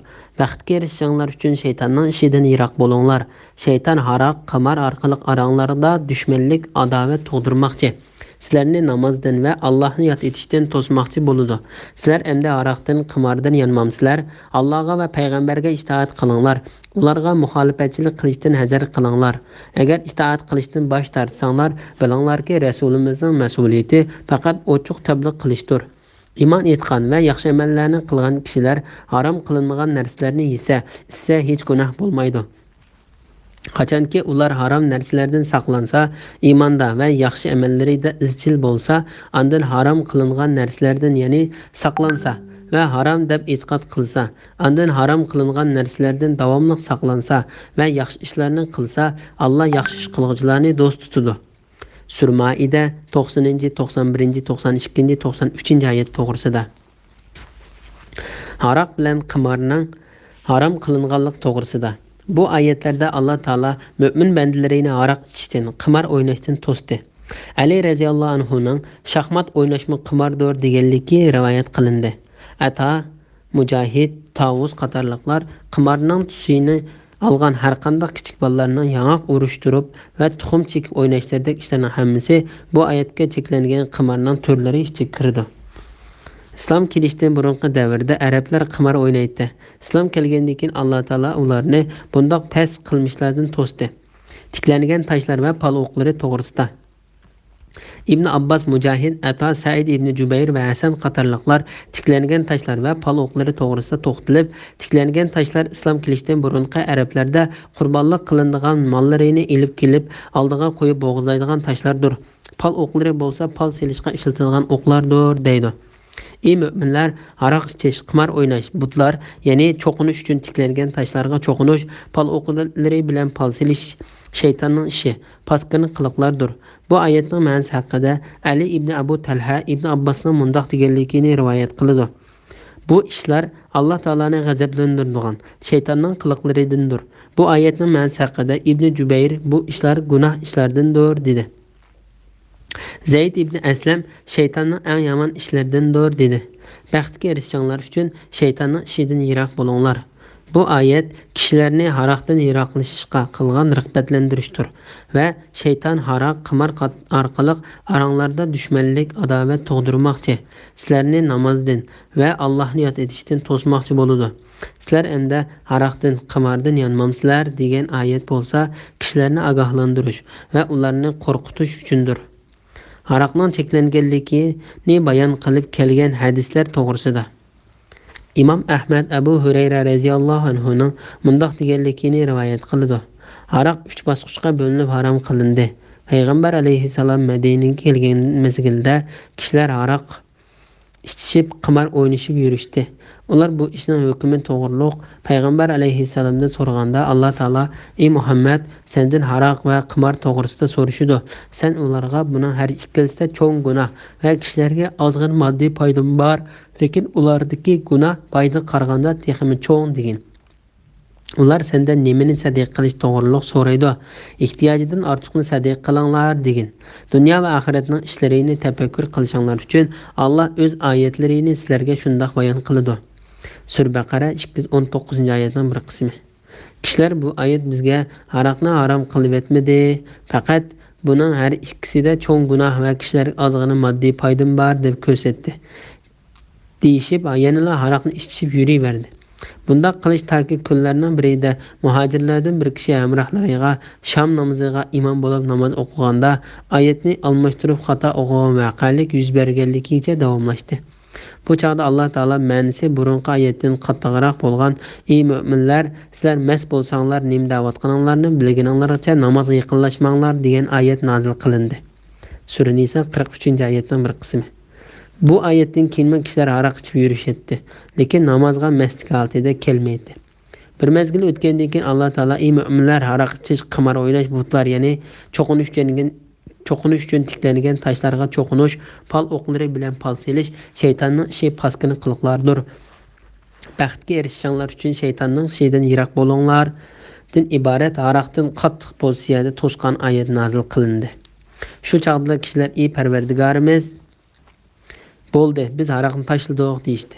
Ba'zi kishilar payg'ambar alayhisalomdan: "Ey Alloh taolaning payg'ambari", ba'zilar Alloh taolaning yo'lida jihad qilib o'ldi, ba'zilar uylarida vafot bo'lib ketishdi. Ular aroq ichdi, qimor o'ynaydi. Ularning hukmi qanday bo'ladi deb so'radi.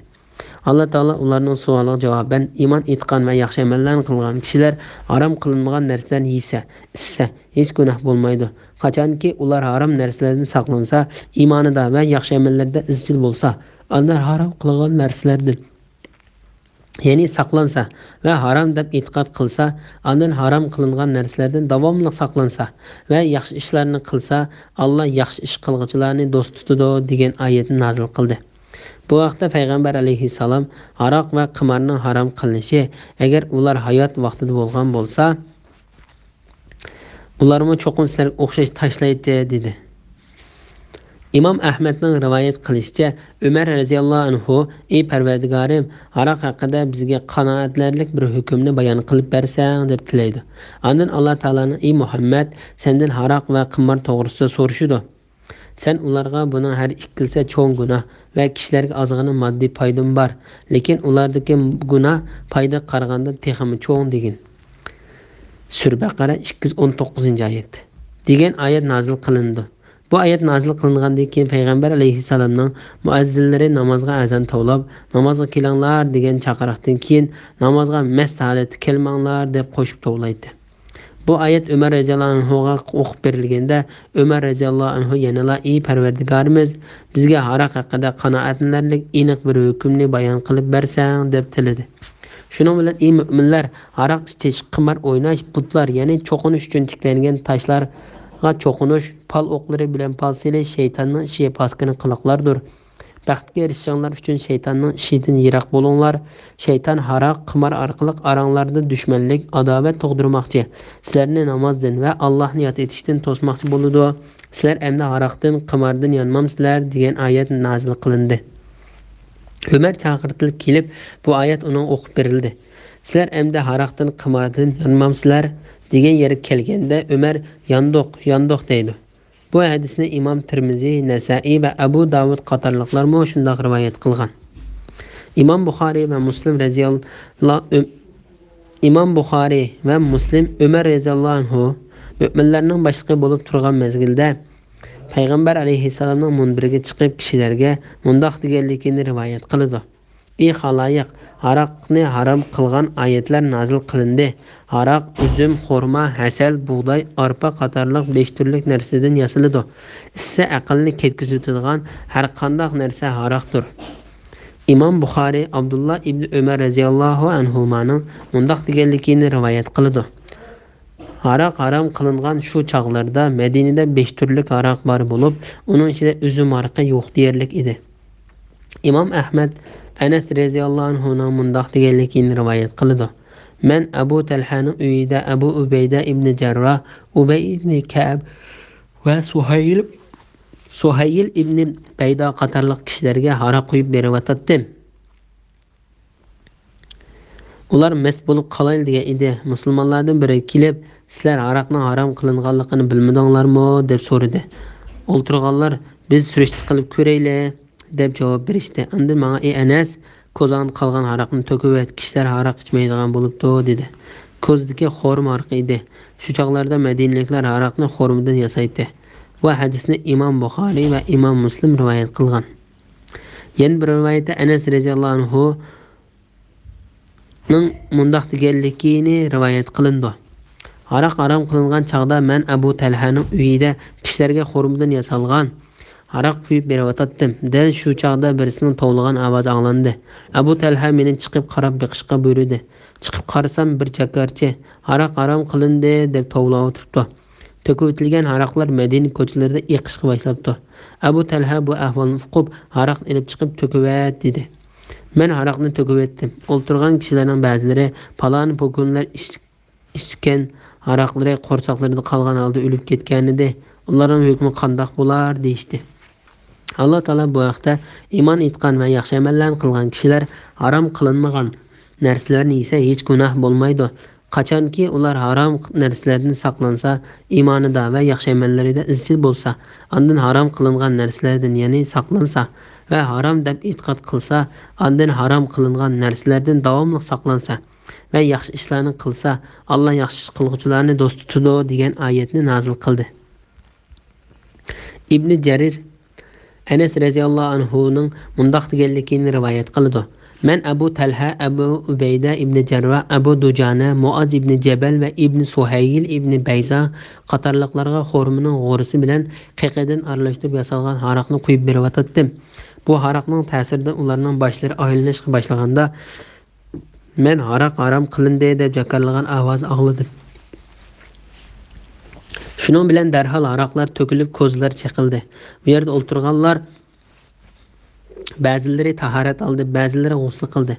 Biz Ummu Salimaning atiridan o'zlarimizga chechib payg'ambar alayhisolamning masjidiga kirdik. Bu chog' payg'ambar alayhisalom ey mu'minlar, haroq ichish, qimar o'ynash, butlar, ya'ni cho'qinish uchun tiklangan tashlarga cho'qinish, pal o'qlari bilan pal silish shaytonning ishi paskin qiliqlardir.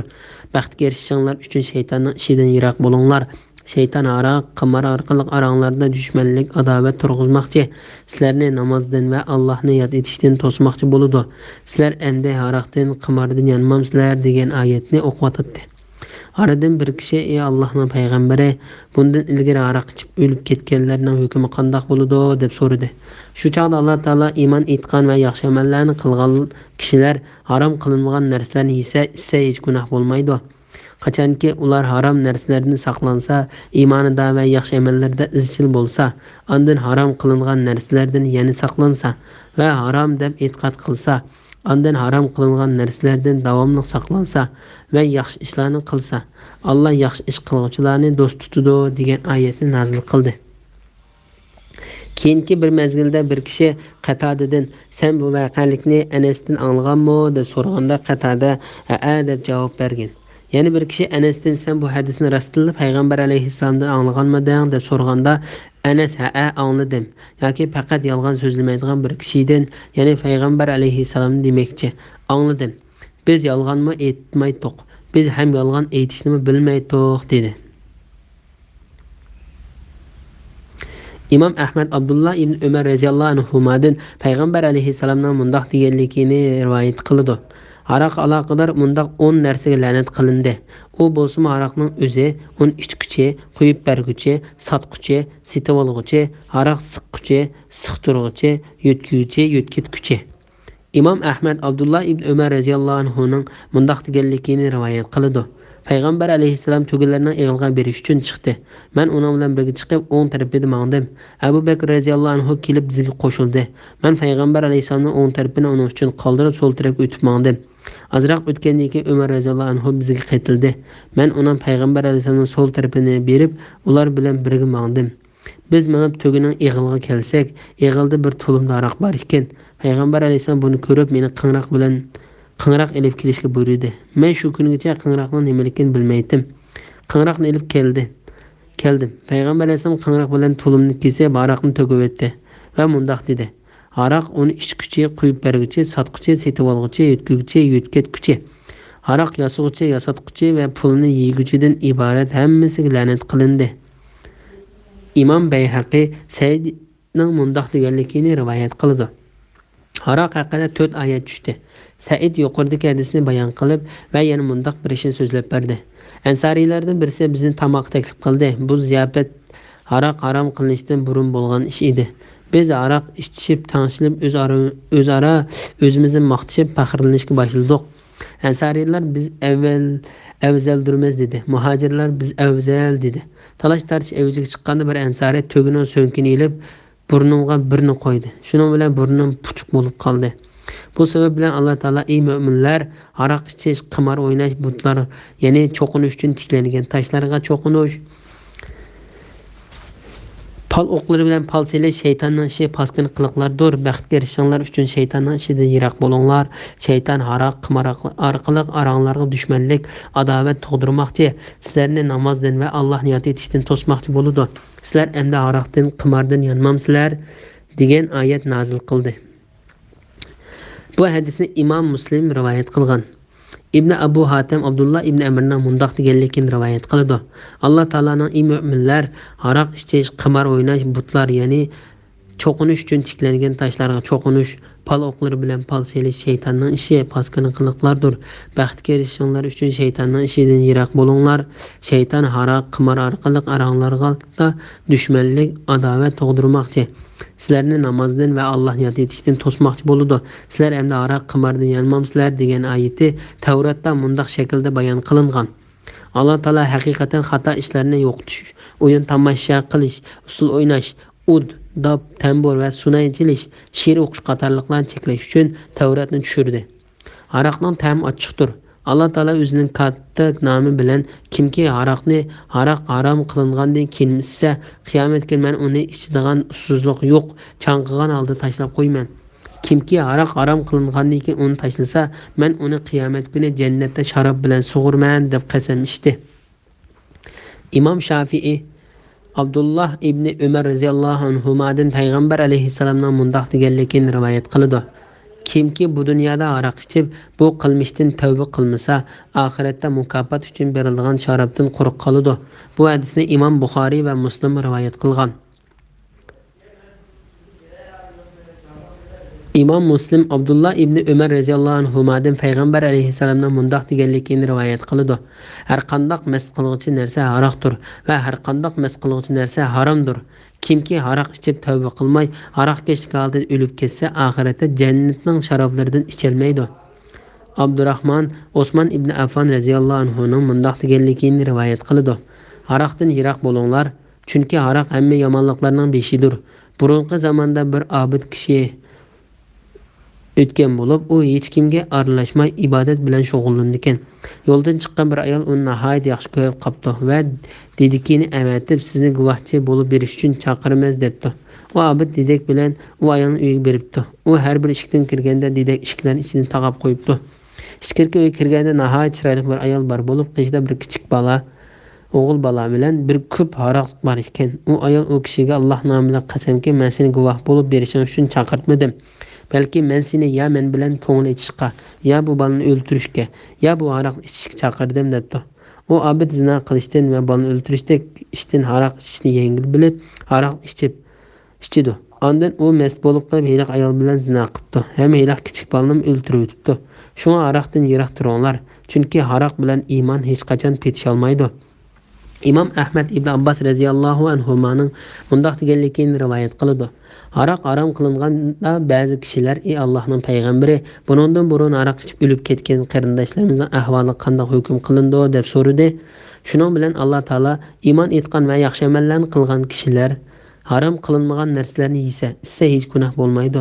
Qachonki ular harom narsalardan saqlansa, iymonida va yaxshi amallarida izchil bo'lsa, ondan harom qilingan narsalardan yana saqlansa va harom deb e'tiqod qilsa, ondan harom qilingan narsalardan davomli saqlansa va yaxshi ishlarni qilsa, Alloh yaxshi ish qiluvchilarni do'st tutadi degan oyatni nozil qildi. Qibla o'zgartirilgan chaqda ba'zi kishilar: "Ey Allohning payg'ambari, bundan burun Baytul Muqaddasga qarab namoz o'qigan qarindoshlarimizning namoziga qanday hukm qilindi?" deb so'rashganda, Alloh taolo Allohning sizlarga iymoninglarni, ya'ni ilgarigili Baytul Muqaddas qarab o'qigan namozinglarni bekor qilib etmaydi.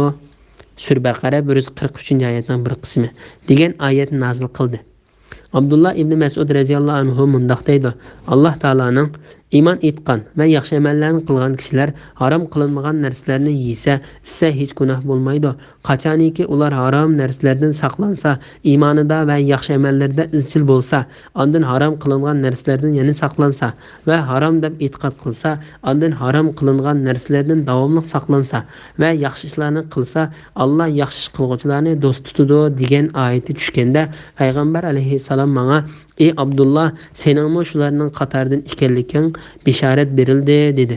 Bu hadisni Imom Muslim, Tirmiziy va Nasa'iy qatorliqlar rivoyat qilgan. Bismillahirrohmanirrohim. Ey mu'minlar, ko'rmay turib Allohdan qo'rqadiganlarni bilish uchun qo'linglar va nayzanglar bilan ovlangan bir oz ov bilan Alloh sizlarni cho'qim sinaydi.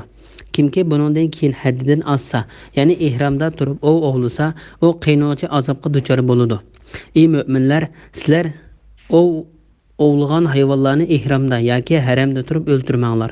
Sizlardan kimki uni qasddan o'ltiradi ekan, ishning vabolini tetish uchun uning jazosi ikki adil kishining baholishi bo'yicha iliq o'ltirilgan o'xshash uy hayvonlaridan birini Ka'baga ilib berib qurbonlik qilishdir.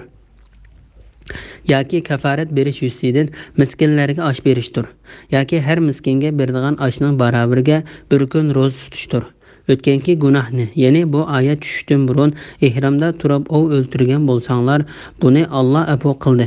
Kimki qayta gunoh o'tkazsa, ya'ni qaytadan o'ltirsa, Alloh uni jazolaydi. Alloh g'olibdir, osiylik qiluvchilarni jazolag'uchidir. Sura Maida 94-95-oyat to'g'risida. Haramda va ihrom holatida ovlashning haromlik to'g'risida. Ey mu'minlar, ko'rmay turib Allohdan qo'rqadiganlarni bilish uchun qo'linglar va nayzanglar bilan ovlanadigan bir oz ov bilan Alloh sizlarni cho'qim sinaydi. Bu oyat haqida Vabil ibn Abbas radhiyallohu anhuning mundoq deganligini rivoyat qiladi. Oyatdagi ovdan Aciz və kiçik ovlar közə tutuldu. O ov hayvanları şunchalik kichik və acizki, kişilər xalisa hətta onlarını qolları bilan tuta alaydı. Allah Taala bəndələrini şundaq sınıgan və o hayvanlarına yaqin kelishdən tosqan. Mücahid qo'linglar bilan ovlanadigan degan oyat ovning kichiklarini va bachkillarini va neyzanglar bilan ovlanadigan degan oyat cho'nglarini ko'rsatdi deydi. Muqatil bu oyat Hudaybiya umrisi vaqtida tushgan bo'lib, shu chaqda umriga kelguchilarning tikkan chidirlariga yovvoyi hayvonotlar, fuchar qushlar va ovlanadigan hayvonlar kirib oladi. Kishilar burun bundaq ahvolni uchratmaydi. Alloh taolo ularni ihrom holatida ovlab o'ltirishdan to'sqan. Alloh taolo ularni ov bilan sinaydi. O hayvonlari ularning chidirlariga kirdi. Ular oshkora va yoshirin holatda ovni qo'llari yoki neyzillari bilan tutay desalar tuta oladi. Bu faqat ularga bo'lgan Alloh taologa oshkora va yoshirin holda bo'ysunadiganligini yoki bo'ysunmaydiganligini isbotlaydigan bir sinoqdir. Bu haqda Alloh taolo mundaq deydi: Parvardigordan ko'rmay turib qo'rqqanlar mag'firatga va katta savobga erishadi. Sura Mulk 12-oyat. Kimki bundan keyin haddidan oshsa, ya'ni ihromda turib ovlasa, bu oyatning ma'nosi haqida Sudi va boshqalar kimki bu uqtirishdan va ogohlantirishdan keyin haddidan eshib ihromda turib ovlasa, u Alloh taolaning ogohlantirishiga va cheklimasiga qarshi chiqqanligi uchun uni qiynovchi azobga duchor bo'ladi. Ey mo'minlar, sizlar ovlagan hayvonlarni ihromda yoki haramda turib o'ltirmanglar. Alloh taolo bu oyatda ihrom ichida turib uy hayvonlarini ovlash va o'ltirishni to'sdi. Ihrom holatida yoki haramda o'ltirish cheklangan hayvonlarning ichidan tövendagi hadisda bayon qilingan hayvonlarni o'ltirishga bo'ladi. Imom Buxoriy va Muslim Aisha radhiyallohu anhadan payg'ambar alayhissalomning mundaq deganligini rivoyat qiladi.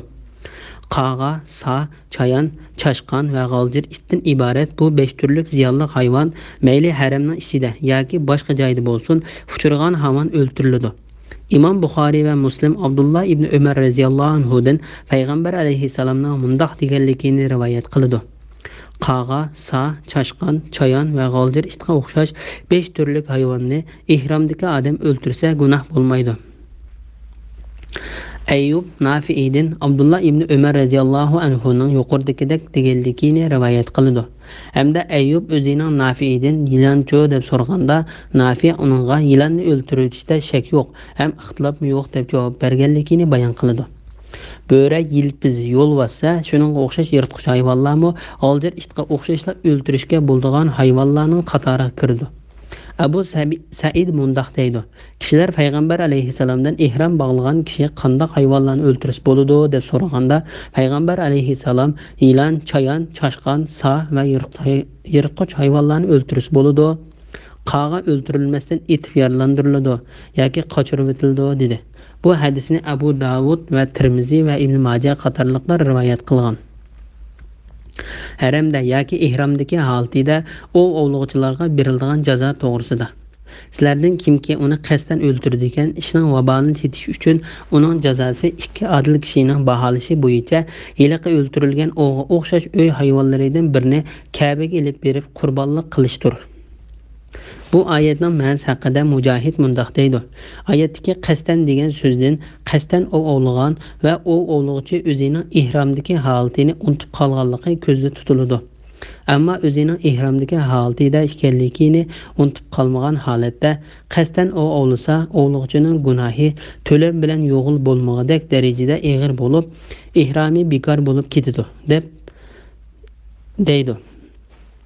Bu bir yot so'z bo'lib, ko'p sonli olimlarning ko'z qarashicha qasddan ovlash yoki savallik bilan ovlashga to'lanadigan to'lam jazosi farqsizdir. Imom Zuhriy mundaq deydi: Qur'on Karim qasddan ovlaganni ko'rsatib keldi, lekin payg'ambar alayhissalomning sunnatida bu jazo savallik bilan ovlovchiga ijro qilindi. Shundoq bo'lishi Alloh taolaning: Ey mu'minlar, sizlar ovlagan hayvonlarni ihromda yoki haramda turib o'ltirmanglar. Sizlardan kimki uni qasddan o'ltiradigan ishning vabolini tetish uchun uning jazosi 2 adil kishining baholishi bo'yicha hiliq o'ltirilgan o'xshash uy hayvonlaridan birini Ka'baga ilib berib qurbonlik qilishdir, yoki kafarat berish yuzidan miskinlarga osh berishdir, yoki har miskinga beriladigan oshning baravariga bir kun ro'za tutishdir. O'tganki gunohni, ya'ni bu oyat tushishdan burun ihramda turib ov o'ltirgan bo'lsanglar, buni Alloh afv qildi. Kimki qayta gunoh o'tkazsa, ya'ni qaytadan ov o'ltirsa, Alloh uni jazolaydi. Alloh g'olibdir, hikmat bilan ish qilg'uvchilarni jazolaydi. Alloh g'olibdir, osiylik qilg'uvchilarni jazolaydidir. degan oyatda qasddan o'g'ilg'ichiga to'lab kelganligini va gunohkor bo'lganligini bayon qilib kelgan to'lamning gunohkor bo'lganligini bayon qilganligi uchundir. Payg'ambar alayhissalom va sahobalar qasddan o'g'ilg'ichiga Qur'oni Karim bayon qilib kelgan to'lamning o'zini savallik bilan o'g'ilg'ichiga to'lashga hukm qildi. Savallik bilan ovlagan kishi, qasddan ovlagan kishi to'laydigan to'lamning o'zini to'lashning yana bir sababi ovlash bo'lsa, bir narsani buzib etganlik hisoblanadi. Bir narsani buzib etkichi mayli qasddan yoki savallik bilan buzib etsin, o'xshashli to'lam to'laydi. Biroq qasddan qilg'ichi gunohkor bo'ladi. Savallik bilan qilib solg'ichi gunohkor bo'lmaydi. Ihrom holatida turib o'ltirgan ovning to'limi uchun shu ovga o'xshab ketadigan hayvonlardan to'lash kerak. Bu ovlangan hayvon insonlar tarafidan beqildigan hayvonga o'xshash bo'lgan bo'lsa, shundoq bo'ladi. Sahobalarmo ovlangan hayvonga o'xshash yoki o'xshab ketadigan hayvonni to'lashga hukm qilgan. Masalan, bir to'ga qushi uchun bir to'ga, bir yo'q kala yoki qo'taz uchun bir kala, bir kiyik uchun bir o'chki to'lashga hukm qilgan.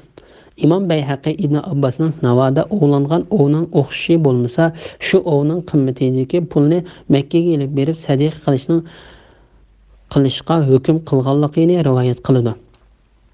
Ovning o'xshashini to'lashga, o'xshashi bo'lmasa uning qimmatida pul to'lashga hukm chiqarganda musulmon va odil ikki kishi hukm chiqarishi lozimdir. Imom Ibn Jarir Abu Jarir Bajalining mundaq deganligini rivoyat qiladi. Men ihromdagi chig'imda bir kiyikni ovlab soldim. Men Umar radhiyallohu anhuning qishig'iga kelib bu ishni desam, u diniy qarindoshlaringdan ikki kishining qishig'i borgan. Bu vaqtda sen hukm qilib qo'yson dedi. Men Abdurrahman ibn Saidning ikkisining qishig'iga bordim. Abdurrahman ibn Said ikkisining qishig'iga bordim. U ikkisi mening bir o'chki to'lishimga hukm qildi. Ibn Jarir tarixning mundaq deganligini rivoyat qiladi. Arbat degan kishi ihrom holatida turib bir kiyikni dastlab qo'yib, Umar radhiyallohu anhu ning oldiga bu ishga hukm qilib qo'yishni talab qilib keldi. Umar radhiyallohu anhu tarixqa bu ishda sen men bilan birga hukm qilgan deydi. Shuning bilan bu ikkisi arbatga sutdan ayrilgan bir o'g'loq to'lashga hukm qildi. Ondan Umar radhiyallohu anhu uning jazosi ikki adil kishining baholashi bo'yicha hiliq o'ltirilgan o'g'ga o'xshash uy hayvonlaridan birini Ka'baga olib berib qurbonlik qilishdir degan oyatni o'qidi. Ovlangan hayvonning o'rniga to'langan hayvon Ka'baga olib berilib, shu yerda bo'g'izlanib, go'shi haramning miskinlariga tarqatilib beriladi. Yoki kafarat berish ustidan miskinlarga osh berishdir. Yoki har miskinga beradigan oshning barobariga bir kun ro'za tutishdir. Ya'ni ovlangan hayvonning to'limi uchun uni o'xshi tepilmagan yoki ovlangan hayvon o'xshi tepilmaydigan hayvon bo'lsa, to'lam uchun miskinlarga tamoq yegizadi yoki ro'za tutadi. Ey müminler, sizler ovlagan hayvanlarni ihromda yoki haramda tutib o'ltirmanglar. Haramda turib o'ltirmanglar. Sizlardan kimki uni qasddan o'ltiradigan ishning vabolini tetish uchun uning jazosi ikki adil kishining baholashi bo'yicha iliq o'ltirilgan o'g'ga o'xshash uy hayvonlaridan birini Ka'baga olib berib qurbonlik qilishdir. Yoki kafarat berish yusidan miskinlarga osh berishdir. Yoki har miskinga beradigan oshning barobariga bir kun ro'za tutishdir. Bu oyatning ma'nosi haqida Ali ibn Abu Talha ibn Abbosning mundaq deganligini rivoyat qiladi. Ihromli kishi ovlasa, ovlangan hayvonning qanday hayvon ekanligiga qarab to'lam to'laydi. Agar u kiyik yoki shuning o'xshagan hayvon bo'lsa, o'rniga Makkaga bir qo'y olib berib bo'g'izlashi. Qo'y topolmasa, 6 miskinga tamoq berishi. Uning qilolmasa 3 kun ro'za tutishi kerak. Agar ovlangan hayvon qo'tazga o'xshash hayvon bo'lsa, uning to'limi uchun bir kala bo'g'izlashi. Kal topolmasa 20 miskinga tamoq berishi. Uning qilolmasa 20 kun ro'za tutishi. Ovlangan hayvon to'gi qushi yoki qulon, yoki eshakdek hayvon bo'lsa, uning to'limi uchun bir to'gi bo'g'izlashi. Uni topolmasa 30 miskinga tamoq berishi. Uning qilolmasa 30 kun ro'za tutishi kerak.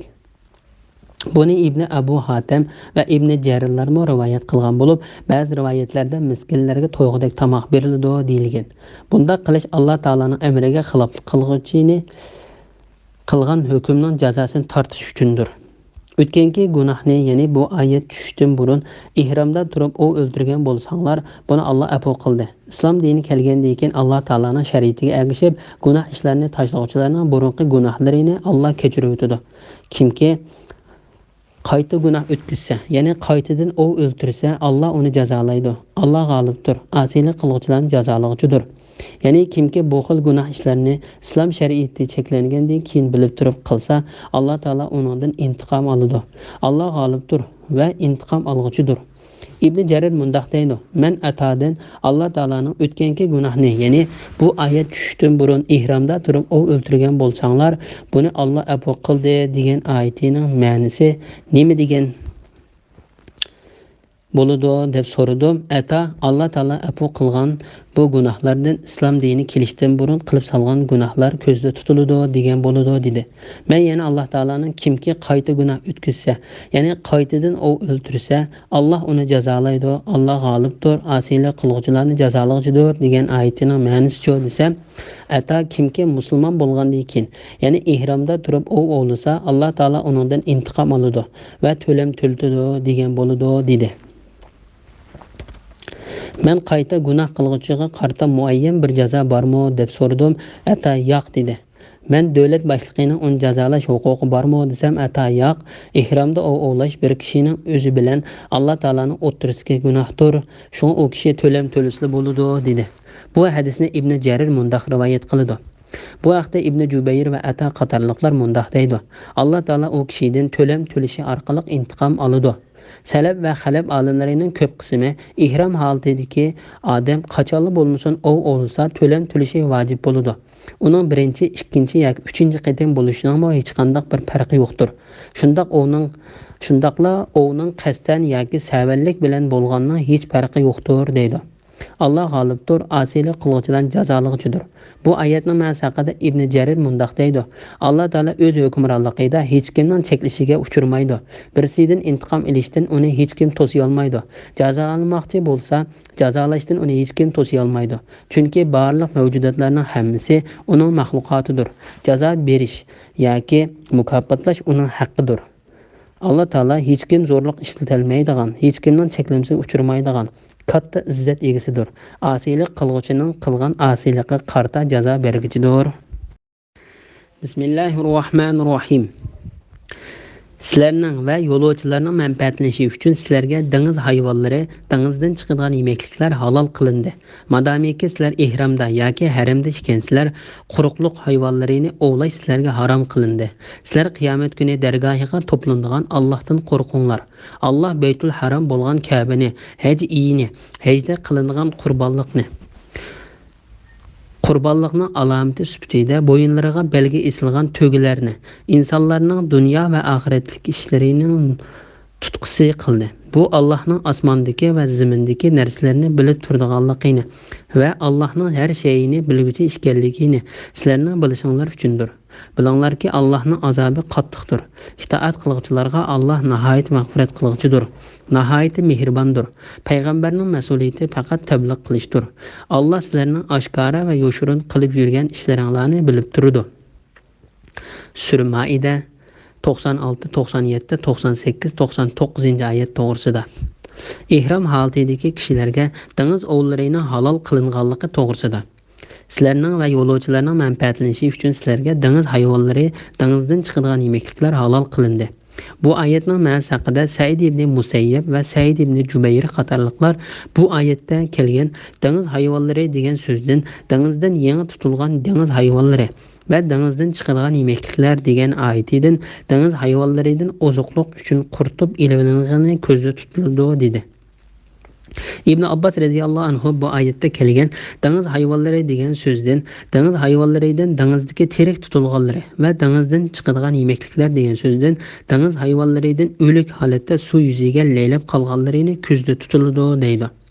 Bu oyatning ma'nosi haqida Abu Bakr, Zayd ibn Sabit, Abdullah ibn Amir, Abu Ayyub Ansari, Ikrama, Abu Salama ibn Abdurrahman, Ibrohim Naxai va Hasan Basri qatorliqlar mo shuningga o'xshash dedi. Sizlarning va yo'lovchilarning manfaatlanishi uchun, ya'ni sizlar dengiz hayvonlaridan oziqlanishinglar va foydalanishinglar uchun ular halol qilindi. Ikrama oyatdagi va yo'lovchilarning degan so'zidan dengizga yaqin joylarda o'ltiraqlashgan va dengiz sabrida bo'lgan kishilar ko'zda tutiladi dedi. Boshqa olimlar oyatdagi dengiz hayvonlari degan oyatdan dengiz atrofida o'ltiraqlashgan kishilarning o'zlari uchun dengizdan ovlagan yangi dengiz hayvonlari va dengizdan chiqadigan yemakliklar, dengizdan yiroq joydagi kishilarga oziqlik uchun tayyorlangan hayvonlar ko'zda tutiladi dedi. İbn Abbas, Mujahid, Sudi va boshqalarmo bu vaqtda yuqoriga o'xshash deydi. Imom Malik Jabir radhiyallohu anhu bundoq deganligini rivoyat qildi. Payg'ambar alayhissalom Abu Ubayda ibn Jarrohning qo'mondonligidagi 300 kishilik bir qo'shinni dengiz bo'yi tarafga avatdi. Men shu qo'shinda edim. Safarda oziqligimiz tugayl deb qoldi. Abu Ubayda ibn Jarroh qo'shindagilarni oziqlarni bir yerga to'plashga buyurdi. Bu oziqlar faqat xurmodan iborat bo'lib, bu xurmolar kishilarga kunda azozdan taqsim qilinib berildi. Oziqlik oxirlashib qolganda har birimizga kuniga faqat bir taldanla berilishga boshladi. Men bir tal xurmo nimaga dalda bo'ladi desam, Abu Ubayda beriladigan bu xurmomi tugsa oziqlik butunlay tugaydi dedi. Biz oxir dengizga yetib keldik. Dengiz bo'yida nihoyat o'g'an bir kit o'lik holatda yetibdi. Bizning qo'shinimiz osh kitning go'shidan oziqlandi. Keyin Abu Ubayda kitning ikki qovurg'asini tiklashga va uning ostidan tugini o'tkazib beqishga buyurdi. Qovurg'a nihoyat cho'ng bo'lganlikdan tugi uning ostidan nihoyat osonla o'tib ketdi. Imom Malik Abu Hurayra radhiyallohu anhu mundoq deganligini rivoyat qildi. Bir odam payg'ambar alayhissalomdan: "Ey Allohning payg'ambari, biz dengizga safarga chiqqan vaqtlarimizda o'zimiz bilan ozg'in suv ilib mangamiz. Agar bu suvni tahorat iliq ishlasak, ichadiganga suv qolmay usab qolamiz. Shunga dengiz suyida tahorat olsak bo'lamdi?" deb so'radi. Payg'ambar alayhissalom u kishiga: "Dengizning suvi pokiz, uningdagi hayvonlarning o'limi haloldir" dedi. Bu hadis İmam Şafii, Ahmad ibn Hanbal, Abu Davud, Nasai, Ibn Majah va Tirmizi qatorliqlar rivoyat qilgan. Sahobalardan mush mazmundagi ko'z qarashlar rivoyat qilingan. Ihrom bog'lagan kishi uchun quruqliqdagi ov hayvonlarini ovlashning haromligi to'g'risida. Madamiki sizlar ihromda yoki haramda ekansizlar, quruqliq hayvonlarini ovlash sizlarga harom qilindi. Ya'ni ihrom bog'lagan holatda ovlash harom qilindi. Bu oyatdagi ihromdagi kishining ovlagan ovning haromligini ko'rsatib berdi. Ihrom bog'lagan kishi qasddan ovlasa gunoh o'tkazgan bo'ladi. Ham to'lam to'laydi. Savallik bilan ovlab qo'ygan bo'lsa-mu to'lam to'laydi. Ovlangan hayvonning go'shi u odamning o'ziga va mayli ihrom bog'lagan yoki bog'langan bo'lsin, har qanday bir odamga xuddi o'lik hayvonning go'shi harom bo'lgandek harom bo'ladi. Ihrom bog'langan bir kishi maxsus ihrom bog'lagan kishi uchun atab ovlab u ovning go'shini sovuq qilgan bo'lsa, ihrom bog'lagan u kishining u go'shtini yeyishi durust emas. Buning pakida tuvandek hadisdir. Saib ibn Jusama degan sahabi Abva yoki Vindan degan joyda bir yov eshakni ovlab uni payg'ambar alayhissalom sovuq qilganda, payg'ambar alayhissalom uning bu sovuqni qabul qilmagan va bu sahobaning chiroyidagi o'zgarishni ko'rib, bizning sening sovug'ingni qabul qilmasligimiz boshqa sababdan emas, balki hozir biz ihrom holatida turayotganligimiz uchundir degan. Bu hadisni Imom Buxoriy va Muslim rivoyat qilgan bo'lib, bu hadis yana bir qancha usulda rivoyat qilingan. Bu hadisdan payg'ambar alayhissalomning ovlangan o'sha ovni maxsus bizga atab ovladi deb o'ylaganligi uchun qaytirib tushunib olgan bo'ladi. Ammo ovni ihromdagi kishilarga atab emas, balki o'zlari yeyish uchun ovlagan bo'lsa, ihromdagi kishilar uningdan yeyish bo'ladi. Buning pakida tuvandek hadisdir. Abu Qatada mundoq deb rivoyat qiladi: "Men ihrom bog'lamaganda bir yov eshak ovlagan edim. Hamrohlarim ihrom bog'lagan holatida bo'lg'achqa uning go'shidan yeyishga ikkilanib qilishdi.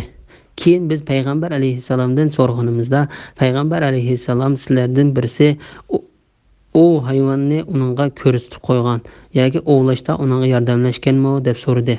Hamrohlarim yo'q deb javob berishdi. Payg'ambar alayhissalom undoq bo'lsa uningdan yanglar deb o'zim yeydi. Bu vaqalik İmam Buxoriy va Muslimning kitobida bir necha xil usulda rivoyat qilingan.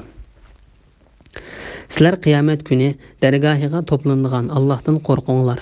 Ya'ni ey insonlar, Alloh taoladan qo'rqinglar. Sizlar Alloh tarafidan buyurilgan farz amallarni o'rindanglar. Aroq ichish, qimor o'ynash, tiklangan tashlarga ibodat qilish va pal o'qlari bilan pal selish, pal ichish, ihrom bog'lagan holatda ovlashdik, payg'ambarlarga tushgan, Qur'onda cheklanib kelgan ishlardan yinanglar. Chunki sizlarning oxir qaytadigan joyinglar Alloh taolaning dargohidir. Alloh taolo asiylik qilguvchilarga jazo, bo'ysunquvchilarga mukofot berguchidir. Allah Beytul Haram bo'lgan Ka'bani, haj iyini, hajda qilingan qurbonlikni alomati sifatida bo'yinlariga belgi esilgan to'gilarni insonlarning dunyo va oxiratlik ishlarining tutqisi qildi. Ya'ni Alloh taolo ojizni, bo'zak aytguchilarni, yaxshi kishilarga yomonlik qilguvchilarni va kishilarga zulm qilguvchilarni to'siyolg'ida qarshilik kuchi bo'lmagan kishilar uchun Beytul Haram bo'lgan Ka'bani, haj iyini, haj qilingan qurbonlikning alomati sifatida bo'yinlariga belgi esilgan to'gilarni panohga qilib berdi. Mushu orqali Alloh taolo kishilarni bir-biriga zulm qilishdan to'sib qoldi. Chunki mushlardan boshqalarni bo'zaq qilgan kishilarni to'sib qoladigan bir narsa yo'q edi. Alloh taolo bu narsalarni diniy faoliyatlarning bir alomati va ularning dunyolik ishlarining foydali omillari qildi. Mushu narsalarning ya'ni Beytul Haram bo'lgan Ka'ba, haj iyi, hajda qilingan qurbonlikning sifatida bo'yniga belgi esilgan to'gilar hurmatini bildigan arablar uchun mushu narsalar o'zlarining qo'l ostidagi kishilarning huquqini qo'g'daydigan va ularning ishlarini tuzaydigan bir boshliqning rolini o'ynaydi. Ka'baning haram deb atalishi Alloh taolo bu o'rinning dal daraxtlarini kesish, o't cho'plarini yo'lishdek ishlarning harom qilinganligi uchundir. Bu ishlar islom kelishdan burungi zamonlardami arablar jamiyatining ishlarining foydali omillari bo'lganidek, islom kelgandan keyin haj faoliyatlarining asosli alomatlari va namozda yuz keltiradigan qiblasi bo'ldi. Bu Allohning osmonlardagi va zimindagi narsalarni bilib turadiganligini va Allohning har shayini bilguchi ekanligini sizlarning bilishinglar uchundir. Ya'ni ey insonlar, Alloh taolaning mushunda qilishi sizlarning foyda ziynonlarni bilganligi uchun sizlarning ishinglarni yaxshilaydigan omillarni qilib berganligini. Shuningdek, osmon va zimindagi barliq narsalardan qaysisining sizlarning hozirgi va kelgusidagi manfaatinglar uchun foydali bo'lgan narsani bildiganligini, ham sizlarning oshkora va yoshirin bo'lgan hamma ishinglarni bildiganligini, ondan yaxshi amal qilguvchilarga mukofot, yomon amal qilguvchilarga jazo beriladiganligini sizlarning bilishinglar uchundir. Bilinglarki, Allohning azobi qattiqdir. Itoat qilguvchilarga Alloh nihoyat mag'firat qilguvchidir, nihoyat mehribondir. Ya'ni osmon zimindagi har qanday narsani va sizlarning oshkor yoshirin ishinglarni bilib turgan Alloh o'ziga asiylik qilguvchilarni qattiq jazolaydi. O'ziga bo'ysunuvchilarning gunohini kechiradi. Gunoh qilib uningga tavba qilgan bandasini jazolamaydigan marhamat egasidir. Payg'ambarning mas'uliyati faqat tabliq qilishdir. Alloh sizlarning oshkor va yoshirin qilib yurgan ishinglarni bilib turadi. Bu Alloh taolaning bandalariga qilgan tahdididir. Alloh taolo mundaq deydi: "Bizning sizlarga avatgan payg'ambarimiz faqat dinni yetkazib qo'ydi. Bo'ysunganlarga mukofot, bo'ysunmaganlarga jazo berish bizning ishimizdir. Biz bo'ysungan va bo'ysunganlarni payg'ambarimizning chaqiriqiga ovoz qo'shgan va qo'shmaganni obdan bilamiz. Sizlarning oshkora so'z harakatinglarni, yoshirgan buzuq e'tiqod va munofiqliklarni obdan bilamiz. Yoshirin va oshkora ishinglarning hammasi bizga maxfiy emasdir. Shunga bandalar Alloh taoladan qo'rqishi va bo'ysunishi kerak." Bismillahirrohmanirrohim. Ey Muhammad, aytqinki, garchi haromning ko'pligi tanshig'chini seni ajablantirsimi, harom bilan halol barobar emas.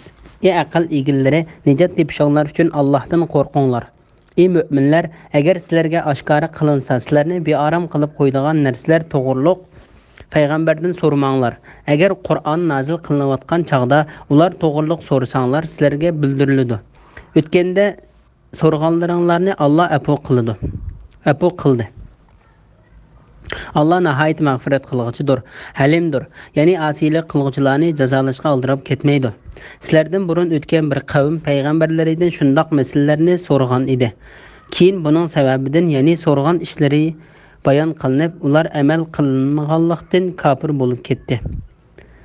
Sur-Maida 100-ci, 101-ci, 102-ci ayet to'g'risida.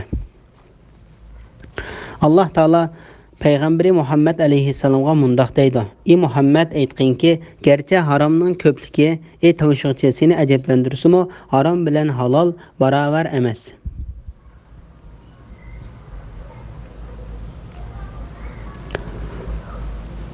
Manfaat, ya'ni manfaati bor ozgina halol narsa ziyonli ko'p harom narsadan yaxshidir. Bu haqda hadisda mundaq deb ko'rsatilgan: oz bo'lsa-mu ehtiyojingga yetarlik bo'lgan halol narsa ezib ketishga sababchi bo'lgan ko'p harom narsadan yaxshidir. Ey aql egillari, nijot tepishinglar uchun Allohdan qo'rqinglar. Ya'ni ey aql egillari, Alloh taoladan qo'rqinglar, haromdan yiroq turinglar, halol narsalarga qanoat qilinglar. Shundoq qilsanglar dunyo va oxiratda nijotlikqa erishishinglar mumkin. Foydasiz savollarni so'rashni ayblash to'g'risida. Ey mu'minlar, agar sizlarga oshkora qilinsa, sizlarni beorom qilib qo'yadigan narsalar to'g'riliq payg'ambardan so'ramanglar. Bu oyatda Alloh taolo mu'min bandalariga adab o'rgatib, ularni foydasiz savollarni zig'irlab ko'p so'rashdan to'sdi. Chunki ba'zi savollarga berilgan javoblarning huddidan chiqish ularga og'ir kelishi mumkin. Imom Buxoriy Anas ibn Malik radhiyallohu anhuning mundaq deganligini rivoyat qiladi. Bir kuni payg'ambar alayhissalom shundoq bir so'z qildiki, men hech qachon mundaq so'zni anglab boqmagan edim. Payg'ambar alayhissalom mundaq dedi: "Sizlar men bilganni bilgan bo'lsanglar, albatta oz kulib, ko'p yig'ilgan bo'lardinglar." Bu so'zni anglagan sahobalar yuzlarini etib yig'lab ketdi. Bir kishi payg'ambar alayhissalomdan "Mening dadam kim?" deb so'radi. Payg'ambar alayhissalom "Faloni" deb javob berdi. Shu vaqtda Alloh taolo: "Ey mu'minlar, agar sizlarga oshkora qilinsa, sizlarni beorom qilib qo'yadigan narsalar to'g'riliq payg'ambardan so'ramanglar" degan oyatni nozil qildi. Bu hadisni Imom Buxoriy, Muslim, Ahmad, Tirmiziy va Nasa'iy qatorliqlar rivoyat qilgan. Imom Ibn Jarir Qatadadan Anas radhiyallohu anhuning mundaq deganligini rivoyat qildi. Sahobalar payg'ambar alayhissalomdan nihoyat ko'p savol so'rab ketganlikdan bir kuni payg'ambar alayhissalom munbarga chiqib, ranjigan talaffuzda "Bugun nima so'rasanglar shuning javob beraman" dedi. Sahobalar bu so'zni anglab cho'ng bir ish bo'lgan o'xshaydi deb qo'rqib ketishdi. Atrofim qarasam, hammasi yuzlarini to'sib olib yig'ilishib ketibdi. Del shu chaqda boshqalar bilan jidallashib qolsalar, haromdan bo'lgan deb haqoratlangan bir kishi: "Ey Allohning payg'ambari, mening dadam kim?" deb so'radi. Payg'ambar alayhisalom "Sening dadang Huzafa" deb javob berdi. Ondan Umar roziyallohu anhu o'rnidan turib, "Biz Alloh taolaning parvardigorimiz ekanligiga, islom dinining dinimiz ekanligiga va Muhammad alayhissalomning payg'ambarimiz ekanligiga rozi bo'ldik. Men fitna fasodning ziyon yetkazishidan Alloh taologa sig'inib panoh tilayman" dedi. Payg'ambar alayhissalom undaq dedi: "Mayli yaxshilik yoki yomonlik tarafdan bo'lsin, men bugünkidek bir kunni ko'rmagan edim. Menga jannat bilan do'zax to'saqsiz ko'rsatildi." Bu hadisni Imom Buxoriy va Muslim Said radhiyallohu anhudan shundoq rivoyat qilingan. Imom Buxoriy Ibn Abbosning mundaq deganligini rivoyat qiladi. Ba'zi kishilar payg'ambar alayhissalomni masxir qilish uchun "Dadam kim? To'gisini yutirib qo'yganlar, to'gam nada?" degandek savollarni so'raydi. Ular haqida Alloh taolo: "Ey mu'minlar, agar sizlarga oshkora qilinsa, sizlarni beorom qilib qo'yadigan narsalar to'g'riliq payg'ambardan so'ramanglar. Agar Qur'on nozil qilinayotgan chaqda ular to'g'riliq so'rasanglar, sizlarga bildiriladi. O'tganda so'rag'anlaringlarni Alloh afv qildi. Alloh nihoyat mag'firat qilg'uchidir, alimdir. Ya'ni asiylik qilg'uchilarni jazolashga oldirib ketmaydi" degan oyatni nozil qildi.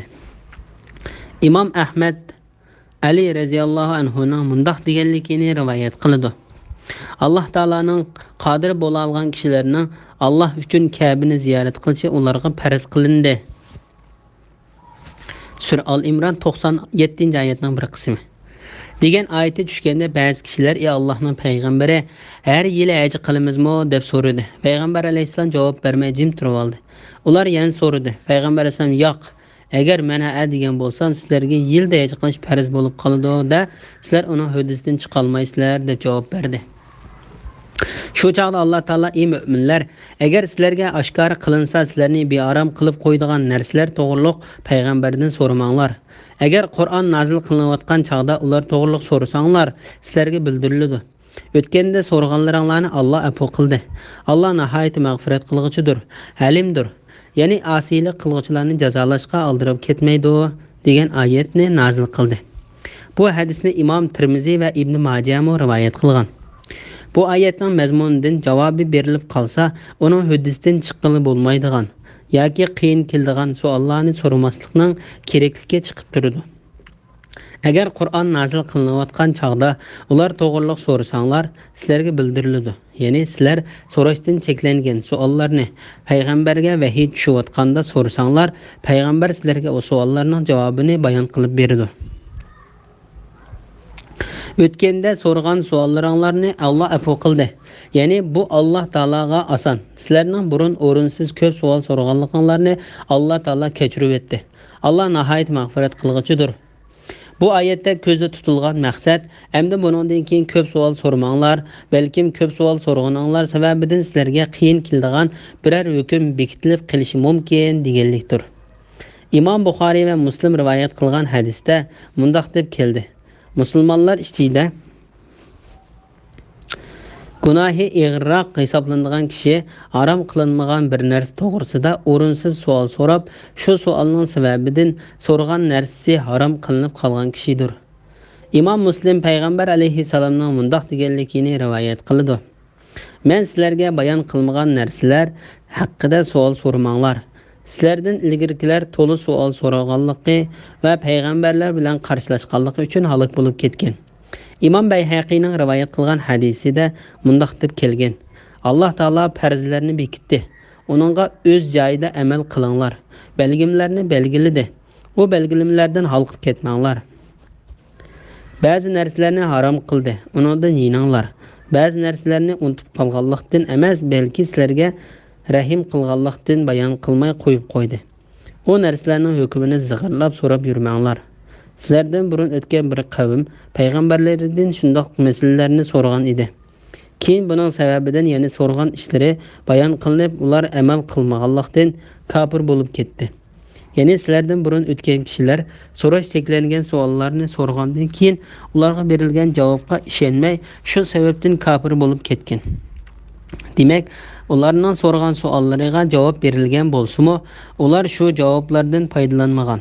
Chunki ularning savol so'rashi hargizmi bilib uchun emas, balki masxir qilish va jahillikdan bo'lgandir.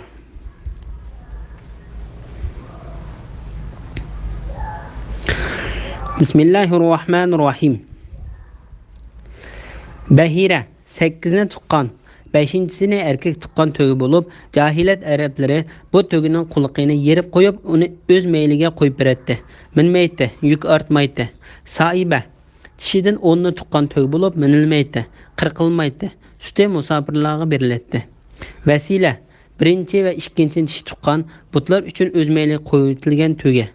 Ham 10 to'giga oti bo'lgan bug'ra to'gi bo'lib, ular uni minmay, yemak-ichmakda o'z meyliga qo'yib beradi. Allah yuqorqida qilishni buyurgan yo'q, lekin kafirlar Allohga yolg'onni choplaydi. Ularning to'lisi buning yolg'onligini tushunmaydi. Ularga Allah nazil qilgan hukmga, payg'ambar bayon qilgan hukmga amal qilinglar deyilsa, ular ota-bobolarimizning dini bizga kifoya deydi.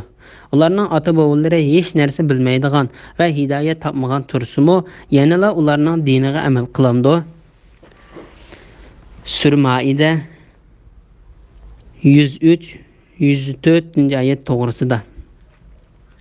Oyatda kelgan hayvonlarning bayoni to'g'risida. Imom Buxoriy Said ibn Musayyibning mundaq deganligini rivoyat qiladi. Bahira degan sutini butlar uchun otib etgan to'gilarning umum atilishi bo'lib, ularni hech kim saqmaydi. Saiba degan ilohlariga atab baqloqsiz qo'yitilgan to'gilarning umum atilishi bo'lib, ularga hech kim yuk ortmaydi. Said ibn Musayyib Abu Hurayra radhiyallohu anhudan payg'ambar alayhissalomning mundaq deganligini rivoyat qiladi. Men Amir ibn Xuzaining Dozoqda ucheylerini so'rab yurganligini ko'rdim. U tunji bo'lib sahibalarni qo'yib etgan kishi edi. Vasila degan orqa-orqadan ikki tishi bo'tloq tuqqan to'galarning umum atilishi bo'lib, islom kelishdan burun arablar ularni ilohlariga atib etdi. Ham bir necha qitim bo'tloq topgan erkak to'galarning umum atilishi bo'lib, ularning arablar ilohlariga atab qo'yib berdi. Ularga hech qanday yuk ortmaydi. Buni Imom Muslim va Nasa'iy rivoyat qilgan. İmam Ahmed Abdullah ibn Mas'ud radhiyallohu anhudan payg'ambar alayhissalomning mundoq deganligini rivoyat qildi. Amir ibn Amirning dozoqda ucheylarini so'rab yurganligini ko'rdim. U birinchi bo'lib Saiba deb atalgan tugini qo'yib etgan va butqa ibodat qilgan kishi edi. U Kabir boshqargan Xuzoa qabilasining rahbarlaridan biri edi. U Ibrohim alayhissalomning dinini tunji bo'lib o'zgartgan. Mekke'ga butlarni kirgizib, kishilarni butlarga cho'qinishga, Alloh taologa but orqali yiqilishga chaqirgan. Yuqorida deyilgan hayvonlar haqida va uningdan boshqa xato tuzumlarni yo'lga qo'ygan kishidir. Allah Taala bu vaqt mundoq deydi: Mushriklar Allah yaratgan ekinlardan va chahar paylardan, ya'ni to'gi kala qo'ylardan Allah uchun bir hassa, butlar uchun bir hassa ayirib qo'yib, o'z gumonlaricha hech qanday dalilsizlar bu Allah uchundir, bu ma'budlarimiz uchundir dedi. Sur An'am 136-oyatning bir qismi. Bahira haqida Ali ibn Abu Talha ibn Abbas raziyallohu anhumaning mundoq deganligini rivoyat qildi. Bir to'ga 5 tug'sa, 5-inchisi erkak bo'lsa, tug'ilgan butloqni bo'g'zab go'shini erlarlar yeydi. Agar 5-inchisi tishi bo'lsa, bu tishi butloqning quloqlarini kesib, uni bahira deb ataydi. Sudi va boshqalardan ham shunga o'xshash rivoyatlar bayon qilingan. Mujohid Saiba haqida mundoq deydi: Saiba degan 6 tish qo'zilgan 7-inchisi tishi yoki erkak qo'zilgan qo'y bo'lib, 7-inchisini erlar yeydi. Muhammad ibn Ishaq mundoq deydi: Saiba degan 10 tishi bo'tloqligan to'gi bo'lib, mundoq to'ga minilmay, yo'ngmi qirqilmay, uning suti mehmondan boshqaga sig'ilmay qo'yib beriladi. Abu Davud mundoq deydi: Saiba degan bir kishi o'zining ma'lum bir ishi uchun otlanib chiqib, shu ishni o'ngishli bo'lsa, chormonlaridan birini butlarga atab qo'yib berdi. Qo'yib berilgan bu meli Saiba deb atilib, uningdan tug'ilgan bo'tloqlarma butqa tava bo'ladi. Sudi Saiba haqida mundoq deydi: Bir kishining biror ishi o'ngishli bo'lsa, yoki kesildan saqaysa, yoki ko'p boylik erisa, chormonlaridan birini butqa atib o'tadi. Kimki bu molga chaqilsa jazolanadi. Bayani o'xshab ketadigan bir qancha abzas qoldirildi.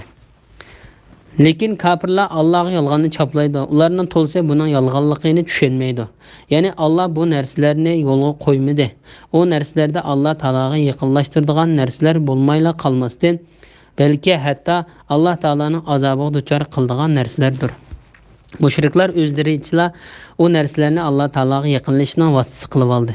Amaliyotda mushriklar bu narsalar bilan hargizmi Alloh taologa yaqinlasha olmaydi.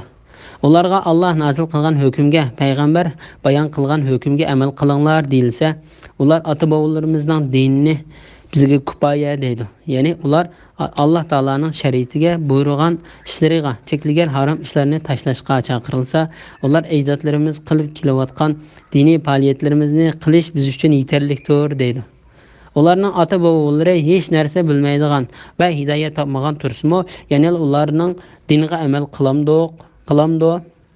Ya'ni ularning ajdodlari bu oyatning ma'nosi haqini tonimagan, haq yo'lda mangmagan tursa, ya'ni ularga agishamdi.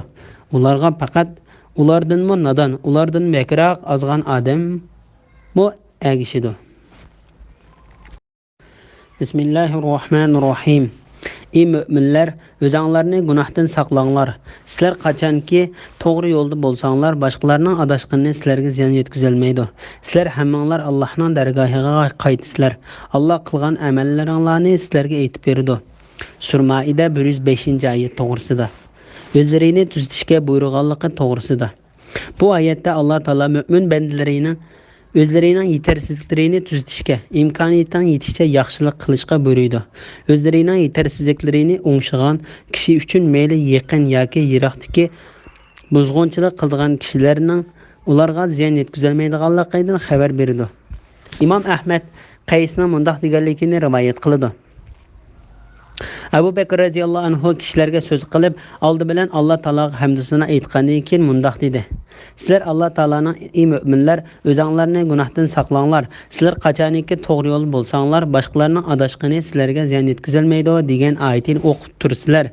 Lekin uni to'g'ri ma'nosi bilan tushunmaysizlar. Men payg'ambar alayhisalomning kishilar bir yomon ishni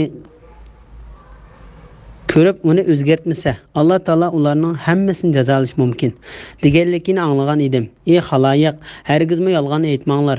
Yolg'onchilik bilan iymon bir-biriga qarama-qarshidir. Bismillahirrohmanirrohim. Ey mu'minlar, aranglardan bir kim o'ldigan chig'ida vasiyat qilmoqchi bo'lsa, uningga ichinglardan ikki adil kishi guvoh bo'lsin. Yoki o'z dininglardagilardan guvoh bo'lgan ikki kishi tepilmasa, g'ayri dindagilardan ikki kishi guvoh bo'lsin. Agar sizlar safarda bo'lib beshinglarga o'lim dahshati kelganda, sizlar bu ikki guvohning rostligidan gumonlansanglar, namozdan keyin ularni elib qilinglar. Ular biz foydasiga qasam qiladigan kishilarimiz. Bizning yaqinimiz bo'lgan taqdirdami qasamimizni hech narsaga sotmaymiz. Xudolik uchun bo'lgan guvohlikni yo'shirmaymiz. Agar uni yo'shirsak, biz albatta gunohkorlardan bo'lamiz deb Allohning nomi bilan qasam qilsin. Agar u ikki guvohchining yolg'on guvohlik berganligi yoki marasga xiyonat qilganlik gunohi bilinsa, ularning o'rniga miras elishga eng haqli bo'lgan varislardan ikki kishi guvoh bo'lib, bizning guvohligimiz albatta ularning guvohligidanmi to'g'ridir. Biz shariatdan chiqib ketmadik, bo'lmasa biz cho'qim zolimlardan bo'lamiz deb Allohning nomi bilan qasam qilsin. Bu usul guvohchilarni eng to'g'ri guvohlik qilgan qasamini rad qilishdan, ya'ni ulardan keyin boshqalar qasam qilishi bilan o'zlarining rasvo bo'lishidan qo'rqadigan qilishga eng yaqin usuldir. Allohdan qo'rqinglar, Allohning amrini anglanglar. Alloh past qavmni hidoyat qilmaydi. Sura Maida 106, 107, 108-oyat to'g'risida. Vasiyat qilganda ikki adil musulmonni guvohchi qilish to'g'risida. Bu oyatlar muhim bir hukmni o'z ichiga oladi. Ey mu'minlar, aranglardan bir kim o'ldigan chig'ida vasiyat qilmoqchi bo'lsa, uningga ichinglardan ikki adil kishi guvoh bo'lsin. Ya'ni musulmondan ikki adil kishi guvoh bo'lsin. Yoki o'z dinlardagilardan guvoh bo'lgan ikki kishi tepilmasa, g'ayri dindagilardan ikki kishi guvoh bo'lsin. Bu oyatning ma'nosi haqida Ibn Abu Hatim Ibn Abbas radhiyallohu anhuning mundoq deganligini rivoyat qiladi. Musulmonlardan bo'lmasa, Yahudi yoki xristianlardan ikki kishini guvohchi qilinglar. Agar sizlar safarda bo'lib, beshinglarga o'lim dahshati kelganda, bu ikki guvohlik qilgan musulmon bo'lmagan ahvol ostida musulmonlardan boshqalarni guvoh qilishning shartidir. Bu shartlar safar ustida bo'lish va faqat vasiyat qilib guvoh qilishdir. Imom Jarir Qozi Shurayhining mundoq deganligini rivoyat qiladi. Yahudi va xristianlarni faqat safarda guvohchi qilishga, ya'ni kelib faqat va vasiyat qilib guvohchilik qilishga bo'ladi. Sizlar bu ikki guvohning rostchilligidan gumonlansanglar, namozdan keyin ularni elib qilinglar. Bu oyatning ma'nosi haqida Ibn Abbas radhiyallohu anhu bu yerdagi namoz digar namozini ko'z tutilgandir. Said ibn Jubayr, Ibrohim Naxai, Qatada, Ikrama va Muhammad ibn Sirin qatorliqlarmi Ibn Abbas o'xshash dedi. Zuhri bu oyatda ko'zda tutilgani musulmonlarning namozi dedi. Bu yerdagi musulmonlarning namozi deganlikdan ikki guvohchining musulmonlar jam bo'lib o'qigan namozidan keyin jamoat oldida guvohlik berishini ko'zda tutgandir. Ular biz foydasiga qasam qiladigan kishilarimiz, bizning yaqinimiz bo'lgan taqdirdami qasamimizni hech narsaga sotmaymiz. Xudolik uchun bo'lgan guvohlikni yo'shirmaymiz. Agar uni yo'shirsak, biz albatta gunohkorlardan bo'lamiz deb Allohning nomi bilan qasam qilsin. Ya'ni agar guvohligimizni yo'shirsak yoki yolg'on guvohlik bersak, bizga gunoh bo'lsin. Agar u ikkisi guvohchining yolg'on guvohlik berganlik yoki mirosga xiyonat qilganlik gunohi bilinsa, ularning o'rniga miros elishga eng haqli bo'lgan varislardan ikki kishi guvoh bo'lib, bizning guvohligimiz albatta ularning guvohligidanmi to'g'ridir. Biz shariatdan chiqib ketmadik, bo'lmasa biz cho'qim zolimlardan bo'lamiz deb Allohning nomi bilan qasam qilsin.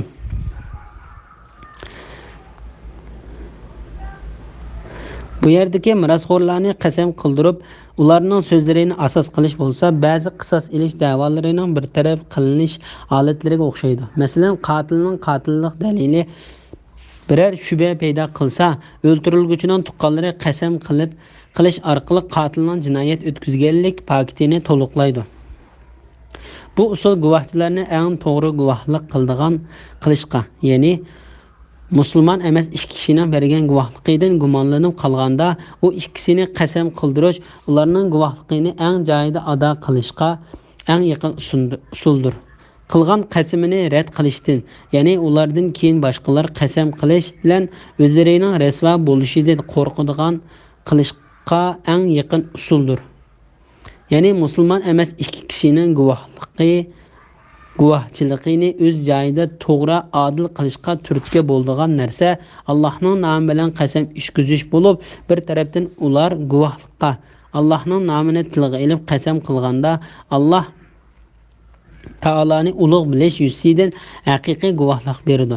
Yana bir tarafdan ular agar biz haqiqiy guvohlik bermasak, miros egalari Allohning nomi bilan bizning guvohligimiz to'g'ri va kuchlidir deb qasam qilsa, bizning yolg'onchiligimiz xalq oldida oshkorlanib rasvo bo'lmaydi deb qo'rqqanlikdan guvohlikni haqiqiy joyida berishga tirishadi. Allohdan qo'rqinglar, Allohning amrini anglanglar. Ya'ni barliq ishlaringlarda Alloh taoladan qo'rqinglar va uningga bo'ysuninglar. Alloh past qavmni hidoyat qilmaydi. Ya'ni Alloh taolo buyruqlarini ado qilmagan va shariat belgilamalaridan chiqib ketgan kishilarga to'g'ri yo'lni muyassar qilib bermaydi. Bismillahirrohmanirrohim.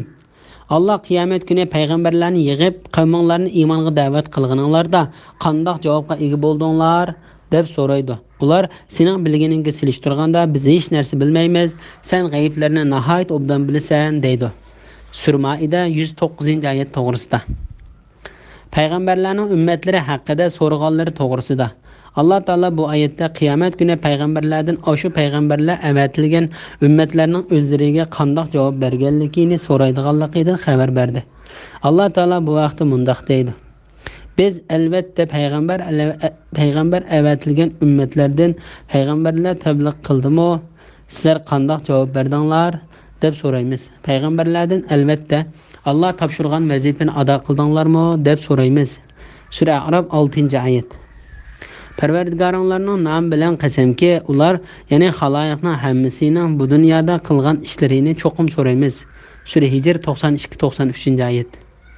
Payg'ambarlarning sening bilganingga silishtirganda biz hech narsa bilmaymiz deb bergan javobi haqida Mujohid, Hasan Basri va Sudi qatorliqlar ular qiyomat kunidagi ahvolning og'irligidan qo'rqib ketib shundoq javob berdi dedi. Bu oyatning ma'nosi haqida Adi ibn Abu Talha ibn Abbas radhiyallohu anhuning mundaq deganligini rivoyat qiladi. Ular Parvardigoriga biz bilmaymiz, bilgan taqdirdami sen bizdan bakrak bilasan deydi. Bu Alloh taologa g'azab bilan berilgan javob bo'lib, ya'ni sening hamma narsani o'z ichiga oladigan ilmingni silishtirganda bizda hech qanday ilm yo'q. Shunga bizga javob berilgan, shundaqla kimning javob berganligini bilsakmi, biz faqat ularning tashqi qiyofatiga qarab hukm qila olamiz. Ichki sirlarini bo'lsa sen bilasan. Sen hammani ko'rib bilib turibsan. Sening bilimingga nisbatan bizning bilimimiz yo'q deyarlik. Chunki sen g'aybni bilguchidirsan. Bismillahirrohmanirrohim. O'z vaqtida Alloh aytdi: "Ey Maryam o'g'li Isa, sana va sening onangga bergan ne'matimni eslagin. Ayni zamonda sana Ruhul Quddus, ya'ni Jibril bilan madad berdim. Kichkingda, beshikda va payg'ambar bo'lgan 30 yosh vaqtingda kishilarga so'zlayding. Ayni zamonda sana kitobni, hikmatni, Tavratni va Injilni o'rgatdim. Ayni zamonda mening iznim bilan laydin qushning shaklida bir narsa yasayding. Uni puvlasang iznim bilan uchadigan qush bo'ladi. Ayni zamonda mening iznim bilan tug'ma ko'rni, baras kesilni saqayding. Ayni zamonda mening iznim bilan o'liklarni tiriltirib qabrlaridan chiqaratding. Ayni zamonda Bani Isroilni sana chiqilishdan to'sdim. Sen ularga mo'jizlar bilan kelgan chig'ingda ularning ichidagi kofirlar bu faqat ro'shan sehrdir dedi. Ayni zamonda men havariylarga, menga va mening payg'ambarimga iymon etinglar deb vahiy qildim. Ular biz iymon etdik, guvoh bo'lgunki biz amringga bo'ysunuvchilarmiz dedi. Sura Maida 110-111 ayet to'g'risida. İsa aleyhisselam'a berilgan nimetlerini esiltish to'g'risida. Bu oyatlarda Alloh taolo bandisi va payg'ambari bo'lgan İsa aleyhisselam'a bergan mo'jiza xarakterli favqulodda cho'ng ne'matlarini esiltib mundoq deydi. Ey Maryam o'g'li İsa, sana va sening onangga bergan ne'matimni esligin. Ya'ni seni dadisiz yaratganligimni, sening yaratilishingni, qudratimga dalolat qiladigan bir alomat qilganligimni, seni nodon jahil kishilarning onangga tuhmat qilganda oqlashga isbot qilganligimni esligin. Aynı zamanda sana Ruhul Quddus yani Cibril bilen medet berdim. Yani men seni kichik vaqtingdimi, cho'ng bo'lgandimi Alloh tarafga chaqiradigan payg'ambar qildim va seni beshikdagi chig'ingda so'zlatdim. Shuning bilan onangning kishilar chaplagan bo'xtonlaridan pok ekanligiga guvohlik berding. Sen o'zingning mening bandam ekanligingni e'tirof qilding. Kishilarga o'zingning men tarafdan avatilgan elchi ekanligingni xabar berib, ularni ibodat qilishga chaqirding. Kichkingda beshikda va payg'ambar bo'lgan o'tir yosh vaqtingda kishilarga so'zlayting. Ya'ni sen kichik chig'ingda ham cho'ng bo'lganda kishilarni Alloh taolaning diniga chaqirding. Ayni zamanda sana kitobni, hikmatni, Tavratni va Injilni o'rgatdim. Ya'ni men sana xat yozishni, o'qishni, tushunishni va Musa alayhissalomga tushirilgan Tavratni bildirdim. Ayni zamanda mening iznim bilan laydan qushning shaklida bir narsa yasayting. Uni pulisang, iznim bilan uchadigan qush bo'ladi. Yani sen mening ruxsatim bilan laydan qushning shaklini yasaysan. Ham mening ruxsatim bilan o'sha qushning shakliga pulisang, mening irodam bilan u uchadigan qush bo'ladi. Ayni zamanda mening iznim bilan tug'ma ko'rni, baras kesilini saqaytding. Bu oyatning ma'nosi haqida sura Al-Imronda to'xtalgan bo'lg'achqa bu yerda qayta bayon qilmaymiz. Ayni zamanda mening iznim bilan o'liklarni tirildirib qabrlaridan chiqaratding. Ya'ni sen o'liklarni chaqirsang, Allohning irodasi bilan o'liklar qabrlaridan tirilib qoladi. Aynı zamanda Bani İsrailni sana çaqilishdan to'sdim. Sen ularga mo'jizalar bilan kelgan chig'ingda, ularning ichidagi kofirlar bu faqat ro'shan sehrdir dedi. Ya'ni sen İsrail avlodiga o'zingning Alloh tarafidan ularga avatilgan payg'ambar ekanligingni bildiradigan aniq dalil isbotlar bilan kelganingda, ular sana ishonmay seni yolg'onchi, sehrgar deb tuhmat qilib, seni o'ldirib kirisqa maqlamoqchi bo'lganda, men seni ularning ziyonkashligidan saqlab, o'z dargohimga elib chiqib ketib, seni ularning tuhmatlaridan oqildim. Seni ularning yomonlik qilishidan saqlab qoldim. Sen mening bu ne'matlarimni eslagin. Ayni zamanda men havarilarga, menga va mening payg'ambarimga iman etinglar deb vahiy qildim. Alloh taolaning bu oyatimi İsa alayhissalomga eslatgan ne'matlarimning jumlasidandir. Chunki Alloh taolo İsa alayhissalomga yuqorqi ne'matlardan boshqa sahobalarni, qo'llovchi va yordam beruvchilarni qilib bergan. Ba'zilar Alloh taolaning vahiy qildim degan so'zini ilhom qildim deganlik bo'ladi degan. Bu oyatning ma'nosi haqida Hasan Basri mundoq deydi. Alloh taolo ularning shundoq qilishini dillariga ilhom qilgan. Sudi ularning ko'ngliga salgan deydi. Ular biz iymon etdik, guvoh bo'lgunki biz amringga bo'ysunuvchilarmiz dedi. Bismillahirrohmanirrohim. O'z vaqtida havariylar: "Ey Maryam o'g'li İsa, Rabbing bizga osmondan ustida tamoq bor, bir dasturxon tushirib beralamdi" dedi. İsa: "Agar Allohning qudratiga ishonsanglar, bundoq savollarni berishda Allohdan qo'rqinglar" dedi. Ular biz uningdan yeyishni, ko'nglimizning tinchlanishini, so'zingning rostligini bilishni va payg'ambarligingga guvohchilardan bo'lishni iroda qilamiz dedi. Maryam o'g'li İsa: "Ey Parvardigorimiz Alloh, bizga usti tamoq bir dasturxon tushirgin. Bu kun bizlarga va bizdan keyingilarga bayram bo'lib qolsin. U dasturxon sendan bizga qudratingni va payg'ambarligingni ko'rsatadigan bir mo'jiz bo'lib qolsin. Bizga rizq bergin. Sen rizq beruvchilarning yaxshisisan" dedi. Alloh İsa'ning duosini ijobat qilib, uni men sizlarga cho'qim osmondan tushiraman. Sizlardan kimki shuningdan keyin kofir bo'lsa, uni shundoq bir azob bilan azoblaymanki, ahli jahannamdan hech kishini bundoq azoblamayman dedi. Sura Maida 112, 113, 114, 115 oyat to'g'risida. Osmondan tushgan dasturxon to'g'risida. Bu sura osmondan tushgan dasturxonning qissasini bayon qilgan bo'lgancha, suraning ismi Sura Maida, dasturxon surasi deb atalgan. Bu Allah Taala'nın bendisi ve peygamberi İsa aleyhisselam Allah Taala'dan o dastıxanını düşürüp berişini tilegende Allah Taala onunğa nimet kılıp düşürüp bergen dastıxandır. Allah Taala bu dastıxanını İsa aleyhisselamның peygamber işkenligiga dalalet kıldığan pakit kılıp düşürdü. Öz vaqtida havariylar Ey Meryem oğlu İsa, Rabbim bizga asmandan üstü tamaq bar dastıxan düşürüp beralemdo dedi. Yani İsa aleyhisselamның ergeçkiçileri tamaq tizilgan dastıxanını talep kıldı. Bazılar ular nahayet pekir ve muhtaç bolğanlıqdan ozuqlanıp put qoluğa küç kirib Allah Taalaga ibadet qilish üçün Allah Taala'nın ularga asmandan kunde bir dastıxan düşürüp berishini talep qilgan deydi.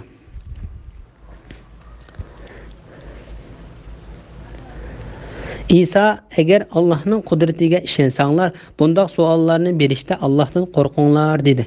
Yani İsa aleyhisselam ularga Allah'tan qorqinglar, bundaq talablarni qilmanglar. Bu sizlar balkim sizlarga foydasiz bu narsalar balkim sizlarga foydasiz bo'lishi sizlarning to'g'ri yo'ldan chiqib ketishinglarga sababchi bo'lishi mumkin. Agar sizlar haqiqiy mo'min bo'lsanglar, rizq talab qilishda Alloh taologa tavakkul qilinglar dedi.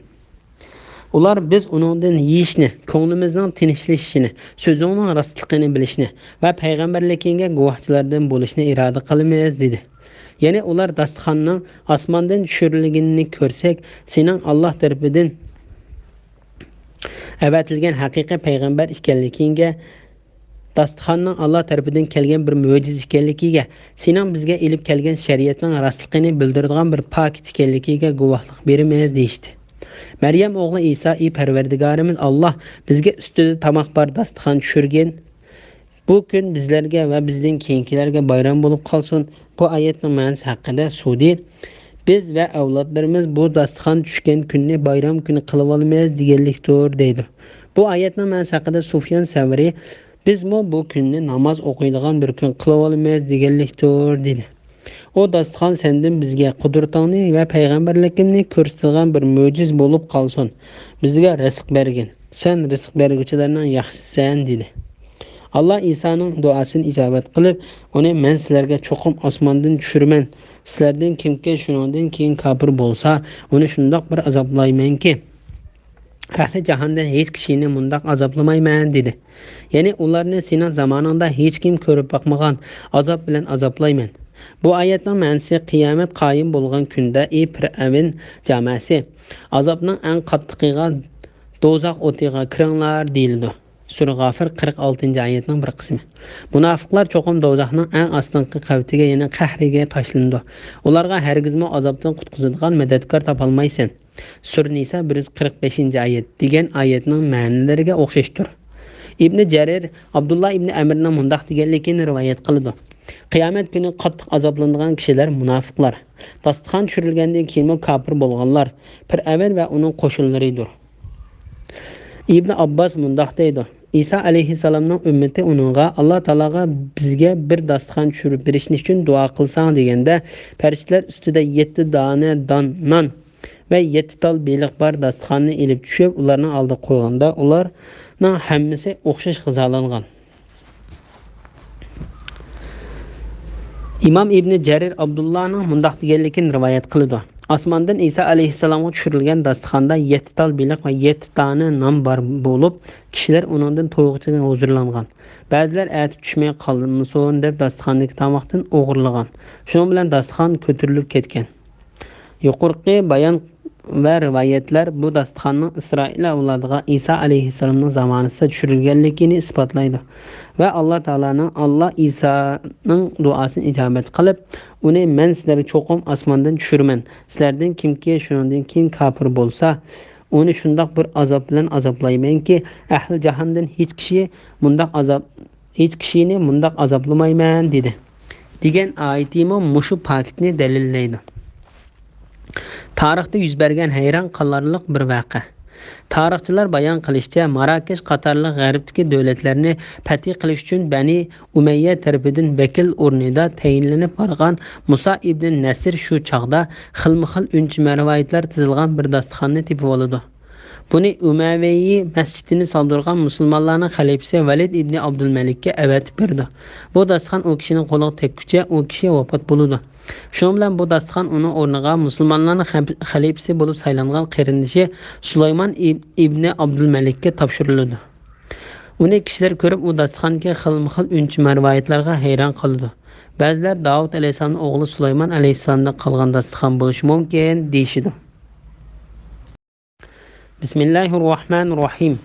O'z vaqtida Alloh aytdi: "Ey Maryam o'g'li Isa, sen kishilarga Allohni qo'yib men bilan onamni ikki iloh qilib olinglar" dedingmi? Isa aytdi: "Rabbim, sha'ningga loyiq emas narsalardan seni pok deb e'tiqod qilamanki, menga aytishga tegishli bo'lmagan so'zlarni men aytmayman. Agar men bu so'zni aytgan bo'lsam, uni sen cho'qim bilasan. Ya'ni mening undaq demaganligim sana ma'lumliq. Sen mening zotimnikini bilasan. Men sening zotingnikini bilmayman. G'ayiblarni nihoyat obdan bilasan. Men ularga faqat sen meni aytishga buyurgan so'zni, ya'ni mening Parvardigorim va sizlarning Parvardigoringlar bo'lgan Allohga ibodat qilinglar dedim. Men ularning orasida bo'lgan muddatda ularning amallarini kuzatib turgan edim. Meni qabzruh qilganingdan keyin ularning amallarini sen kuzatib turgan eding. Sen hamma narsalardan xabardorsan. Agar ularga azob qilsang, ular sening bandalaringdir. Ularning xohlaganingcha tasarruf qilasan. Sana hech ahdi ta'arruz qilolmaydi. Agar ularga, ya'ni ularning ichidagi tavba qilganlarga mag'firat qilsang, sen ishingda g'olib, hikmat bilan ish qilg'uchidirsan. Sura Maida 116, 117, 118-oyat to'g'risida. İsa alayhissalomning shirik amaldan ada juda bo'lib, tavhidni iqror qilganligi to'g'risida. Alloh taolo qiyomat kuni bandisi va payg'ambari Isa alayhissalomga uni va uning onasini iloh qilib olganlar oldida mundoq deydi: "Ey Maryam o'g'li Isa, sen kishilarga Allohni qo'yib men bilan onamni ikki iloh qilib olinglar" dedingmi? Bu Allah Taalaning xristianlarga butkul insonlar oldida qilgan tavhid so'zi va kayishidir. Bu oyatning ma'nosi haqida Qatada va boshqalarmo shundoq deydi. Qatada ya'ni mushu so'zning qiyomat kuni deyilganligini Alloh Taalaning bu kun ya'ni qiyomat kuni rostlarning rostligi o'ziga foyda qiladigan kundir degan mushu oyatlardan kelgan oyatni dalil qilib keltirdi. İsa aytdi: "Rabbim, sha'ningga loyiq emas narsalardan seni pokdab e'tiqod qilamanki, menga aytishga tegishli bo'lmagan so'zlarni men aytmayman." Ya'ni bu eng adablik javob berish uslubidir.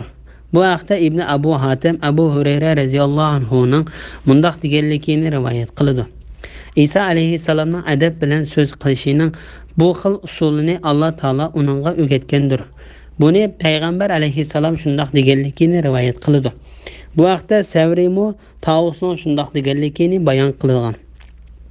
Agar men bu so'zni aytgan bo'lsam, uni sen cho'qim bilasan. Ya'ni mening undoq demaganligim sana ma'lumliq. Ya'ni ey Parvardigorim, agar mushundoq degan bo'lsam, albatta sen mening shundoq deganligimni bilgan bo'larding. Chunki sana hech narsa maxfiy emas va undoq demadim. Undoq deyishni o'ylab qo'ymadim. Sen mening zotimnikini bilasan. Men sening zotingnikini bilmayman. G'ayiblarni nihoyat obdan bilasan. Men ularga faqat sen meni aytishga buyurgan so'zni, ya'ni mening Parvardigorim va sizlarning Parvardigoringlar bo'lgan Allohga ibodat qilinglar dedim.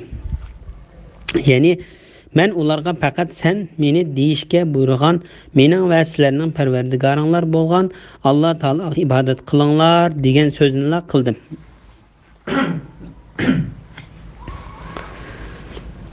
Men ularning orasida bo'lgan muddatda ularning amallarini kuzatib turgan edim. Meni qabzruh qilganingdan keyin ularning amallarini sen kuzatib turgan eding. Sen hamma narsadan xabardorsan. Abu Davud ibn Abbas radhiyallohu anhuning mundoq deganligini rivoyat qiladi. Payg'ambar alayhissalom bizga vaznasihat qilib: "Ey xaloyiqlar, Alloh taolo maxluqotlarni dastlabda qandoq yaratgan bo'lsak, shu holatda eslik qaytaramiz. Sura Anbiya 104-oyatning bir qismi. Degan oyatida bayon qilgandek, Alloh taolaning dargohiga yalang oyoq, kiyimsiz va xatni qilmagan holatinglarda to'plansizlar. O kuni tunji bo'lib kiyim kiygiziladigan kishi Ibrohim alayhissalomdir. Mening ummatimdan bir turkum kishilar ayrilib chiqarilib do'zax tarafga elib ketiladi. Men mening ummatlarim deyman. Menga sen ularning sendan keyin nima ishlarni qilganligini bilmaysan deyiladi. Men xuddi Alloh taolaning taqvodor bandasi Isa alayhissalom degandek, men ularga faqat sen meni aytishga buyurgan so'zni, ya'ni mening Parvardigorim va sizlarning Parvardigoringlar bo'lgan Allohga ibodat qilinglar dedim. Men ularning orasida bo'lgan muddatda ularning amallarini kuzatib turgan edim. Meni qabzruh qilganinglardan keyin ularning amallarini sen kuzatib turgan eding. Sen hamma narsadan xabardorsan. Agar ularga azob qilsang, ular sening bandalaringdir. Ularni xohlaganingcha tasarruf qilasan. Sana hech ahadi ta'arruz qilolmaydi. Agar ularga, ya'ni ularning ichidagi tavba qilganlarga mag'firat qilsang, sen ishingda g'olib, hikmat bilan ish qilg'uchidirsan deyman. Menga bu ummatlaring sendan keyin dindan yenib ketgan deyiladi. Bu hadisni Imom Buxoriy rivoyat qilgan. Agar ularga azob qilsang, ular sening bandalaringdir. Ularni xohlaganingcha tasarruf qilasan. Sana hech ahdi ta'arruz qilolmaydi. Agar ularga, ya'ni ularning ishidagi tavba qilganlarga mag'firat qilsang, sen ishingda g'olib, hikmat bilan ish qilg'uchidirsan. Yana xohlash va qaror qilish faqat Alloh taologa xosdir. Chunki Alloh taolo xohlaganini qildigandan so'ralmaydigan zotdir. Uning mahluqotlari qilmishlaridan so'raladi. Bu so'zlar Alloh taolaning ayoli, bolasi bor deb Alloh taolaga va Alloh taolaning payg'ambariga yolg'on so'zlagan xristianlardan ada juda bo'lishni o'z ichiga oladi. Alloh taolo ularning mundaq sifatlaridan pokdir va ustundir. Bu nihoyatim ulug' bir oyat bo'lib, hadisda payg'ambar alayhissalomning bir kechasi tong otqucha o'sha oyatlarni namozda takror o'qiganligi bayon qilindi. Bismillahirrohmanirrohim.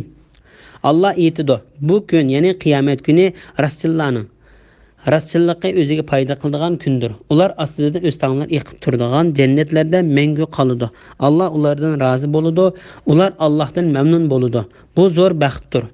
Osmonlarning, zaminning va ularningki mavjudotlarning podshohligi Allohga mansubdir. Alloh har narsaga qodirdir. Sura Maida 119-120-oyat to'g'risida. Qiyomat kunida faqat rastchillikning asqatadiganligi to'g'risida. Alloh taolo o'zining bandasi va payg'ambar bo'lgan Isa alayhissalomga Alloh taolaning va uning payg'ambarini yolg'onchi degan kofir xristianlardan qandoq adajuda bo'lish va ularga qandoq javob berish haqida mundoq deydi. Bu kun, ya'ni qiyomat kuni rastchillarning rastchilligi o'ziga foyda qiladigan kundir. Bu oyatning ma'nosi haqida Zakhok ibn Abbos radhiyallohu anhuning mundoq deganligini rivoyat qiladi. Bu kun Alloh taolani bir deb bilish aqidasi turgan kishilarga shu aqidasi asqatadigan kundir. Ular ostidan o'stanglar yiqib turadigan jannatlarda mangu qoladi. Alloh ulardan rozi bo'ladi. Ular Allohdan mamnun bo'ladi. Bu vaqtda Alloh taolo mundoq deydi: Ular erishadigan Allohning roziligi jannat ne'matlarining hammasidan kattadir. Bu cho'ng baxtdir. Sura Tavba 72-oyatning bir qismi. Bu zo'r baxtdir, ya'ni bu utuqning eng kattasidir. Alloh taolo bu vaqtda mundoq deydi: Ishlovchilarning mushundoq zo'r baxtga erishishi uchun ishlasin. Sura Saffat 61-oyat. Qiziquvchilar shuning qiziqsin. Sura Muttaffifin 26-oyatning bir qismi.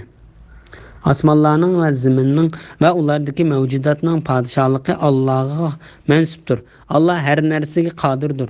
Ya'ni Alloh hamma narsani yaratgan, hamma narsaga ega bo'lgan, hamma narsani o'zining xohlaganicha o'rinlashtiradigan va hamma narsani qila oladigan zotdir. Chunki hamma narsa uning mulkidir va egidorchiligidir. Hamma narsa uning irodasiga bo'ysunadi. Uning o'xshashi, yordamchisi, hamrohi, bolasi, ota-onasi va ayoli yo'qdir. Uningdan boshqa iloh yo'qdir. Uningdan boshqa parvardigor yo'qdir. İbn Vahim Abdullah ibn Amir radhiyallohu anhuning mundoq deganligini rivoyat qiladi. Sura Maida eng oxirida tushgan suradir.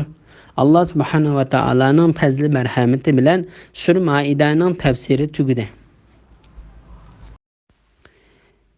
Sura An'am Mekkada nazil bo'lgan 165 oyat.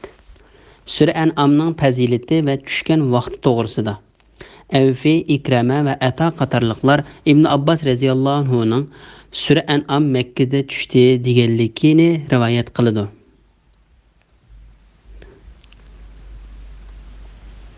İmam Tabarani İbn Abbas radhiyallohu anhumaning mundaq deganligini rivoyat qiladi. Sura An'am bir kechasi Mekkada o suraning atrofida 70 ming farishta ovozli tasbih aytgan holda baraqli tushgan. Sudi Muradin Abdullohning mundaq deganligini rivoyat qiladi. Sura An'am uni 70 ming farishtaning uzitib qo'ygan holatida tushdi.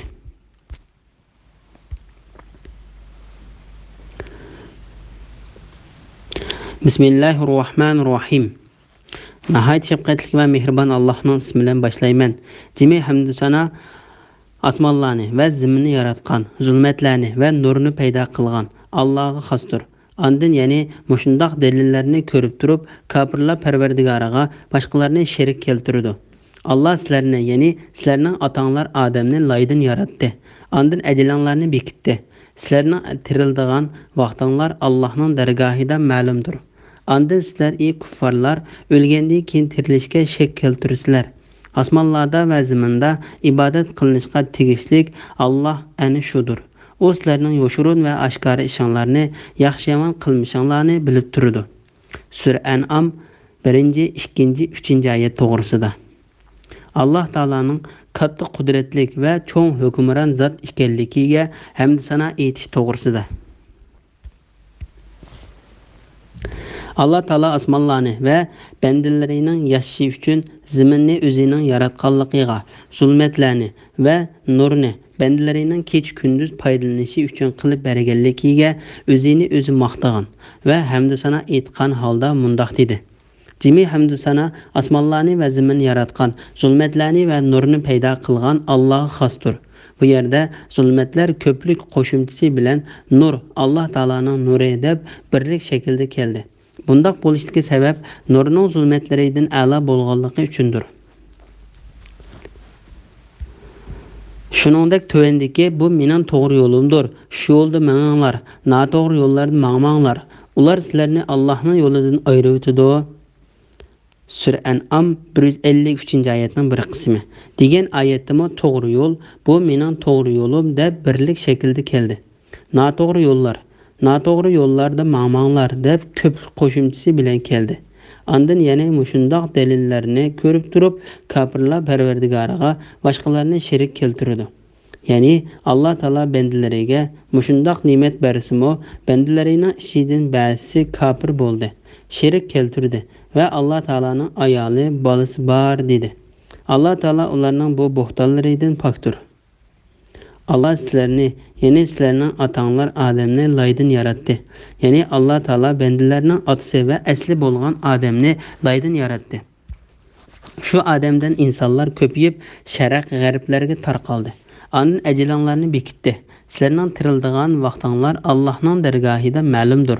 Said ibn Cübeyr ibn Abbas'ın Allah Taala'nın andın əcələnlərini bekitdi degan ayetidən ölüm və sizlərinin tirildiğən vaxtınlar Allah'ın dərgahida məlumdur degan ayetidən ahiret közü tutuldu. Deganligini rivayet qildi. Mücahid, İkrama, Said ibn Cübeyr, Hasan, Qatada, Zeyd ibn Aslam, Zakhaq, Atiye, Sudi, Muqatil ibn Hayyan və başqalardan bu haqda şundaq rivayet qilindi. İbn Abbas və Mücahid Allah Taala'nın andın əcələnlərini bekitdi degan ayetidən dünyanın müddəti və sizlərinin tirildiğən vaxtınlar Allah'ın dərgahida məlumdur degan ayetidən insanın ta ki ölügücə bolğan ömrü közdə tutuldu dedi. Bu mənanın Allah Taala'nın Allah sizlərni keçisi xultudu, gündüzdəki qılğan işlərinlərini bilib turdu. Andın belgilənən müddətkiçə yaşayanlar üçün gündüzdə sizlərni uyğutudu. Sura An'am 60 ayetinin bir qismi. Degan ayetidən ilinğanlığı ehtimalға yaqındır. Sizlerning tirildigan vaqtinglar Allohning dargohida ma'lumdir. Ya'ni Alloh taoladan boshqasi uni bilmaydi. Bu oyatning ma'nosi ba'zi ishlarni Alloh taoladan boshqasining bilmaydiganligi jihatdan tuvandagi oyatlarning ma'nosiga o'xshaydi. Ey Muhammad, ular sendan qiyomatning qachon bo'lganligini so'raydi. Aytqinki, uning qachon bo'lganligini faqat Parvardigorim Alloh biladi. Uni faqat o'zi belgilagan vaqtda maydonga chiqardi. Sura A'rof 187-oyatning bir qismi. Ular sendan qiyomatning qachon bo'lganligini so'raydi. Sen uni qandoq bayon qilib bera olasan? Uni bilish Parvardigoringga xosdir. Sura Naziat 42, 43, 44-oyatgacha. Ondan sizlar ey kuffarlar o'lgandan keyin tirilishga shak keltirsizlar. Sudi va boshqalar bu oyatning ma'nosi sizlar qiyomat to'g'risida shak keltirsizlar deganlikdir dedi. Osmonlarda va zaminda ibodat qilinishga tegishli Alloh ana shudir. U sizlarning yoshurun va oshkor ishinglarni, yaxshi yomon qilmishinglarni bilib turdi. Ya'ni osmon va zaminda maqsadlar tilinadigan u zot Alloh taoladir. Osmon va zamindagi barliq maxluqotlar Alloh taolaga ibodat qiladi. Uni bir deb tanıydı. Uning iloh ekanligini e'tirof qildi. Jinlar va insonlardan kafir bo'lganlaridan boshqasi uning rahmatini umid qilgan va azobidan qo'rqgan holda uningga duo qildi. Alloh taolo bu vaqtda mundaq deydi: Alloh osmondami ilohdir, zamindami ilohdir. Sura Zuhruf 84-oyatning bir qismi. Ya'ni Alloh taolo osmondagi va zamindagi maxluqotlarning ilohidir. U sizlarning yoshurun va oshkor ishlaringlarni bilib turadigan zotdir. Yaxshi yomon qilmishinglarni bilib turdi. Ya'ni u sizlarning barliq ishinglarni va u ishinglarning yaxshi yomonini bilib turdi. Bilib turg'uchidir. Bismillahirrohmanirrohim. Ular Parvardigorning oyatlaridan biror oyat kelsa, uningdan bosh tortadi. Ularga Allah tarafidan haq kitob, ya'ni Qur'on keluvdi, ular uningga chimpitmadi. Uzoqqa qolmay ularga o'zlari masxara qilgan narsaning xabari keldi. Ya'ni ularga azob nozil bo'lib, o'zlari masxara qilgan narsaning xabari aniq bo'ladi. Ulardan burun o'tgan nurg'un ummatlarni halok qilganligimizni ular ko'rmadimi? Ya'ni uningdan ibrat olmadimi? Ularni zaminda sizlarni yerlashtirmagan bir shaklda yerlashtirgan edik. Ularga mol yomg'ir yog'dirib bergan edik. O'stanglarni ularning ostidan eqib turadigan qilgan edik. Ondan keyin ularni qilgan gunohlari tufaylidan halok qildik. Ulardan keyin boshqa xalqni paydo qildik. Sura An'am 4, 5, 6 oyat to'g'risida. Mushriklarning tarsalik qilganligi, ularning bu qilmishlariga qarta tahdid silinganligi to'g'risida. Ular Parvardigorning oyatlaridan biror oyat kelsa, uningdan bosh tortadi. Alloh taolo bu oyatda o'zining oyatlarini inkor qilgan, tarsalik qilgan mushriklarning ularga mayli qachonli bo'lmasin, Alloh taolaning birligini va Alloh taolo tarafidan avatilgan hurmatli payg'ambarlarning rostchiligini isbotlaydigan biror dalil, isbot va mo'jiza kelsa, ularning buningdan yuz o'raydiganligidan, uningga pisand va parvo qilmaydiganligidan xabar berdi. Ularga Allah tarafidan haq kitob, ya'ni Qur'on keluvdi, ular uningga chimpitmadi. Uzoqqa qolmay ularga o'zlari masxara qilgan narsaning xabari keldi. Ya'ni ularga azob nozil bo'lib, o'zlari masxara qilgan narsaning xabari aniq bo'ladi. Bu ularning haqni inkor qilganligi uchun ularga silingan tahdid va ogohlantirishdir. Bu tahdid ular ishonmagan Qur'onda xabar berilgan azobning ularga cho'qim kelishi va ishonmaganlikning oqibatiga qilishi, shundaqla ishonmaganlikning azobini tetishidir. Ondan keyin Alloh taolo ularga g'azab qilib, ilgari o'tgan ulardan kuchli, soni ko'p, mol va avlodi jiq zaminlardan foydalanishda o zaminlarni obodlashtirishda iqtidorli bo'lgan qavmlarga kelgan dunyolik azob va jazolarning ularga yetib kelishidan ogohlantirib mundaq dedi. Ulardan burun o'tgan nurg'un ummatlarni halok qilganligimizni ular ko'rmadimi? Ya'ni uningdan ibrat olmadimi? Ularni zaminda sizlarni yerlashtirmagan bir shaklda yerlashtirgan edik. Ya'ni ularga dunyo, bola chaqa, uzun umr, yuqur mavtiva va bayashat turmush ato qildik. Ularning askarlarini ko'p qildik. Ularga mol yomg'irlar yog'dirib bergan edik. O'stanglarni ularning ostidan eqib turgan qilgan edik. Ya'ni biz ularga asta-asta gunohlarga petishi uchun va ularga muhlat berish yusidan yomg'irlarni ularga ko'p yog'dirib berdik. Buloqlarni ko'plab chiqarib berdik. Ondan keyin ularning qilgan gunohlari tufaylidan halok qildik. Ya'ni biz ularni ularning qilgan askirliklari, o'tkazgan xatoliklarining sababi bilan halok qildik. Ulardan keyin boshqa xalqni paydo qildik. Ya'ni burunqilar yo'qolib, cho'chaklarda so'zlanadigan kishilarga aylandi. Ulardan keyin sinash uchun boshqa bir avlodni paydo qildik. Bularmi burunqilarga qilgandek xato ishlarni, askirliklarni qildi. Shuning bilan bularmi ularga o'xshashla halok qilindi. Ey kafirlar, ularga kelgan halok qilishning sizlarga kelishdan saqlaninglar. Sizlar Alloh taolaning oldida ulardan aziz emas, lekin sizlar inkor qilayotgan bu payg'ambar Alloh taolaning oldida ularning payg'ambarlardan hurmatlidir. Shuning uchun Alloh taolaning mehribonligi va yaxshiligi bo'lmasa edi, ularga qaraganda sizlar azobga va jazoning tez kelishiga eng haqli edinglar. Bismillahirrohmanirrohim. Ey Muhammad, biz sana ular talab qilgandek qog'ozga yozilgan bir kitobni nazil qilgan kafirlar uni qo'llari bilan tutib ko'rgan taqdirdami, ular shaksizki bu faqat ro'shan sehrdir deydi. Chunki ularning g'arzi eng ro'shan dalil kelgandimi, iymon etmaslikdir. Ular uningga ya'ni Muhammad alayhissalomning payg'ambarligiga guvoh bo'lib, nemishqa bir farishta tushmidi deydi. Agar uningga biror farishta tushirgan bo'lsak, ularning ishi tugagan bo'ladi. Ya'ni bu chaqda haqni inkor qilsa, halok qilinadi. Ularga muhlat berilmaydi. Biz payg'ambarni farishtadan qilgan taqdirdami, albatta uni inson shaklida qilatdik.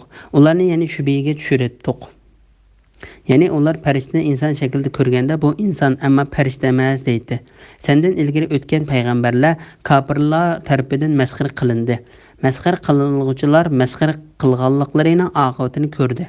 Ey Muhammad, bu masxara qiluvchilarga aytqinki, zaminda sayr qilinglar. Ondan payg'ambarlarini inkor qilganlarning oqibatining qandoq bo'lganligini ko'zdan kechiringlar. Sura An'am 7, 8, 9, 10, 11 oyat to'g'risida. Tarsaliq qiluvchilarni ayiblash va ularning payg'ambarlarni insondan avatilganligiga qoyil bo'lmoqligi to'g'risida. Alloh taolo bu yerda mushriklarning tarsaliq qilganligidan va haqga cho'ngchilik qilib, haq ustida talash tartish qilib jidallashganligidan xabar berib mundoq dedi. Ey Muhammad, biz sana ular talab qilgandek qog'ozga yozilgan bir kitobni nazil qilgan. Kafirlar uni qo'llari bilan tutib ko'rgan taqdirdami, ya'ni ular u kitobni va uning tushganligini o'z ko'zi bilan ko'rgan taqdirdami, ya'ni ular u kitobni va uning tushganligini o'z ko'zlari bilan ko'rgan taqdirdami, ular shaksiz bu faqat ro'shan sehrdir deydi. Bu oyatning ma'nosi Alloh taolo kafirlarning moddiy narsalarga ishonmay cho'ngchilik qilib qilganligidan xabar berib kelgan tövendeki oyatning ma'nosiga o'xshashdir. Biz ularga osmondan bir eshik ochib bergan. Ular uningdan osmonga o'rlab olamni, arvahni, farishtalarni ko'rgan taqdirdami, ular cho'qim ko'zlarimiz bog'lanib qoldi, balki sehrlangan qavm bo'lib qolsak kerak deyshidi. Sura Hijr 14-15 oyatlar. Agar ular osmondan bir parchasi tushib ketganligini ko'rsa, bu to'plashgan bulutdir deydi. Sura Tur 44-oyat. Ular uningga, ya'ni Muhammad alayhissalomning payg'ambarligiga guvoh bo'lib, nemishqa bir farishta tushmidi deydi. Ya'ni Alloh taolaning azobidan qo'rqitishgan nima uchun biror farishta Muhammad alayhissalom bilan birga tushmidi deydi.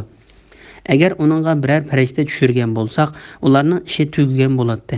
Ya'ni bu chaqda haqni inkor qilsa, halok qilinadi. Ularga muhlat berilmaydi. Ya'ni ular shu holda bilan turganda, agar ularga farishta tushirilsa, albatta ularga Alloh taolo tarafidan bir azob kelgan bo'ladi. Alloh taolo bu vaqtda mundoq deydi: "Farishtalarni faqat haq asosida, ya'ni azob nazil qilishimiz muqarrar bo'lgan chaqdalar nazil qilamiz. Bu chaqda ularga muhlat berilmaydi, ya'ni ularning azobi kechiktirilmaydi." Ular, ya'ni mushriklar o'zlarining jinini ilish uchun tushgan farishtalarni ko'rgan kuni gunohkorlarga xush xabar bo'lmaydi. Farishtalar ularga sizlar jannatda haromdir, sizlarga jannat haromdir deydi. Sura Furqon 22-oyat. Biz payg'ambarni farishtadan qilgan taqdirdami, albatta uni inson shaklida qilatdik. Ularni ya'ni shubiga tushirdik. Ya'ni ular farishtani inson shaklida ko'rganda bu inson ammo farishta emas deydi. Ya'ni agar biz insonlardan bo'lgan payg'ambar bilan farishtalarni tushirsak va yoki biz insonlarga farishtalardan bo'lgan bir payg'ambarni avaysak, insonlarga u farishtaning so'zlayalishi va ularning u farishtaning so'zini qabul qilishi uchun albatta u farishta shu insonning shaklida bo'ladi. Agar ish shundoq bo'ladigan bo'lsa, xuddi ular insonlardan bo'lgan farishtalarning vazifasini qabul qilishda o'zlariga shubha paydo qilganidek, ya'ni farishtalardan bo'lgan payg'ambarlarga shubha bilan qaraydi, shubhilindi. Alloh taolo bu vaqt mundaq deydi: "Ey Muhammad, ularga aytqinki, mubodo ziminda, ya'ni zimin ahlidek mingib yuradigan, o'ltiroqlashgan farishtalar bo'lsa edi, albatta ularga osmondan farishtani payg'ambar qilib tushirdik." Sura Isro 95-oyat.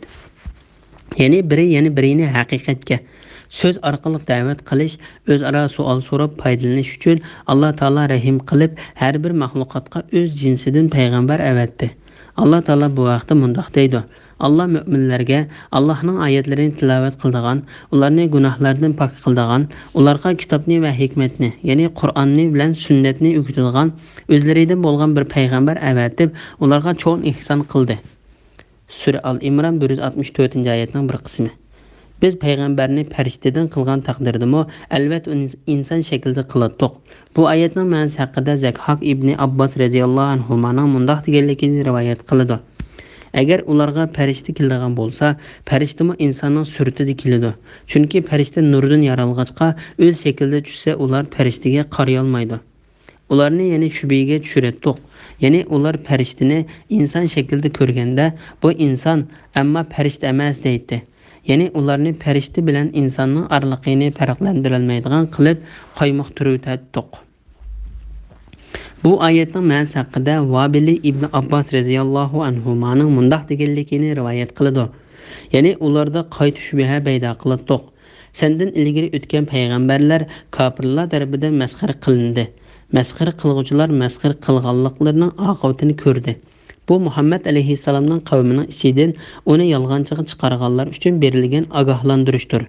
Payg'ambar alayhissalomga va uningga ishongan mu'minlarga dunyo va oxiratda yordam berguchi va yaxshi oqibatning berilishiga qilgan va'didir.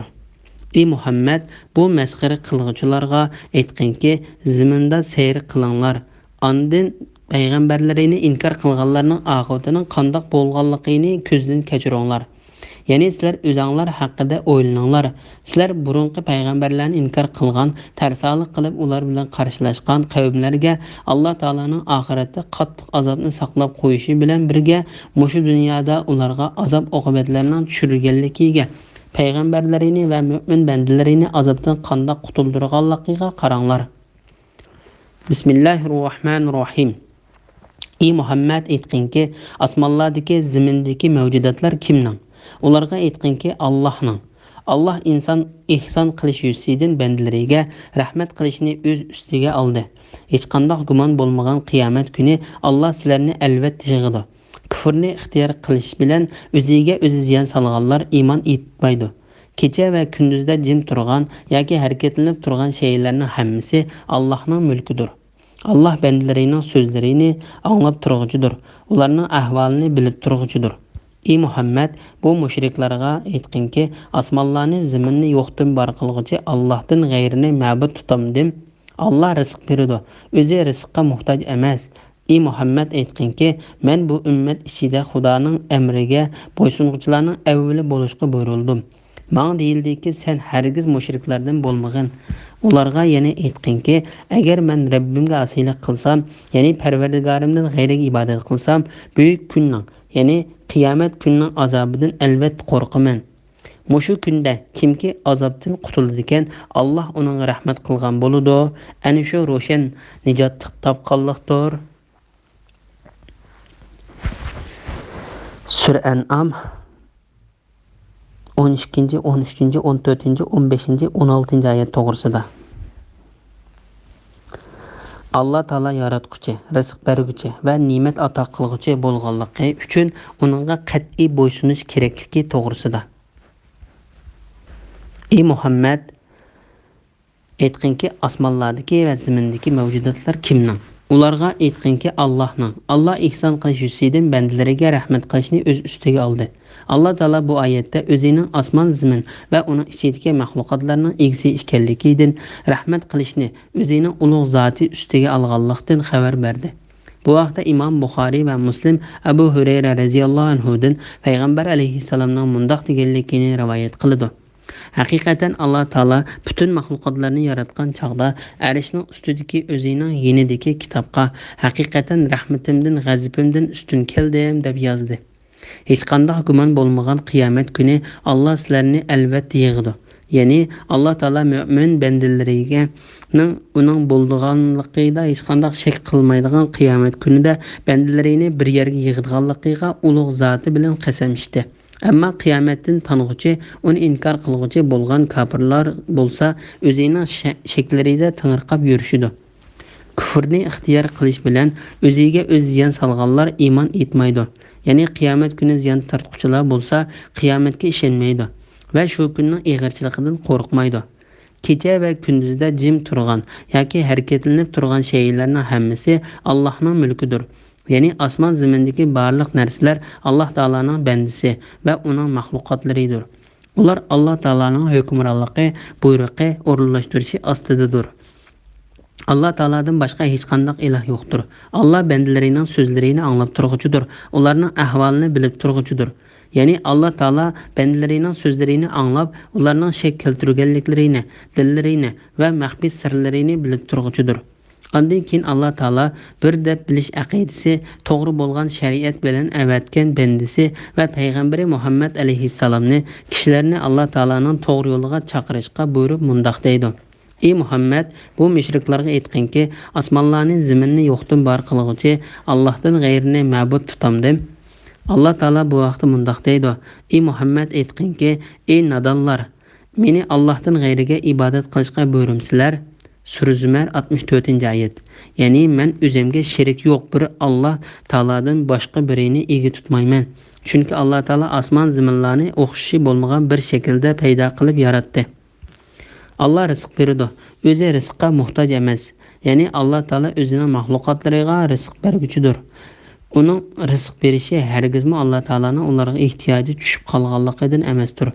Alloh taolo bu vaqtda mundoq deydi: Jinlarni, insonlarni faqat menga ibodat qilish uchun yaratdim.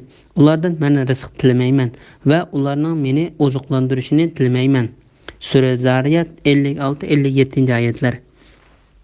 Abu Hurayra radhiyallohu anhudan rivoyat qilgan bir hadisda mundoq deb bayon qilingan: Madinadagi Quba degan yerlik bir ansari payg'ambar alayhisalomni tamoqqa chaqirdi. Biz payg'ambar alayhisalom bilan birga bordik. Payg'ambar alayhisalom tamoqni yeb bo'lib, qo'lini yuvib bo'lib, rizq berdigan va rizqqa muhtoj bo'lmagan. Bizga ne'mat ato qilib, bizni to'g'ri yo'lga boshlagan.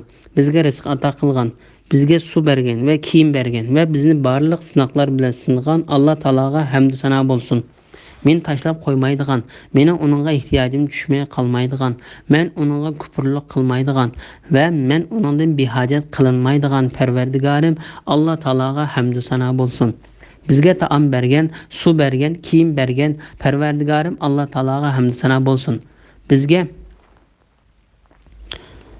ozg'unlikdan to'g'ri yo'lga boshlagan, bizni qorig'i qilmay ko'rdigan qilgan, o'zi yaratgan nurg'unlagan mahluqotlaridan bizni fazilatli qilgan, bütün olamlarning Parvardigori bo'lgan Alloh taologa hamd sanolar bo'lsin dedi. Mushu kunda kimki azobdan qutuladi ekan, Alloh uningga rahmat qilgan bo'ladi. Ana shu ro'shan nijot topqanlikdir. Alloh taolo bu vaqtda mundoq deydi: Kimki do'zaxdan yiroq qilingan va jannatga kirgizilgan ekan, u murodiga yetgan bo'ladi. Sura Al-Imron 185-oyat. Bismillahirrohmanirrohim. Agar Alloh sizlarga biror kulfat yetkazsa, uni Allohdan boshqa hech kim ko'tarib o'tolmaydi. Agar Alloh sana biror yaxshilik yetkazsa, u chaqda uningga hech kim aralasha olmaydi. Chunki Alloh har narsaga qodirdir. Alloh bandalarining ustida qohirdir.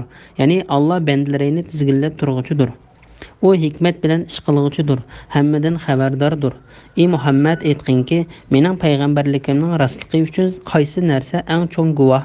Aytqinki, Alloh men bilan sizlarning oranglarda guvohdir. Manga Allohning guvohligi kifoyadir.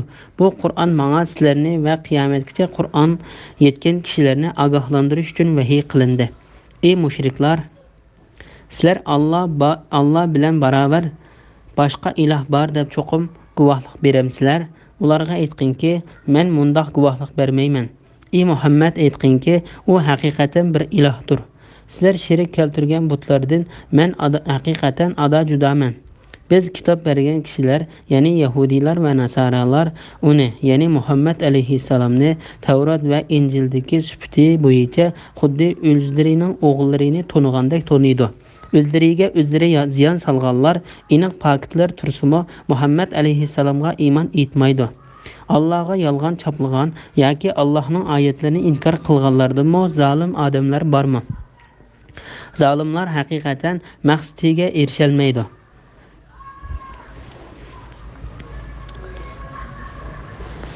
Sura An'am 18, 19, 20, 21 oyat to'g'risida. Allah Taolaning foyda ziyon yetkazguchi va tizginliguchi ekanligi to'g'risida.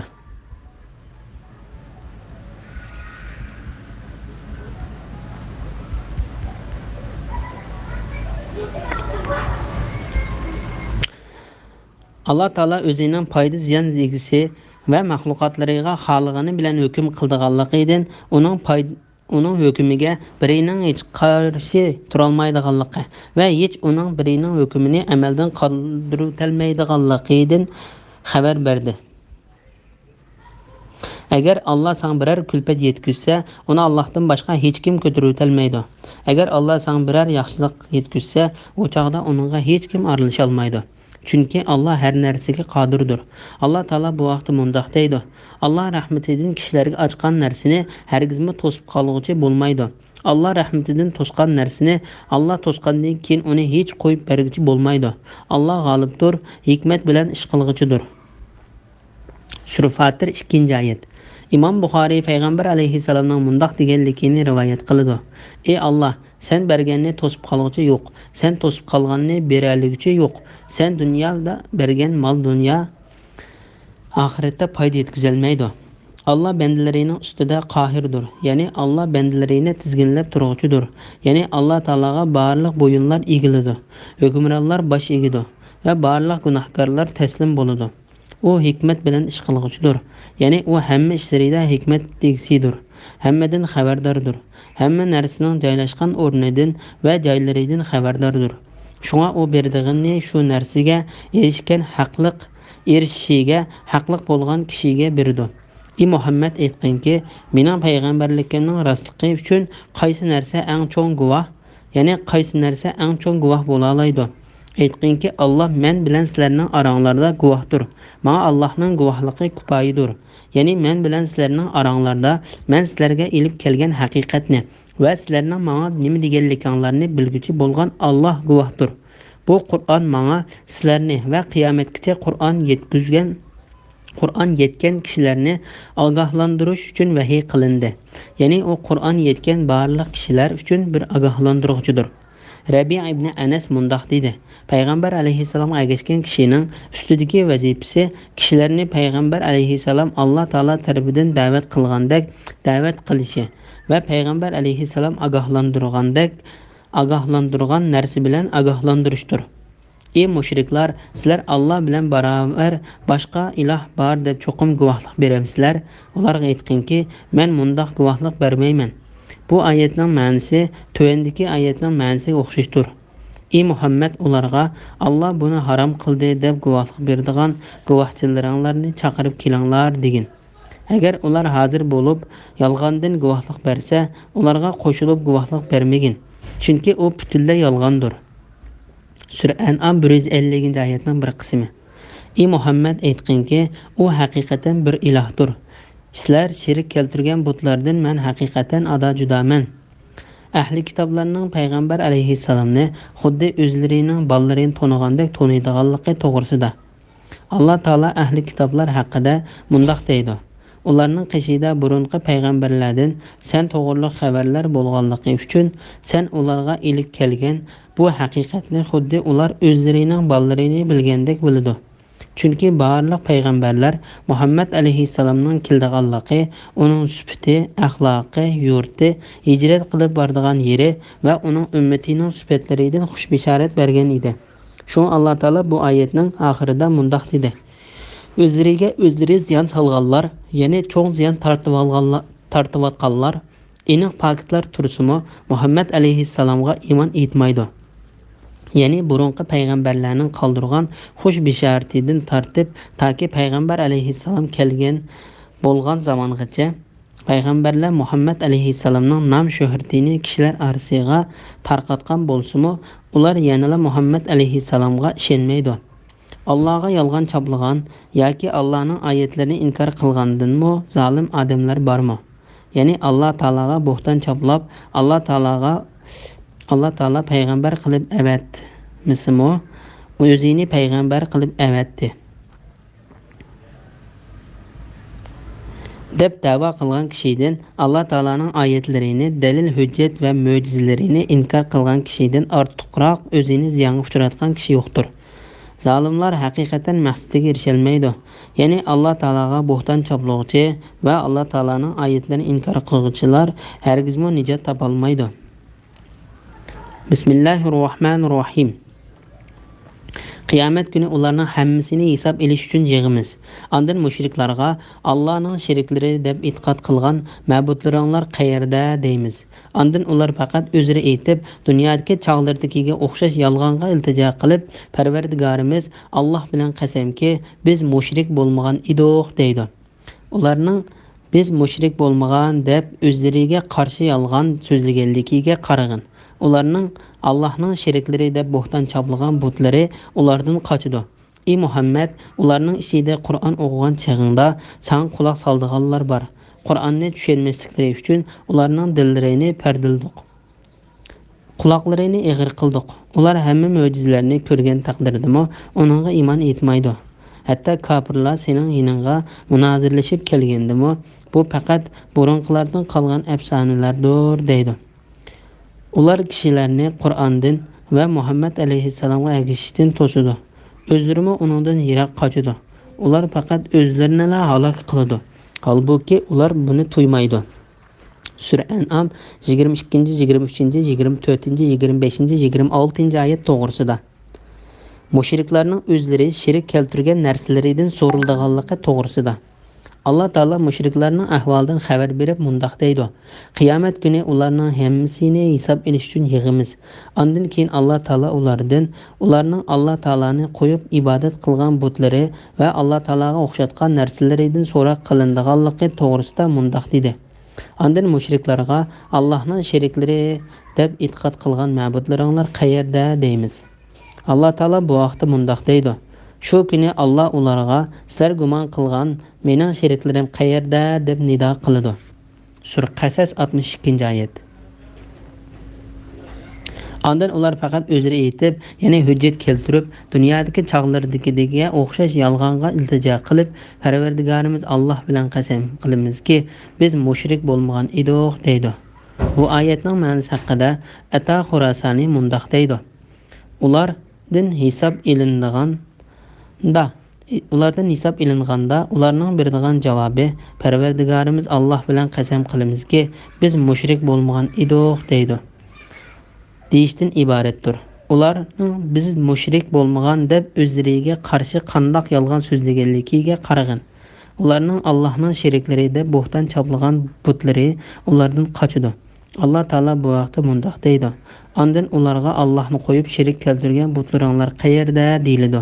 Ular u butlar o'zlarini bizdan chetga oldi. Balki biz ilgari hech narsaga ibodat qilmaydik deydi. Alloh kofirlarni mushundoq gumroh qiladi. Sura G'ofir 73-74-oyatlar. Badbaxtlarning Qur'ondan foydalanolmaydiganligi to'g'risida. Ey Muhammad, ularning ichida Qur'on o'qigan chog'ingda sen quloq soldiganlar bor. Qur'onni tushunmasliklari uchun ularning dillarini pardildik, quloqlarini eg'ir qildik. Ular hamma mo'jizalarni ko'rgan taqdirdami, uningga iymon etmaydi. Ulardan ba'zilari Qur'on o'qigan chog'ida quloq solg'ili keladi, lekin Qur'on ularga hech bir foyda olib kelolmaydi. Chunki Alloh taolo ularning Qur'onni tushunmasligi uchun ularning dillarini pardalayapti va quloqlarini foydali bo'lgan narsalarni anglashdan bas qildi. Alloh taolo kofirlarning foydali narsalarni anglashdan quloqlarining bas qilinganligi haqida mundoq deydi. Kofirlarni hidoyatga da'vat qiluvchi xuddi ma'nosini tushunmay tovushini va nidonni anglaydigan chaharpaylarni chaqirgan odamga o'xshaydi. Kofirlar haqni anglashdan gastur, haqni so'zlashdan gachidur, haqni ko'rishdan ko'rdur. Ular vaz nasihatni tushunmaydi.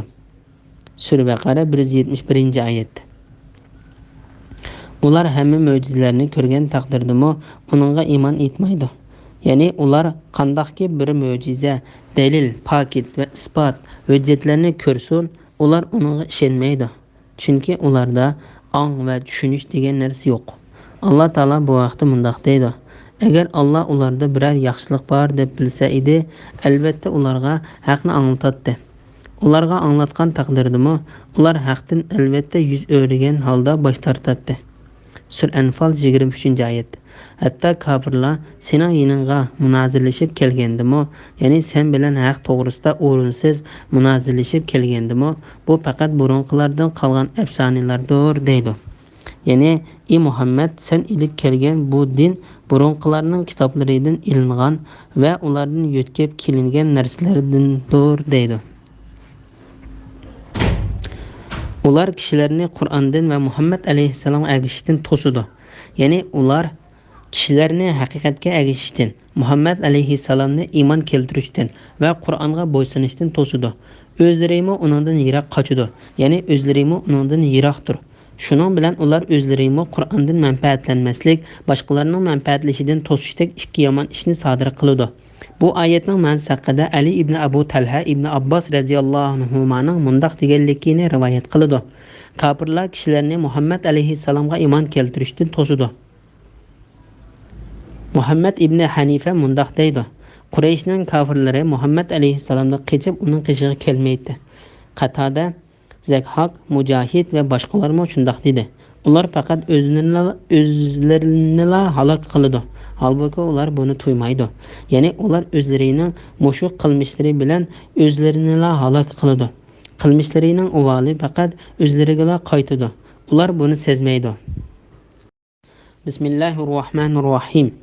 Agar ularni do'zax ustida to'xtatilgan chog'da ko'rsang, dahshatlik bir holni ko'rasan. Ular kashki dunyoga qaytarilsak edi, Parvardigorimizning oyatlarini inkor qilmaydiq va mu'minlardan bo'ladiq deydi. Undaq emas. Ularning ilgari yo'shirgan ishlari, qabih qilmishlari tufaylidan shundoq orzu qilishidi. Ularga oshkora bo'ldi. Ular dunyoga qaytarilgan taqdirdami man'iy qilingan ishlarni albatta yana qiladi. Shubhisizki, ular iymon etdiq degan va'dasida yolg'onchilardir. Ular hayotlik faqat mushu dunyodagi hayotimizdir, o'lgandan keyin tirildirilmaymiz deydi. Agar ularni Parvardigoringning oldida to'xtatilgan chog'da ko'rsang, g'oyat cho'ng ishni ko'rsin. Allah ularga bu o'lgandan keyin tirilish rost emasmikan deydi.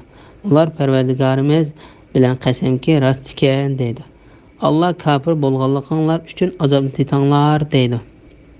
Sura An'am 27, 28, 29, 30-oyat to'g'risida. Azobni ko'rganda quruq orzularning foydasi bo'lmaydiganligi to'g'risida. Alloh taolo kofirlarning qiyomat kuni do'zaxning ustida to'xtatib qo'yilib, do'zaxdagi ko'zi kishilarni va do'zaxning ichidagi qattiq azoblarni ko'rgan chog'dagi holidan xabar beradi. Ham ularning shu holatda mundoq deydiganligini bayon qiladi. Ular kashki dunyoga qaytarilsak edi, Parvardigorimizning oyatlarini inkor qilmaydiq va mu'minlardan bo'ladiq deydi. Ya'ni ular yaxshi amallarini qilish, Parvardigorning oyatlarini inkor qilmaslik va mu'minlardan bo'lish uchun dunyoga qaytarilishni orzu qiladi. Undaq emas. Ularning ilgari yo'shirgan ishlari, qabih qilmishlari tufaylidan shundoq orzu qilishidi. Ularga oshkor bo'ldi. Ya'ni ular garchi dunyoda yoki oxiratda tinib olgan bo'lsa-mu, bu vaqtda ular ko'ngillarida yo'shirib kelgan kufrlik, inkor qilganlik va tarsonlikdan tarsalıqları aşkarı bo'ldi. Allah Taala ularning o'zlaridagi kupurlikdan tinib olganligi haqida mundaq deydi. Ondan ular faqat o'zlari aytib, dunyodagi chog'laridagiga o'xshash yolg'onga iltijo qilib, Parvardigorimiz Alloh bilan qasam qilamizki, biz mushrik bo'lmagan edik deydi. Ularning biz mushrik bo'lmagan deb o'zlariga qarshi qandoq yolg'on so'zlaganligiga qarag'in. Ularning Allohning sheriklari deb bo'xton choplagan butlari ulardan qochidi. Sura An'am 23-24-oyatlar. Yuqoridagi oyatlarning ma'nosining ular gerçi o'zlariga agashganlarga aksini bildirgan bo'lsa-mu, amaliyotda ko'ngillarida payg'ambarlar bu dunyoda ilib kelgan dinning rostligini e'tirof qildiganligi bugun oshkorlandi. Deganlikning ehtimoli bor. Allah Taala kafirlarning haqiqatni bilsa-mu, uni oshkorlamaydiganligi to'g'risida Musa alayhissalomning bir avanga degan so'zini dalil keltirib mundaq deydi. Musa Firavun bular ya'ni 9 mo'jizani faqat osmonlarning va zaminning Parvardigori mening rostligimni isbotlaydigan dalil qilib nozil qilganligini sen gerçi tilingda xirar qilmasang-mu, dilingda albatta obdan bilasan. Sura Isro 102-oyat. Undaq emas. Ularning ilgari yo'shirgan ishlari, qabih qilmishlari tufaylidan shundaq arzu qilishidi. Ularga oshkor bo'ldi. Ya'ni ular dunyoga qaytishni, iymon etishni arzu qilganligi va iymonni yaxshi ko'rganligi uchun talab qilmaydi. Balki ularning kufrlik qilganligiga jazo berish yusidan berilgan azobni o'z ko'zi ko'rgandan keyin shu azobdan qutulib qilish uchun ularga qaytishni talab qiladi. Ular iymon etdik degan va'dasida yolg'onchilardir. Ya'ni ular o'zlarining iymon etishni arzu qilganligi va uni yaxshi ko'rganligi yusidan dunyoga qaytishni talab qilishida yolg'onchilardir. Ular dunyoga qaytarilgan taqdirdami man'iy qilingan ishlarni albatta yana qiladi. Ya'ni kufrlikni va qarshilik ko'rsatishni yana qiladi. Ularning kashki dunyoga qaytarilsak edik, Parvardigorimizning oyatlarini inkor qilmaydik va mu'minlardan bo'ladik degan so'zlarida shubhisizki ular iymon etdik degan va'dasida yolg'onchilardir. Agar ular dunyoga qaytarilsa-mu, cheklangan ishlarni yana qilib, hayotlik faqat shu dunyodagi hayotimizdir. Ya'ni hayotlik faqat shu dunyodagi hayotlikdir. Bu hayot tugsa qayta tirilish yo'q degan bo'ladi. Shuni Alloh Taolo ularning o'lgandan keyin tirilmaymiz deganligini bayon qildi. Agar ularni Parvardigorning oldida to'xtatilgan chog'da ko'rsang, g'oyat cho'ng ishni ko'rsan. Alloh ularga bu o'lgandan keyin tirilish rost emasmikan deydi. Ya'ni bu tirilishning rostligini ko'rdinglarmi? U sizlar gumon qilganday quruq gap emasmikan? Ular Parvardigorimiz bilan qasamki rost ekan deydi. Alloh kofir bo'lganliklaring uchun azobni tetanglar deydi. Ya'ni uni inkor qilganliklaring uchun bugun azobni tetanglar. Ularga ko'zlaringlar bilan ko'rib turayotgan bu azob sehrmi yoki sizlar ko'rmayotgansizlar deyiladi. Sura Tur 15-oyat. Bismillahirrohmanirrohim. Allohga muloqot bo'lishni, ya'ni qayta tirilishni inkor qilganlar haqiqatan ziyon tortdi. Qiyomat tuyuqsiz kelgan chaqda ular u dunyodagi beparvoligimizdan nadomat deydi. Gunohlarini ustlariga yuklab oladi. Ularning gunohlarini yukligini nima degan yomon. Dunyo tirikchiligi faqat o'yin, g'aflatdan iborat. Taqvodorlik qilganlar uchun albatta u dunyo yaxshidir. Buni tushunmamsizlar. Sura An'am 31-32-oyat to'g'risida. Alloh Taolo bu oyatlarda qiyomat kuni tirilib o'ziga uchrashadiganligini inkor qilgan kishilarning ziyon tortadiganligidan, ularga qiyomat tuyuqsiz kelganda ularning hammadan quruq qoldiganligidan, yaxshi amal ibodatlarni qila olmaganligiga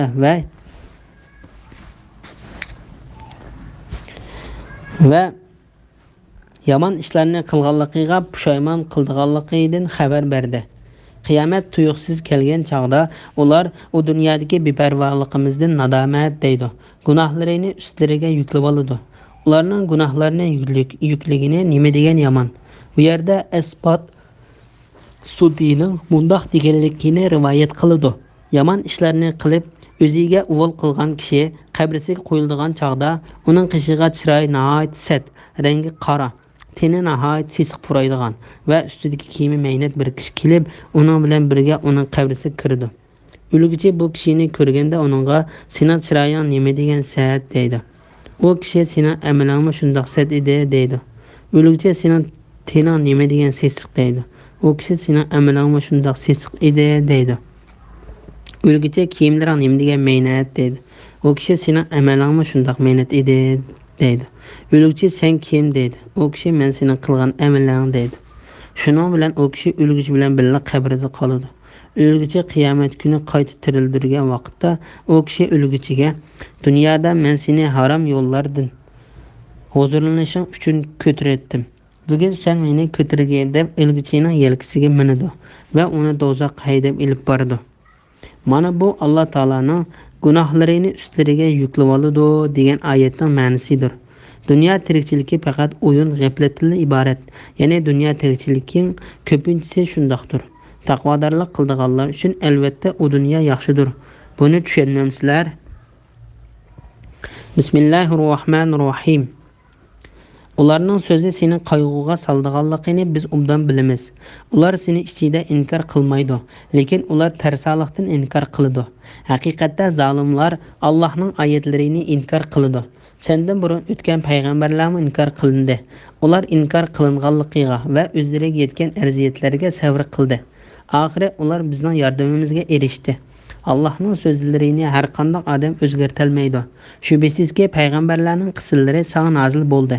Ey Muhammad, ularning islomdan yuz o'rganligi sana ig'ir kelgan bo'lsa, undaqda yer ostiga kirishga yo'l yoki osmonga chiqishga shot tepib bir mo'jiza keltirgin. Agar Alloh xolisa albatta ularni hidoyatga birlashtiradi. Sen hargiz Allohning hikmatini tushunmaydiganlardan bo'lmag'in. So'zingga haqiqiy quloq soldiganlar sening da'vatingni qabul qiladi. So'zingga quloq solmaganlar o'liklarning o'rnida. O'liklarni Alloh tirildiradi. Ondan ular Allohning dargohiga qaytariladi. Sura An'am 33, 34, 35, 36 oyatlar to'g'risida. Payg'ambar alayhissalomga berilgan tasalli to'g'risida. Alloh taolo Muhammad alayhissalomning qavmining uni yolg'onchiga chiqarganligi va ularning uning qarshi turganligi uchun Muhammad alayhissalomga tasalli berib mundoq dedi. Ularning so'zi seni qayg'uga soldiganligini biz obdan bilamiz. Ya'ni ularning seni yolg'onchi deganligini, seni ularga qayg'urib hasrat chekkanligini obdan bilamiz. Alloh taolo bu vaqtda yana mundoq degan. Shunga sen ular uchun, ya'ni iymon etmaganliklari uchun qayg'urib o'zingni halok qilib olmagin. Sura Fatir 8-oyatning bir qismi. Ey Muhammad, ularning iymon etmaganligidan o'zini halok qilib etishing mumkin. Sura Shuara 3-oyat. Agar ular Qur'onga iymon etmasa, afsuslanib ularning iymondan yuz o'rganligidan o'zini halok qilib etishing mumkin. Sura Kaf 6-oyat. Ular seni ichida inkor qilmaydi. Ya'ni ular amaliyotda seni yolg'onchilik qiladi deb tuhmat qilmaydi, lekin ular tarsoqlikdan inkor qiladi. Haqiqatda zolimlar Allohning oyatlarini inkor qiladi. Ya'ni ular haqiqatga tarsoqlik qiladi va uni maydilarini kirib to'sidi. Muhammad ibn Ishoq Abu Jahil haqida Zuhriyning mundoq deganligini rivoyat qiladi. Bir kechasi Abu Jahil payg'ambar alayhissalomning o'qigan Qur'onini tinglash uchun o'g'irlikchi keladi.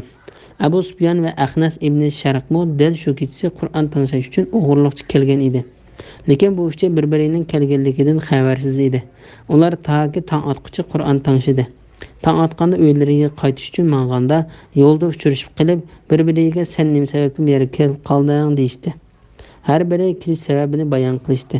Ondan ular agar biz bu yerga qaytib kelsak, bizning bu yerga kelganligimizni Quraysh yoshlarining bilib qilib, bizning kelganligimiz sababi bilan ular Muhammadga ergashib ketsin deb ansirab, qaytib kelmaslikka o'zaro va'dalashdi. Ikkinchi kuni kechalarning har biri qilishgan va'daga asosan qolgan ikkisi kelmaydi deb gumon qilib yana keldi. Tong otganda ular qaytish yo'lida yana uchrashib qilib bir-biriga ko'yishdi. Yana ular avvalgi kuniga va'dasiga o'xshash va'dasini qayta qilishdi. Uchinchi kuni ular yana keldi. Tong otganda ular uchrashib qilib, endi hargiz kelmaslikka va'dalashdi. Etiganda Ahlas ibn Sharq asosiga tayinib Abu Sufyanning uyiga keldi. U "Ey Abu Sufyan, sen bu bir necha kun ichida Muhammaddan anglagan narsa haqida qanday qaraydiganligini to'g'risini so'zlab bergan" dedi. Abu Sufyan Ahnas Allohning nomi bilan qasamki, men uningdan men biladigan va uning nimaning maqsad qilinganligini tushunolmaydigan birmuncha narsalarni, shundaqla men bilmaydigan va nimaning maqsad qilinganligini tushunolmaydigan birmuncha narsalarni angladim dedi. Ahnas menmi sen qasam ichib degan so'zlardagi ahvol yuz berdi dedi. Ondan Abu Sufyanning qishidan chiqib Abu Jahlning uyiga keldi va uningga ey Abu Jahl, sen o bir necha kun ichida Muhammaddan olgan narsalarni ustida qanday qaraydiganligini deb bersang dedi. Abu Jahl nimani anglaytdim? Biz va Abdumanaf jamiyati o'zaro obro'y talashdik. Ular kishilarga taom bersa biz berdik. Ular jangga atlansa biz atlandik. Ular kishilarga bir narsa bersa biz berdik. Hatto biz munozirlashish uchun bir-birimizga qarama-qarshi yukinib o'ltirganimizda xuddi go'rib qo'ygan ikki otga o'xshash bo'lardik. Ular bizning ichimizdan osmondan uningga vahiy tushadigan bir payg'ambar keladi. Buni qachonmi ko'ramiz deydi. Allohning nomi bilan qasamki, biz hargizmi uningga iymon etmaymiz va uning ishonmaymiz dedi. Shuning bilan Ahnas uni tashlab chiqib ketdi. Sendan burun o'tgan payg'ambarlarning inkor qilindi. Ular inkor qilganligiga va o'zlariga yetgan arziyatlarga sabr qildi. Oxiri ular bizning yordamimizga erishdi. Bu payg'ambar alayhissalomning qavmi uni inkor qilganligi uchun uningga berilgan tasalli, ko'ngilni ko'tarib qo'yishdir. Ham uningdan burun o'tgan irodali katta payg'ambarlar sabr qilgandek sabr qilishga buyurganlikdir. Shundaqla ularga yordam bergandek uningga yordam berdiganligiga xuddi ular o'z qavmlari tarafidan inkor qilingan va arziyatlarga uchragandan keyin yaxshi oqibat ularga bo'lganidek payg'ambar alayhissalomga yaxshi oqibatning bo'lganligiga berilgan va'dadir. O payg'ambarlarga oxiratda yordam berdiganidek bu dunyoda yordam berilgan edi. Shunga Alloh taolo mundoq dedi. Allohning so'zlarini har qanday odam o'zgartirmaydi. Ya'ni Alloh taolo o'zining mo'min bandalariga dunyo oxiratda yordam berdiganligi haqida yozayotgan so'zini hech kishi o'zgartirmaydi. Alloh taolo yaxshi bandalariga yordam berdiganligi haqida mundoq dedi. Bizning payg'ambar bandalarimiz haqida so'zlarimiz oldin ola aytilgan. Ular cho'qim nursida topquchilardir. Bizning qo'shonimiz cho'qim g'alaba qilguchilardir. Sura Safat 171, 172, 173 oyatgacha. Alloh Lavhul Mahfuzga men va mening payg'ambarlarim cho'qim g'alaba qilguchilardir. Cho'qim g'alaba qilamiz deb yozdi. Alloh haqiqatan kuchlidir, g'olibdir. Sura Mujadala 21-oyat. Shubsizki payg'ambarlarning qissallari sang nazil bo'ldi. Ya'ni payg'ambarlar qavmining ichidan o'zlarini inkor qilganlarning ustidan qanday g'alaba qozonganligi va Alloh taolo tomonidan qanday yordamga erishganligi haqida xabar sang yetkazildi. Shunga ular sana bu ishlar ulgu va namunadir. Ey Muhammad, ularning islomda yuz o'rganligi san ig'ir kelgan bo'lsa, ya'ni ularning sen da'vat qilgan narsasidan yuz o'rganligi san ig'ir kelgan bo'lsa, undaqda yer ostiga kirishga yo'l yoki osmonga chiqishga shot deb bir mo'jiza keltiralsan keltirgan. Bu oyatning ma'nosi haqida Ali ibn Abu Talha ibn Abbos radhiyallohu anhumaning mundaq deganligini rivoyat qildi. Yer ostiga kirishga yo'l yoki osmonga chiqishga shot topa olsang, osmonga chiqib, men ularga bergan mo'jizalardan katta bir mo'jiza keltiralsam, shunday qilgan. Bu oyatning ma'nosi haqida Qatada, Sudi va boshqalarimiz shunday dedi. Agar Alloh xolisa, albatta ularni hidoyatga birlashtiradi. Sen hargiz Allohning hikmatini tushunolmaydiganlardan bo'lmagin. Alloh taolo bu haqda mundoq deydi. Agar Parvardigoring xolisa edi, albatta yer yuzidagi kishilarning hammasi iymon etadi. Sura Yunus 99-oyatning bir qismi. Ali ibn Abu Talha ibn Abbos radhiyallohu anhumaning agar Alloh xolisa albatta ularni hidoyatga birlashtiradi degan oyatning ma'nosi haqida mundoq deganligini rivoyat qildi. Payg'ambar alayhissalom barliq kishilar iymon etib, uningga ergishib hidoyat yo'lida mengishni umid qiladi. Shuning bilan Alloh taolo uningga faqat Lavhul Mahfuzda iymon etdi deb Alloh taolo tarafidan yozilib ketganlardan boshqasining iymon etmaydiganligidan xabar berdi. So'zingga haqiqiy quloq soldiganlar sening da'vatingni qabul qildi. Ya'ni ey Muhammad, faqat sening so'zingga quloq solgan, uni bildigan va tushundigan kishilarla sening da'vatingni qabul qildi. Alloh haqiqatan Alloh bu haqda mundoq deydi. u faqat tiriklarni ogohlantirish, kofirlarga azobning tegishli ekanligini bildirish uchun nozil bo'lgan vaz nasihatdir va ro'shan Qur'ondir. Sura Yasin 70-oyat. So'zingga quloq solmaganlarni o'liklarning o'rnida o'liklarni Alloh tirildirdi. Ondan ular Allohning dargohiga qaytariladi. Ya'ni bu o'liklardan kofirlar ko'zda tutiladi.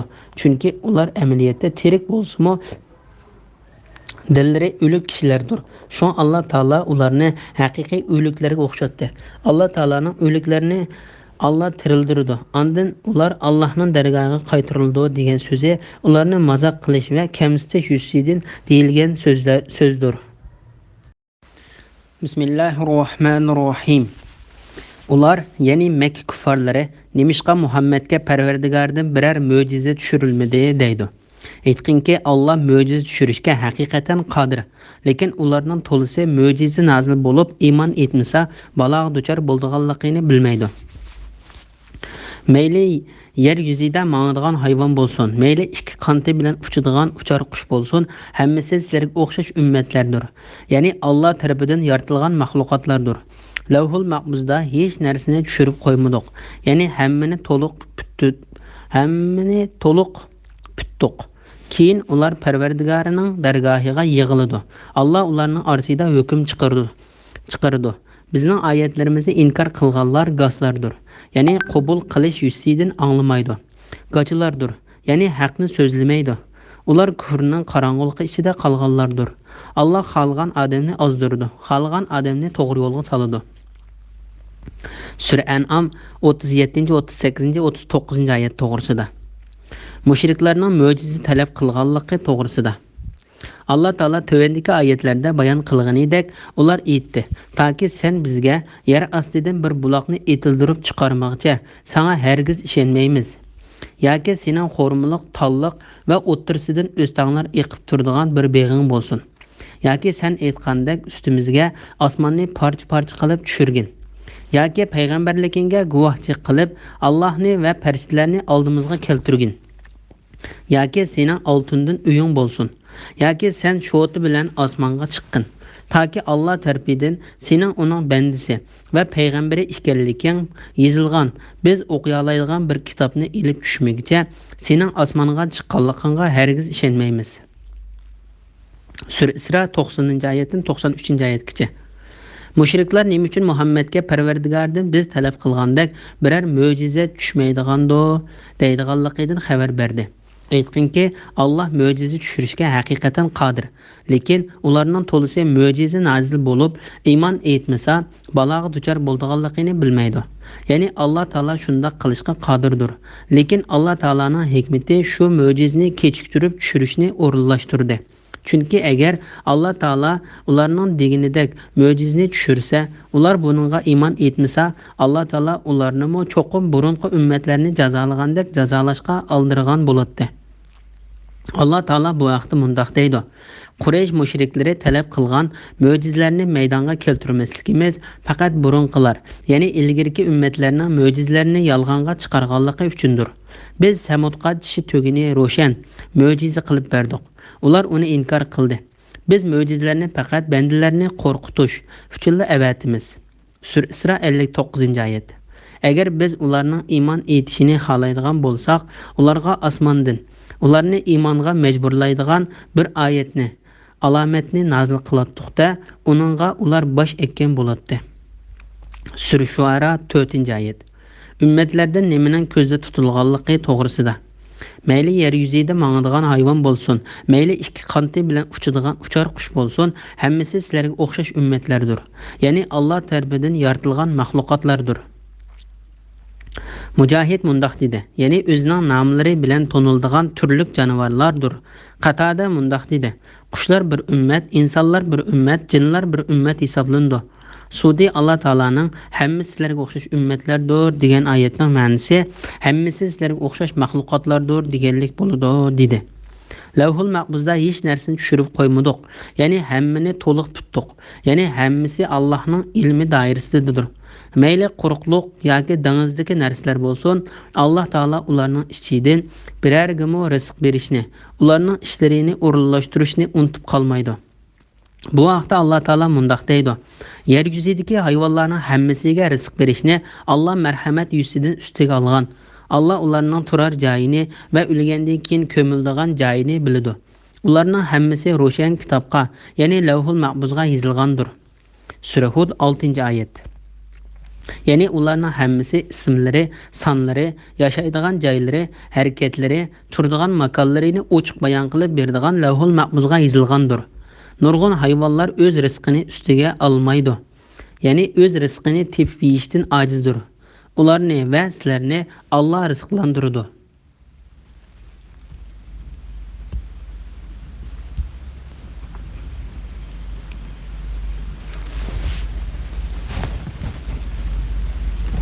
Allah sözünlerini anlap turğucudur. Ahvalınlarını bilip turğucudur. Sure Ankabut 60-oyat. Keyin ular Parvardigarining dargohiga yig'iladi. Allah ularning orasida hukm chiqaradi. İbn Abu Hatim İbn Abbas radhiyallohu anhumaning mundaq deganligini rivoyat qiladi. Ular Parvardigarining dargohiga yig'iladi deganlikdan hamma narsaning o'ldiganligi ko'zda tutiladi. Buningdan qiyomat kuni ularni tirildiradigan kun ko'zda tutiladi degan ko'z qarashmi bor. Abdurazzaq mayli yer yuzida mangadigan hayvon bo'lsin, mayli ikki qanti bilan uchadigan uchar qush bo'lsin, hammasi sizlarga o'xshash ummatlardir. Ya'ni Alloh tarafidan yaratilgan mahluqotlardir. Lavhul Mahfuzda hech narsani tushirib qo'ymadik, ya'ni hammani to'liq tutdik. Keyin ular Parvardigarining dargohiga yig'iladi. Alloh ularning orasida hukm chiqaradi degan oyat haqida Abu Hurayra radhiyallohu anhu ning mundaq deganligini rivoyat qiladi. Bütün mahluqotlar mayli ular tuyoqli hayvonlar, uchar qushlar va uningdan boshqa narsalar bo'lsin, hammasi qiyomat kuni Alloh taolaning dargohiga yig'iladi. Ular shu kuni Alloh taolaning adil hukm chiqarishiga erishib, munguzsiz hayvonlarga munguzlik hayvonlardan qisos ilinib beriladi. Ondan Alloh taolo ularga tuproqqa aylaninglar deydi. Shuning bilan ular tuproqqa aylanib ketadi. Shunga kofirlar kashki men tuproq bo'lib ketgan bo'lsam-chu deydi. Sura Naba 40-oyatning bir qismi. Kofirlarning zulmat ichida gaz-gacha ekanligi to'g'risida.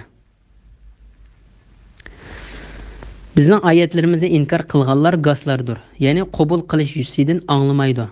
Gachilardir, ya'ni haqni so'zlamaydi. Ular kufrning qorong'uligi ichida qolganlardir. Ya'ni kofirlarning nadonlik, qora qo'rsoqlik va bir narsani tushunmasliklari xuddi zulmat qorong'uligining ichida qolgan gaz-gacha kishiga o'xshashdir. Bu kishi mundaq holatida turib qandoqmi chiqish yo'li topsin yoki shu zulmat qorong'uligidan qandoqmi chiqib keta olsin. Alloh taolo bu vaqt mundaq deydi: Ular go'yoki kechida isinish va yo'riqlik elish uchun o't yoqqan kishilarga o'xshaydi. O't ularning atrofini yoritganda Alloh ularning o'tining yo'riqini o'chirib etdi. Ularni atrofdagi hech narsani ko'ra olmaydigan qorong'ulikda qoldirdi. Ular gazdir, ya'ni gaz anglamagandek yaxshilikni anglamaydi. Gachidir, ya'ni gach so'zlayolmagandek yaxshi ishni so'zlayolmaydi. Ko'rdir, ya'ni ko'r bo'lib qolgandek to'g'ri yo'lni ko'rmaydi. Shunga ular gumrohlikdan qaytmaydi. Sura Baqara 17-18-oyatlar. Yoki ularning yaxshi deb gumon qilgan amallari cho'nqur dengizdagi qorong'ulik o'xshaydi. Uni, ya'ni dengizni qatma-qat to'lqinlar va to'lqinlarning ustidagi qor bulutlar qoplab turdi. Mana bu qatma-qat qorong'uliklardir. Bu qorong'ulikqa giribtor bo'lg'ichi qo'lini uzatsa barmoqlarini ko'rilmaydi. Alloh nur ato qilmasa, kim bo'lmasin nurni ko'rilmaydi. Ya'ni Alloh hidoyat qilmagan odam hargiz hidoyat topmaydi. Sura Nur 40-oyat. Allah xalqan adamni ozdirdi, xalqan adamni to'g'ri yo'lga soladi. Ya'ni Alloh taolo mahluqotlarining ishlarida xalqanni qiladi. Bismillahirrohmanirrohim. Ey Muhammad aytqinki, agar sizlar rostchil bo'lsanglar, aytib beqinglar. Agar sizlarga Allohning azobi yoki qiyomat kelsa, Allohdan g'ayriga iltijo qilamsizlar? Undaq emas. Sizlar faqat Allohga iltijo qilasizlar. Agar Alloh xolasa, sizlar Allohning ko'tarib o'tishini iltijo qilgan baloni Alloh ko'tarib o'tadi. Sizlar Allohning sheriklari qilib olgan butlarni unutaysizlar. Ya'ni butlarga iltijo qilmaysizlar. Shak shubhisizki, sendan ilgirki ummatlarga nurg'un payg'ambarlarni avatdiq. Ular payg'ambarlarni inkor qildi. Ularni Allohga tavba qilib yelinsin deb namratlik va og'riqsizlik bilan jazoladik. Ularga bizning azobimiz tushgan chaqda nemishqa yelinmadi? Lekin ularning dillari qasovatlashib imonga yumshimadi. Shayton ularga qilmishlarini chiroyli ko'rsatdi. Ular o'zlariga qilgan nasihatni unutgan chaqda ularga sinash uchun farovonlikning hamma eshiklarini ochib etdik. Ular toki o'zlariga berilgan ne'matlardan xushol-xuram turganda ularni ushtuntut jazoladik. Ular hasrat qoldi. Zulm qilgan qavmning yildizi qurtuldi. Ya'ni ular butunlay halok qilindi. Jimi hamdu sana payg'ambarlariga yordam berib, kuffarlarni halok qilganligi uchun olimlarning parvardigori Allohga xosdir. Sura An'am 40, 41, 42, 43, 44, 45 oyat to'g'risida. Mushriklarning azobni ko'rganda hech sherik yo'q Alloh taologa iltijo qildiganligi va buning o'zlariga qarshi pokit bo'ldiganligi to'g'risida. Allah Taala bu yerda o'zining xalqini qildiganligidan, maxluqotlari ustida xalqancha hukm yurgizdiganligidan, uning hukmiga hech kimning qarshi tura olmaydiganligidan va Alloh Taolaning hukmining maxluqotlari ustida yurgizilishini hech kimning to'sab qola olmaydiganligidan, balki u xalqan kishining talabini ijobat qildigan sherigi yo'q, birdan bir iloh ekanligidan xabar berdi. Ey Muhammad aytqinki, agar sizlar rasul bo'lsanglar, aytib beqinglar. Agar sizlarga Allohning azobi yoki qiyomat kelsa, Allohdan g'ayriga iltijo qilamsizlar, ya'ni sizlarga keladigan azobni yoki qiyomatda keladigan azobni Alloh taoladan boshqa hech qanday birining ko'tarib o'tolmaydiganligini obdan bildiganliginglar uchun Alloh taoladan boshqasiga albatta iltijo qilmaysizlar. Agar sizlar rasul bo'lsanglar, aytib beqinglar. Ya'ni sizlarning Alloh taolaga boshqa ilohlarni sherik qilishinglarda rasul bo'lsanglar, aytib beqinglar. Undaq emas, sizlar faqat Allohga iltijo qilasizlar. Agar Alloh xolisa, sizlar Allohning ko'tarib o'tishini, iltijo qilgan baloni Alloh ko'tarib o'tadi. Sizlar Allohning sheriklari qilib olgan butlarni unutaysizlar. Ya'ni butlarga iltijo qilmaysizlar. Ya'ni sizlar mushundaq qiyin ahvol ostida Alloh taoladan boshqaga iltijo qilmaysizlar. Butlaringlar va sizlar Alloh taolaning sheriki deb qaragan narsalaringlarning hammasi sizlardan yo'qolib ketadi. Allah Taala bu vaqtda mundaq deydi. Sizlar dengizda biror ofatga yo'liqqan chig'inglarda insonlarga sizlar cho'qinayotgan ma'budlar kelmay, faqat Alloh keladi. Ya'ni inson mundaq chaqda Allohdan boshqaga iltijo qilmaydi. Alloh sizlarni g'arq bo'lishdan qutqizib, omon eson quruqlikqa chiqarganda yuz o'raysizlar. Ya'ni ixlosinglar tugab, avval qaltinglarga qaytib olsizlar. İnsan kufurluq qilg'uchidir. Ya'ni Allohning ne'matlarini inkor qilish insonning tabiatidir. Sura Isra 67-oyat. Shak shubsizki sendan ilgari ummatlarga nurg'un payg'ambarlarni avatdiq. Ular payg'ambarlarni inkor qildi. Ularni Allohga tavba qilib yilinsin deb namratlik va og'riqsizlik bilan jazoladik. Ularga bizning azobimiz tushgan chaqda nemish qilinmadi. Ya'ni biz ularni shuning bilan sinagan vaqtimizda ular nemishqa bizga yilinmadi. Lekin ularning dillari qasovatlashdi, iymonga yumshimadi. Shayton ularga qilmishlarini chiroyli ko'rsatdi. Ya'ni shayton ularning sherik keltirish, tarsalik qilish va osiylik qilishdan iborat qilmishlarini ularga chiroyli ko'rsatdi. Ular o'zlariga qilingan nasihatni unutgan chaqda, ya'ni u nasihatni unutib, uningdan yuz o'rib tashlab etgan chaqda, ularga sinash uchun farovonlikning hamma eshiklarini ochib etdik. Ya'ni ular yaxshi ko'radigan rizqlarning eshiklarini ochib etdik. Bu Allah Taola'nın ularını asta gunohga petishiga muhlat berishidir. Biz Allah Taola'dan mushundaq ahvolga yo'liqib qilishdan panoh tilaymiz.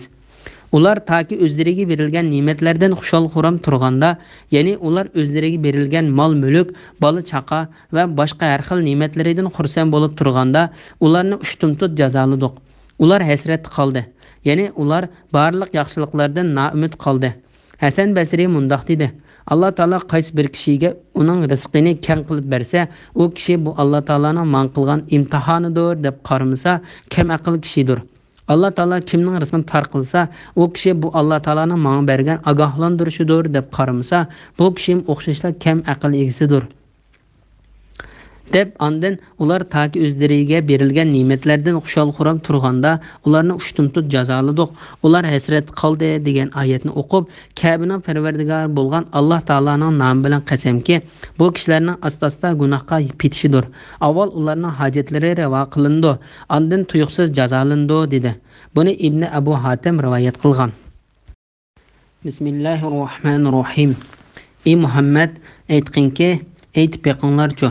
Agar Alloh sizlarning qulqonlarni gaz, ko'zonlarni ko'r qilib qo'ysa, dillaringlarni pechatlab etsa, ya'ni sizlarni hech narsani tushunmaydigan qilib qo'ysa, ularni Allohdan boshqa, ya'ni qaysi iloh asliga keltira oladi? Qarag'inki, biz qudratimizni ko'rsatib beradigan oyatlarimizni qandoq bayon qilganmiz. Ammo ular shu oyatlardan yuz o'riydi. Ya'ni iymon etmaydi. Ey Muhammad, aytqinki, aytib beqinglarchu. Agar sizlarga Allohning azobi ushtumtot yoki oshkora kelsa, zolim qavmdan boshqa, ya'ni kimlar halok qilindi? Biz payg'ambarlarni faqat savob bilan xushxabar beruvchi, azobdan ogohlantiruvchi qilib avatimiz. Iymon etgan va amallarini tuzigan kishilarga kelgusidan g'am qilish, ketganga qayg'urish yo'qdir. Bizning oyatlarimizni inkor qilganlar Allohga itoatsizliklari tufaylidan azobga duchor bo'ladi. Sura An'am 46, 47, 48, 49 oyat to'g'risida. Allah Taala payg'ambari Muhammad alayhissalomga sen ey Muhammad inkor qilguvchi va tarsalik qilguvchilarga tuvandikidek degan deb buyurdi. Aytqinki, aytib beqinglarchu. Agar Alloh sizlarning qulqonlarini gaz, ko'zonlarni ko'r qilib qo'ysa, ya'ni Alloh uni sizlarga burun bergandek, uni sizlardan tortib olsa, Alloh Taala mushu narsalarni o'zining berganligi to'g'risida mundoq deydi. Ey Muhammad, ularga aytqinki, Alloh sizlarni yaratdi. Sizlar uchun quloqni, ko'zlarni, dillarni yaratdi. Sizlar oz shukr qilsizlar. Sura Mulk 23-oyat. Bu oyat yuqoridagi oyatning ma'nosining quloqlarini, gaz, ko'zlarini ko'r qilib etganligidan, shu a'zolardan Alloh taolani tonishga foydalanolmaydigan qilib qo'yganligi ko'zda tutilgan bo'lishimi ehtimolligi yaqindir. Shunga Alloh taolo mundoq deydi: dillaringlarni pechatlab etsa, ya'ni sizlarni hech narsani tushunmaydigan qilib qo'ysa, Alloh taolo insonlardagi anglash va ko'rish quvvatining o'zining ilkida ekanligi to'g'risida mundoq deydi. Sizlarning anglash va ko'rish qobiliyatinglarni kim boshqaradi? Sura Yunus 31-oyatning bir qismi. Bilinglarki, Alloh kishi bilan uning qalbi orasida to'salg'i bo'la oladi. Ya'ni kishining dilini egisining xohish bo'yicha emas, balki o'z xohish bo'yicha tasarruf qiladi. Sura Anfal 24-oyatning bir qismi. Ular Allohdan boshqa yana bir qaysi iloh Ular Allohdan boshqa yana qaysi iloh asli keltira oladi? Ya'ni Alloh taoladan boshqa birarsi shulardan birini sizlarga qaytarib berishga qodirmi? Alloh taolo ularni sizlardan tortib olsa, uni Alloh taoladan boshqa hech biri qaytarib kelishga qodir emas. Qarag'inki, biz qudratimizni ko'rsatib beradigan oyatlarimizni qandoq bayon qilganmiz? Ya'ni Alloh taoladan boshqa hech qanday bir ilohning yo'qligini va ularning Alloh taolani tashlab qo'yib ibodat qilgan gumrohlikqa boshlovchi yolg'on iloh ekanligini isbotlab beradigan oyatlarimizni qandoq ochiq bayon qilganligimizga qarag'in. Ammo ular shu oyatlaridan yuz o'riydi, ya'ni iymon etmaydi. Ya'ni shundoq ochiq bayon qilingan bo'lsa-mu, ular haqdan yuz o'rib, kishilarga haqqa agishishdan to'sidi. Ey Muhammad, aytqinki, aytib beqinglarchu, agar sizlarga Allohning azobi ushtum tut, ya'ni sizlar Alloh taolaning azobining kelganligini bilmagan chog'inglarda u azob tuyuqsiz kelsa yoki oshkora kelsa, zolim qavmdan boshqa yana kimlar halok qilindi? Ya'ni u azob faqat Alloh taologa shirik keltirish bilan o'zlariga uvol qilgan kishilarga keladi. Shirik yo'q bir Alloh taologa ibodat qilgan kishilar bu azobdan qutulib qoladi. Ularga kelgusidan g'am qilish, o'tganga qayg'urish yo'qdir. Alloh taolo bu vaqtda mundoq deydi: azobdan amin bo'lish iymon etgan, iymonga mushriklikni aralashtirmagan odamlarga mansubdir. Sura An'am 82-oyatning bir qismi.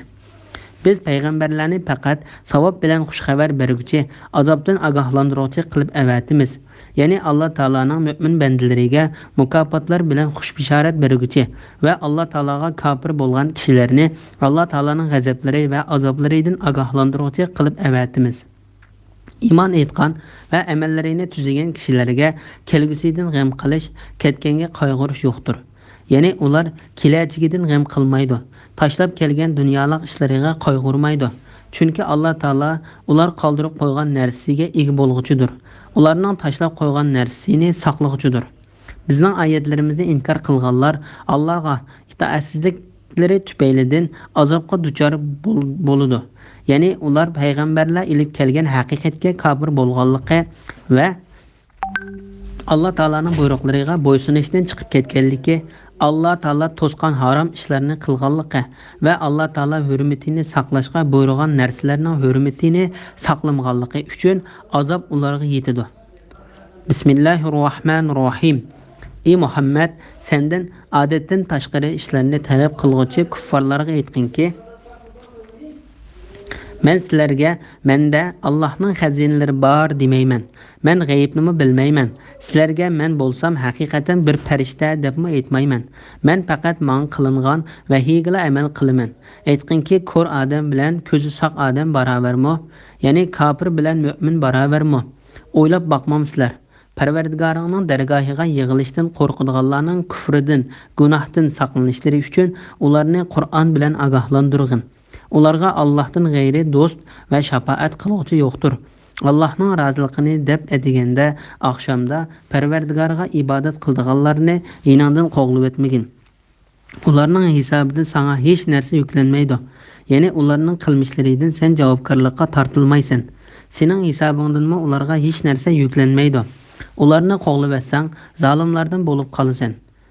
Ularning Alloh aramizdan hidoyat qilish bilan inom qilgan kishilar mushularmi deyishlari uchun ularni bir-biri bilan mushundoq sinadoq. Ya'ni faqir ojiz kishilarni iymon etqizish bilan boy, cho'ng kishilarni sinadoq. Alloh shukr qiluvchilarni obdan biladi emasmi? Ya'ni shukr qiluvchilarni Alloh hidoyat qiladi. Bizning oyatlarimizga iymon etganlar yiningga kelgan chaqda sizlarga omonlik bo'lsin. Parvardigoringlar bandalariga rahmat qilishni, ihson qilish yuzidan o'z ustiga oldi. Sizlardan kimki bilmasdan biror yomonlik qilib qo'yib, ondan keyin tavba qilsa va amalini tuzlasa, Alloh albatta uningga mag'firat qiladi va rahim qiladi degin. Sura An'am 50, 51, 52, 53, 54 oyat to'g'risida. Payg'ambar alayhissalomning Alloh taolaning xazinalariga ega emasligi to'g'risida. Alloh taolo payg'ambar Muhammad alayhissalomga mundoq deydi: Ey Muhammad, sendan odatdan tashqari ishlarni talab qilguvchi kuffarlarga aytqinki, men sizlarga menda Allohning xazinalari bor demayman. Ya'ni men Alloh taolaning xazinalariga ega bo'la olmayman, ham uni o'zim xohlagancha ishlatalmayman. Men g'aybni bilmayman. Ya'ni men sizlarga men g'aybni bilmayman demayman. G'aybni bilish faqat Alloh taologa xosdir. Men g'aybni faqat Alloh taolo menga bildirganini bilaman. Sizlarga men bo'lsam haqiqatan bir farishta deb aytmayman. Ya'ni men o'zimni farishta deb da'vomi qilmayman. Men insonlarning ichidan bo'lgan bir insondirman. Menga Alloh taolo tarafidan vahiy qilindi. Meni Alloh taolo shu vahiy bilan ulug'ladi va shu vahiy orqali ne'mat ato qildi. Men faqat menga qilingan vahiyga amal qilaman. Ya'ni men vahiydan qilchilikmi chiqib ketmayman. Aytqinki, ko'r odam bilan ko'z saq odam barobarmi? Ya'ni kofir bilan mu'min barobarmi? Ya'ni haqiqatga agashgan va to'g'ri yo'lga hidoyat qilingan kishi bilan haqdan ezib ketgan va to'g'ri yo'lga hidoyat qilinmagan kishi barobarmi? O'ylab boqmamsizlar. Alloh taolo bu vaqt mundoq deydi: Ey Muhammad, Parvardigoring tarafidan sana nozil qilingan narsaning haq ekanligini bildigan odam, haqni ko'rmaydigan dili ko'r odam bilan o'xshash bo'lamdi.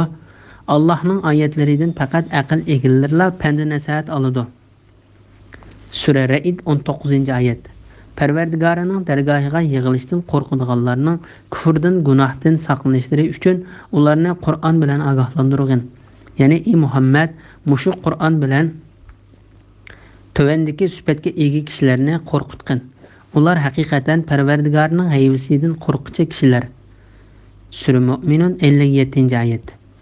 Allohdan qo'rqudi, qattiq hisob ilinishidan qo'rqudi. Sura Ra'd 21-oyatning bir qismi deyilgan kishilardir. Ularga Allohdan g'ayri do'st va shafaat qiluvchi yo'qdir. Ya'ni qiyomat kunida Alloh taolo ularni azoblamoqchi bo'lsa, Alloh taolaning azobidan ularni qutuldirib qoldigan bir yaqin odami yoki shafaatchisi yo'qdir. Parvardigorning dargohiga yig'ilishdan qo'rqadiganlarning kufridan, gunohdan saqlanishlari uchun ularni Qur'on bilan ogohlantirgin. Ya'ni sen ularni butun hukmronlik Alloh taolaning ilkida bo'ladigan qiyomat kunidan qo'rqitgin. Şoň qiyomat kuni ular Alloh taolo shu amallarining sababi bilan azobdan saqlab qoladigan va uningga hassilab ajr savob beradigan amal ibodatlarni mush dunyoda qilsin. Payg'ambar alayhissalomni uning yeniga kelgan ojiz sahobalarni qo'g'latishdan to'sash va ularga yaxshi muomalada bo'lish to'g'risida. Allohning roziligini deb atiganda oqshomda Parvardigoriga ibodat qildiganlarni yiningdan qo'g'lab etmagin. Ya'ni mushu sifat bilan sifatlangan shu kishilarni o'zingdan yiroqlashtirib etmagin.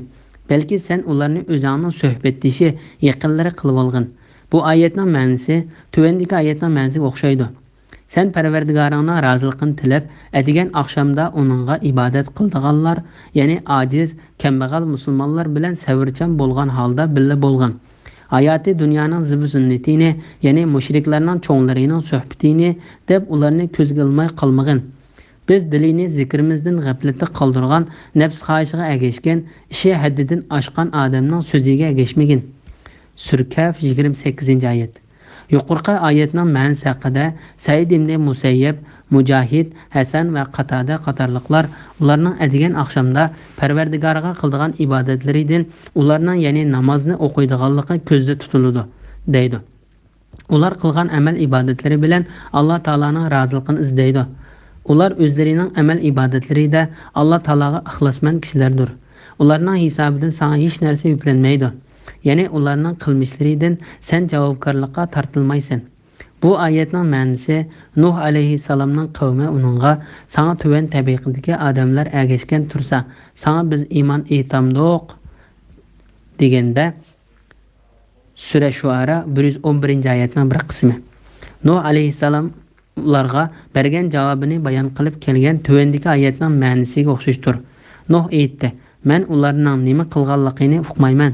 Agar bilsanglar, ulardan hisob olishni faqat Parvardigorim ustiga olgan." Sura Shuara 111-112-oyat. Ya'ni ulardan hisob olish faqat Alloh taolaning ishidir. Xuddi mening hisobimdan ularga hech qanday mas'uliyat ortilmagandek, ularning hisobidan menga hech bir mas'uliyat ortilmaydi. Ularni qo'g'lab etsang, zolimlardan bo'lib qolsan. Ya'ni mubodo sen ularni o'zingdan yiroq qilsang, zolimlardan bo'lib qolsan. Ularning Alloh aramizdan hidoyat qilish bilan inom qilgan kishilar mushularmi deyishlar uchun ularni bir-biri bilan mushundoq sinidiq. Ya'ni faqir, ojiz kishilarni iymon etqizish bilan boy, cho'ng kishilarni sinidiq. Payg'ambar alayhissalom payg'ambar bo'lib kelgandan boshlab, payg'ambar alayhissalom agashgan kishilarning ko'p qismi ojiz ayollar, qullar va dideklar edi. Martabali kishilarda nihoyat oz bir qism kishilarga agashgan edi. Payg'ambarlarga ojiz kishilarning agishdiganligi Nuh alayhissalomning qavmining Nuh alayhissalomga degan so'zini bayon qilib kelgan tuvandagi oyatini ko'rib olg'il bo'ladi. Uning qavmining kafir kattalari bizningcha sen faqat bizga o'xshash bir odamsan. Bizningcha aramizdagi past kishilar yengillik bilan sana agashgan. Sura Hud 27-oyatning bir qismi.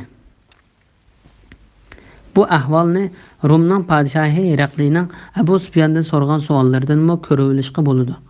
U so'ragan savollarning orasida Hiraqli Abu Sufyonga Muhammadga kishilarning hurmatligi agishamdi yoki ojizlarimi dedi. Abu Sufyon uningga kishilarning ojizlari agishido dedi. Hiraqli payg'ambarlarning agishkuchilari ojiz kishilardan bo'ladi dedi. Yuqoridagi oyatning maqsadi Qurayshning mushriklari o'zlarining ichidan payg'ambar alayhissalomga iymon etgan ojiz kishilarni masxara qiladi. Ularning ichidan kuchi yetganlarni azoblaydi. Agar u kishilar qabul qilgan dinda bir yaxshilik bo'lsa, Alloh taolo bizni tashlab qo'yib, shu ojiz kishilarni shu yaxshilikqa boshlamdi deyishdi deganlikdir. Alloh taolo bu vaqt mundoq deydi: Kafirlar müminlərə əgər Qur'an bilan İslam dini yaxşı bo'lgan bo'lsa edi, ular ya'ni aciz musulmonlar onunğa bizdən burun işenməyən bo'lardı dedi. Sura Ahqaf 11-oyatning bir qismi. Ularga bizning ro'shan oyatlarimiz tilovat qilingan chaqda kafirlar müminlərə ikki guruhdan qaysisini o'rni yaxshi, so'rini go'zal dedi. Sura Maryam 73-oyat.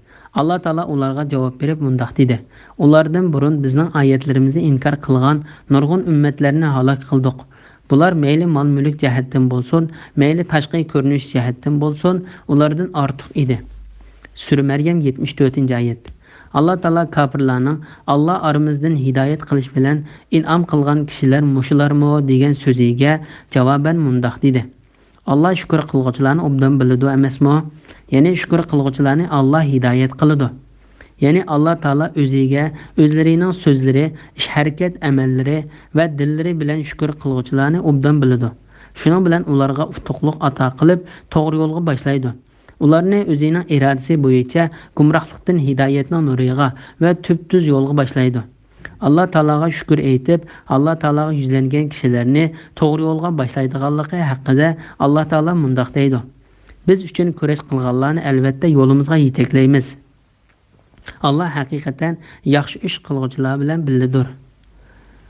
Sura Ankabut 69-oyat. Bu haqda Payg'ambar alayhissalom mundoq degan: haqiqatan Allah Taolo sizlarning tashqi ko'rinishinglarga, rangi ruhinglarga qaramaydi, balki sizlarning dillaringlarga va amallaringlarga qaraydi. Bizning oyatlarimizga iymon etganlar yiningga kelgan chaqda sizlarga omonlik bo'lsin. Ya'ni sen ularga ularning salimini qaytarish bilan ularning izzatini qilgin. Ularga Allah Taolaning ularni o'z ichiga olgan katta rahmati bilan xush bishorat bergin. Parvardigoringlar bandalariga rahmat qilishni, ihson qilish yuzidan o'z ustiga oldi. Ya'ni Parvardigoringlar marhamat qildi. Marhamat, yaxshilik va ne'mat ato qilish yuzidan sizlarga rahmat qilishni o'z ustiga oldi. Sizlardan kimki bilmasdan biror yomonlik qilib qo'yib, ondan keyin tavba qilsa, u amalni tuzsa, ya'ni u kishi o'zining nodonlik bilan qilib solgan yomon ishlaridan yonsa, u yomon ishni qayta qilmaslikqa iroda bog'lasa, buningdan keyingi amal ibodatlarini tuzsa, Allah albatta uningga mag'firat qiladi va rahim qiladi degan. İmam Ahmad Abu Hurayra radhiyallohu anhudan Payg'ambar alayhissalomning mundoq deganligini rivoyat qiladi. Allah Taala yaratishni tamomlab bo'lib, arishning ustida yendiki kitobga haqiqatan rahmatim g'azbimdan ustun keldi deb yozdi. Bismillahirrohmanirrohim. Bu surda mushriklarning gumrohligini ko'rsatilgan dalillarni bayon qilganimizdek, gunohkorlarning yo'li oshkor bo'lsin uchun oyatlarimizni ro'shan bayon qilamiz. Ey Muhammad, mushriklarga aytqinki, sizlar Allohni qayirib qo'yib ibodat qilgan butlarga ibodat qilishdan men haqiqatan man'i qilindim. Aytqinki, men sizlarning nafs xohishinglarga ergashmayman. Bo'lmasa men ozg'on bo'laman va hidoyat topquchilardan bo'la olmay qolaman. Aytqinki, haqiqatan men Parvardigorim tarafidan nozil bo'lgan ro'shan dalilga, ya'ni Qur'onga va vahiyga asoslanaman. Holbuki sizlar uni inkor qildinglar. Sizlar boldir yuz berishni talab qilgan azob mening igdorchiligimda emas. Barcha hukm Allohga xos. Allah haqiqatan hukm qiladi. Allah hukm qiluvchilarning yaxshisidir. Aytqinki, sizlar boldir yuz berishni talab qilgan azob mening qo'limdan kelsa edi, u chaqda men bilan sizlarning oranglardagi ish cho'qim hukm qilinib bo'lgan bo'ladi. Ya'ni sizlardan aram tepish uchun sizlarni halok qilgan bo'lardim. Allah zolimlarni obdan biladi. G'aybning xazinalari Allohning dargohidadir. Uni faqatla Allah biladi. Quruqlikdagi, dengizdagi narsalarning hammasini Allah biladi. Daraxtdan to'kilgan yaproqdan Allah bilmaydigan birarsim yo'q. Mayli qorong'u yer ostidagi biror dona uruq bo'lsin, mayli ho'l yoki quruq narsa bo'lsin, hammasi Allohga ma'lum bo'lib, Lavhul Mahfuzda yiziqliqdir. Sura An'am 55, 56, 57, 58, 59 oyat to'g'risida. Muhammad alayhissalomning qilgan da'vatida ochiq paketga ega ekanligi, mukofotlash bilan jazolashning faqat Alloh taolaning qo'lida ekanligi to'g'risida. Alloh taolo yuqorida to'g'ri yo'lni ko'rsatadigan va o'rinsiz datalash qilishni, tarsolikni ayblaydigan dalil paketni bayon qilib o'tganimizdek, bu yerda gunohlarning yo'lining ro'shan bo'lishi uchun oyatlarimizni ro'shan bayon qilamiz deb mundoq dedi. Gunohkorlarning yo'li oshkora bo'lsin uchun oyatlarimizni ro'shan bayon qilamiz. Ya'ni payg'ambarlarga qarshilik ko'rsatgan gunohkorlarning yo'li oshkora bo'lsin deb kishilarga ro'shanlashtirishi zarur bo'lgan oyatlarni ro'shanlashtirib beramiz. Aytqinki, haqiqatan men Parvardigorim tarafidan nozil bo'lgan ro'shan dalilga, ya'ni Qur'onga va vahiyga asoslanaman. Ya'ni Alloh menga vahiy qilgan ochiq shariatga asoslanaman. Holbuki sizlar uni inkor qildinglar. Ya'ni sizlar Alloh Taala tarafidan men kelgan haqiqatni inkor qildinglar.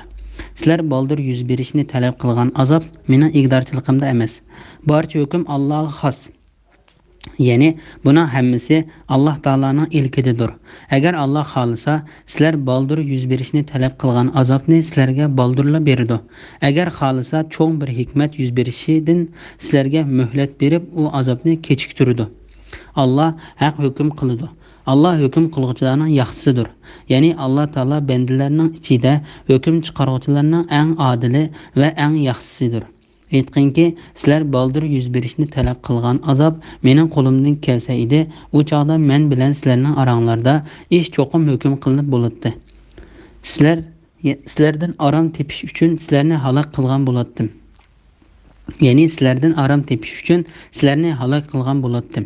Ya'ni agar bu ish mening qo'limdan keladigan bo'lsa, albatta men sizlarga sizlar haqli bo'lgan shu azobni tushirardim. Alloh zolimlarni obdan biladi. İmam Buxoriy va Muslim Ayşe radhiyallohu anhaning mundaq deganligini rivoyat qiladi. Men payg'ambar alayhissalomdan: "Ey Allohning payg'ambari, sening beshingga Uhud g'azotidinmi qattiq bo'lgan bir kun kelib boqqanmi?" deb so'radim. Payg'ambar alayhissalom: "Men sening qavmingdan shundoq bir kunga uchraganman. U kun Uhud g'azotidan qattiqroq edi. Men Abdu Yalila ibn Abdul Kulaning bolasini islomga da'vat qildim. Bu odam Saudiya Arabistonida ayni zamondagi Taif shahar aholisining kattalaridan edi. U men da'vat qilgan narsaga unamadi. Men nihoyatda g'amkin holda qaytdim. Men Qarni Saib degan yerga kelganda, Makkadan 2 chaqirim yiroqlikdagi bir o'rin. Esimga kelib shundoq beshimni ko'tarsam, bir barcha bulut menga soya tashlab turibdi. O bulutda Jibril alayhissalom bor ekan. U Alloh taolaning qavmingning sana degan so'zini va sana bergan radiyasini angladi. Alloh taolo sana sen qavming haqida xolig'ingni buyurishing uchun taqqa mas'ul farishtadan sana avatdi deb tovladi. Ondan taqqa mas'ul farishta menga salom berib: "Ey Muhammad, Alloh taolo sening qavmingning sana degan so'zini angladi. Parvardigoring bo'lgan Alloh xolig'ingga buyurishing uchun meni sana avatdi. Agar xohlasam men ularning ustiga Makkadagi 2 tog'ni dum ko'mtirib o'taman" dedi. Men Alloh taolaning ularning pushtidan Alloh taolaga hech narsani shirik keltirmay, yolg'iz Alloh taolaga ibodat qilgan kishini chiqishni umid qilaman dedi. Bu hadisda kelgan payg'ambar alayhissalomga qarshi chiqqan qavmni halok qilish va ularni azoblash ixtiyorligi berilgan bo'lsa-mu, payg'ambar alayhissalom Alloh taolaning u qavm ichidan Alloh taolaga ibodat qilgan kishilarni chiqarib qilishni umid qilib, ularni azoblashga qo'shilmaganligi bilan Alloh taolaning aytqinki, sizlar baldır yüz berishni talab qilgan azob mening qo'limdan kelsa edi, u chaqda men bilan sizlarning oranglardagi ish cho'qim hukm qilinib bo'lgan bo'ladi. Ya'ni sizlardan aram tepish uchun sizlarni halok qilgan bo'ladi. Allah zolimlarni obdan biladi degan oyatning mazmunini qandoq birlashtirib tushunishimiz kerak degan savol qo'yilsa, buningga beriladigan javob tövandagidekdir. Ayet bo'lsa, kafirlarning payg'ambar alayhissalomdan azob kelishini tilagan vaqtda tilagan shu azobni tushirish ishi payg'ambar alayhissalomning qo'lida emasligini uqtirdi. Ammo hadisga kelsak, ular payg'ambar alayhissalomdan azob tushirishni tilagan emas, balki taqqa mas'ul farishta agar payg'ambar alayhissalom xolisa, u tog'ni dum ko'mtiruvdiganligini aytgan. Payg'ambar alayhissalom bo'lsa, u qavmga rahim qilib, ularning jazolanishiga qo'shilmagan. G'aybni faqat Alloh taolaning bildiganligi to'g'risida. G'aybning xazinalari Allohning dargohidadir. Uni faqat Alloh biladi. Quruqlikdagi, dengizdagi narsalarning hammasini Alloh biladi. Imom Buxoriy Salim ibn Abdullohning dadasidan payg'ambar alayhissalomning mundoq deganligini rivoyat qiladi. G'aybning xazinalari 5dir. Ular Alloh taolaning tövendagi oyatida bayon qilingan ishlardir. Qiyomatning bo'ladigan vaqti to'g'risidagi bilim haqiqatan Allohning dargohidadir. Alloh yomg'irni o'zi belgilagan vaqtda va o'zi belgilagan joyga yog'diradi. Bachchidandikilarning nima ekanligini, ya'ni o'g'ilmi, qizmi, bejirimmi, kamtukmi, baxtlikmi, baxtsizmi Alloh biladi. Hech odam aytni nimalarni qilganligini, ya'ni uningga nimish bo'lganligini, yaxshi yomon ishlarni, din nimalarni qilganligini bilmaydi. Hech adam o'zining qayerda o'ldiganligini bilmaydi. Alloh haqiqatan butun ishlarni bilib turg'uchidir. Shaylarning ichidagi va tashqi taraflardan to'liq xabardordir. Sura Luqman 34-oyat. Quruqliqdagi dengizdagi narsalarning hammasini Alloh biladi. Ya'ni mayli quruqliq yoki dengizdagi narsalar bo'lsin, hammasini Alloh taolaning katta bilimi o'z ichiga olgandir. Alloh taologa osmon zamindagi zarrachilik narsami maxfiy qolmaydi. Daraxtdan to'kilgan yaproqdan Alloh bilmaydigan bir narsa yo'q. Ya'ni Alloh taolo hatto jonsiz narsalardan sodir bo'lgan harakatlarni biladi. Alloh taolo shunda qudratga ega zot bo'lgan ekan, uning jonliq narsalarining xususan ularning ichidan inson va jinlardek Alloh taolo ibodat qilishga buyurilganning ish harakat amallarini bilib turishida qandoq qarashga kelarsan. Allah Taala o'zining hamma narsani bildiganlar haqida mundaq deydi. Alloh ko'zlarining xiyonatini va dillardagi yoshirin narsalarni bilib turadi. Sura G'afir 19-oyat.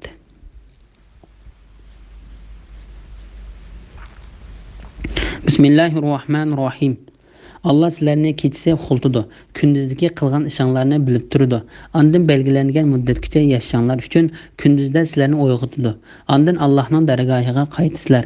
Ondan qilgan amallaringlarni Alloh sizlarga aytib beradi. Alloh bandalarining ustida qohirdir. Ya'ni Alloh bandalarini tizginlab turg'uchidir. U sizlarga saqlovchi farishtalarni, ya'ni qilgan aytganni xotirlab turadigan farishtalarni avatidi. Biringlarga o'lim kelsa, uni bizning farishtalarimiz qabz ruh qiladi. Ular Allohning amrini o'rinlashda beparvarlik qilmaydi. Ondan ular, ya'ni bandalar haq hukm qilguvchi egisi Allohning dargohiga qaytariladi. Ya'ni qiyomat kuni hukm qilish yolg'iz Allohga xosdir. Alloh eng tez hisob olg'uchidir. Sura An'am 60, 61, 62-oyat to'g'risida. Bandalarga hukm qilish, mayli ular o'lishdan burun yoki keyin bo'lsin, Alloh taolaning ilkida ekanligi to'g'risida. Alloh sizlarni kechasi xultidi. Ya'ni Alloh taolo bandalarining jinni ular kechada uxlagan vaqtda oladi. Ya'ni xultidi. Uxlash bo'lsa yerim o'lim hisoblandi. Uyquning yerimi o'lim hisoblanganligimi Alloh taolaning tövendagi oyatidan ko'rilishga bo'ladi. İnsanlar öldüğün çağlarıydı, Allah onlardan canlarını alıdı. Ölmegenlerden canlarını uxlagan çağlarıydı alıdı. Ölümge hüküm kılıngan, yani eceli yetkenlerden canlarını tutup kılıp, kalganlarının canlarını muayyen vaqtgacha, yani eceli yetkice koyup bürüdü. Sura Zümer 42-ayetden bir kısmı. Allah Teala bu ayette hakiki ölümni ve uxlashdan ibaret yerim ölümni bayan kıldı. Şuningdek bu yerde mu her iki ölümnin hükmünü bayan kılıp mundaq dedi. Allah sizlarni kechasi xultidi, kunduzdagi qilgan ishlaringlarni bilib turadi. Ya'ni sizlarning kunduzi qilgan ishinglarni bilib turadi. Bu oyat Alloh taolaning ilmining o'zining mahluqotlarining kecha va kunduzdagi jim turgan va harakatlanib turgan chog'dagi holatini o'z ichiga olganligini ko'rsatib beradi. Alloh taolo bu vaqt mundaq deydi. Sizlarning ishinglardan yoshirin so'z qilgan, oshkora so'z qilgan, kechasi yoshiringan, kunduzi oshkora yurganlarning hammasi Alloh uchun aytganda o'xshashdir. Ya'ni Alloh hammani bilib turadi. Sura Ra'd 10-oyat. Sizlarni kechada aram olsin, kunduzda hayotlik yo'lida harakatlanib, Allohning fazlini talab qilsin va Allohning ne'matlariga shukr qilsin deb, sizlar uchun kecha bilan kunduzni yaratishi Allohning rahmatidandir. Sura Qasas 73-oyat. Kechini libos qildik, kunduzni sizlar terikchilik qildigan vaqt qildik. Sura Naba'a 10-11-oyatlar. Alloh sizlarni kechasi xultidi, kunduzdagi qilgan ishinglarni bilib turadi. Ondan belgilangan muddatgacha yashashinglar uchun kunduzda sizlarni uyg'otadi. Ondan Allohning dargohiga qaytisizlar. Ondan qilgan amallaringlarni Alloh sizlarga aytib beradi. Ya'ni shu qilgan amallaringlarni asosan sizlardan hisob oladi. Agar u amallar yaxshi bo'lsa mukofotlaydi, yomon bo'lsa jazolaydi. Alloh bandalarining ustida qohirdir. Ya'ni Alloh bandalarini tizginlab turg'uchidir. Ya'ni Alloh taolo hamma narsani tizginlab turg'uchidir. Hamma narsa Alloh taolaning kattaligiga va uning cho'ngligiga bo'ysunguchidir. O sizlarga saqlovchi farishtalarni, ya'ni qilgan etganni xotirlab turadigan farishtalarni avatidi. Ya'ni farishtalarning ichidan insonlarni xavf-xatardan saqlab turuvchi farishtalarni avatidi. Alloh taolo bu vaqtda mundaq deydi: har bir odamning oldi keynida Allohning amri bo'yicha uni qo'g'daydigan navbatchi farishtalar bor. Sura Ra'd 11 oyatning bir qismi va uning qilgan ishlarini saqlab hisoblab turadigan farishtalarni avatidi. Alloh taolo bu vaqt mundoq deydi: "Halbuki sizlarning ustinglarda sizlarni kuzatib turuvchi farishtalar bor. Ular Allohning dargohida hurmatli farishtalar bo'lib, sizlarning so'zlaringlarni va amallaringlarni yezib turdi." Sura Infitor 10-11 oyatlar. Insonning o'ng tarafida va so'l tarafida o'ltirib xotirlaydigan ikki farishta bor. İnsanның söz hareketini hatırlayotgan vaqtda u qandaq bir so'zni qilmasin, uning oldida hamon farishta hozir bo'lib kuzatib turdi. O'limning sakrati haqiqatni ilib keldi. Ya'ni oxiratni inkor qilguvchi oxiratning dahshatini aniq ko'rdi. Ya'ni uningdan, ya'ni o'limdan qochdan. Sura Qaf 17-18-19 oyatgacha. Biranglarga o'lim kelsa, uni bizning farishtalarimiz qabz ruh qiladi. Ya'ni biranglarning ajali to'ssa, shu ishqa mas'ul farishtalar uning jinini oladi. Ibn Abbos va boshqalar jon olg'uchi farishtalarga yordamchi bo'ladigan farishtalar bor dedi. U yordamchi farishtalar jonni jasadidan tortib chiqib, kekirdagi yetganda, uni jon ilishga mas'ul farishta qo'liga oladi. Ular Allohning amrini o'rinlashda beparvarlik qilmaydi. Ya'ni o'lguchining jinni saqlashga beparvarlik qilmay, u jonni yaxshi saqlab, Alloh taolo qo'yishga buyurgan joyga qo'ydi. Agar shu jonning egisi yaxshi kishilardan bo'lsa, uni yaxshilarning tizimligiga yozilgan daftarga tizimlab qo'ydi. Agar u yomon kishilardan bo'lsa, yomonlarning tizimligiga yozilgan daftarga tizimlab qo'ydi. Alloh taoladan o'zimizning yomonlarning qatoridan bo'lib qolishidan panoh tilaymiz. Ondan ular, ya'ni bandalar haq hukm qilg'ichi, egisi Allohning dargohiga qaytariladi. Bu oyatning ma'nosi haqida Imom Ahmad Abu Hurayra radhiyallohu anhudan payg'ambar alayhissalomning mundoq deganligini rivoyat qildi. Ajali to'shib o'lishga oz qolgan kishilarning yeniga farishtalar keladi. Ondan u yaxshi kishi bo'lsa, farishtalar: "Ey pok tandagi pokiz ruh, chiqqin. Sendan az bo'lgan holda chiqqin va rohat, farog'at, yaxshi rizq va g'azablanmagan Parvardigor bilan xush bishorat olg'in" deydi.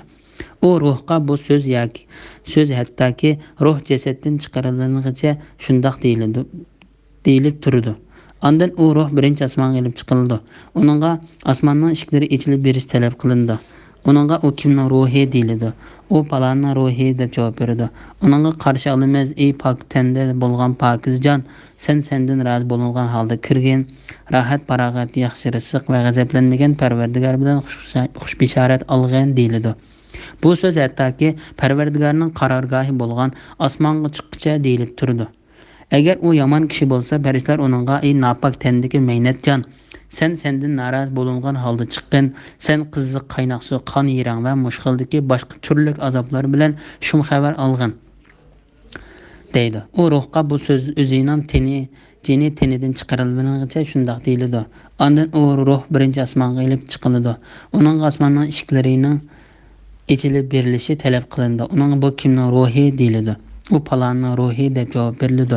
Shuning bilan uningga qarshi olmaymiz: "Ey nopok tandagi maynatjon, men sendan narozi bo'lgan holda qaytqin, chunki sen osmonning eshiklari ochilib berilmaydi" deyildi. Ondan u ruh osmondan qabriga qaytariladi. Yaxshi kishi qabrida o'ltirg'iziladi. Uningga uning ruhiga burun deyilgan yaxshi so'zlar deyiladi. Shundaqla yomon kishimi qabrda o'ltirg'iziladi. Uningga uning ruhiga burun deyilgan yomon so'zlar deyiladi. Ondan ular, ya'ni bandalar haq hukm qilguvchi egisi Alloh taolaning dargohiga qaytariladi.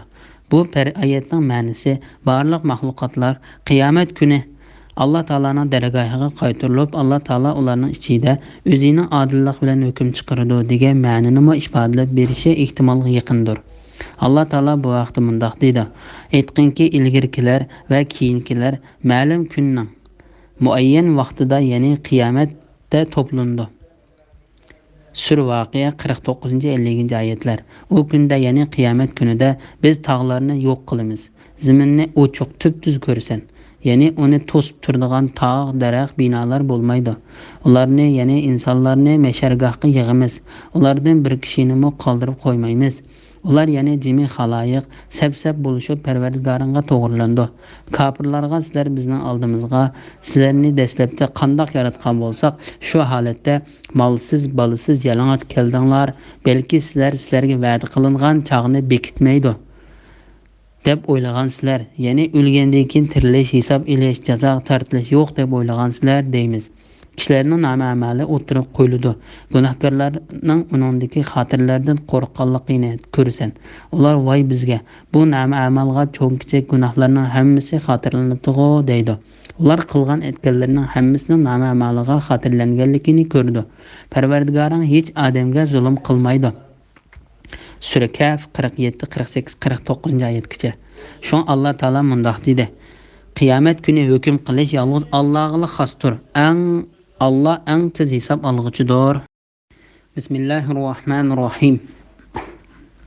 Ey Muhammad, bu kuffarlarga aytqinki, quruqlikning va dengizning qorong'uliklari, ya'ni balay ofatlaridan sizlarni kim qutqizadi?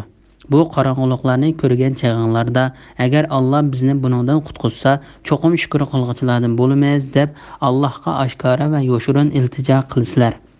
Aytqinki, yolg'iz Alloh sizlarni ulardan va barliq g'amdan qutqizadi. Ondan sizlar buni to'nog'onlardan keyin iymon etmay Allohga sherik keltirsizlar. Ey Muhammad, ularga aytqinki, Alloh sizlarning ustonlardan Nuh va Lut alayhissalomning qavmiga Ashabul Kahfga avatilgan azobga o'xshash yoki oyog'inglar ostidan Fir'avn va Qorunlarga avatilgan azobga o'xshash azob avatishga yoki sizlarni firqalar qilib aralashtirib, ya'ni urushga silib biranglarning azobini tetishga qodirdir.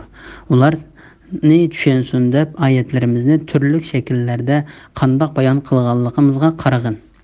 Sura An'am 63, 64, 65 oyat to'g'risida. Allah Taalaning marhamati, izzatlishi, g'azab qilishi va jazolashining bayoni to'g'risida.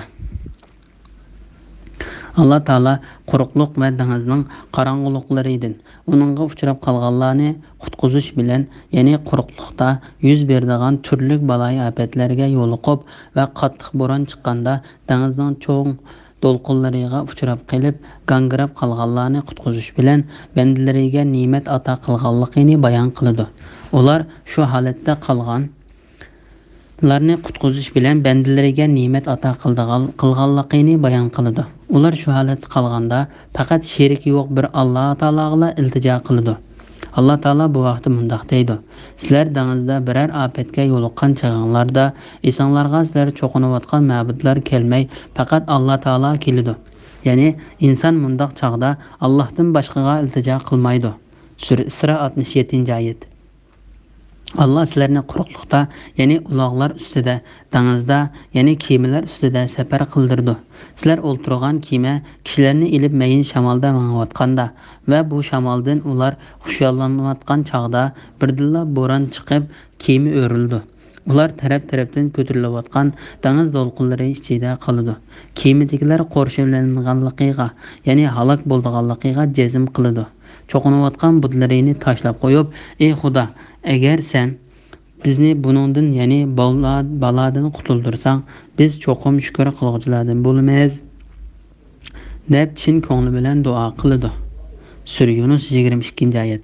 Quruqlikning va dengizning qorong'uliklarida sizlarga yo'l ko'rsatib beradigan rahmati edi.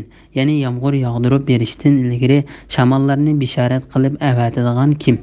Allohdan boshqa iloh bormi? Hech iloh yo'qdir. Allah ularning shirik keltirgan narsalaridan pokdir. Sura Naml 63-oyat.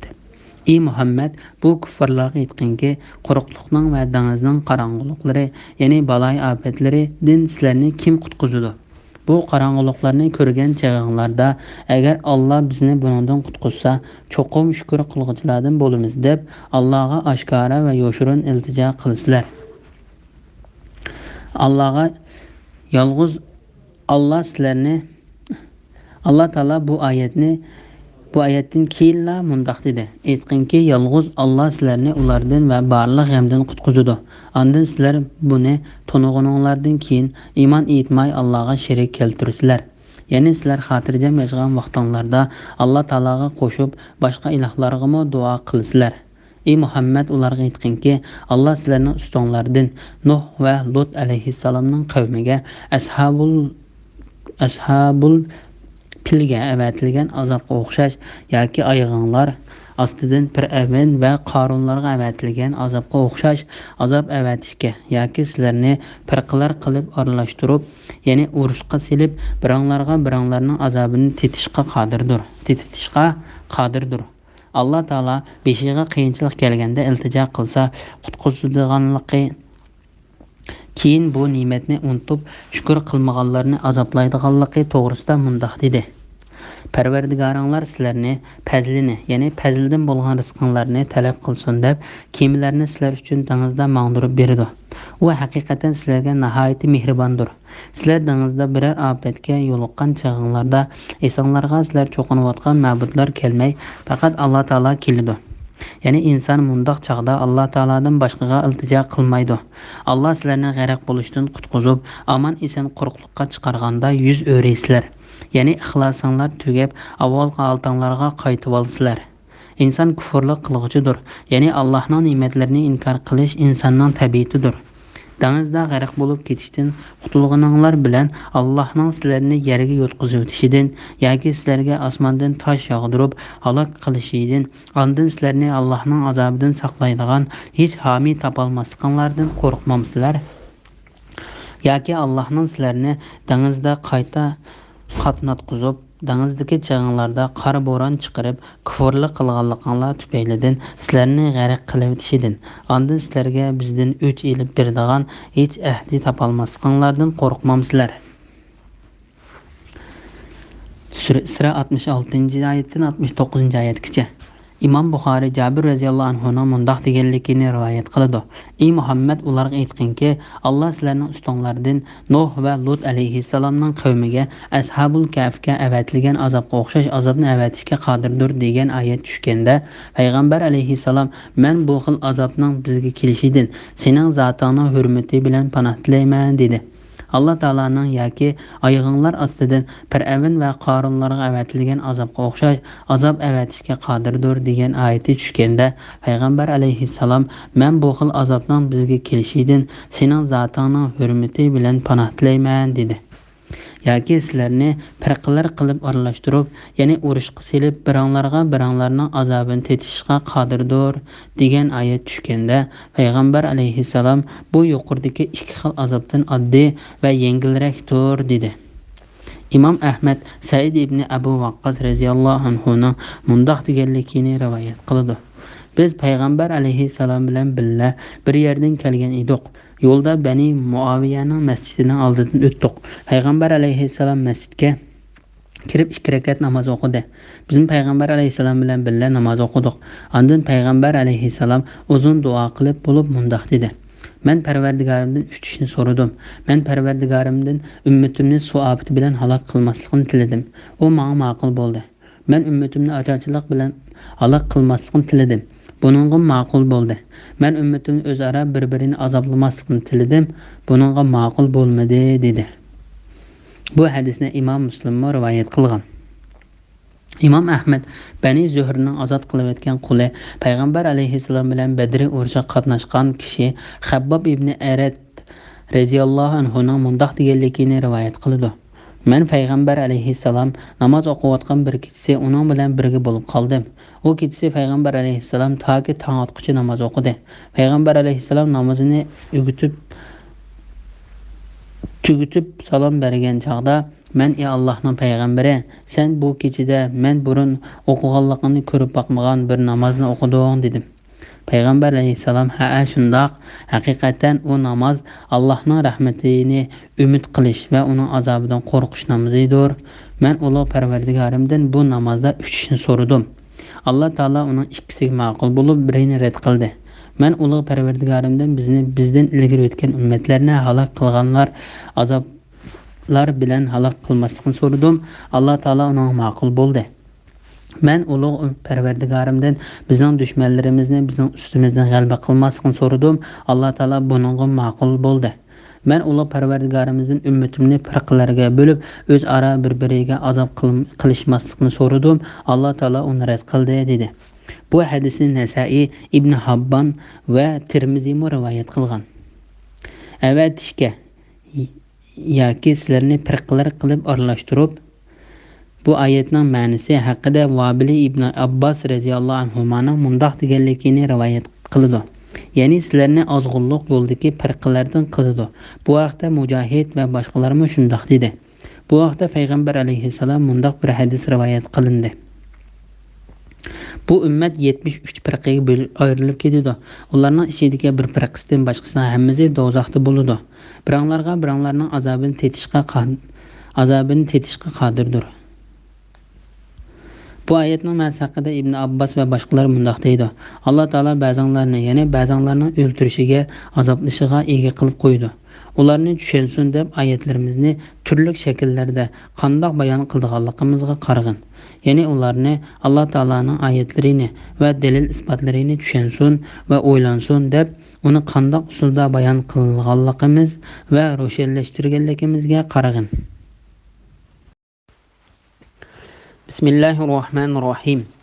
Qur'on haq tursa, uni qavming inkor qildi. Men sizlarga homiy emas degin.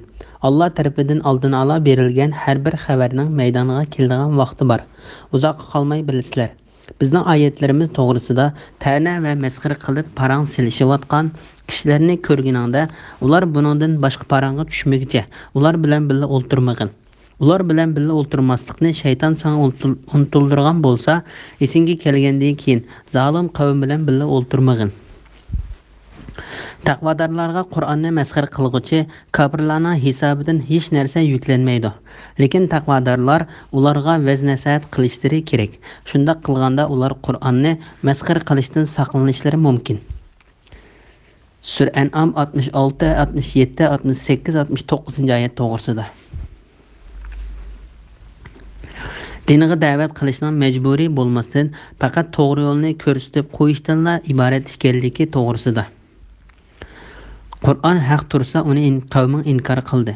Ya'ni uningdan boshqa bir haq bo'lmagan haqni sen elib kelgan Qur'onni, to'g'ri yo'lni va ochiq paketlarni sening qavming bo'lgan Qurayshliklar inkor qildi. Men sizlarga homiy emas degin. Ya'ni men sizlarni saqlab qoluvchi va sizlarga mas'ul emasman. Alloh taolo bu vaqt mundoq deydi: "Ey Muhammad, bu haq Qur'on Parvardigoringlar tarafidan nazil bo'ludi. Xalqan odam iymon etsin, xalqan odam kofir bo'lsin" degin. Sura Kaf 29-oyatning bir qismi. Ya'ni mening ustimdagi mas'uliyat faqat sizlarga yetkazib qo'yishdir. Uni qabul qilish va uning bo'ysunish sizlarning ishinglardir. Kimki menga ergashsa, dunyo va oxiratda baxtga erishadi. Kimki menga qarshilik qilsa, dunyo va oxiratda badbaxt bo'ladi. Allah tarafidan oldin ola berilgan har bir xabarning maydonga kelgan vaqti bor. Bu oyatning ma'nosi haqida Ibn Abbos va boshqalar mundoq dedi. Har qanday bir xabarning haqiqiyligi bor. Ya'ni har qanday bir xabar bir zamonlar o'tgandan keyin bo'lsa-mu hamini yuz berdi. Alloh taolo bu vaqtda mundoq deydi: bir muddatdan keyin uning rostligini cho'qim bilasizlar. Sura Sad 88-oyat. Har bir vaqtning o'ziga munosib hukm bo'ladi. Sura Ra'd 38-oyatning bir qismi. Bu ularga qilingan tahdid va ogohlantirishdir. Shun Alloh taolo mundoq dedi: uzoqqa qolmay bilasizlar. Alloh taolaning oyatlari masxir qilingan so'rinlarda o'ltirishdan to'sqanligi to'g'risida. Bizning oyatlarimiz to'g'risida ta'na va masxir qilib parang silishayotgan kishilarni ko'rganingda, ular buningdan boshqa parangga tushmaguncha ular bilan birga o'ltirmag'in. Ya'ni ularning gaplarining temisini boshqa so'zga yetkazmaguncha ular bilan birga o'ltirma. Ular bilan birga o'ltirmaslikni shayton san o'ltirdirgan bo'lsa, esingga kelgandan keyin zolim qavm bilan birga o'ltirmag'in. Bu buyruqda payg'ambar alayhissalomning yendiki har bir kishi ko'zda tutilgandir. Ya'ni ularning Allohning oyatlarining ma'nosini xohlagancha o'zgartib, oyatlarining ma'nolarini u oyatning ma'nolari munosib bo'lmagan o'ringa qo'ygan yolg'onchilar bilan birga o'ltirishdan to'sqandir. Agar bir kishi unutilib qilib o'ltirib qolsa, esi kelgandan keyin ozg'unlikdagi undaq kishilar bilan o'ltirmaslik lozimdir. Unutilib qilib qolgan yomonlikqa gunoh ezilmaydiganligi haqida payg'ambar alayhissalom mundoq dedi: mening ummatimdan xatolashib, unutilib qilib va majburiy qilinib qilgan ishning gunohi ko'tarilib ketdi. Alloh taolo bu vaqtda mundoq deydi: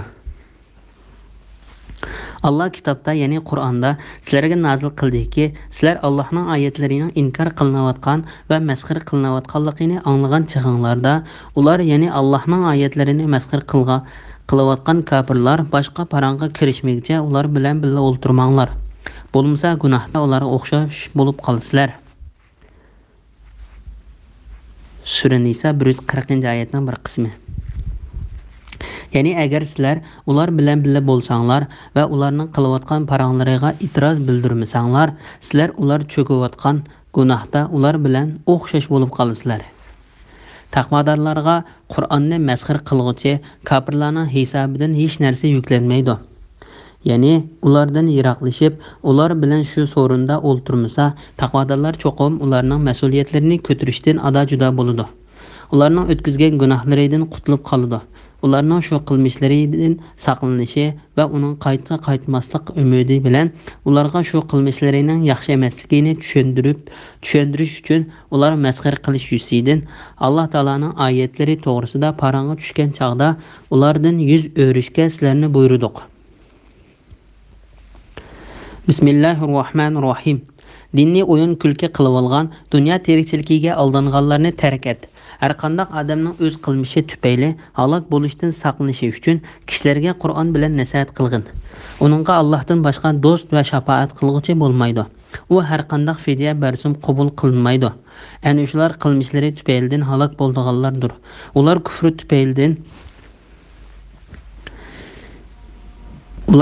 tufaylidan hujaylari o'rtilib qaynoq suvdan bo'lgan sharobga va qattiq azobga duchor bo'ladi. Sura An'am 70-oyat to'g'risida. Dinni o'yin kulki qilib olgan, dunyo tirikchiligiga aldanganlarni tark et. Ya'ni ulardan yuz o'rib, ularni tashlab et. Chunki ular katta azobga duchor bo'luvchilardir. Har qanday odamning o'z qilmishi tufayli halok bo'lishdan saqlanishi uchun kishilarga Qur'on bilan nasihat qilgin. Ya'ni kishilarning qilmishlari tufaylidan halok qilinishdan saqlanib qilinishi uchun ularga mushu Qur'on bilan vaz-nasihat qilgin. Ularni Alloh taolaning qiyomat kunidagi g'azabi va azobidan ogohlantirgin. Har qanday bir insonning o'z qilmishi tufaylidan halokatga uchraydiganligi to'g'risida Alloh taolo mundoq deydi. Her insan qilmishi tufaylidan do'zaxda mahbusdir. Faqat ashabi yamin, ya'ni saodatmanlar, mu'minlar bundan mustasno. Sura Muddassir 38-39-oyatlar. Uningga Allohdan boshqa do'st va shafaat qilguvchi bo'lmaydi. U har qanday fidya bersimi qabul qilinmaydi. Ya'ni agar sen beralgudek narsaning hammasini bersangmi, u narsalar qabul qilinmaydi. Allah Taala bu vaqt mundoq deydi: Shubsizki kafir bo'lib tavba qilmasdan, kufri bilan o'lganlarning hech biridan yer yuziga bir kildigan oltin fidya bersimi qabul qilinmaydi. Ana shular qattiq azobga qoladi. Ularni Allohning azobidan qutuldiradigan hech bir madadkor bo'lmaydi. Sura Al-Imron 91-oyat. Ana shular qilmishlari tufaylidan halok bo'lganlardir. Ular kufri tufaylidan uchaylarini o'rtib o'tadigan qaynoq suvdan bo'lgan sharobga va qattiq azobga duchor bo'ladi. Bismillahirrohmanirrohim. Ey Muhammad, ularga aytqinki, biz Allohni qo'yib bizga foyda ziyon yetkazolmaydigan butlarga ibodat qilamdik. Bizni Alloh hidoyat qilgandan keyin orqamizga chekinamdik, ya'ni murtad bo'lamdik. Mubada biz shunda qildigan bo'lsak, mundaq bir odamga shaytonlar uni bir cho'lga boshlab borgan. Cho'lda u tangirqab qolgan.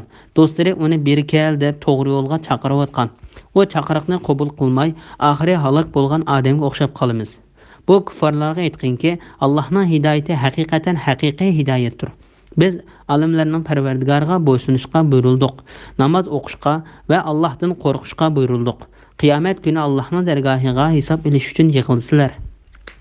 Allah osmonlarni, zaminni hikmat bilan yaratdi. Allah bir shayga vujudga kel desa, darhol keldigan kundagi, ya'ni qiyomat kundagi azobdan qo'rqinglar. Allohning so'zi haqdir. Sur chilindigan kundagi, ya'ni qiyomat kundagi podshohlik Allohga xosdir. Allah yoshurun va oshkor narsalarni bilguchidir. Allah hikmat bilan ish qilguchidir. Bandalarining ahvolidan xabardordir. Sura An'am 71, 72, 73-oyat to'g'risida. iymon etib yaxshi amallarni qilgandan keyin kufrlikqa qaytgan kishining misoli to'g'risida. Sudi mundoq dedi: mushriklar musulmonlarga sizlar bizga agishib Muhammadning dinini tashlanglar dedi. Shuning bilan Alloh taolo tövəndik oyat nozil qildi. Ey Muhammad, ularga aytqinki, biz Allohni qo'yib, bizga foyda ziyon yetkazolmaydigan butlarga ibodat qilamdik. Bizni Alloh hidoyat qilgandan keyin orqamizga chekinamdik. Ya'ni murtad bo'lamdik. Ya'ni u chaqda misolimiz shayton uni bir cho'lga boshlab borgan kishining misoliga o'xshaydi. İbn Jarir mundaq rivoyat qiladi. Agar sizlar iymon etib bo'lgandan keyin kofir bo'lsanglar, sizlarning misolinglar xuddi o'zining odamlari bilan birga yo'lga chiqqan bir odamning misoliga o'xshashdir. U odam yo'ldan ezib ketadi. Shuning bilan uni shaytonlar qaymoqtirib bir cho'lga boshlab keladi. Uning hamrohlari yo'l ustida turib, uni o'zlari tarafga chaqirishib, bizning yonimizga qaytib kel, biz yo'l ustida turmiz deydi. U kishi ularning qishig'i qaytib kelishga unamaydi. Mana bu Muhammad alayhissalomga iymon etib bo'lgandan keyin kofirlarga ergishib ketgan kishining misolidir. Muhammad alayhissalom ularni islom dinidan iborat to'g'ri yo'lga chaqirdi. Mubada biz shunda qildigan bo'lsak, mundaq bir odamga shaytonlar uni bir cho'lga boshlab borgan. Cho'lda u tangirqab qolgan. Do'stlari uni berkel deb to'g'ri yo'lga chaqirayotgan. U chaqiriqni qabul qilmay, oxiri halok bo'lgan odamga o'xshab qolamiz. Ya'ni u shaytonlar bo'lsa ezitqulardir. Ular u odamni o'zining ismi, otasining ismi, bovisining ismi bilan chaqirdi. U odam u ezitqularga o'zini eziqib ketmadim deb o'ylab ergishidi. Tang atqanda ezitqularning uni ozdirib halokatga tashlaganligini va ularning o'zini hatto yeb ketayli deganligini, yoki u ezitqularning o'zini ufsizlikdan chanqab o'lib ketadigan bir cho'lga olib tashlaganligini ko'rdi. Mana bu Alloh taolani tashlab qo'yib, boshqa yolg'on ilohlarga ergashgan kishilarning misolidir.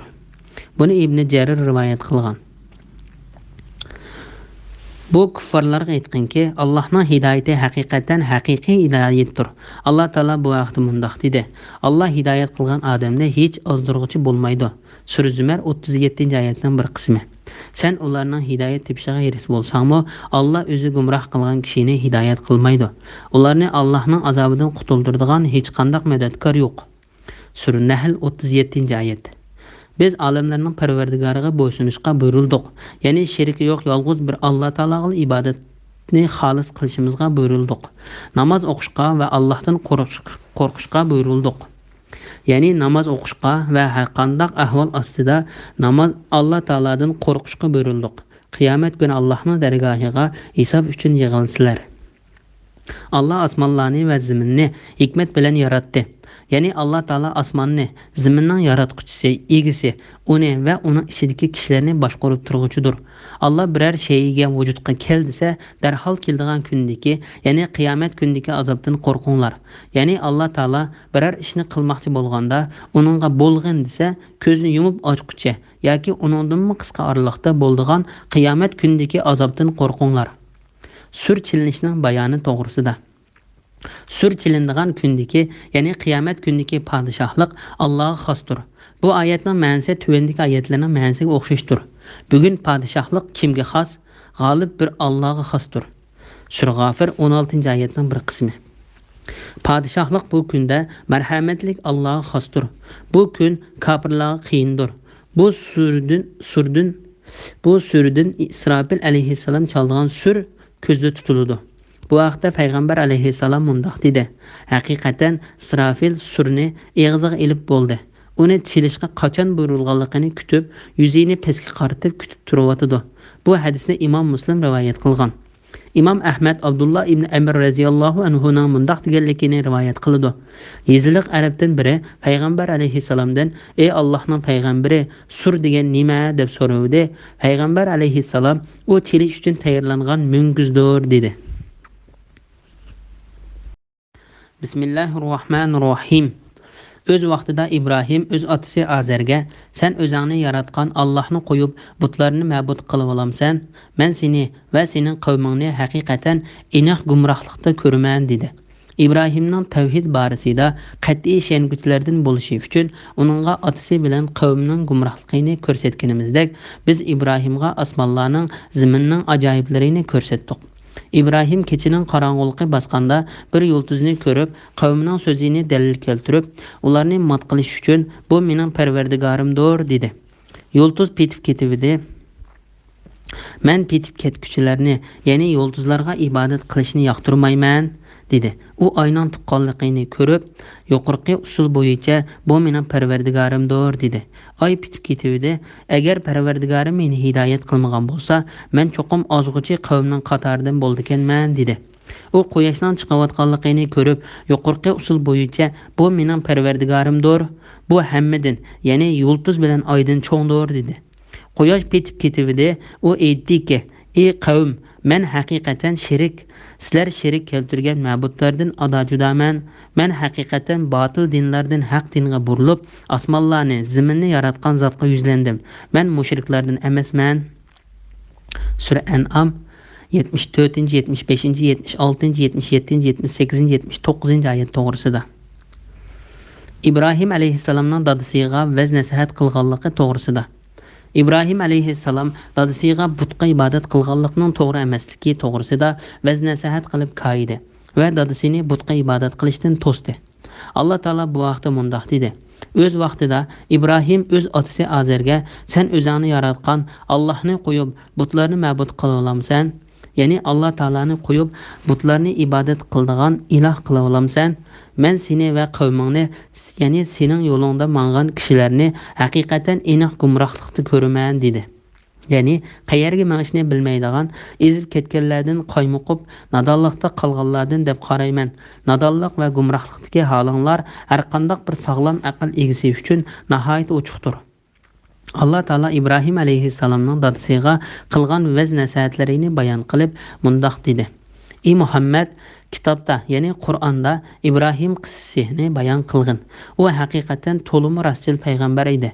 O'z vaqtida İbrahim otasiga aytdi: "Ey ota, nemishqa anglamaydigan, ko'rmaydigan va sana hech narsaga asqatmaydigan narsalarga cho'qinasan? Ey ota, menga sen bilmaydigan ilmlarni nozil bo'ldi. Menga ergashgin. Seni to'g'ri yo'lga boshlayman. Ey ota, shaytonga cho'qinmagin. Shayton marhamatlik Allohga haqiqatan osiylik qildi. Ey ota, sening marhamatlik Allohning azobi qilishingdan, shaytonning hamrohiga aylanib qilishingdan qo'rqaman." U yana Azar aytdi: "Ey İbrahim, sen mening ilohlarimdan yuz o'rmoqchimisan?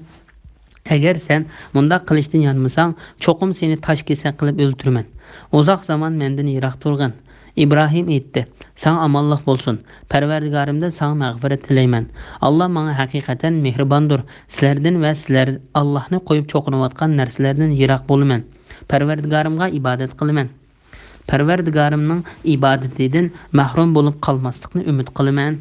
Sura Maryam 41-oyatdan 48-oyatgacha. İbrahim alayhissalom Taki dadasi o'lib ketguncha dadasining gunohining kechirilishini Alloh taolodan tilab duo qiladi. Dadasi shirik aqidasi bilan o'lib ketganda İbrahim alayhissalomga dadasining shirik aqida o'lib ketganligi aniq bo'lganda dadasining gunohining kechirilishini Alloh taolodan tilab duo qilishdan yoltaydi va dadasidan ado juda bo'ldi. Bu vaqtda Alloh taolo mundoq deydi: "İbrahimning otasiga mag'firat talab qilishi uningga ilgari qilgan va'dasini o'rinlash uchun edi." Uning otasining Allohning dushmani ekanligini aniq ma'lum bo'lgandan keyin u otasi bilan ado juda bo'ldi. İbrahim bo'lsa haqiqatan ko'p chekkuchi, ya'ni ko'ngli yumshoq va yetgan arziyatga chidamliq edi. Sura Tavba 114-oyat.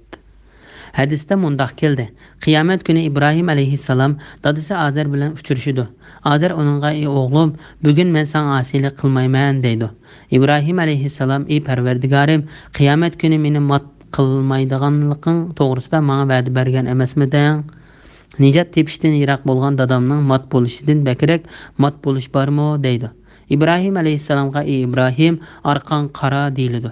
İbrahim alayhissalom orqasi qarg'udak bo'lsa, qiniga yoki tezkiga minib bulg'angan bir qoplonning turganligini ko'rdi.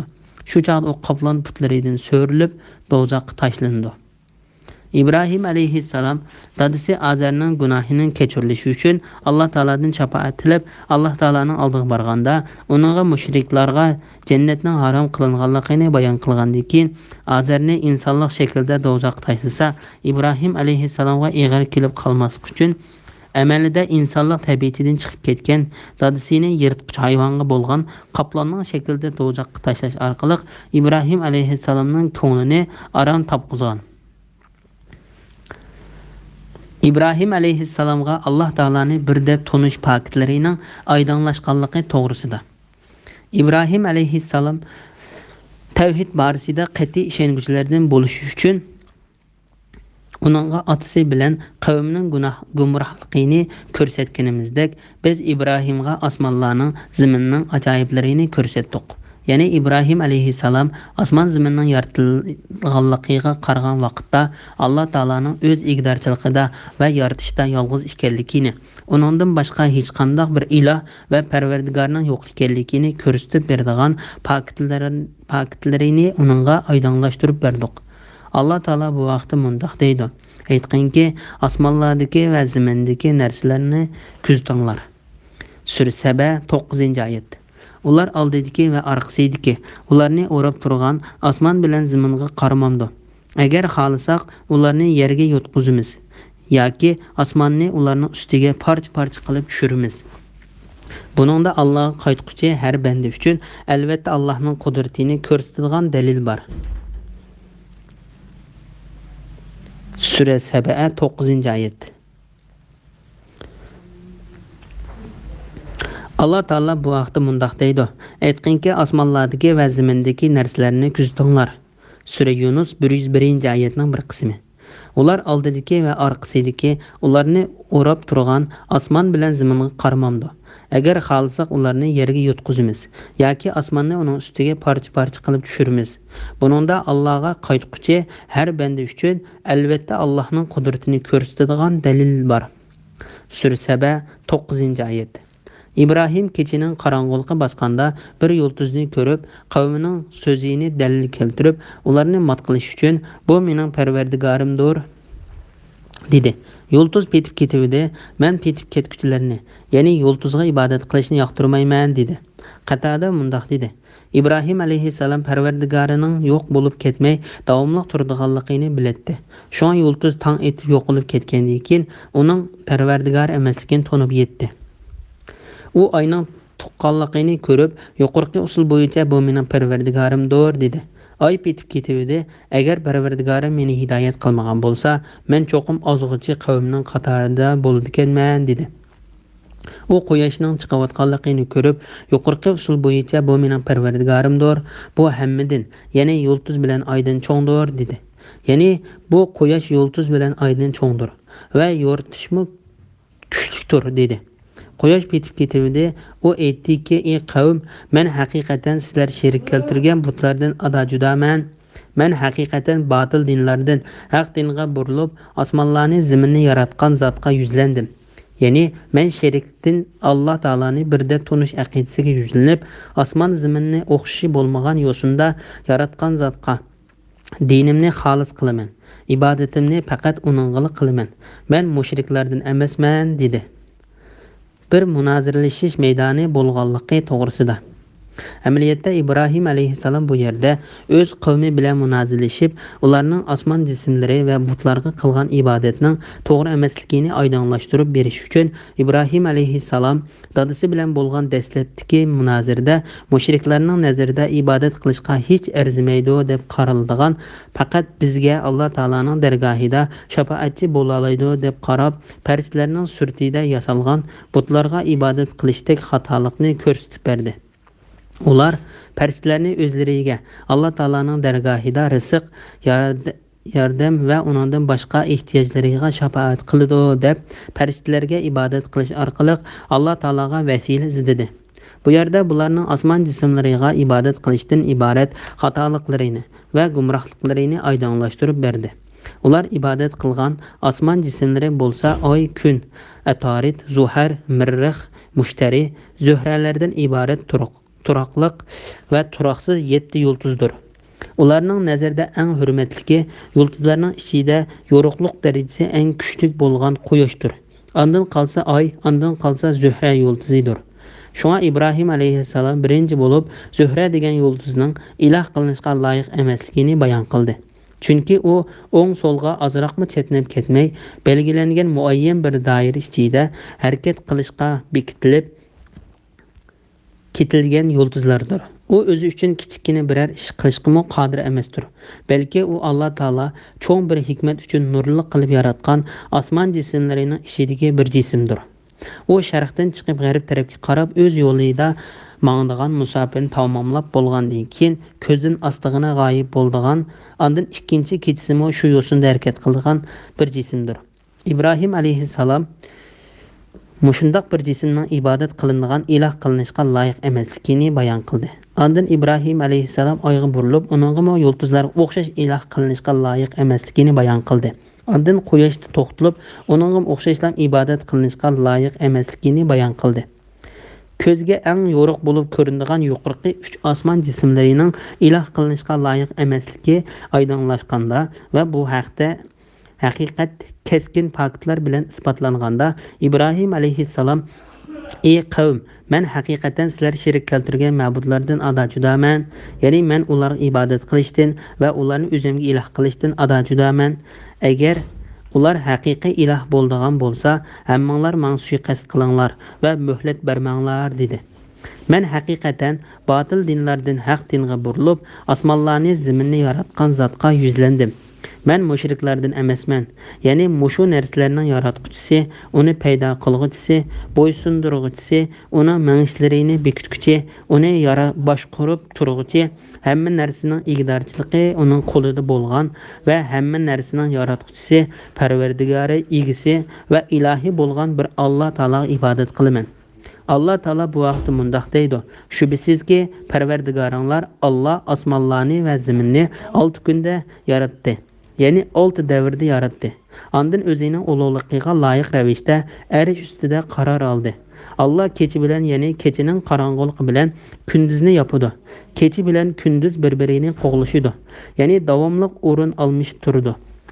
Alloh quyosh, oy va yulduzlarni Allohning amriga bo'ysundirilguchi qilib yaratdi. Yaratish va amr qilish, ya'ni koinotni tasarruf qilish rostilla Allohning ilkididir. Alloh olamlarning parvardigori, Allohning darajasi kattadir. Sura Arab 54-oyat.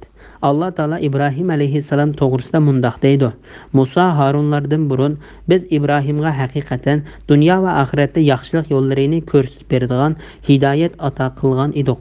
Biz uning payg'ambarligining ahli ekanligini bilatdik. O'z vaqtida Ibrohim kufrlar cho'qinayotgan butlarni mansitmay, otasiga va qavmiga sizlar cho'qinayotgan bu butlar nima? Ya'ni nima uchun bu butlarga cho'qinsizlar?" dedi. Ular ota bovularimizning ularga ibodat qilib kelayotganligini bilamiz. Ya'ni ularga ota bovularimizga taqlid qilib cho'qinamiz dedi. Ibrohim sizlarmi ota bovanglarmi foydajan yetkazolmaydigan, anglamaydigan jonsiz butlarga cho'qinayotganliginglar uchun haqiqatan ro'shan gumrohlikdasizlar dedi. Ular sen rost da'vatamsan yoki chaqchaq qilyapsan dedi. Ibrohim aytdi: "Undaq emas. Sizlarning ibodat qilishinglarga loyiq parvardigoringlar osmonlarning va zaminning parvardigoridir. Ularni u yaratgan. Menmi uningga qat'iy dalil bilan guvohlik qilguvchilardanman." Sura Anbiya 51-oyatdan 56-oyatgacha. Bu yerda Ibrohim alayhissalomning Alloh taoloni tonishi yo'lidagi fikr yurgizguchi emas, balki shirik ustidagi qavmlar bilan Alloh taolo yo'lida munoziralashguchi ekanligini tövanda kelgan oyatlar kuchlantirdi. Bismillahirrohmanirrohim.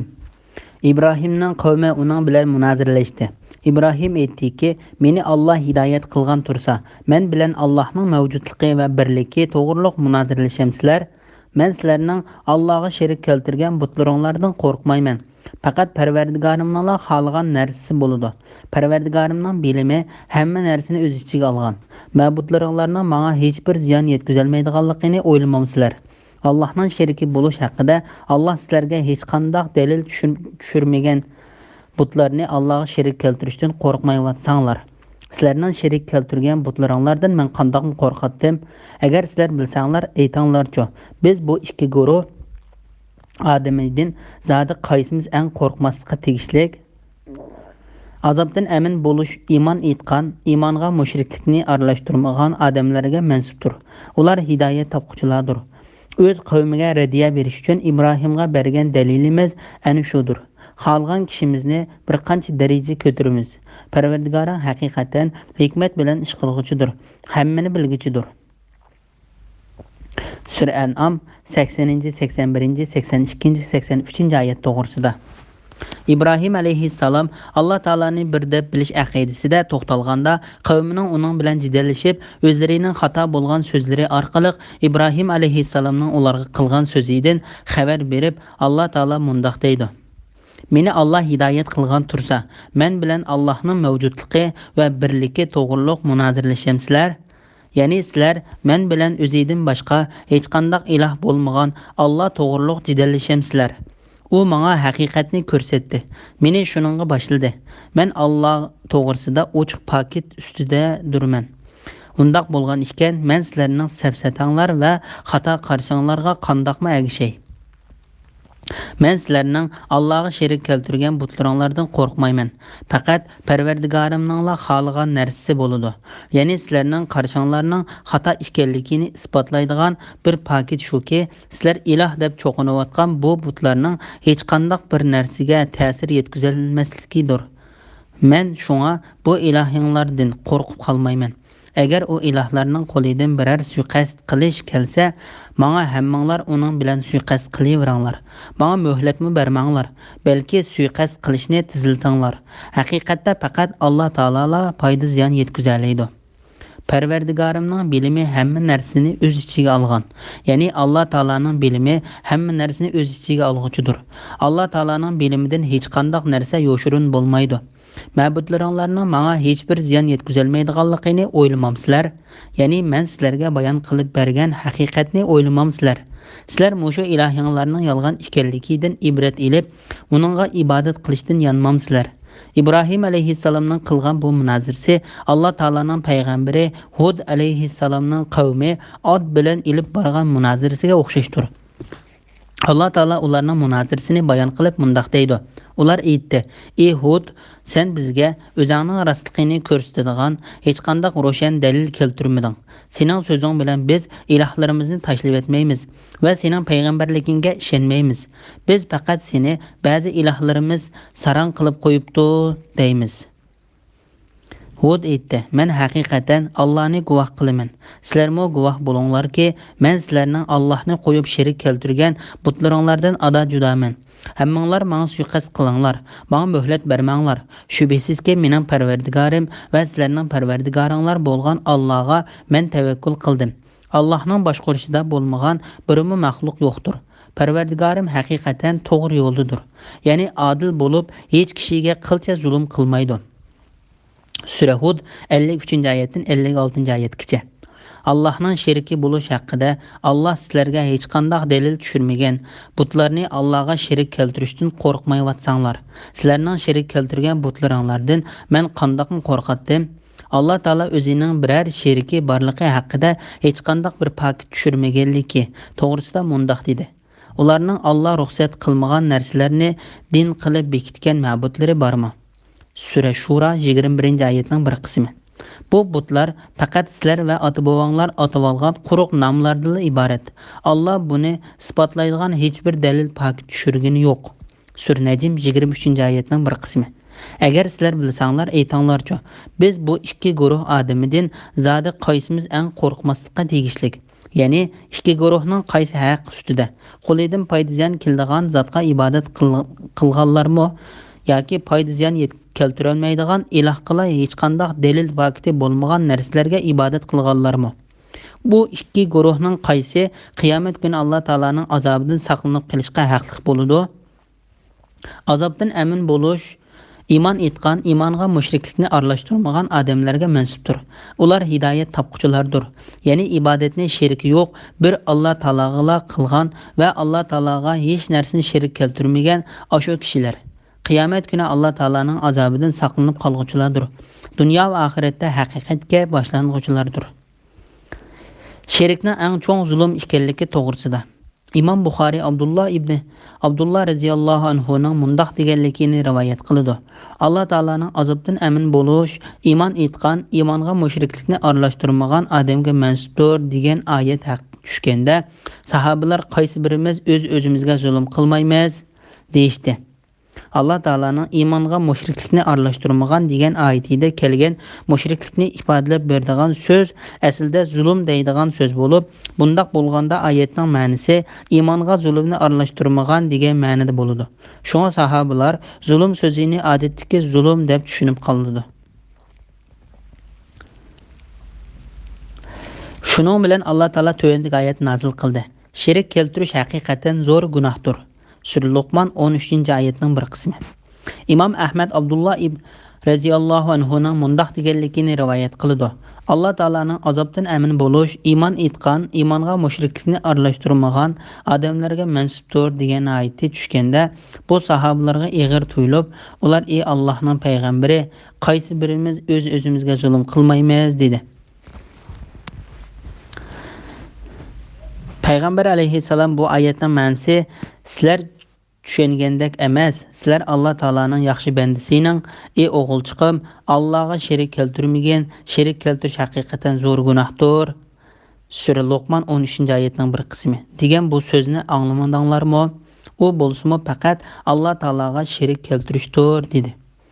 O'z qavmiga radiya berish uchun Ibrohimga bergan dalilimiz ana shudir. Ya'ni biz Ibrohimning dalilini ularga qarshi yuzlandirdik. Mujahid va boshqalar Alloh taolaning Ibrohim alayhissalomga bergan dalillaridan Allohning sheriki bo'lish haqida Alloh sizlarga hech qanday dalil tushirmagan butlarni Allohga sherik keltirishdan qo'rqmayvatsanglar, sizlarning sherik keltirgan butlaringlardan men qandoqmi qo'rqatdim? Agar sizlar bilsanglar, aytinglarchi, biz bu ikki guruh odamdan zodi qaysimiz eng qo'rqmaslikqa tegishlik degan oyatida kelgan Ibrohim alayhissalomning dalili ko'zda tutiladi dedi. Alloh taolo Ibrohim alayhissalomni rastchilga chiqarib, uning Alloh taolaning azobidan saqlanib qolgan hidoyat va to'g'ri yo'l ustidagi kishilardan ekanligiga hukm qilib mundoq dedi. Azobdan amin bo'lish, iymon etgan, iymonga mushriklikni aralashtirmagan odamlarga mansubdir. Ular hidoyat topquchilardir. O'z qavmiga radiya berish uchun Ibrohimga bergan dalilimiz ana shudir. Xalqan kishimizni bir qancha darajaga ko'taramiz. Parvardigoring haqiqatan hikmat bilan ish qilguchidir, hammani bilguchidir. Ya'ni Parvardigoring o'zining so'zi va ish harakatlarida hikmatlikdir. Hidoyatga mang'adigan kishini va barliq dalil isbotlar turg'izilsa-mu, ezib ketadigan kishini bilguchidir. Alloh taolo ezib ketadigan kishilarga dalil isbotlarning foyda bermaydiganligi haqida mundoq dedi.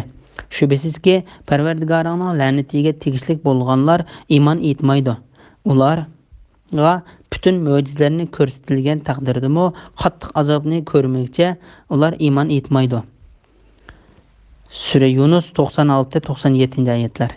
Parvardigoring haqiqatan hikmat bilan ish qilguchidir, hammani bilguchidir. Bismillahirrohmanirrohim. Biz İbrahimga İshaqni, Yaqubni ato qildik. Ularning har birini hidoyat qildik. İbrahimdan ilgari Nuhni hidoyat qildik. İbrahimning avlodidan Davud, Sulaymon, Ayyub, Yusuf, Musa, Harunlarni hidoyat qildik. Yaxshi ish qilguvchilarni mushundoq mukofotlaymiz. Zakariya, Yahya, Isa va Ilyaslarni hidoyat qildik. Ularning hammasi yaxshilardandir. İsmail, İlyasa, Yunus va Lutlarni hidoyat qildik. Ularni o'z zamonidagi tamomiy jahon ahlidan ustun qildik. Ularning ota-bobolaridan, avlodlaridan, qarindoshlaridan ba'zilarini hidoyat qildik. Ularni tanladik. Ularni to'g'ri yo'lga yetakladik. Allohning to'g'ri yo'li ana shudir. Alloh bandalaridan xalqan kishilarni shu yo'lga boshlaydi. Agar ular, ya'ni shu payg'ambarlar sherik keltirsa edi, ularning qilgan yaxshi amallari albatta bekor bo'lib ketadi. Ularga kitobni, hikmatni va payg'ambarlikni ato qildik. Agar bu mushriklar ularni, ya'ni kitob, hikmat va payg'ambarlikni inkor qilsa, ularni inkor qilmaydigan boshqa bir qavmga topshiramiz. Ana shular, ya'ni mazkur payg'ambarlar Alloh hidoyat qilgan kishilardir. Ularning yo'liga ergashgin. Ey Muhammad, qavminga aytqinki, Qur'onni tabliq qilganligimga sizlardan hech qanday haq talab qilmayman. Qur'on faqat butun ahli jahon uchun vaz nasihatdir. Sure En'am 84. 85. 86. 87. 88. 89. 90. ayet to'g'risida. İbrahim aleyhisselam yaşanğan çağda onunğa İshak ve Yaqub aleyhisselamlarının berilgenligi to'g'risida. Allah Taala bu ayetlerde İbrahim aleyhisselam qirib qalğanda ve onun ayali Sara ballıq boluşdan ümid üzgen bir vaqtda onunğa İshak aleyhisselamni bergenligini bayan qıldı. Periştler Lut aleyhisselamның qavmi tarafga ketayotqach yo'l ustida İbrahim aleyhisselamning qishig'a kelib, ayol ikkisiga İshakdan iborat bir farzand berdiganligi bilan xush bishorat berdi. Buningdan Sara hayron qilib, "Vey, men bir mo'may tursam, erim yana bir bovay tursa, tug'amdiman. Bu haqiqatan qiziq ish-ku" dedi. Ular Allohning amridan, ya'ni qudratidan ajablanamsan. Allah'ın rahmeti ve bereketleri sizlerinin ailanglarga, yani İbrahim'nin ailesidekilerge nazil bolsun. Allah hakikaten mediyleşke layıktır, uluğlaşka layıktır dedi. Sure Hud 72-73. ayetler. O ikkisiga İshak'ның to'g'ildiganligini hem onun peygamber qilindiganligi ve İshak'dan nesil qoldirildiganligi bilan xush bishorat berib mundaq dedi. Onunğa biz peygamber bo'ldiganligi ve yaxshilardan bo'ldigan İshak bilan xush xabar berdik. Sure Saffat 112. ayet. Bu en çok hoş haber ve katta nimettir. Allah Taala berildiğin bu balıdan nesil kaldıganlığı toğrusida mundaq dedi. Onun ayali yani Sara bir tarafta turup Lut kavmine halak bulduğanlığından xuşalınıp küldü. Biz onunğa yani Sara'ga İshak atlıq balısı bulduğanlığı bilen ve İshak'tan keyin keldiğan Yaqub atlıq nevrisi bulduğanlığı bilen xush haber verdik. Sure Hud 71. ayet. Yani sizler hayat vaqtlarında sizlerden toğulduğan bu balının balısı dünyaya kelidi. Xuddi sizler bu balanlarının toğulğana hoş bolğandek, onun dünyaya kelgen balısımı üçünmü şatlansızlar. Çünkü balısının balısı bilen şatlanış, özüden nesil kaldırganlık üçün bolduğan şatlanıştır. Yaşınıp kalgan buvay momaydan toğulgan İshak'ның men aciz toğulganlığım üçün neslim kalmasmıken dep ensirep kalması üçün onunğa kelgüsüde Yaqub isimli farzandning berildiganligidan xush xabar berildi. Bu bolsa İbrahim aleyhisselam özünün kafir kavmden yüzü örüp, ularını öz yurtidan taşlap Allah Taala'ga ibadet qilish üçün başka yurtga hicret qilganligi üçün berilgan mukofatdir. Allah Taala İbrahim aleyhisselamның öz kavmidan ve urug' tuqqanlaridan ayrılıp chiqqanligi üçün ularning o'rniga onunğa şadlıq beg'ishlashini üçün öz nesilden özüning dinida bo'ldigan yaxshi avlodlarni ato qildi. Allah Taala bu vaqtda mundaq deydi. U ulardan ve ularning Allah'ni qo'yib cho'qinayotgan narsalaridan yiroqlashdi. Onunğa biz İshak bilan Yaqubni ato qildik. O ikkisini har birisini payg'ambar qildik. Sure Meryem 49. ayet. Biz İbrahim'ga İshak'ni, Yaqubni ato qildik. Ularning har birini hidayet qildik. İbrahim'den ilgiri Nuhni hidayet qildik.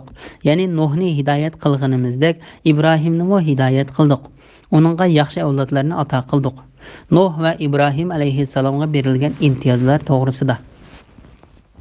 Bu iki peygamberning her ikkisiga cho'ng imtiyozlar berilgandir.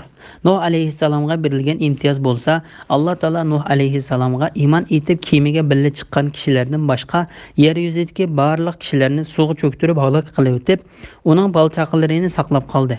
Shuning bilan yer yuzidagi barliq insonlar uning avlodidan ko'paydi. İbrahim aleyhisselamga berilgan imtiyoz bo'lsa, İbrahim aleyhisselamdan keyin avatilgan barliq payg'ambarlarning hammasi faqatla uning avlodidan avatildi. Allah Taala bu vaqtda mundaq deydi. Biz haqiqatan Nuhni, İbrahimni payg'ambar qilib avatdik. Payg'ambarlikni va kitobni ularning avlodiga ato qildik. Sure Hadid 26. ayetning bir qismi. Allah'ın nimetiga erishgan ana shu payg'ambarlar Adam aleyhisselamning neslindendir. Biz Nuh bilan birga kemiga salganlarning neslindendir. İbrahimning neslindendir. İsrail, yani Yaqub aleyhisselamning neslindendir. Biz imanға hidayet qilgan payg'ambarlikka tanlanganlardandir. Ularga merhametlik Allah'ның ayetleri tilavet qilingan çağda secde qilgan ve yığılgan halda ziminga yiqildi. Sure Meryem 58. ayet. İbrahimning avlodidan Davud, Sulaymon, Ayyub, Yusuf, Musa, Harunlarni hidoyat qildik degan oyatda u degan bir kishilik almash bo'lib, oyatning aslidagi ma'nosi uning avlodidan deganlik bo'ladi. Ba'zi olimlar bu yerdagi u degan almashdan Nuh alayhissalom ko'zda tutilgandir deydi. Bundaq bo'lganligi oyatning mazmunidan chiqib turdi. Undaqda oyatning ma'nosi Nuh alayhissalomning avlodidan hidoyat qildik deganlik bo'ladi. Agar bu oyatning ma'nosi mushundaq bo'lganda, ma'nida hech qanday bir zidlik bo'lmaydi.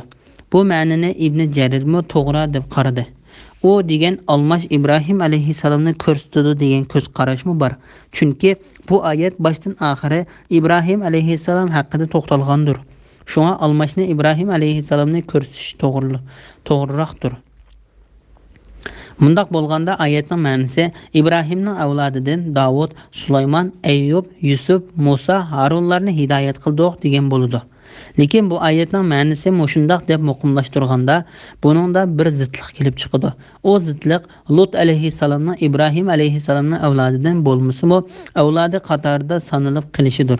Chunki Lut alayhissalom Ibrohim alayhissalomning qarindoshi bo'lgan Maranning o'g'lidir. Gerçi Lut alayhissalom Ibrohim alayhissalomning avlodidan bo'lmasa-mu, oz sonliqqa ko'p sonliqqa bo'ysundirilish usul bo'yicha Lut alayhissalom Ibrohim alayhissalomning avlodiga qo'shib o'tilgan. Masalani bu usul bo'yicha bir taraf qilganda yuqoridagi zidlikma tugaydi. Oz sonliqni ko'p sonliqqa bo'ysundirilib bayon qilish usuli tuvandagi oyatlardami ko'rilishga bo'ladi. Yaqub jon uzayotganda vaqtida sizlar yanada bormadinglar.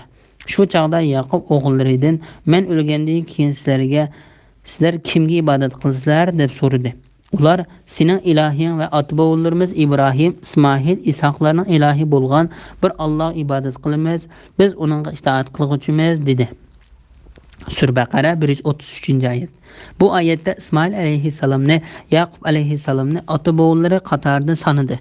Amaliyotda Ismoil alayhissalom Yaqub alayhissalomning tog'asidir. Bu mu yuqorqi qoidadir. Farishtalarning birimi ayrilib qolmay hammasi Adam alayhissalomga sajda qildi.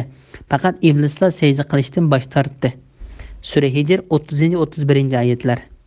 Mana bu oyatda iblis gerçi farishtalarning qatoridan bo'lmasa-mu, yuqorqi qoida bo'yicha farishtalar bilan birga Adam alayhissalomga sajda qilishga buyurildi va sajda qilmaganligi uchun ayblandi. U aslida jinlardan bo'lib, o'tning uchqunidan yaratilgan edi. Farishtalar bo'lsa nurdan yaratilgan edi.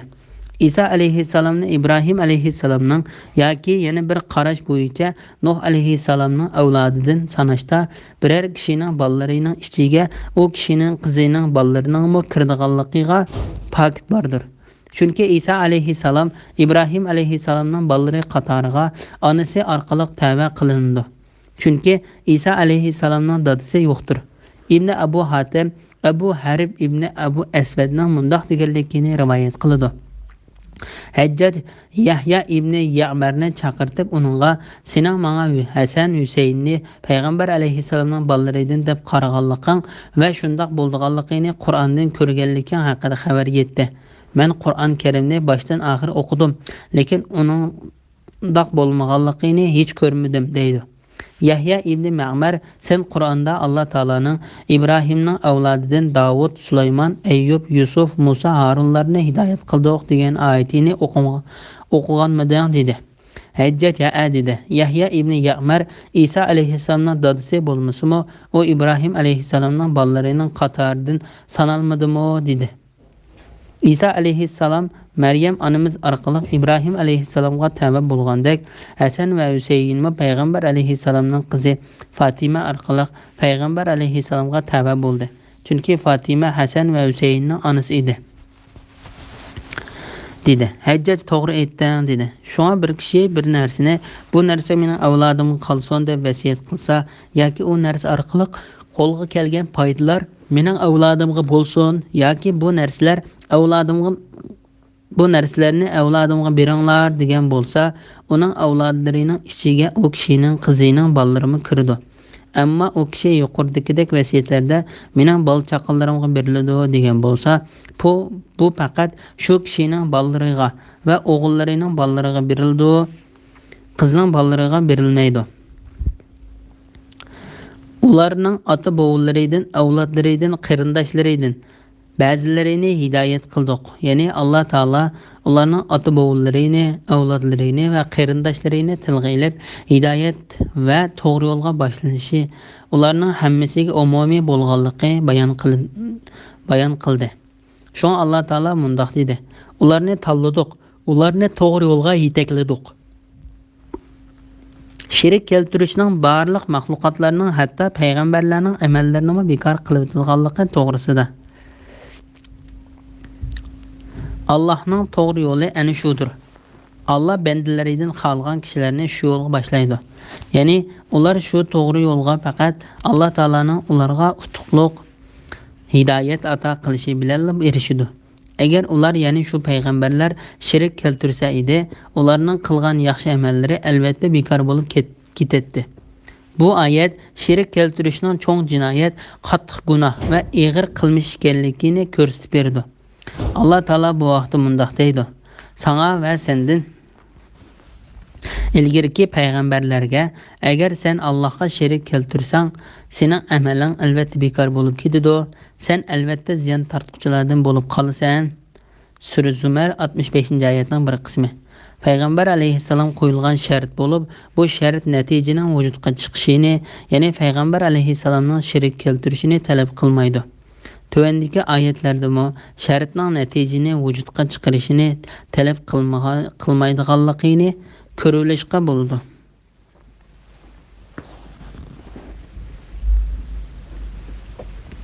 Agar mehribon Allohning bolasi bo'ladigan bo'lsa, men u bolaga ibodat qiluvchilarning avval bo'ladim degan. Sura Zuhruf 81-oyat. Agar biz pushqi qilmoqchi bo'lsak, qishimizdagi narsalar bilan qilatdik. Agar shuni iroda qilgan bo'lsak, lekin bu ulug' zotimizga muhol bo'lganligidan unda qilishni iroda qilmadik. Agar Alloh bola tutishni xohlasa edi, albatta maxluqot ichidan xohlaganini ixtiyor qiladi.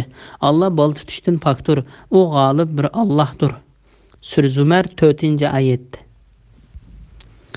Ularga kitobni, hikmatni va payg'ambarlikni ato qildik. Ya'ni bandalarga ular orqali rahmat va mehribonlik qilishimiz uchun ularga mushu narsalarni ne'mat qilib berdik.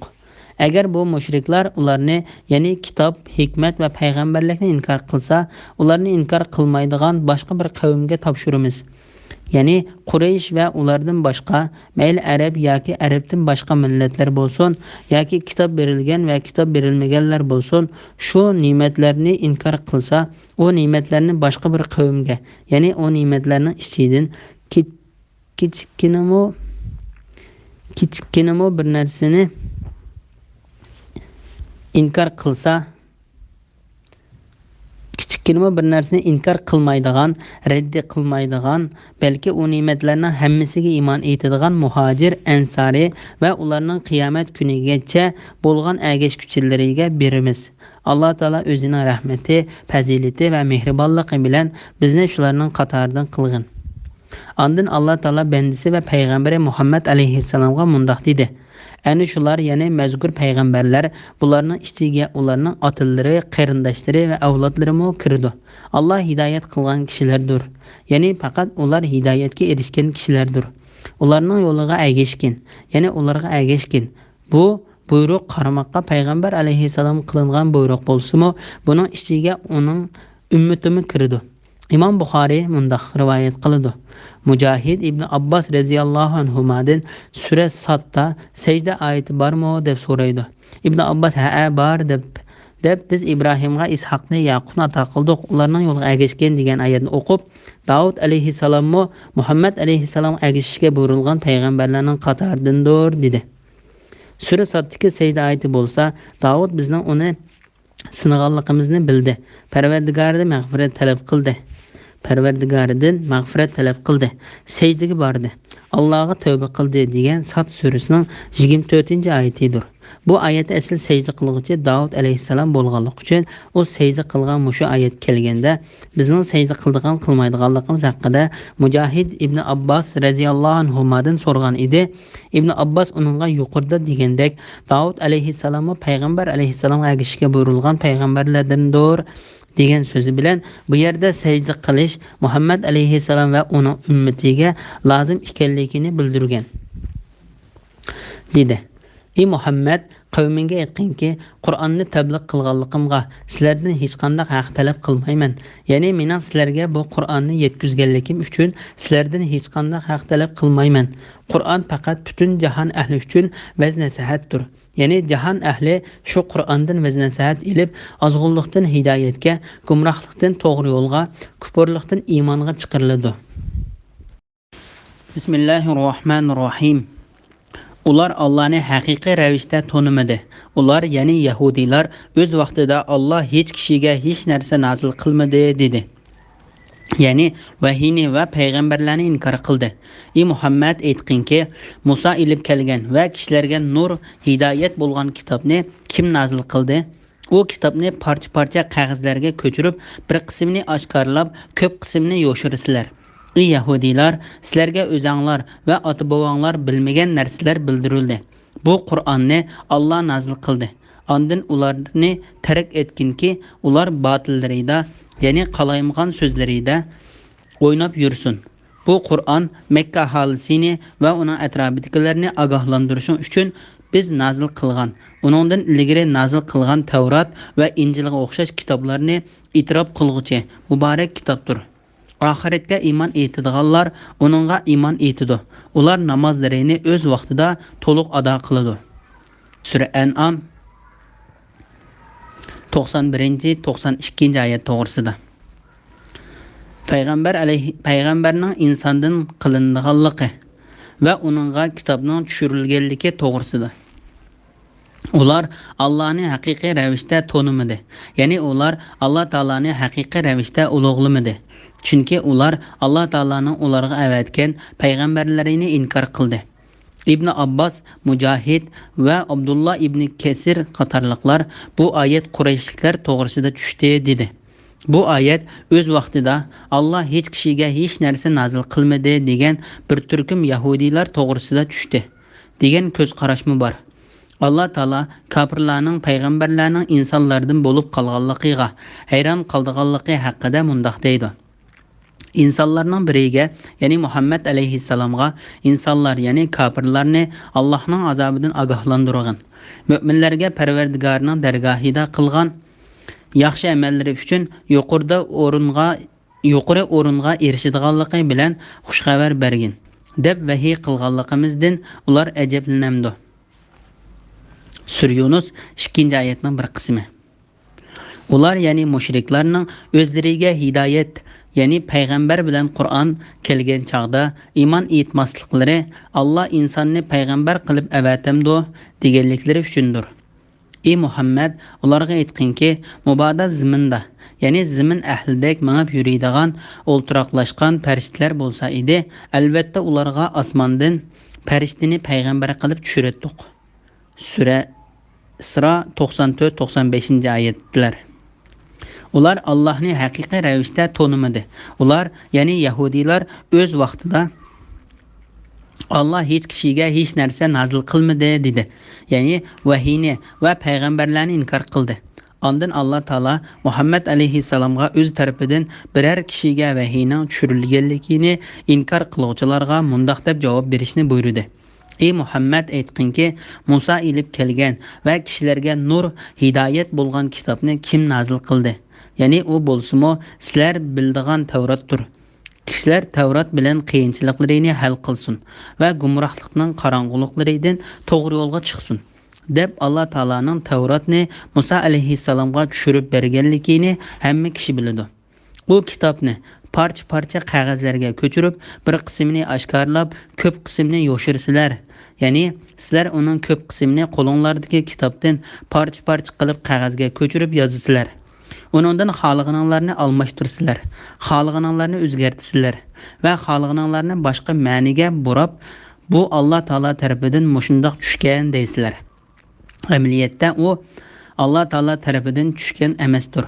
Ey Yahudiylar, sizlar o'zinglar va ota-bobonglar bilmagan narsalarni bildirildi. Ya'ni Alloh taolo sizlarga ilgari o'tib ketgan ishlarning xabarini sizlar va sizlarning ota-bobolaringlar bilmaydigan kelajakning xabarlarini bildirgan shu Qur'onni kim nazil qildi? Bu Qur'onni Alloh nazil qildi. Ondan ularni tark etkinki, ular batıllarida, ya'ni qalayimqon so'zlarida o'ynab yursin. Ya'ni ularni tashlag'in. Ular o'zlarining nadonligi, gumrohligida, hatto ularga qiyomat kelgucha o'ynasin. Ular yaxshi oqibatning o'zlariga ekanligi yoki mu'minlarga ekanligini shu chog'da biladi. Bu Qur'on Makka aholisini va uning atrofidagilarni ogohlantirish uchun biz nazil qilgan, uningdan ilgari nazil qilingan Tavrat va Injilga o'xshash kitoblarni e'tirof qilguvchi muborak kitobdir. Ya'ni u Qur'on Makkaliklarni va uning atrofidagi arab yoki boshqa millatdan bo'lsin, barliq kishilarni ogohlantirish uchun nazil qilindi. Allah Taala bu vaqtda mundaq deydi: "Ey Muhammad, aytqinki, ey insonlar, men haqiqatan sizlarning hammanglarga Allah tarafidan avatilgan elchiman." Sura A'rof 158-oyatning bir qismi. Bu Qur'on menga sizlarni va qiyomatgacha Qur'on yetgan kishilarni ogohlantirish uchun vahiy qilindi. Sura An'am 19-oyatning bir qismi. Kimki Qur'onni inkor qiladi ekan, uningga va'da qilingan joy do'zaxdir. Butun jahon ahlini Allohning azobidan ogohlantiruvchi bo'lishi uchun bandasiga, ya'ni Muhammad alayhissalomga haq bilan botilni ayiruvchi Qur'on nazil qilgan Allohning barakati buyukdir. Sura Hud 17-oyat, Sura Furqon 1-oyat. Kitob berilganlarga, ya'ni Yahudilar va Nasoralarga va ummilarga, ya'ni arab mushriklariga musulmon bo'ldinglarmi degin. Agar ular musulmon bo'lsa, to'g'ri yo'l topgan bo'ladi. Agar ular yuz o'rsa, sana hech ziyni yo'q. Sening faqat tabliq qilish mas'uliyating bor. Bandalarini, ya'ni hamma ahvolni ko'rib turg'uchidir. Sura Al-Imron 20-oyatning bir qismi. Imom Buxoriy va Muslim payg'ambar alayhissalomning mundaq deganligini rivoyat qiladi.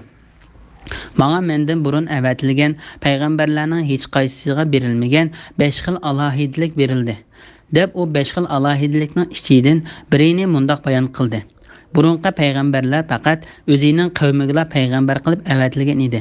Men barliq insonlarga payg'ambar qilib avatildim. Oxiratga iymon etadiganlar uningga iymon etadi. Ya'ni ey Muhammad, kimki Alloh taologa va qiyomat kuniga ishonadigan, Qur'ondan iborat sana nazil qilingan bu muborak kitobimizga ishonadi. Ular namozlarini o'z vaqtida to'liq ado qiladi. Ya'ni o'zlariga farz qilingan namozlarni o'z vaqtida ado qiladi. Bismillahirrohmanirrohim. Allohga yolg'onni choplagan yoki o'ziga hech narsa vahiy qilinmagan turuqliq menga vahiy qilindi degan yoki Alloh nazil qilgandek menmi kitob nazil qila olmayman degan kishilardanmi zolim kishi bormi? Ey Muhammad, zolimlarni sakratga tushgan vaqtlarida ko'rsang, albatta qo'rqinchli holini ko'rsan. Farishtalar, ya'ni azob farishtalari qo'llarini so'zib, sizlar jonlaringlarni chiqaringlar. Sizlar Allah to'g'risida haqsiz so'zlarni qilganliginglar, ya'ni iftira qilganliginglar, shirik keltirganliginglar, balo nisbat berganliginglar va Allohning oyatlarini mansitmaganliginglar uchun bugun xo'rlig'chi azob bilan jazolansizlar deydi. Biz dastlabda sizlarni qandoq xalq etgan bo'lsak, dargohimizga shundoq tanho keldinglar. Sizlarga biz ato qilgan narsalarni orqanglarda, ya'ni dunyoda qo'yib keldinglar. Ibodat qilinishga tegishlik bo'lishda Allohning sheriklari deb gumon qilgan shafoatchilarni sizlar bilan birga ko'rmaymizgo. Ular bilan sizlarning oranglardagi munosabat haqiqatan uzildi. Sizlar shafaat qiladi deb gumon qilgan butlar barbod bo'ldi. Sura An'am 93-94-oyat to'g'risida. Allah Taolaga bo'xton choplagan va menga vahiy tushdi deb da'vo qilgan kishidan ortiq o'ziga uvol qilg'uchining yo'qligi to'g'risida.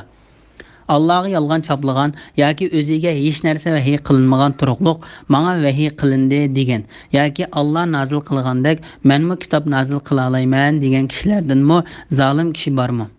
Ya'ni Alloh taologa bo'xton to'qib, uning sheriklari bor yoki bolasi bor yoki Alloh taolo uni payg'ambar qilmasmi, meni Alloh taolo payg'ambar qilib avatdi deb da'vo qilgan va yoki Alloh taolo tarafidan kelgan vahiyga o'zining to'qigan so'zlari bilan qarshi turmoqchi bo'lganligini da'vo qilgan kishidanmi ortiq o'ziga uvol qilg'uchi yo'qdir. Allah Taala bu vaqt mundaq deydi. Ularga bizning oyatlarimiz tilovat qilinsa, ular biz bu so'zlarni allaqachon anglagan edik.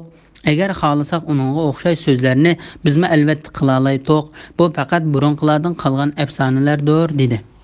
Sura Anfal 31-oyat. O'zlariga uvol qilg'uvchilarning o'lim oldidagi va qiyomat kunidagi ahvollari to'g'risida. Ey Muhammad, zalimlarni sakratga tushgan vaqtlarida ko'rsang, albatta qo'rqinchli holini ko'rsan. Ya'ni sakratga tushib qiynalayotgan vaqtida farishtalar, ya'ni azob farishtalari qo'llarini so'zib, ya'ni qo'llarini urish uchun sunib Zakhak Abu Salih bu oyatning ma'nosi azob farishtalari qo'llarini azoblash uchun sunudu deganlikdir dedi. U farishtalarning kofirlarni urdiganligi to'g'risida Alloh taolo mundaq deydi. Farishtalar Badr urushida kofirlarning jonlarini ilayotganda ularning yuzlariga va orqalariga urayotganligini ko'rsang eding, albatta qo'rqinchli holini ko'rgan bo'larding. Farishtalar ularga do'zaxning ko'ydiruvchi azobini tetanglar deydi. Sura Anfal 50-oyat. Farishtalar, ya'ni azob farishtalari qo'llarini so'zib, ya'ni ular kofirlarning jonlari jasadlaridan chiqquncha qo'llari bilan ularni urdi. Va mundaq deydi. Sizlar jonlaringlarni chiqaranglar. Ya'ni kofir sakratga tushganda farishtalar uningga azob, qiyin qistoq, zanjir, kishanlar, do'zaxdagi qiziq qaynoq suv va Alloh taolaning g'azabi bilan shum xabar beradi. Shuning bilan qo'rqinchdan jinini jasadiga qayta tarab ketadi va jinini chiqishga unamaydi. Shuning bilan farishtalar hatto uning jini tenidan ayrilib chiqquncha uradi. Sizlar jonlaringlarni chiqaranglar. Sizlar Alloh to'g'risida haqsiz so'zlarni qilganliginglar, ya'ni iftiro qilganliginglar, sherik keltirganliginglar, bala nisbat berganliginglar va Alloh taolaning oyatlarini masmaganliginglar uchun bugun xo'rlovchi azob bilan jazolansizlar deydi. Ya'ni sizlar Alloh taolaga bo'xton chaplaganliginglar, uning oyatlariga ergashishdan va uning payg'ambarlariga bo'ysunishdan boshbashtoqlik qilganliginglar uchun bugun eng qattiq xorlikqa uchraysizlar. Mu'min va kofirlarning jon uzish oldidagi holatlarini bayon qilib kelgan ko'plagan kuchli hadislar bor. Bu hadislar Sura Ibrohim 27-oyatining tafsirida bayon qilindi. Biz dastlabda sizlarni qanday xalq etgan bo'lsak, dargohimizga shundoq tanho keldinglar. Ya'ni ularga bu so'z qiyomat kuni deyiladi. Alloh taolo bu vaqtda mundaq deydi. Ular ya'ni jimi xaloyiq sab-sab bo'lishib Parvardigoringga to'g'rilandi. Kofirlarga sizlar bizning oldimizga sizlarni dastlab qanday yaratgan bo'lsak, shu holatda molsiz, bolasiz, yalang'och keldinglar. Sura Kaf 48-oyatning bir qismi. Ya'ni biz sizlarni qanday yaratgan bo'lsak, shu pit qaytirib keldik. Halbuki sizlar uni inkor qilatdinglar va yiroq deb o'ylaytinglar. Mana bu qiyomat kunidir. Sizlarga biz ato qilgan narsalarni orqanglarda, ya'ni dunyoda qo'yib keldinglar. Ya'ni sizlar o'zinglar uchun dunyoda to'plagan ne'mat va mol dunyolarni shu dunyoda qo'yib keldinglar. İmam Muslim Peygamber aleyhisselamdan mundaq deganligini rivoyat qiladi. Adam bolasi mening melim deydi. Ey Adam bolasi, sening melingdan yeb tugatganing, kiyib ko'nratganing va sadiq qilib Alloh taolaning hisobiga o'tkazib etganinglar san hisobdir. Qolgani boshqa kishilar uchundir. Hasan Basri qiyomat kuni bir inson xorliqda va oddiylikda xuddi o'g'loqqa o'xshash keltiriladi. Allah Taala onunğa qeynisining yiqqan mollaring deydi. O inson ey Parvardigorim, molni to'pladim, lekin uni hammasini dunyoda qo'yib keldim deydi. Allah Taala onunğa ey inson, sening o'zing uchun qilgan ibodatlaring qani deydi. O inson o'zi uchun qilgan amal ibodatlarini ko'rilmaydi da, biz dastlabda sizlarni qanday xalq etgan bo'lsak, dargohimizga shundoq tanho keldinglar degan oyatni o'qidi. Buni Ibn Abu Hatim rivoyat qilgan. İbadet qilishga tegishlik bo'lishda Allohning sheriklari deb gumon qilgan shafaatchilarni sizlar bilan birga ko'rmaymiz-ku. Ya'ni bu oyat kofirlarning agar qiyomat bo'lib qolsa o'zlariga dunyo va oxiratda asqatidi deb gumon qilishib, dunyoda butlarni va Alloh taolaning o'xshashlari deb qaragan narsalarini Alloh taolaning sheriklari deb qaraganliklari uchun ularni ayiblash va tanqid qilish uchun kelgandir. Qiyomat bo'lganda ularning o'ttirisidagi munosabat uziladi. Ularni ozdirgan narsalar ulardan yo'qoladi. Ularning Alloh taolaning sheriki deb bo'xton qilgan butlari ulardan qochadi. Alloh taolo butun xaloyiqlarning ustida turib, mundoq deb nido qiladi. Sizlar gumon qilgan mening sheriklarim qayerda? Sura Qasas 62-oyatning bir qismi. Ularga yana mundoq deyiladi. Sizlar ilgari Allohni qo'yib cho'qingan narsanglar qayerda? Ular sizlarga yordam bera olamdi, yo o'zlariga yordam bera olamdi? Sura Shuara 92-93-oyatlar. Ibodat qilinishga tegishli bo'lishda Allohning sheriklari deb gumon qilgan shafaatchilarni sizlar bilan birga ko'rmaymiz-ku. Ya'ni sizlar ibodatlarda Alloh taologa sherik qilib, uningga ibodat qilgan narsanglarni sizlar bilan birga ko'rmaymiz-ku. Ular bilan sizlarning oranglardagi munosabat haqiqatan uzildi. Ya'ni sizlarning oranglardagi aloqa va munosabat uzildi. Sizlar shafaat qiladi deb gumon qilgan butlar barbod bo'ldi. Ya'ni sizlarning butlardan qilgan tama orzuinglar barbod bo'ldi. Alloh taolo bu vaqtda mundoq deydi. Ayni vaqtda agashtirguchilar azobni ko'rib, agashkuchilardan juda bo'ladi. Ularning o'zaro munosabati, ya'ni dunyodagi do'stligi uziladi. Agashkuchilar kashki bizlarga dunyoga qaytishga bo'lsa edi, ular bizdan juda bo'lgandek, bizmi ulardan juda bo'latdiq deydi. Ularga yomon ishlarining hasrati bo'lganligini mushundoq ko'rsatdi. Ular do'zaxdan chiqmaydi. Sura Baqara 166-167-oyatlar. Sur chilingan kunda ularning orasidagi tuqqanchilik mavjud bo'lmay qoladi. Bir-birining ahvolini so'rashmaydi. Sura Mu'minun 101-oyat. Ibrohim aytdi: "Bu dunyoda butlarga cho'qinish maqsadida yig'ilishinglarning oranglardagi do'stlikqa sabab bo'lishi uchun Allohni qo'yib butlarni ma'bud qilib oldinglar. Ondan qiyomat kuni ba'zanlar inkor qilasizlar, ba'zanlar la'nat o'qiysizlar. Ya'ni qiyomat kuni mazkur do'stlik dushmanlikka aylandi. Agashtirguchilar agashkuchilardan juda bo'ladi. Agashtirguchilarga la'nat o'qiydi. Chunki ularning dunyodagi do'stligi Alloh uchun bo'lgan emas. Sizlarning joyinglar do'zax bo'ladi. Sizlarni do'zaxdan qutuldiradigan hech qanday yordamchi bo'lmaydi. Ularga sherik keltirgan ma'budlaringlarni chaqiranglar" deyilgan hamon. Sura Ankabut 25-oyat. Ularga sherik keltirgan ma'budlaringlarni chaqiranglar deyilgan hamon, ular sherik keltirgan ma'budlarini chaqirdi. Ulardan javob kelmaydi.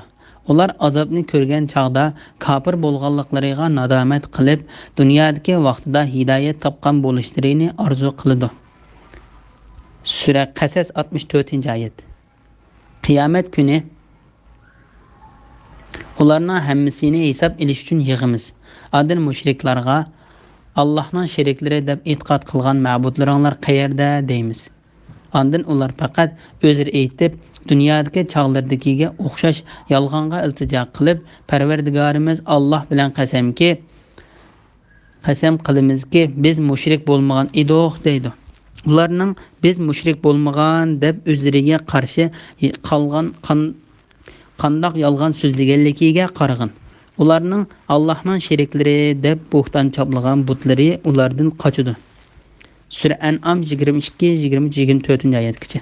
Bu vaqtda kelgan oyatlar nihoyat ko'pdir. Bismillahirrohmanirrohim. Danlarni va urug'chilarni big' urg'izg'uchi haqiqatan Allohdir. Tirikni o'likdan va o'likni tirikdan chiqarg'uchi ana shu Allohdir. Allohning ibodatidan qandoqmi bosh tortisizlar? Allah subhini qarong'udan yerib chiqarg'uchidir. Ya'ni tongni yo'ritquchidir. Allah kechini sizlar uchun istirohat qilib yaratdi. Sizlarning vaqt hisoblashinglar uchun quyosh bilan oyni yaratdi. Quruqliq va dengizning qorong'uliklarida, ya'ni kechinlik yo'l yurganinglarda yo'l tepishinglar uchun Allah sizlarga yulduzlarni yaratib berdi. Allohning ulug'ligini bildigan qavm uchun Allohning qudratining dalillarini haqiqatan ochiq bayon qildik. Sura An'am 95, 96, 97 ayet to'g'risida. Alloh taoloni uning ba'zi alomatlar orqali tonish to'g'risida. Alloh taolo bu yerda o'zining donlarini va urug'larini baxlantiruvchi ekanligidan xabar berdi. Ya'ni Alloh taolo shu narsalarni tuproq ichida yaratadi. Shuning bilan bir don urug'dan rangi, shakli, ta'mi o'xshamagan don va mevalardan iborat turlari o'xshamagan ziroatlar unib chiqadi. Donlarini va urug'chilarni bir urug'izg'uchi haqiqatan Allohdir degan oyatning ma'nosi terikni o'likdan va o'likni terikdan chiqaruvchi ana shu Allohdir degan oyati bilan ro'shanlashtirdi. Ya'ni Alloh taolo o'likdek jonsiz bo'lgan don urug'chilardan tirik jonliq bo'lgan o'simliklarni chiqardi. Alloh taolo bu vaqtda mundoq deydi: o'lik ya'ni qurg'oq zaminni yomg'ir bilan tirildirib, uningdan ular yeydigan ochliqni o'stirganimiz ularga Allohning qudratini, kamilasini ko'rsatadigan alomatdir. Biz zaminda nurg'unlagan xo'rum bog'larini, uzum bog'larini barpo qildik. Shu zaminda buloqlarni iqitdik.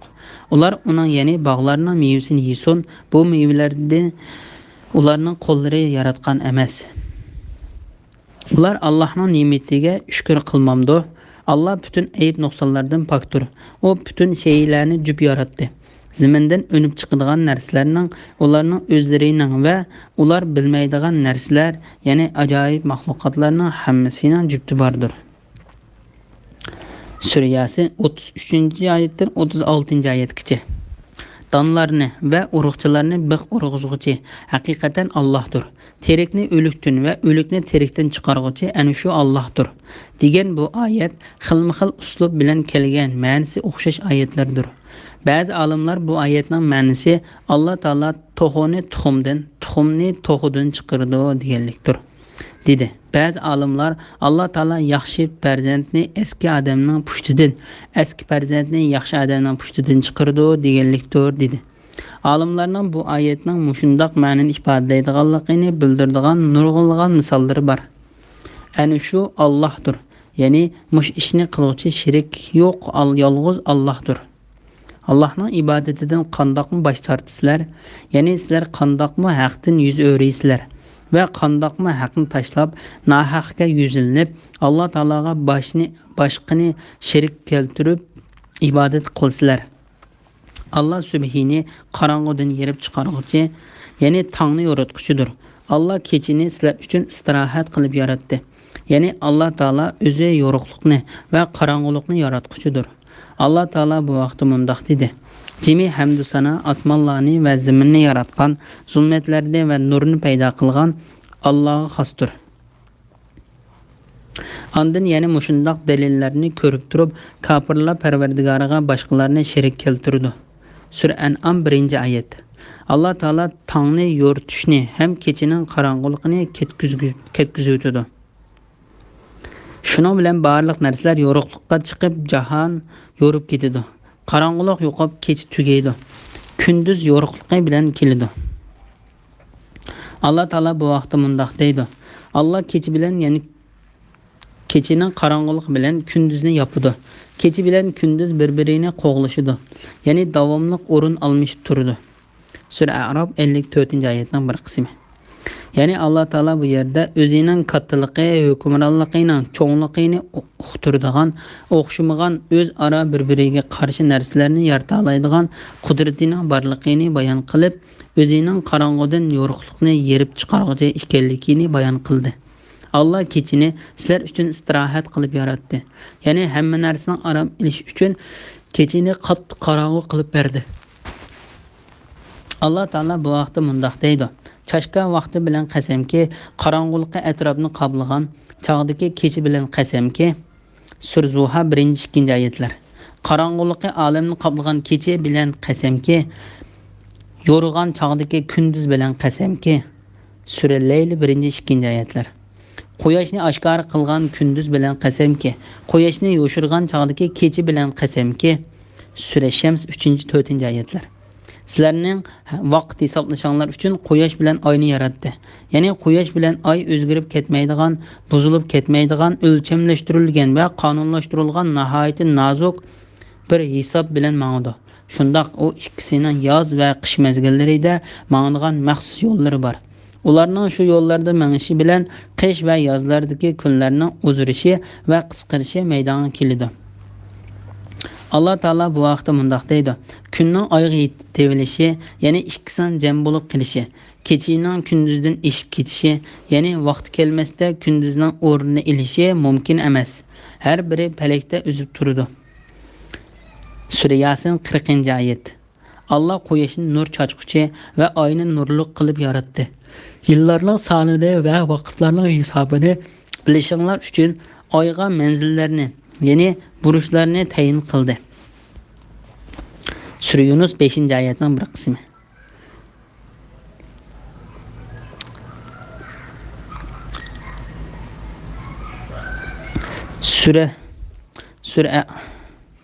Sura Arab 54-oyatning bir qismi. Allah quyosh, oy va yulduzlarni Allah'ın emriga bo'ysung'uchi qilib yaratdi.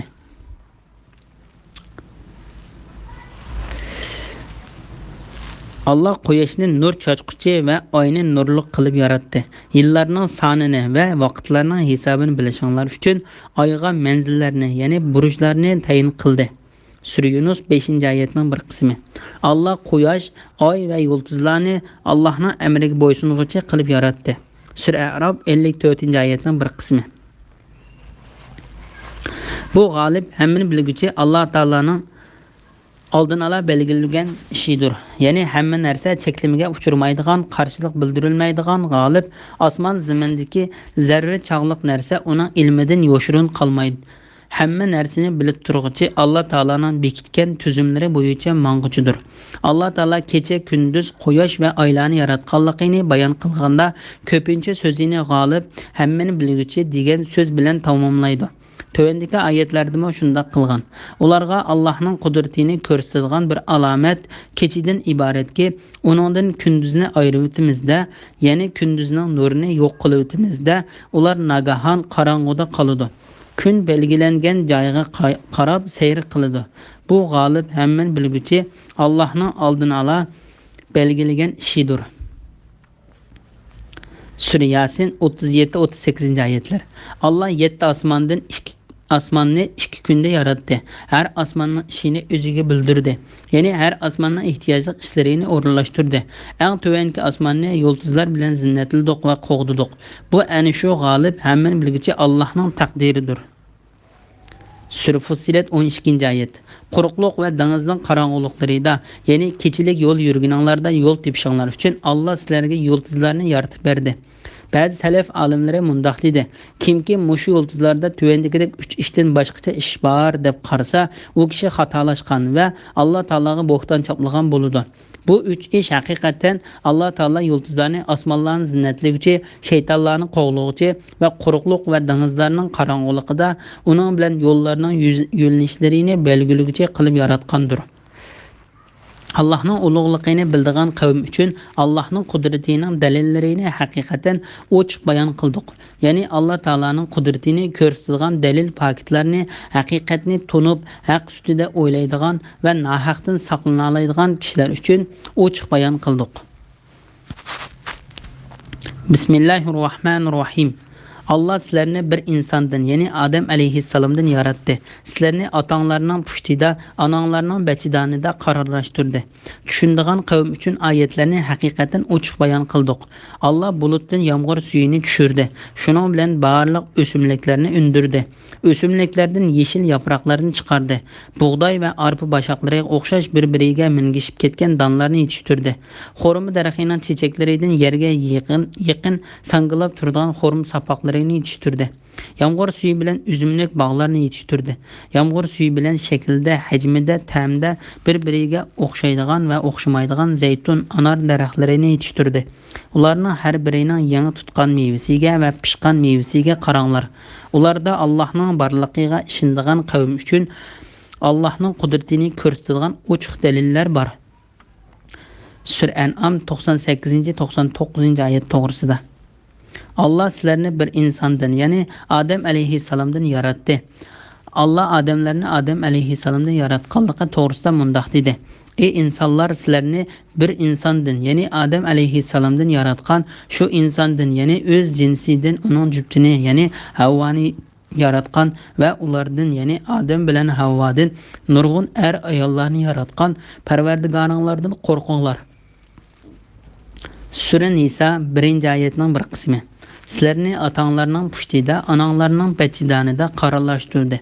Ibn Mas'ud, Ibn Abbas, Abu Abdurrahman Salmi, Qays ibn Abu Hazim, Mujahid, Ata, Ibrahim Naxai, Zakhaq, Qatada, Sudi va Ata Xurasani qatorliqlar bu oyatning ma'nosi sizlarni onanglarning bachidanida va otanglarning pushtida qaror oldirdi deganlikdir dedi. İbn Mas'ud va uningdan boshqa bir turkum olimlar bu oyatning ma'nosi sizlarni dunyoda va o'lgandan keyin qabrda qaror oldirdi deganlikdir dedi. Tushundigan qavm uchun oyatlarni haqiqatan ochiq bayon qildik. Ya'ni Alloh taolaning oyatlarini va uning ma'nosini tushundigan odamlar uchun bu oyatlarni bayon qildik. Allah bulutdan yağmur suyunu tushirdi. Ya'ni Alloh taolo yağmurni bandalariga barakat va rizq qilib berish uchun, mahluqotlarni yashartish va hayot kechirish uchun ularga rahmat qilib, ehtiyojiga tushliq yog'dirib berdi. Shuning bilan barliq o'simliklarni undirdi. Bu oyatning ma'nosi tuvandagi oyatning ma'nosiga o'xshashtirdi. Hamma jonliq mavjudotni suvdan yaratdik. Sura Anbiya 30-oyatning bir qismi. O'simliklardan yeşil yaproqlarni chiqardi. Ya'ni Alloh taolo o'simliklardan yeşil ziroat va daraxtlarni chiqardi. U ziroat daraxtlarida don va mevalarni yaratdi. Bug'doy va arpa bashoqlariga o'xshash bir-biriga mingishib ketgan donlarni yetishtirdi. Xurmo daraxining chechaklaridan yerga yaqin sangilib turadigan xurmo sapoqlarini yetishtirdi. Yomg'ir suvi bilan uzumlik bog'larni yetishtirdi. Bu ikki xil meva arablarning nazarida mevalarning aslidir. Bu ikkisi dunyodagi mevalarning eng asli bo'lishi mumkin. Alloh taolo bu ikki xil mevani ne'mat qilib berganlik haqida mundoq deydi. Sizlar uchun yana bundoq ibratmi borki, xurmodan, uzumdan sharoblar va pokiz yemekliklar yasaysizlar. Sura Anbiya Sura Nahl 67-oyatning bir qismi. Ya'ni harom qilinishdan ilgari xurmodan va uzumdan sharoblar yasalatdi. Biz zaminda nurg'unlagan xurmo bog'larini, uzum bog'larini barpo qildik. Shu zaminda buloqlarni iqitdik. Sura Yasin 34-oyat. Yomg'ir suvi bilan shaklida, hajmida, ta'mida bir-biriga o'xshaydigan va o'xshamaydigan zaytun, anar daraxtlarini yetishtirdi. Ya'ni daraxtlarning yaproqlari, shakllari bir-biriga o'xshaydigan, lekin bergan mevasining ta'mi, shakli va tabiati o'xshamaydigan zaytun va anar daraxtlarini yetishtirdi. Ularning har birining yangi tutgan mevasiga va pishgan mevasiga qaranglar. Ya'ni sizlar bu daraxtlarni yo'qdan bor qilg'uchi, quruq qaqshalliq holatidan ho'l uzumlik holatiga aylantirg'uchi, ularga rang, shakl, ta'm va xushpuroq kirgizguchi Alloh taolaning qudrati haqida o'ylaninglar. Allah taolo bu vaqtda mundoq deydi: yer yuzida bir-biriga tutishang'u qit'alar bor va turli ziroatlar bor. Ko'p shoxliq bo'lgan va ko'p shoxliq bo'lmagan, bir urug'dan bir qancha tal unib chiqqan, bir urug'dan faqat bir tal unib chiqqan xurmo daraxtlari bor. Ularning hammasi bir xil suv bilan sug'uriladi. Ularning ba'zisidan ta'mda ortiq qilamiz. Bularda tushunadigan qavm uchun Allohning qudratini ko'rsatadigan nurg'un dalillar bor. Sura Ra'd 4-oyat. Ularda Allohning borligiga ishonadigan qavm uchun Allohning qudratini ko'rsatadigan ochiq dalillar bor. Ya'ni Alloh taologa ishongan va uning payg'ambariga ergashgan kishilar uchun mushu narsalarda va shu narsalarni yaratquchi bo'lgan zotning qudratlik, hikmatlik va mehribon zot ekanligiga ochiq dalil paketlar bordir. Bismillahirrohmanirrohim. Jinlarni Allah yaratgan tursa, mushriklar jinlarni Allohga sherik qilib o'tishdi. Allohga jaholatdan o'g'il, qizlarni o'ydirib chiqarishdi. Allah mushriklar ibtiro qilgan narsalardan pokdir. Ularning sifatlaganlaridan ustundir. Sura An'am 100-oyat to'g'risida. Mushriklarni ayblash to'g'risida.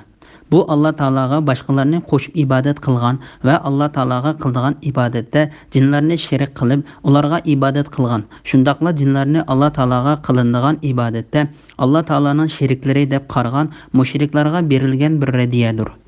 Allah taolo ularning sheriklaridan, kufrlaridan pokdir. Agar mushriklar amaliyotda butlarga ibodat qildigan tursa, sen qandoqmi jinlarga ibodat qildi deysan degan savol qo'yilsa, uningga beriladigan javob ularning butlarga ibodat qilishi, ularning faqat jinlarga bo'ysunganligi va ularning shu jinlarning buyrug'i bo'yicha butlarga ibodat qilganligi uchundir. Allah Taala bu vaqtda mundoq deydi: ular, ya'ni mushriklar, Allohni qo'yib faqat o'zlari kishi nomlar bilan atib olgan butlarga ibodat qiladi. Faqat Allohning ibodatidan bosh tortgan shaytonga ibodat qiladi. Allah shaytonni rahmatidan yiroq qildi. Shaytonni aytdi: men albatta sening bandalaringdan muayyan sandiqlarni egallayman. Shundaqla cho'qim ularni ozdiraman. Ularni ham xiyol qildiraman. Ya'ni hayot uzun, qiyomat hisob ilish yo'q degandek botil aqidalarni ko'ngliga solaman. Ularni cho'qim chahar paylarning butlarga nazara qilib, belgi uchun quloqlarini yerishqa buyurayman. Ularni cho'qim Allohning maxluqotini o'zgartirishga, ya'ni qullarni oqti qilish, ularga man o'ydirishga o'xshash ishlarga buyurayman. Kimki Allohni qo'yib shaytonni do'st tutadigan, u dunyo va oxiratda upuchuq ziyon tortgan bo'ladi. Shayton ularga yolg'on va'dalarni beradi va ularni xomxiyolga soladi. Ya'ni amalda ishga oshmaydigan orzuni ko'ngliga soladi. Shayton ularga faqat yolg'onlar va'da qiladi. Sura Nisa 117-oyatdan 120-oyatgacha. Meni qo'yib iblisni va uning avlodini do'st qila olamsizlar? Sura Kaf 50-oyatning bir qismi. İbrahim aleyhisselam dadisi mundoq dedi: ey ota, shaytonga cho'qinmag'in. Shayton marhamatlik Allohga haqiqatan osiylik qildi. Sura Maryam 44-oyat.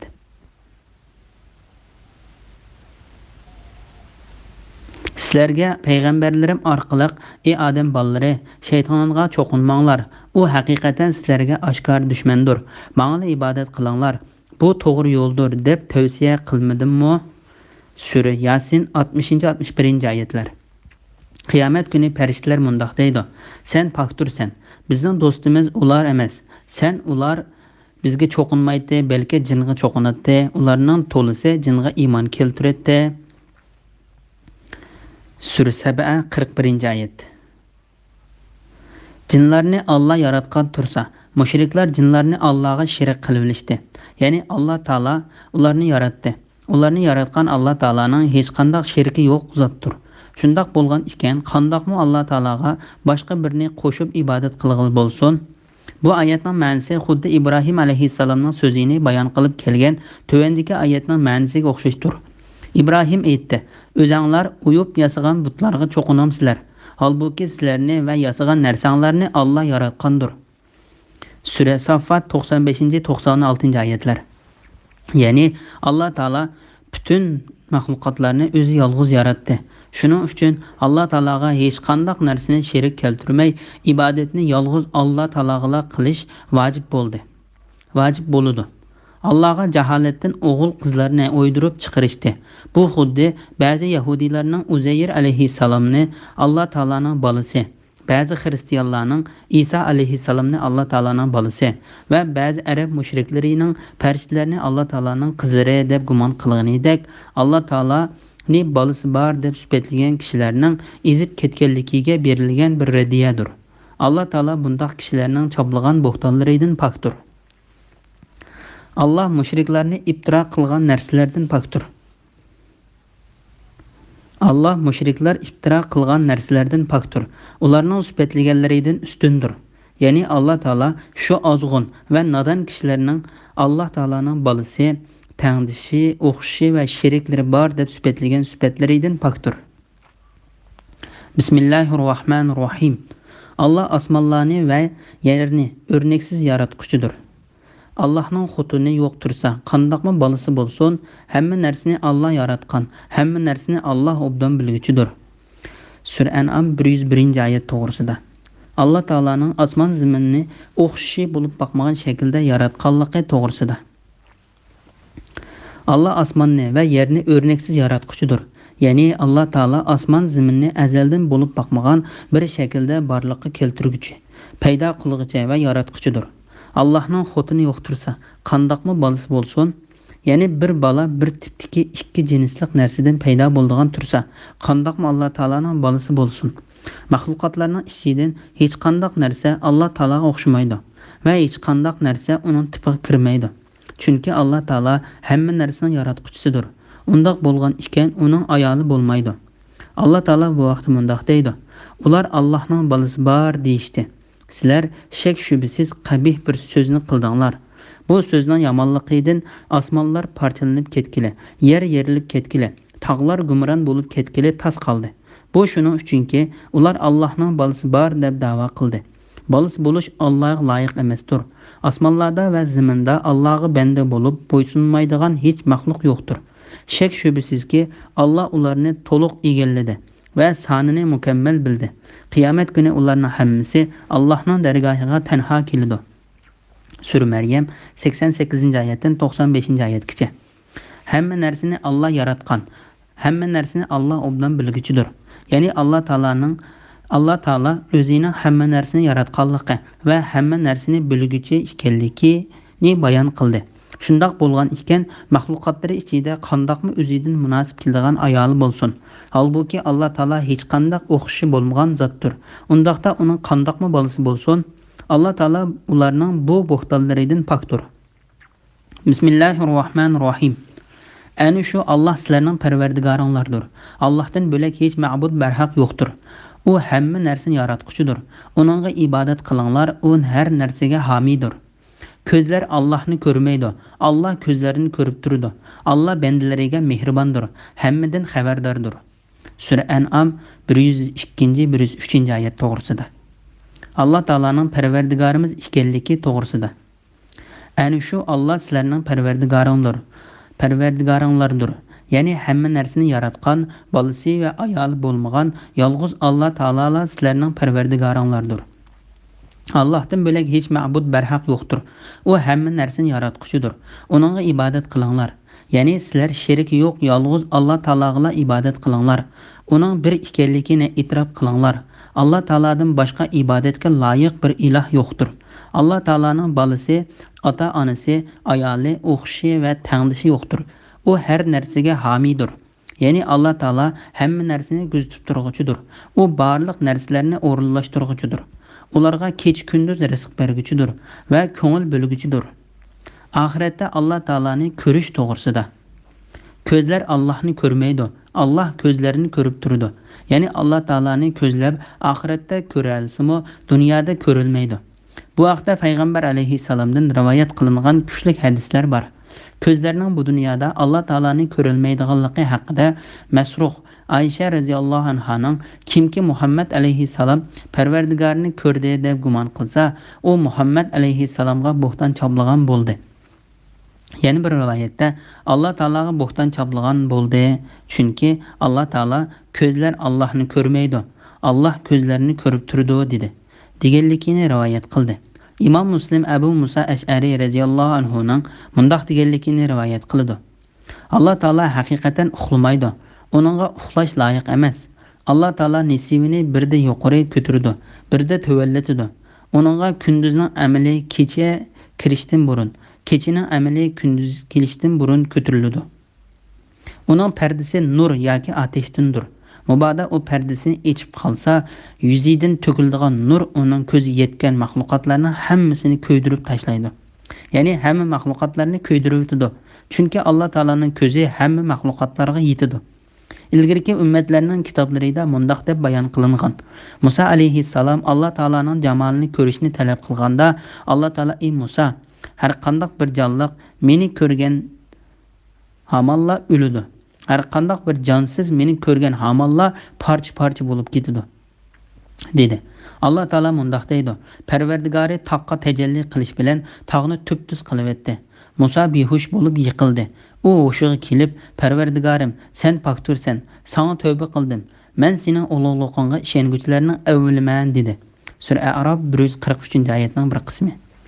Tirik jonliqlarning Alloh taoloni ko'rilmaydiganligini bayon qilib kelgan bu asar bu dunyoda Alloh taoloni ko'rishning mumkin emasligini ta'kidlab kelgan bo'lsa-mu, bu hargiz qiyomat kuni mu'minlarning Alloh taoloni ko'ralaydiganligiga zid kelmaydi. Ammo Alloh taoloni ko'zlar uning asli qiyofati bo'yicha ko'rolmaydi. Alloh taolo ko'zlarini uni asli qiyofati bilan ko'ralishidan pokdir. Shu mu'minlarning onasi Aisha radhiyallohu anha Alloh taoloni oxiratda ko'rishning bo'ldiganligini, dunyoda ko'rishning mumkin bo'lmaydiganligini bayon qilib, o'zining bu qarashiga tövəndəki ayətini dəlil qılıdı. Közlər Allah'ını görməydi. Allah közlərini görüb durdu. Ayşə rəziyallahu anhanın Allah Taala'nı görüş mümkün emas degan sözüdən Allah Taala'nı əsli qiyafəti bilən görüş insanlara mümkün bolmaylı qalmasdan, hətta fərishtələr və hər qandaq bir məxluqatların görüşünün mümkün emaslığı gözdə tutulğandır. Allah közlərini görüb durdu. Yəni Allah Taala közlərini qorşab turğucudur. Közünü öz şekli boyunca bilib turdu. Çünki Allah Taala közlərini yaratqan zatdır. Allah Taala'nın həmmə nərsəni yaratqanlığı üçün onu bilib turduğanlığı toğrusunda mundaq deydi. Məxluqatını yaratqan zat bilməmdi. O şeylərinin nazik tərəflərini bilgücüdür. Həmmədən tolu xəbərdardır. Sürə Mulk 14-ci ayət. Közlər Allah'ını görməydi. Allah közlərini görüb durdu. Bu yerdə közdə tutulğan közlərdən közgə çiliqidigan məxluqatlar közdə tutulğan bolışı mümkün. Sudi mundaq deydi. Allah Taala'nı heç qandaq нәрсә görülməydi. Allah Taala bolsa həmmə nərsəni görüb durdu. Allah bəndələrindən mehribandır. Həmmədən xəbərdardır. Bu ayətnin mənası haqqında Əbu Aliyə mundaq dedi. Allah Taala nərsələrini payda qilishda ən nazik yerlərigacha bilgücüdür. O nərslərinin o'rinlaridan xəbərdardır. Bu söz xuddi Luqman Hakimning o'z o'g'liga vaznasat qilib mundaq deganligidan xabar berib kelgan. Allah Taala'nın bu ayetining ma'nosiga o'xshaydi. Luqman aytdi: "Ey o'g'ilchiqim, qilmishing qichi chog'liq narsa bo'lib, u uyul tashning ichida, ya'ni eng maxfiy joyda, ya osmonlarning qetida yoki zaminning ostida bo'lsa-mu, Alloh uni hozir qiladi. Uning hisobini oladi. Allah haqiqatan inchika kuzatkichidir. Hammadan xabardardir." Sura Luqman 16-oyat. Bismillahirrohmanirrohim. Ey payg'ambar aytqinki, sizlarga Parvardigoringlar tarafidan hidoyatni ozg'unlikdan ayirib ko'rsatadigan dalillar keldi. Kimki haqni ko'rib turib iymon etsa, o'ziga foyda. Kimki uningdan ko'z yumsa, ya'ni bosh tortsa, o'ziga ziyon. Men sizlarga amalinglarni kuzatib turadigan kuzatchi emasman. Faqat sizlarni ogohlantiruvchi payg'ambarman. Ular ya'ni mushriklar: "Ey Muhammad, sen Qur'onni boshqalardan o'rganding" deydi deb haqni bildigan qavmga bayon qilamiz deb oyatlarni mushundoq shakllarda bayon qildik. Sura An'am 104-105-oyat to'g'risida. Dalil paketlarning bayoni to'g'risida. Ey payg'ambar aytqinki, sizlarga Parvardigoringlar tarafidan hidoyatni ozg'unlikdan ayirib ko'rsatadigan dalillar keldi. Ya'ni bu dalillar Qur'on o'z ichiga olgan va payg'ambar alayhissalom ilib kelgan dalil paketlardir. Kimki haqni ko'rib iymon etsa, o'ziga foyda. Bu oyatning ma'nosi tövəndəki oyatning ma'nosiga o'xshaydi. Kimki ozidikan, o'zining ziyni uchun ozgan bo'ladi. Sura Yunus 108-oyatning bir qismi. Kimki uningdan ko'z yumsa, ya'ni bosh tortsa, o'ziga ziyon. Ya'ni uning uvoli faqat o'ziga qaytadi. Allah Taala bu vaqtda mundaq deydi: "Haqiqatan ko'zlarla ko'r bo'lmaydi, lekin o'ziga qaytadi." Haqiqatan ko'zlarla ko'r bo'lmaydi, lekin ko'kraklardagi qalblar ko'r bo'ladi. Ya'ni haqiqiy ko'rlikning ko'zning ko'rligi emas, dilning ko'rligidir. Ko'r odam ibrat olmaydi va tushunmaydi. Sura Haj 46-oyatning bir qismi. Men sizlarga amalinglarni kuzatib turadigan kuzatchi emasman. Faqat sizlarni ogohlantiruvchi payg'ambarman. Ya'ni men sizlarni saqlovchi va sizlarni kuzatuvchi emasman. Balki men sizlarga dinni yetkazuvchiman. Alloh taolo xolgan kishini hidoyat qiladi va xolgan kishini ozdiradi. Ular, ya'ni mushriklar: "Ey Muhammad, sen Qur'onni boshqalardan o'rganding" deydi deb haqni bildigan qavmga bayon qilamiz deb oyatlarini mushundoq shakllarda bayon qildik.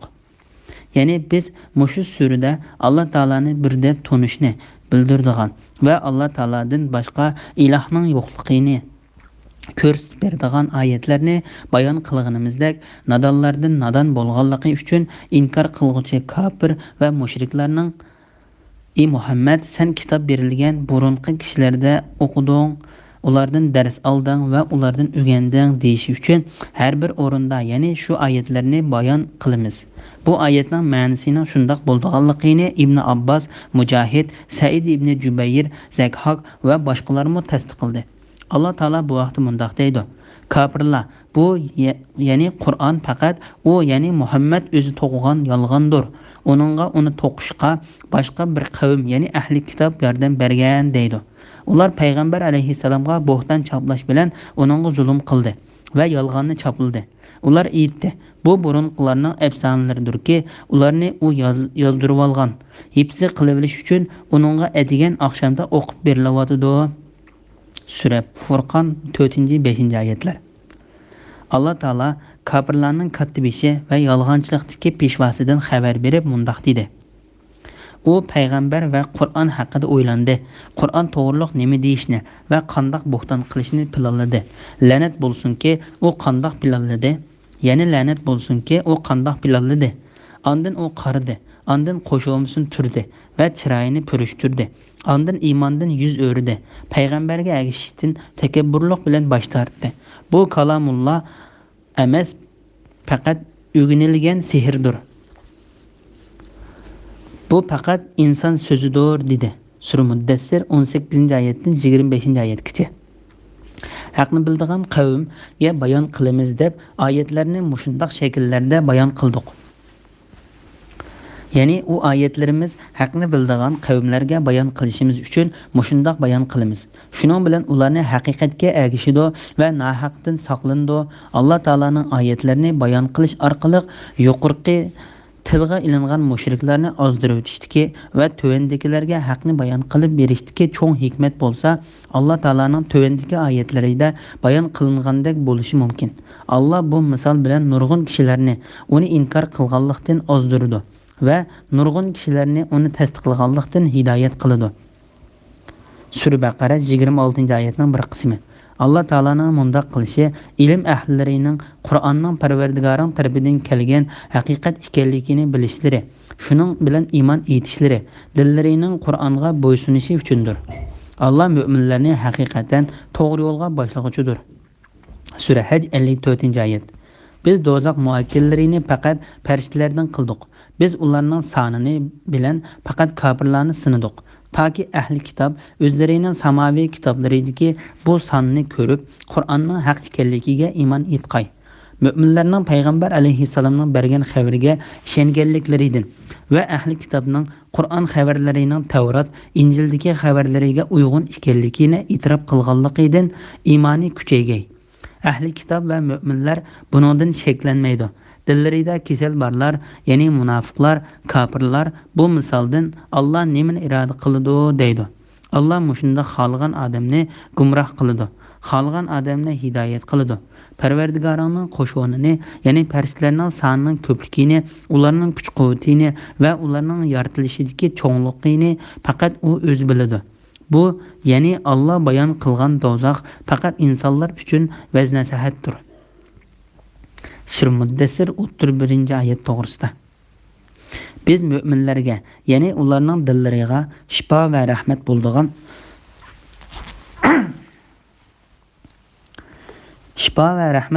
Qur'on oyatlarini nozil qilamiz. Qur'on kofirlarga ziyondan boshqani iroda qilmaydi. Ya'ni ular Qur'onni tasdiq qilmaganlikdan ularning kufri texim oshidi. Sura Isro 82-oyat. U iymon keltirganlarga hidoyatdir va dillardagi shak shubhaga shifodir. Iymon etmaydiganlarning quloqlari Qur'onni anglashdan eg'irdir. Ya'ni Qur'onning da'vatiga quloq solmaganlarning va uningdan yuz o'rganlarning go'yo quloqlari eg'irdir.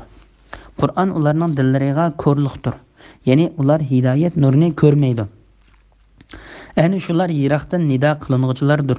Ya'ni ular haqni qabul qilmaslikda iymonga yiroqdan chaqirilgan musofirning yiroqligidan chaqiriqni anglamagan kishilarga o'xshaydi.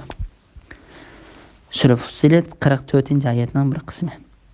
Bu oyatlardan boshqa nurg'unlagan oyatlardami Qur'onning taqvodorlarga hidoyat qilinib tushirilganligi, Alloh taolaning u Qur'on orqali xolgan kishini ozdirib, xolgan kishini hidoyat yo'liga boshlaydiganligi bayon qilingan.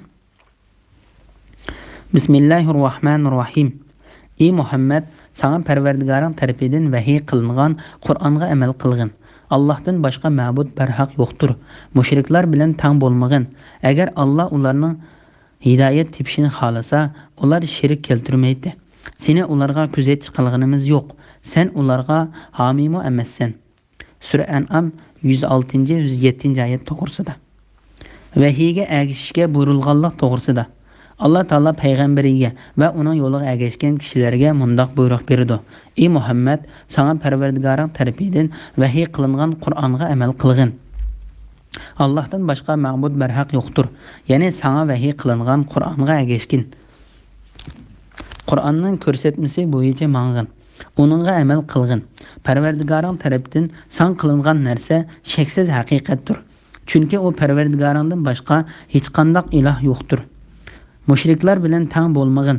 Ya'ni taki Alloh taolo sana Makkani fath qilib bo'lguncha, ularga qarshi san yordam berguncha, sen mushriklarni kechir va ulardan kelgan arziyatlarga sabr qilgin. Bilginki, ularni Alloh taoloning ozdirishida bir hikmat bor. Agar Alloh taolo xohlagan bo'lsa edi, barliq kishilarni to'g'ri yo'lga boshlagan bo'lardi. Agar Alloh taolo xohlagan bo'lsa edi, hamma insonlarni to'g'ri yo'l ustida to'plagan bo'lardi. Agar Alloh taolo ularning hidoyat tepishini xohlasa, ular shirik keltirmaydi. Ya'ni Alloh taolo o'zining xohlagan hukmida va tanlagan ishida bir xohishi va hikmati bordir. Alloh taolo qilgan ishidan so'ralmaydi.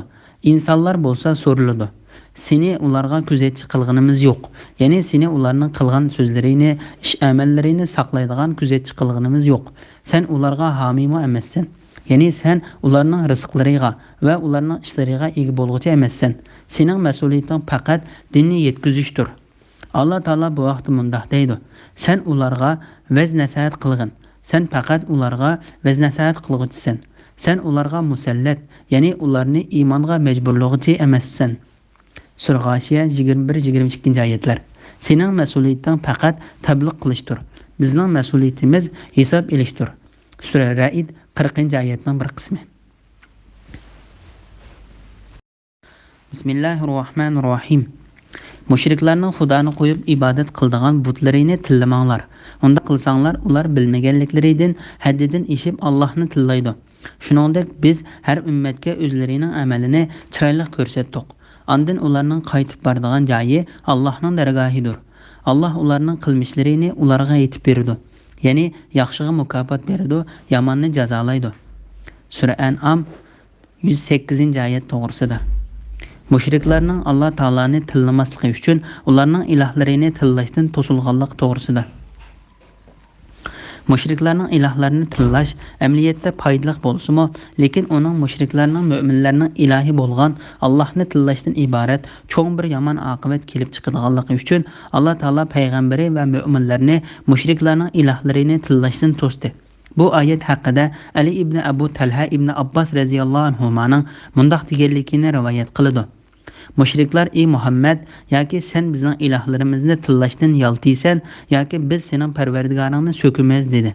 Shuning bilan Alloh taolo mu'minlarni mushriklarning ilohlarini tillashdan to'sib mundoq dedi: Mushriklarning Xudoni qo'yib ibodat qildigan butlarini tillamanglar.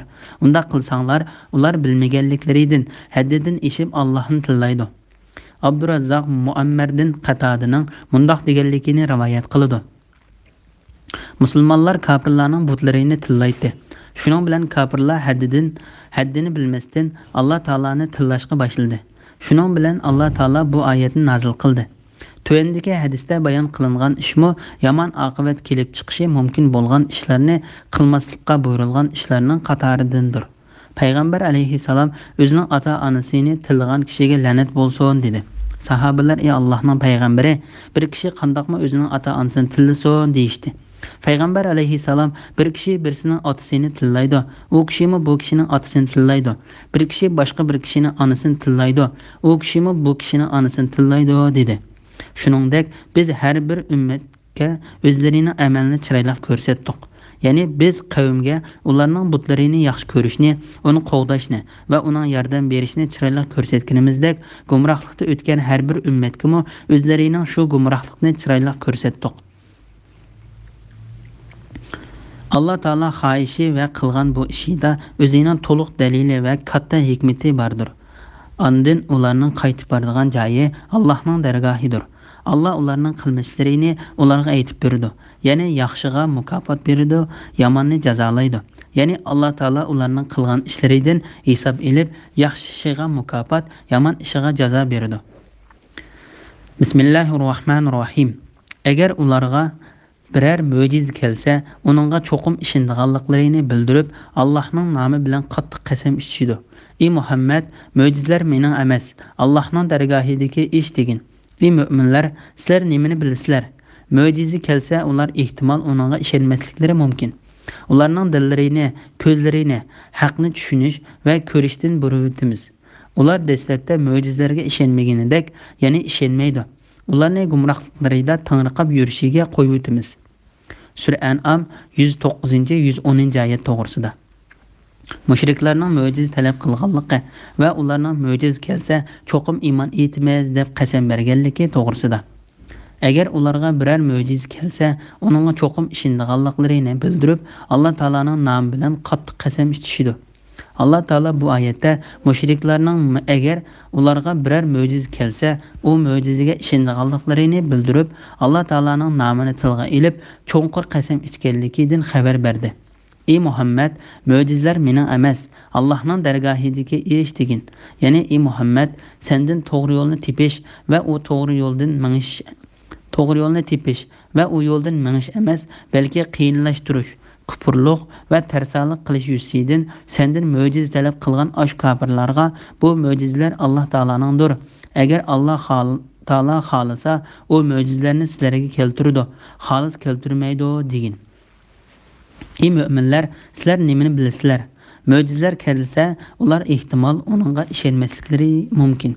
Bu oyatda xitob qilingan sizlar nimani bilasizlar degan so'zdan mushriklar ko'zda tutilgan degan ko'z qarashmi bor. Mujohidmi shu ko'z qarashda bo'ldi. Undaqda bu oyatning ma'nosi tuvandikidek bo'ladi. Ey mushriklar, sizlar iskan qasminglarda o'zinglarni rostchil deb bilamsizlar? Ya'ni mushriklar talab qilgan mo'jiza ularga kelsimi, ular uningga iymon etmaydi. Bu oyatda qilingan xitob mu'minlarga qartilgandir degan ko'z qarashmi bor. Bundaq bo'lganda bu oyatning ma'nosi tuvandikidek bo'ladi. Ey müminlər, sizlər o müşriklərinin iman etişini ümid qilib, möciz kelishini arzu qilganda, müşriklərə möciz kelgəndə, onların çoxum iman etido deb biləmsizlər. Onların dillerini, közlərini, haqqını düşünüş və körüşdən buruvitimiz. Ular dəslətdə möcizlərə işenməginidək, yəni işenməydi. Bu ayetning ma'nosi haqida Avfi ibn Abbas radhiyallohu anhumanın mundaq deganligini rivoyat qildi. Mushriklar Alloh taolo tushirgan haqiqatni inkar qilgan edi. Ularning dillari bir narsa va mustahkam turolmaydigan, hamma narsadan qaytariladigan bo'lib qoldi. Bu oyatning ma'nosi haqida Mujohid mundaq deydi: Biz ular bilan iymonning o'ttirisiga to'solg'i bo'lib turibmiz. Xuddi biz dastlabda ular bilan iymonning o'ttirisida to'solg'i bo'lib olib, ular iymon etmagandek, ularga barliq mo'jizlar kelgan taqdirdami, ular iymon etmaydi. Ikrama va Abdurrahman ibn Aslammo Mujohidga o'xshash fikrda bo'ldi. Ibn Abu Talha ibn Abbas radhiyallohu anhumaning mundaq deganligini rivoyat qildi. Alloh taolo bu yerda bandalarining nima deydiganligini, ularning ig'izlaridan chiqishdan burun ularning qandoq amallarni qildiganligini, ular qilishdan burun xabar berdi va mundaq dedi: Sana hammadan xabardor zotdek, ya'ni Allohdek aytib berolmaydi. Sura Fatir 14-oyatning bir qismi. Har qanday odam Allohning taoatidan ketkizib qo'yganlarimga hasrat. Men Allohning shariatini va dinini masxara qiluvchilardan edim deb qolmaslik uchun yoki Alloh meni hidoyat qilgan bo'lsa, hidoyat tepib albatta taqvodorlardan bo'ladim deb qolmasliklari uchun yoki azobni ko'rgan chaqda kashki dunyo qaytishimga bo'lsa edi, u chaqda Alloh taologa itoat qilib yaxshilardan bo'lar edim deb qolmasligi uchun Parvardigoriga bo'ysunsin. Sura Zumar 56-oyatdan 58-oyatgacha. Ondan Alloh taolo agar ular dunyoga qaytarilgan taqdirdami, ularning yanada to'g'ri yo'lning ustida bo'lmaydiganligidan xabar berib mundaq dedi: Ular dunyoga qaytarilgan taqdirdimi man'iy qilingan ishlarni albatta yana qiladi. Shubhasizki ular iymon etdik degan va'dasida yolg'onchilardir. Sura An'am 28-oyatning bir qismi. Ularning dillarini, ko'zlarini haqni tushunish va ko'rishdan bo'rutimiz. Ular dastlabda mo'jizlarga ishonmaganidek, ya'ni ishonmaydi. Ya'ni ular dunyoga qaytarilsa, ular dunyodagi chaqda dastlabda biz ular bilan iymonning orliqida to'solg'i bo'lib olganligimizdek, ya'ni shundoq to'solg'i bo'lib olamiz. Ularni gumrohliklarida tangriqab yurishga qo'yuvtimiz. Bu oyatning ma'nosi haqida Ibn Abbos, Sudi, Mujahid, Abu Aliya, Rabi', Abu Malik va boshqalar ular o'zlarining kufrligida tangriqab yurishga qo'yuvtimiz deganlikdir deydi. Bismillahirrohmanirrohim. Bani İsrail'den kafir bo'lganlar Davudning va Maryam o'g'li Isoning tili bilan, ya'ni Zaburda va Injilda la'nat qilindi. Bu ya'ni ularning la'natga uchrashi, ularning osiylik qilganliklari va haddidan ishib ketganliklaridan bo'ldi. Ular o'zlari qilgan yomon ishlardan bir-birini to'simaydi. Ularning qilmishlari nima degan yomon. Ular ya'ni Yahudiylarning ichida nurg'unlarining kafirlarni, ya'ni Rasulullohni va musulmonlarni o'ch ko'rish yuzidan mushriklarni to'sib tutganligini ko'rsan. Ularning o'zlari uchun oldin tayyorlagan amallari nima degan yomon. Bu amallar ularga Allohning g'azabini ilib keldi. Ular mengu azobga qolg'uchilardir. Agar ular Allohga, payg'ambarga va payg'ambarga nozil qilingan kitobga iymon etsa edi, kafirlarni do'st tutmaydi. Lekin ularning to'lisi fosiqlardir. Sura Maida 78, 79, 80, 81-oyat to'g'risida. Alloh taolaning Bani Isroil qavmidan chiqqan kafirlarga la'nat qilganligi to'g'risida. Alloh taolo nihoyatda burungi zamonda avatgan payg'ambari Davud alayhissalomga nozil qilgan oyatlarida va Iso alayhissalomning qilgan so'zlaridan Bani Isroil qavmidan chiqqan kafirlarga ularning qilmishlari tufaylidan la'nat qilganligidan xabar berdi. Avfi ibn Abbas radhiyallohu anhuning mundaq deganligini rivoyat qildi. Ular Tavratda, Injilda, Zaburda va Qur'onda la'nat qilingandir. Ondan ularning ayni zamondagi holini bayon qilib, Alloh taolo mundaq deydi.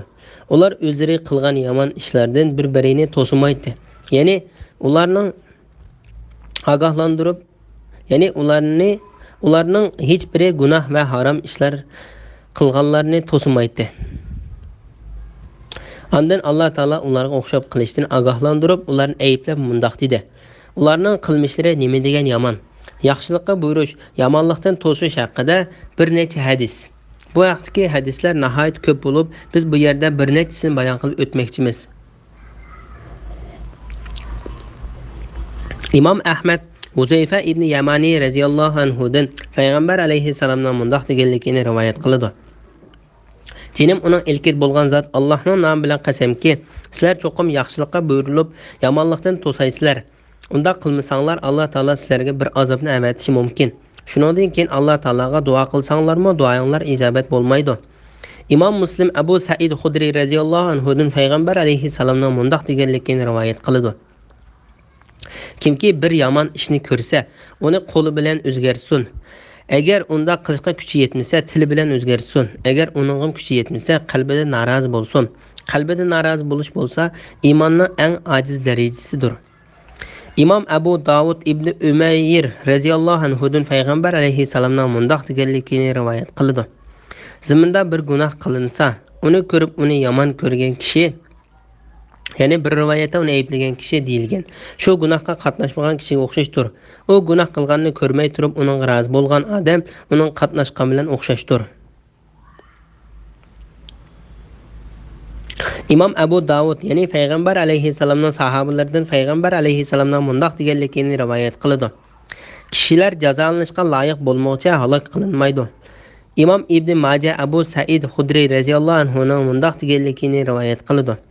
Payg'ambar alayhissalom so'zlagan xutbasida mundaq dedi. Bir kishi haqni bilgan ekan, uni kishilarning hayvisidan qo'rqib so'zlamay qolmasin. Ondan Abu Said yig'lab ketdi. Haqiqatan rost, biz nurg'un xato ishlarini ko'rdik-yu, ammo kishilardan qo'rqib so'zlayolmadik dedi. Abu Said payg'ambar alayhissalomning mundaq deganligini rivoyat qildi. Jihadning eng afzali zolim podshohlarning oldida deyilgan haq so'zdir. Bu hadisni Abu Davud va Tirmizi Ibn Majah qatorliqlar rivoyat qilgan. Munofiqlarni ayiblash to'g'risida. Ular ya'ni Yahudilarning ishida nurg'unlarining kofirlarni, ya'ni Rasulullohni va musulmonlarni o'ch ko'rish yusidan mushriklarni do'st tutganligini ko'rsan. Ularning o'zlari uchun oldin tayyorlagan amallari nima degan yomon. Bu amallar ularga Allohning g'azabini ilib keldi. Ular mangu azob qoluvchilardir. Bu oyatning ma'nosi haqida Mujohid mundoq deydi. Bu oyatda munofiqlar ko'zda tutilgandir. Bu oyatda munofiqlarning mo'minlarni do'st tutmay, kofirlarni do'st tutib, ularga yaqinchilik qilganligi. Bu ish ularning qalblarida munofiqlik va ikki-yuzlamachilik illatini qoldirganligi. Alloh taolaning ularga ta qiyomat kunigacha g'azab qilganligi ko'rsatilgan. Bu oyat orqali ularning nima uchun ayblanganligini bayon qilib bergan. Ondan keyin ularning qiyomat kunida mangulik azobga duchor bo'lganligidan xabar berib mundoq degan. Agar ular Allohga, payg'ambarga va payg'ambarga nozil qilingan kitobga iymon etsa edi, kofirlarni do'st tutmaydi. Ya'ni ular Alloh taologa, payg'ambarga va Qur'on Karimga haqiqiy ishongan bo'lsa edi, mu'minlarga, payg'ambarga va Qur'onga dushmanlik qilib, kofirlarni yoshirin do'st tutishdek jinoyatni qilmagan bo'ladi. Lekin ularning to'lisi fosiqlardir. Ya'ni ularning ko'p qismi Alloh taolo va payg'ambarga bo'ysunishdan bosh tortganlardir. Alloh taologa tushirgan vahiyni va Qur'on oyatlariga xiloflik qiluvchilardir.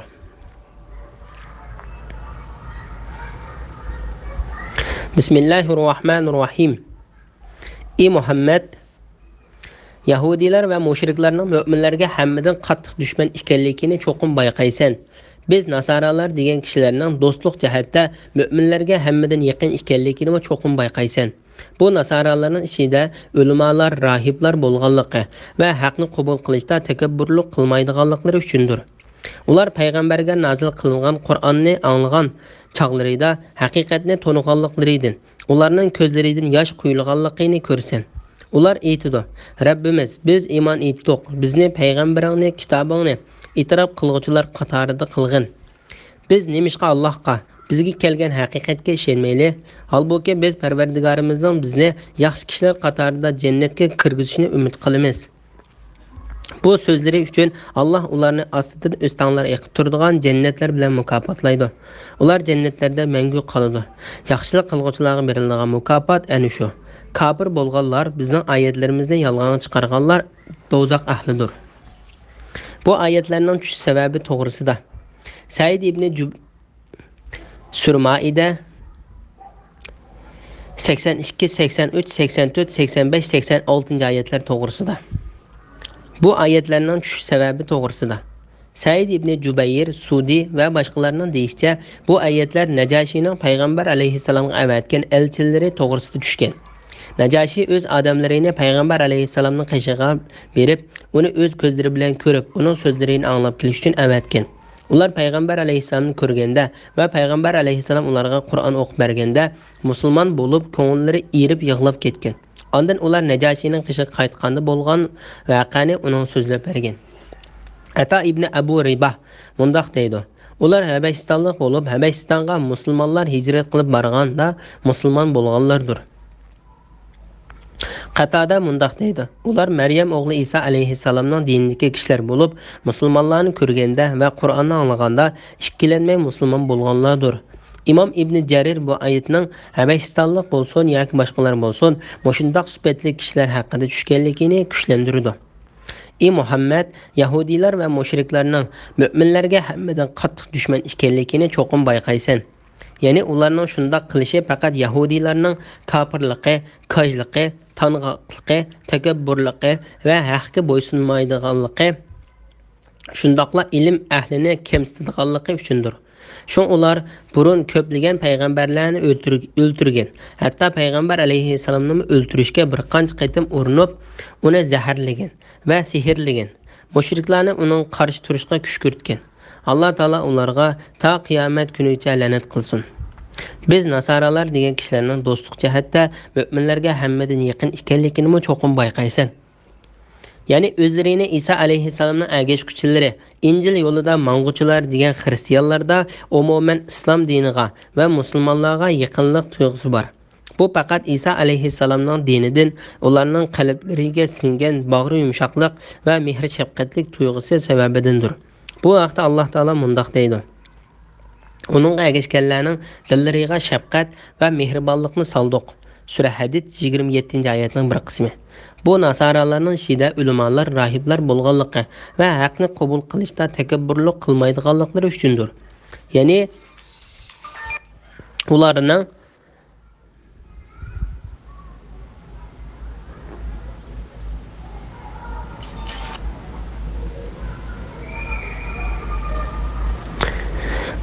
ilimlik, ibodatkor va kamtar ekanligiga ishorat qildi.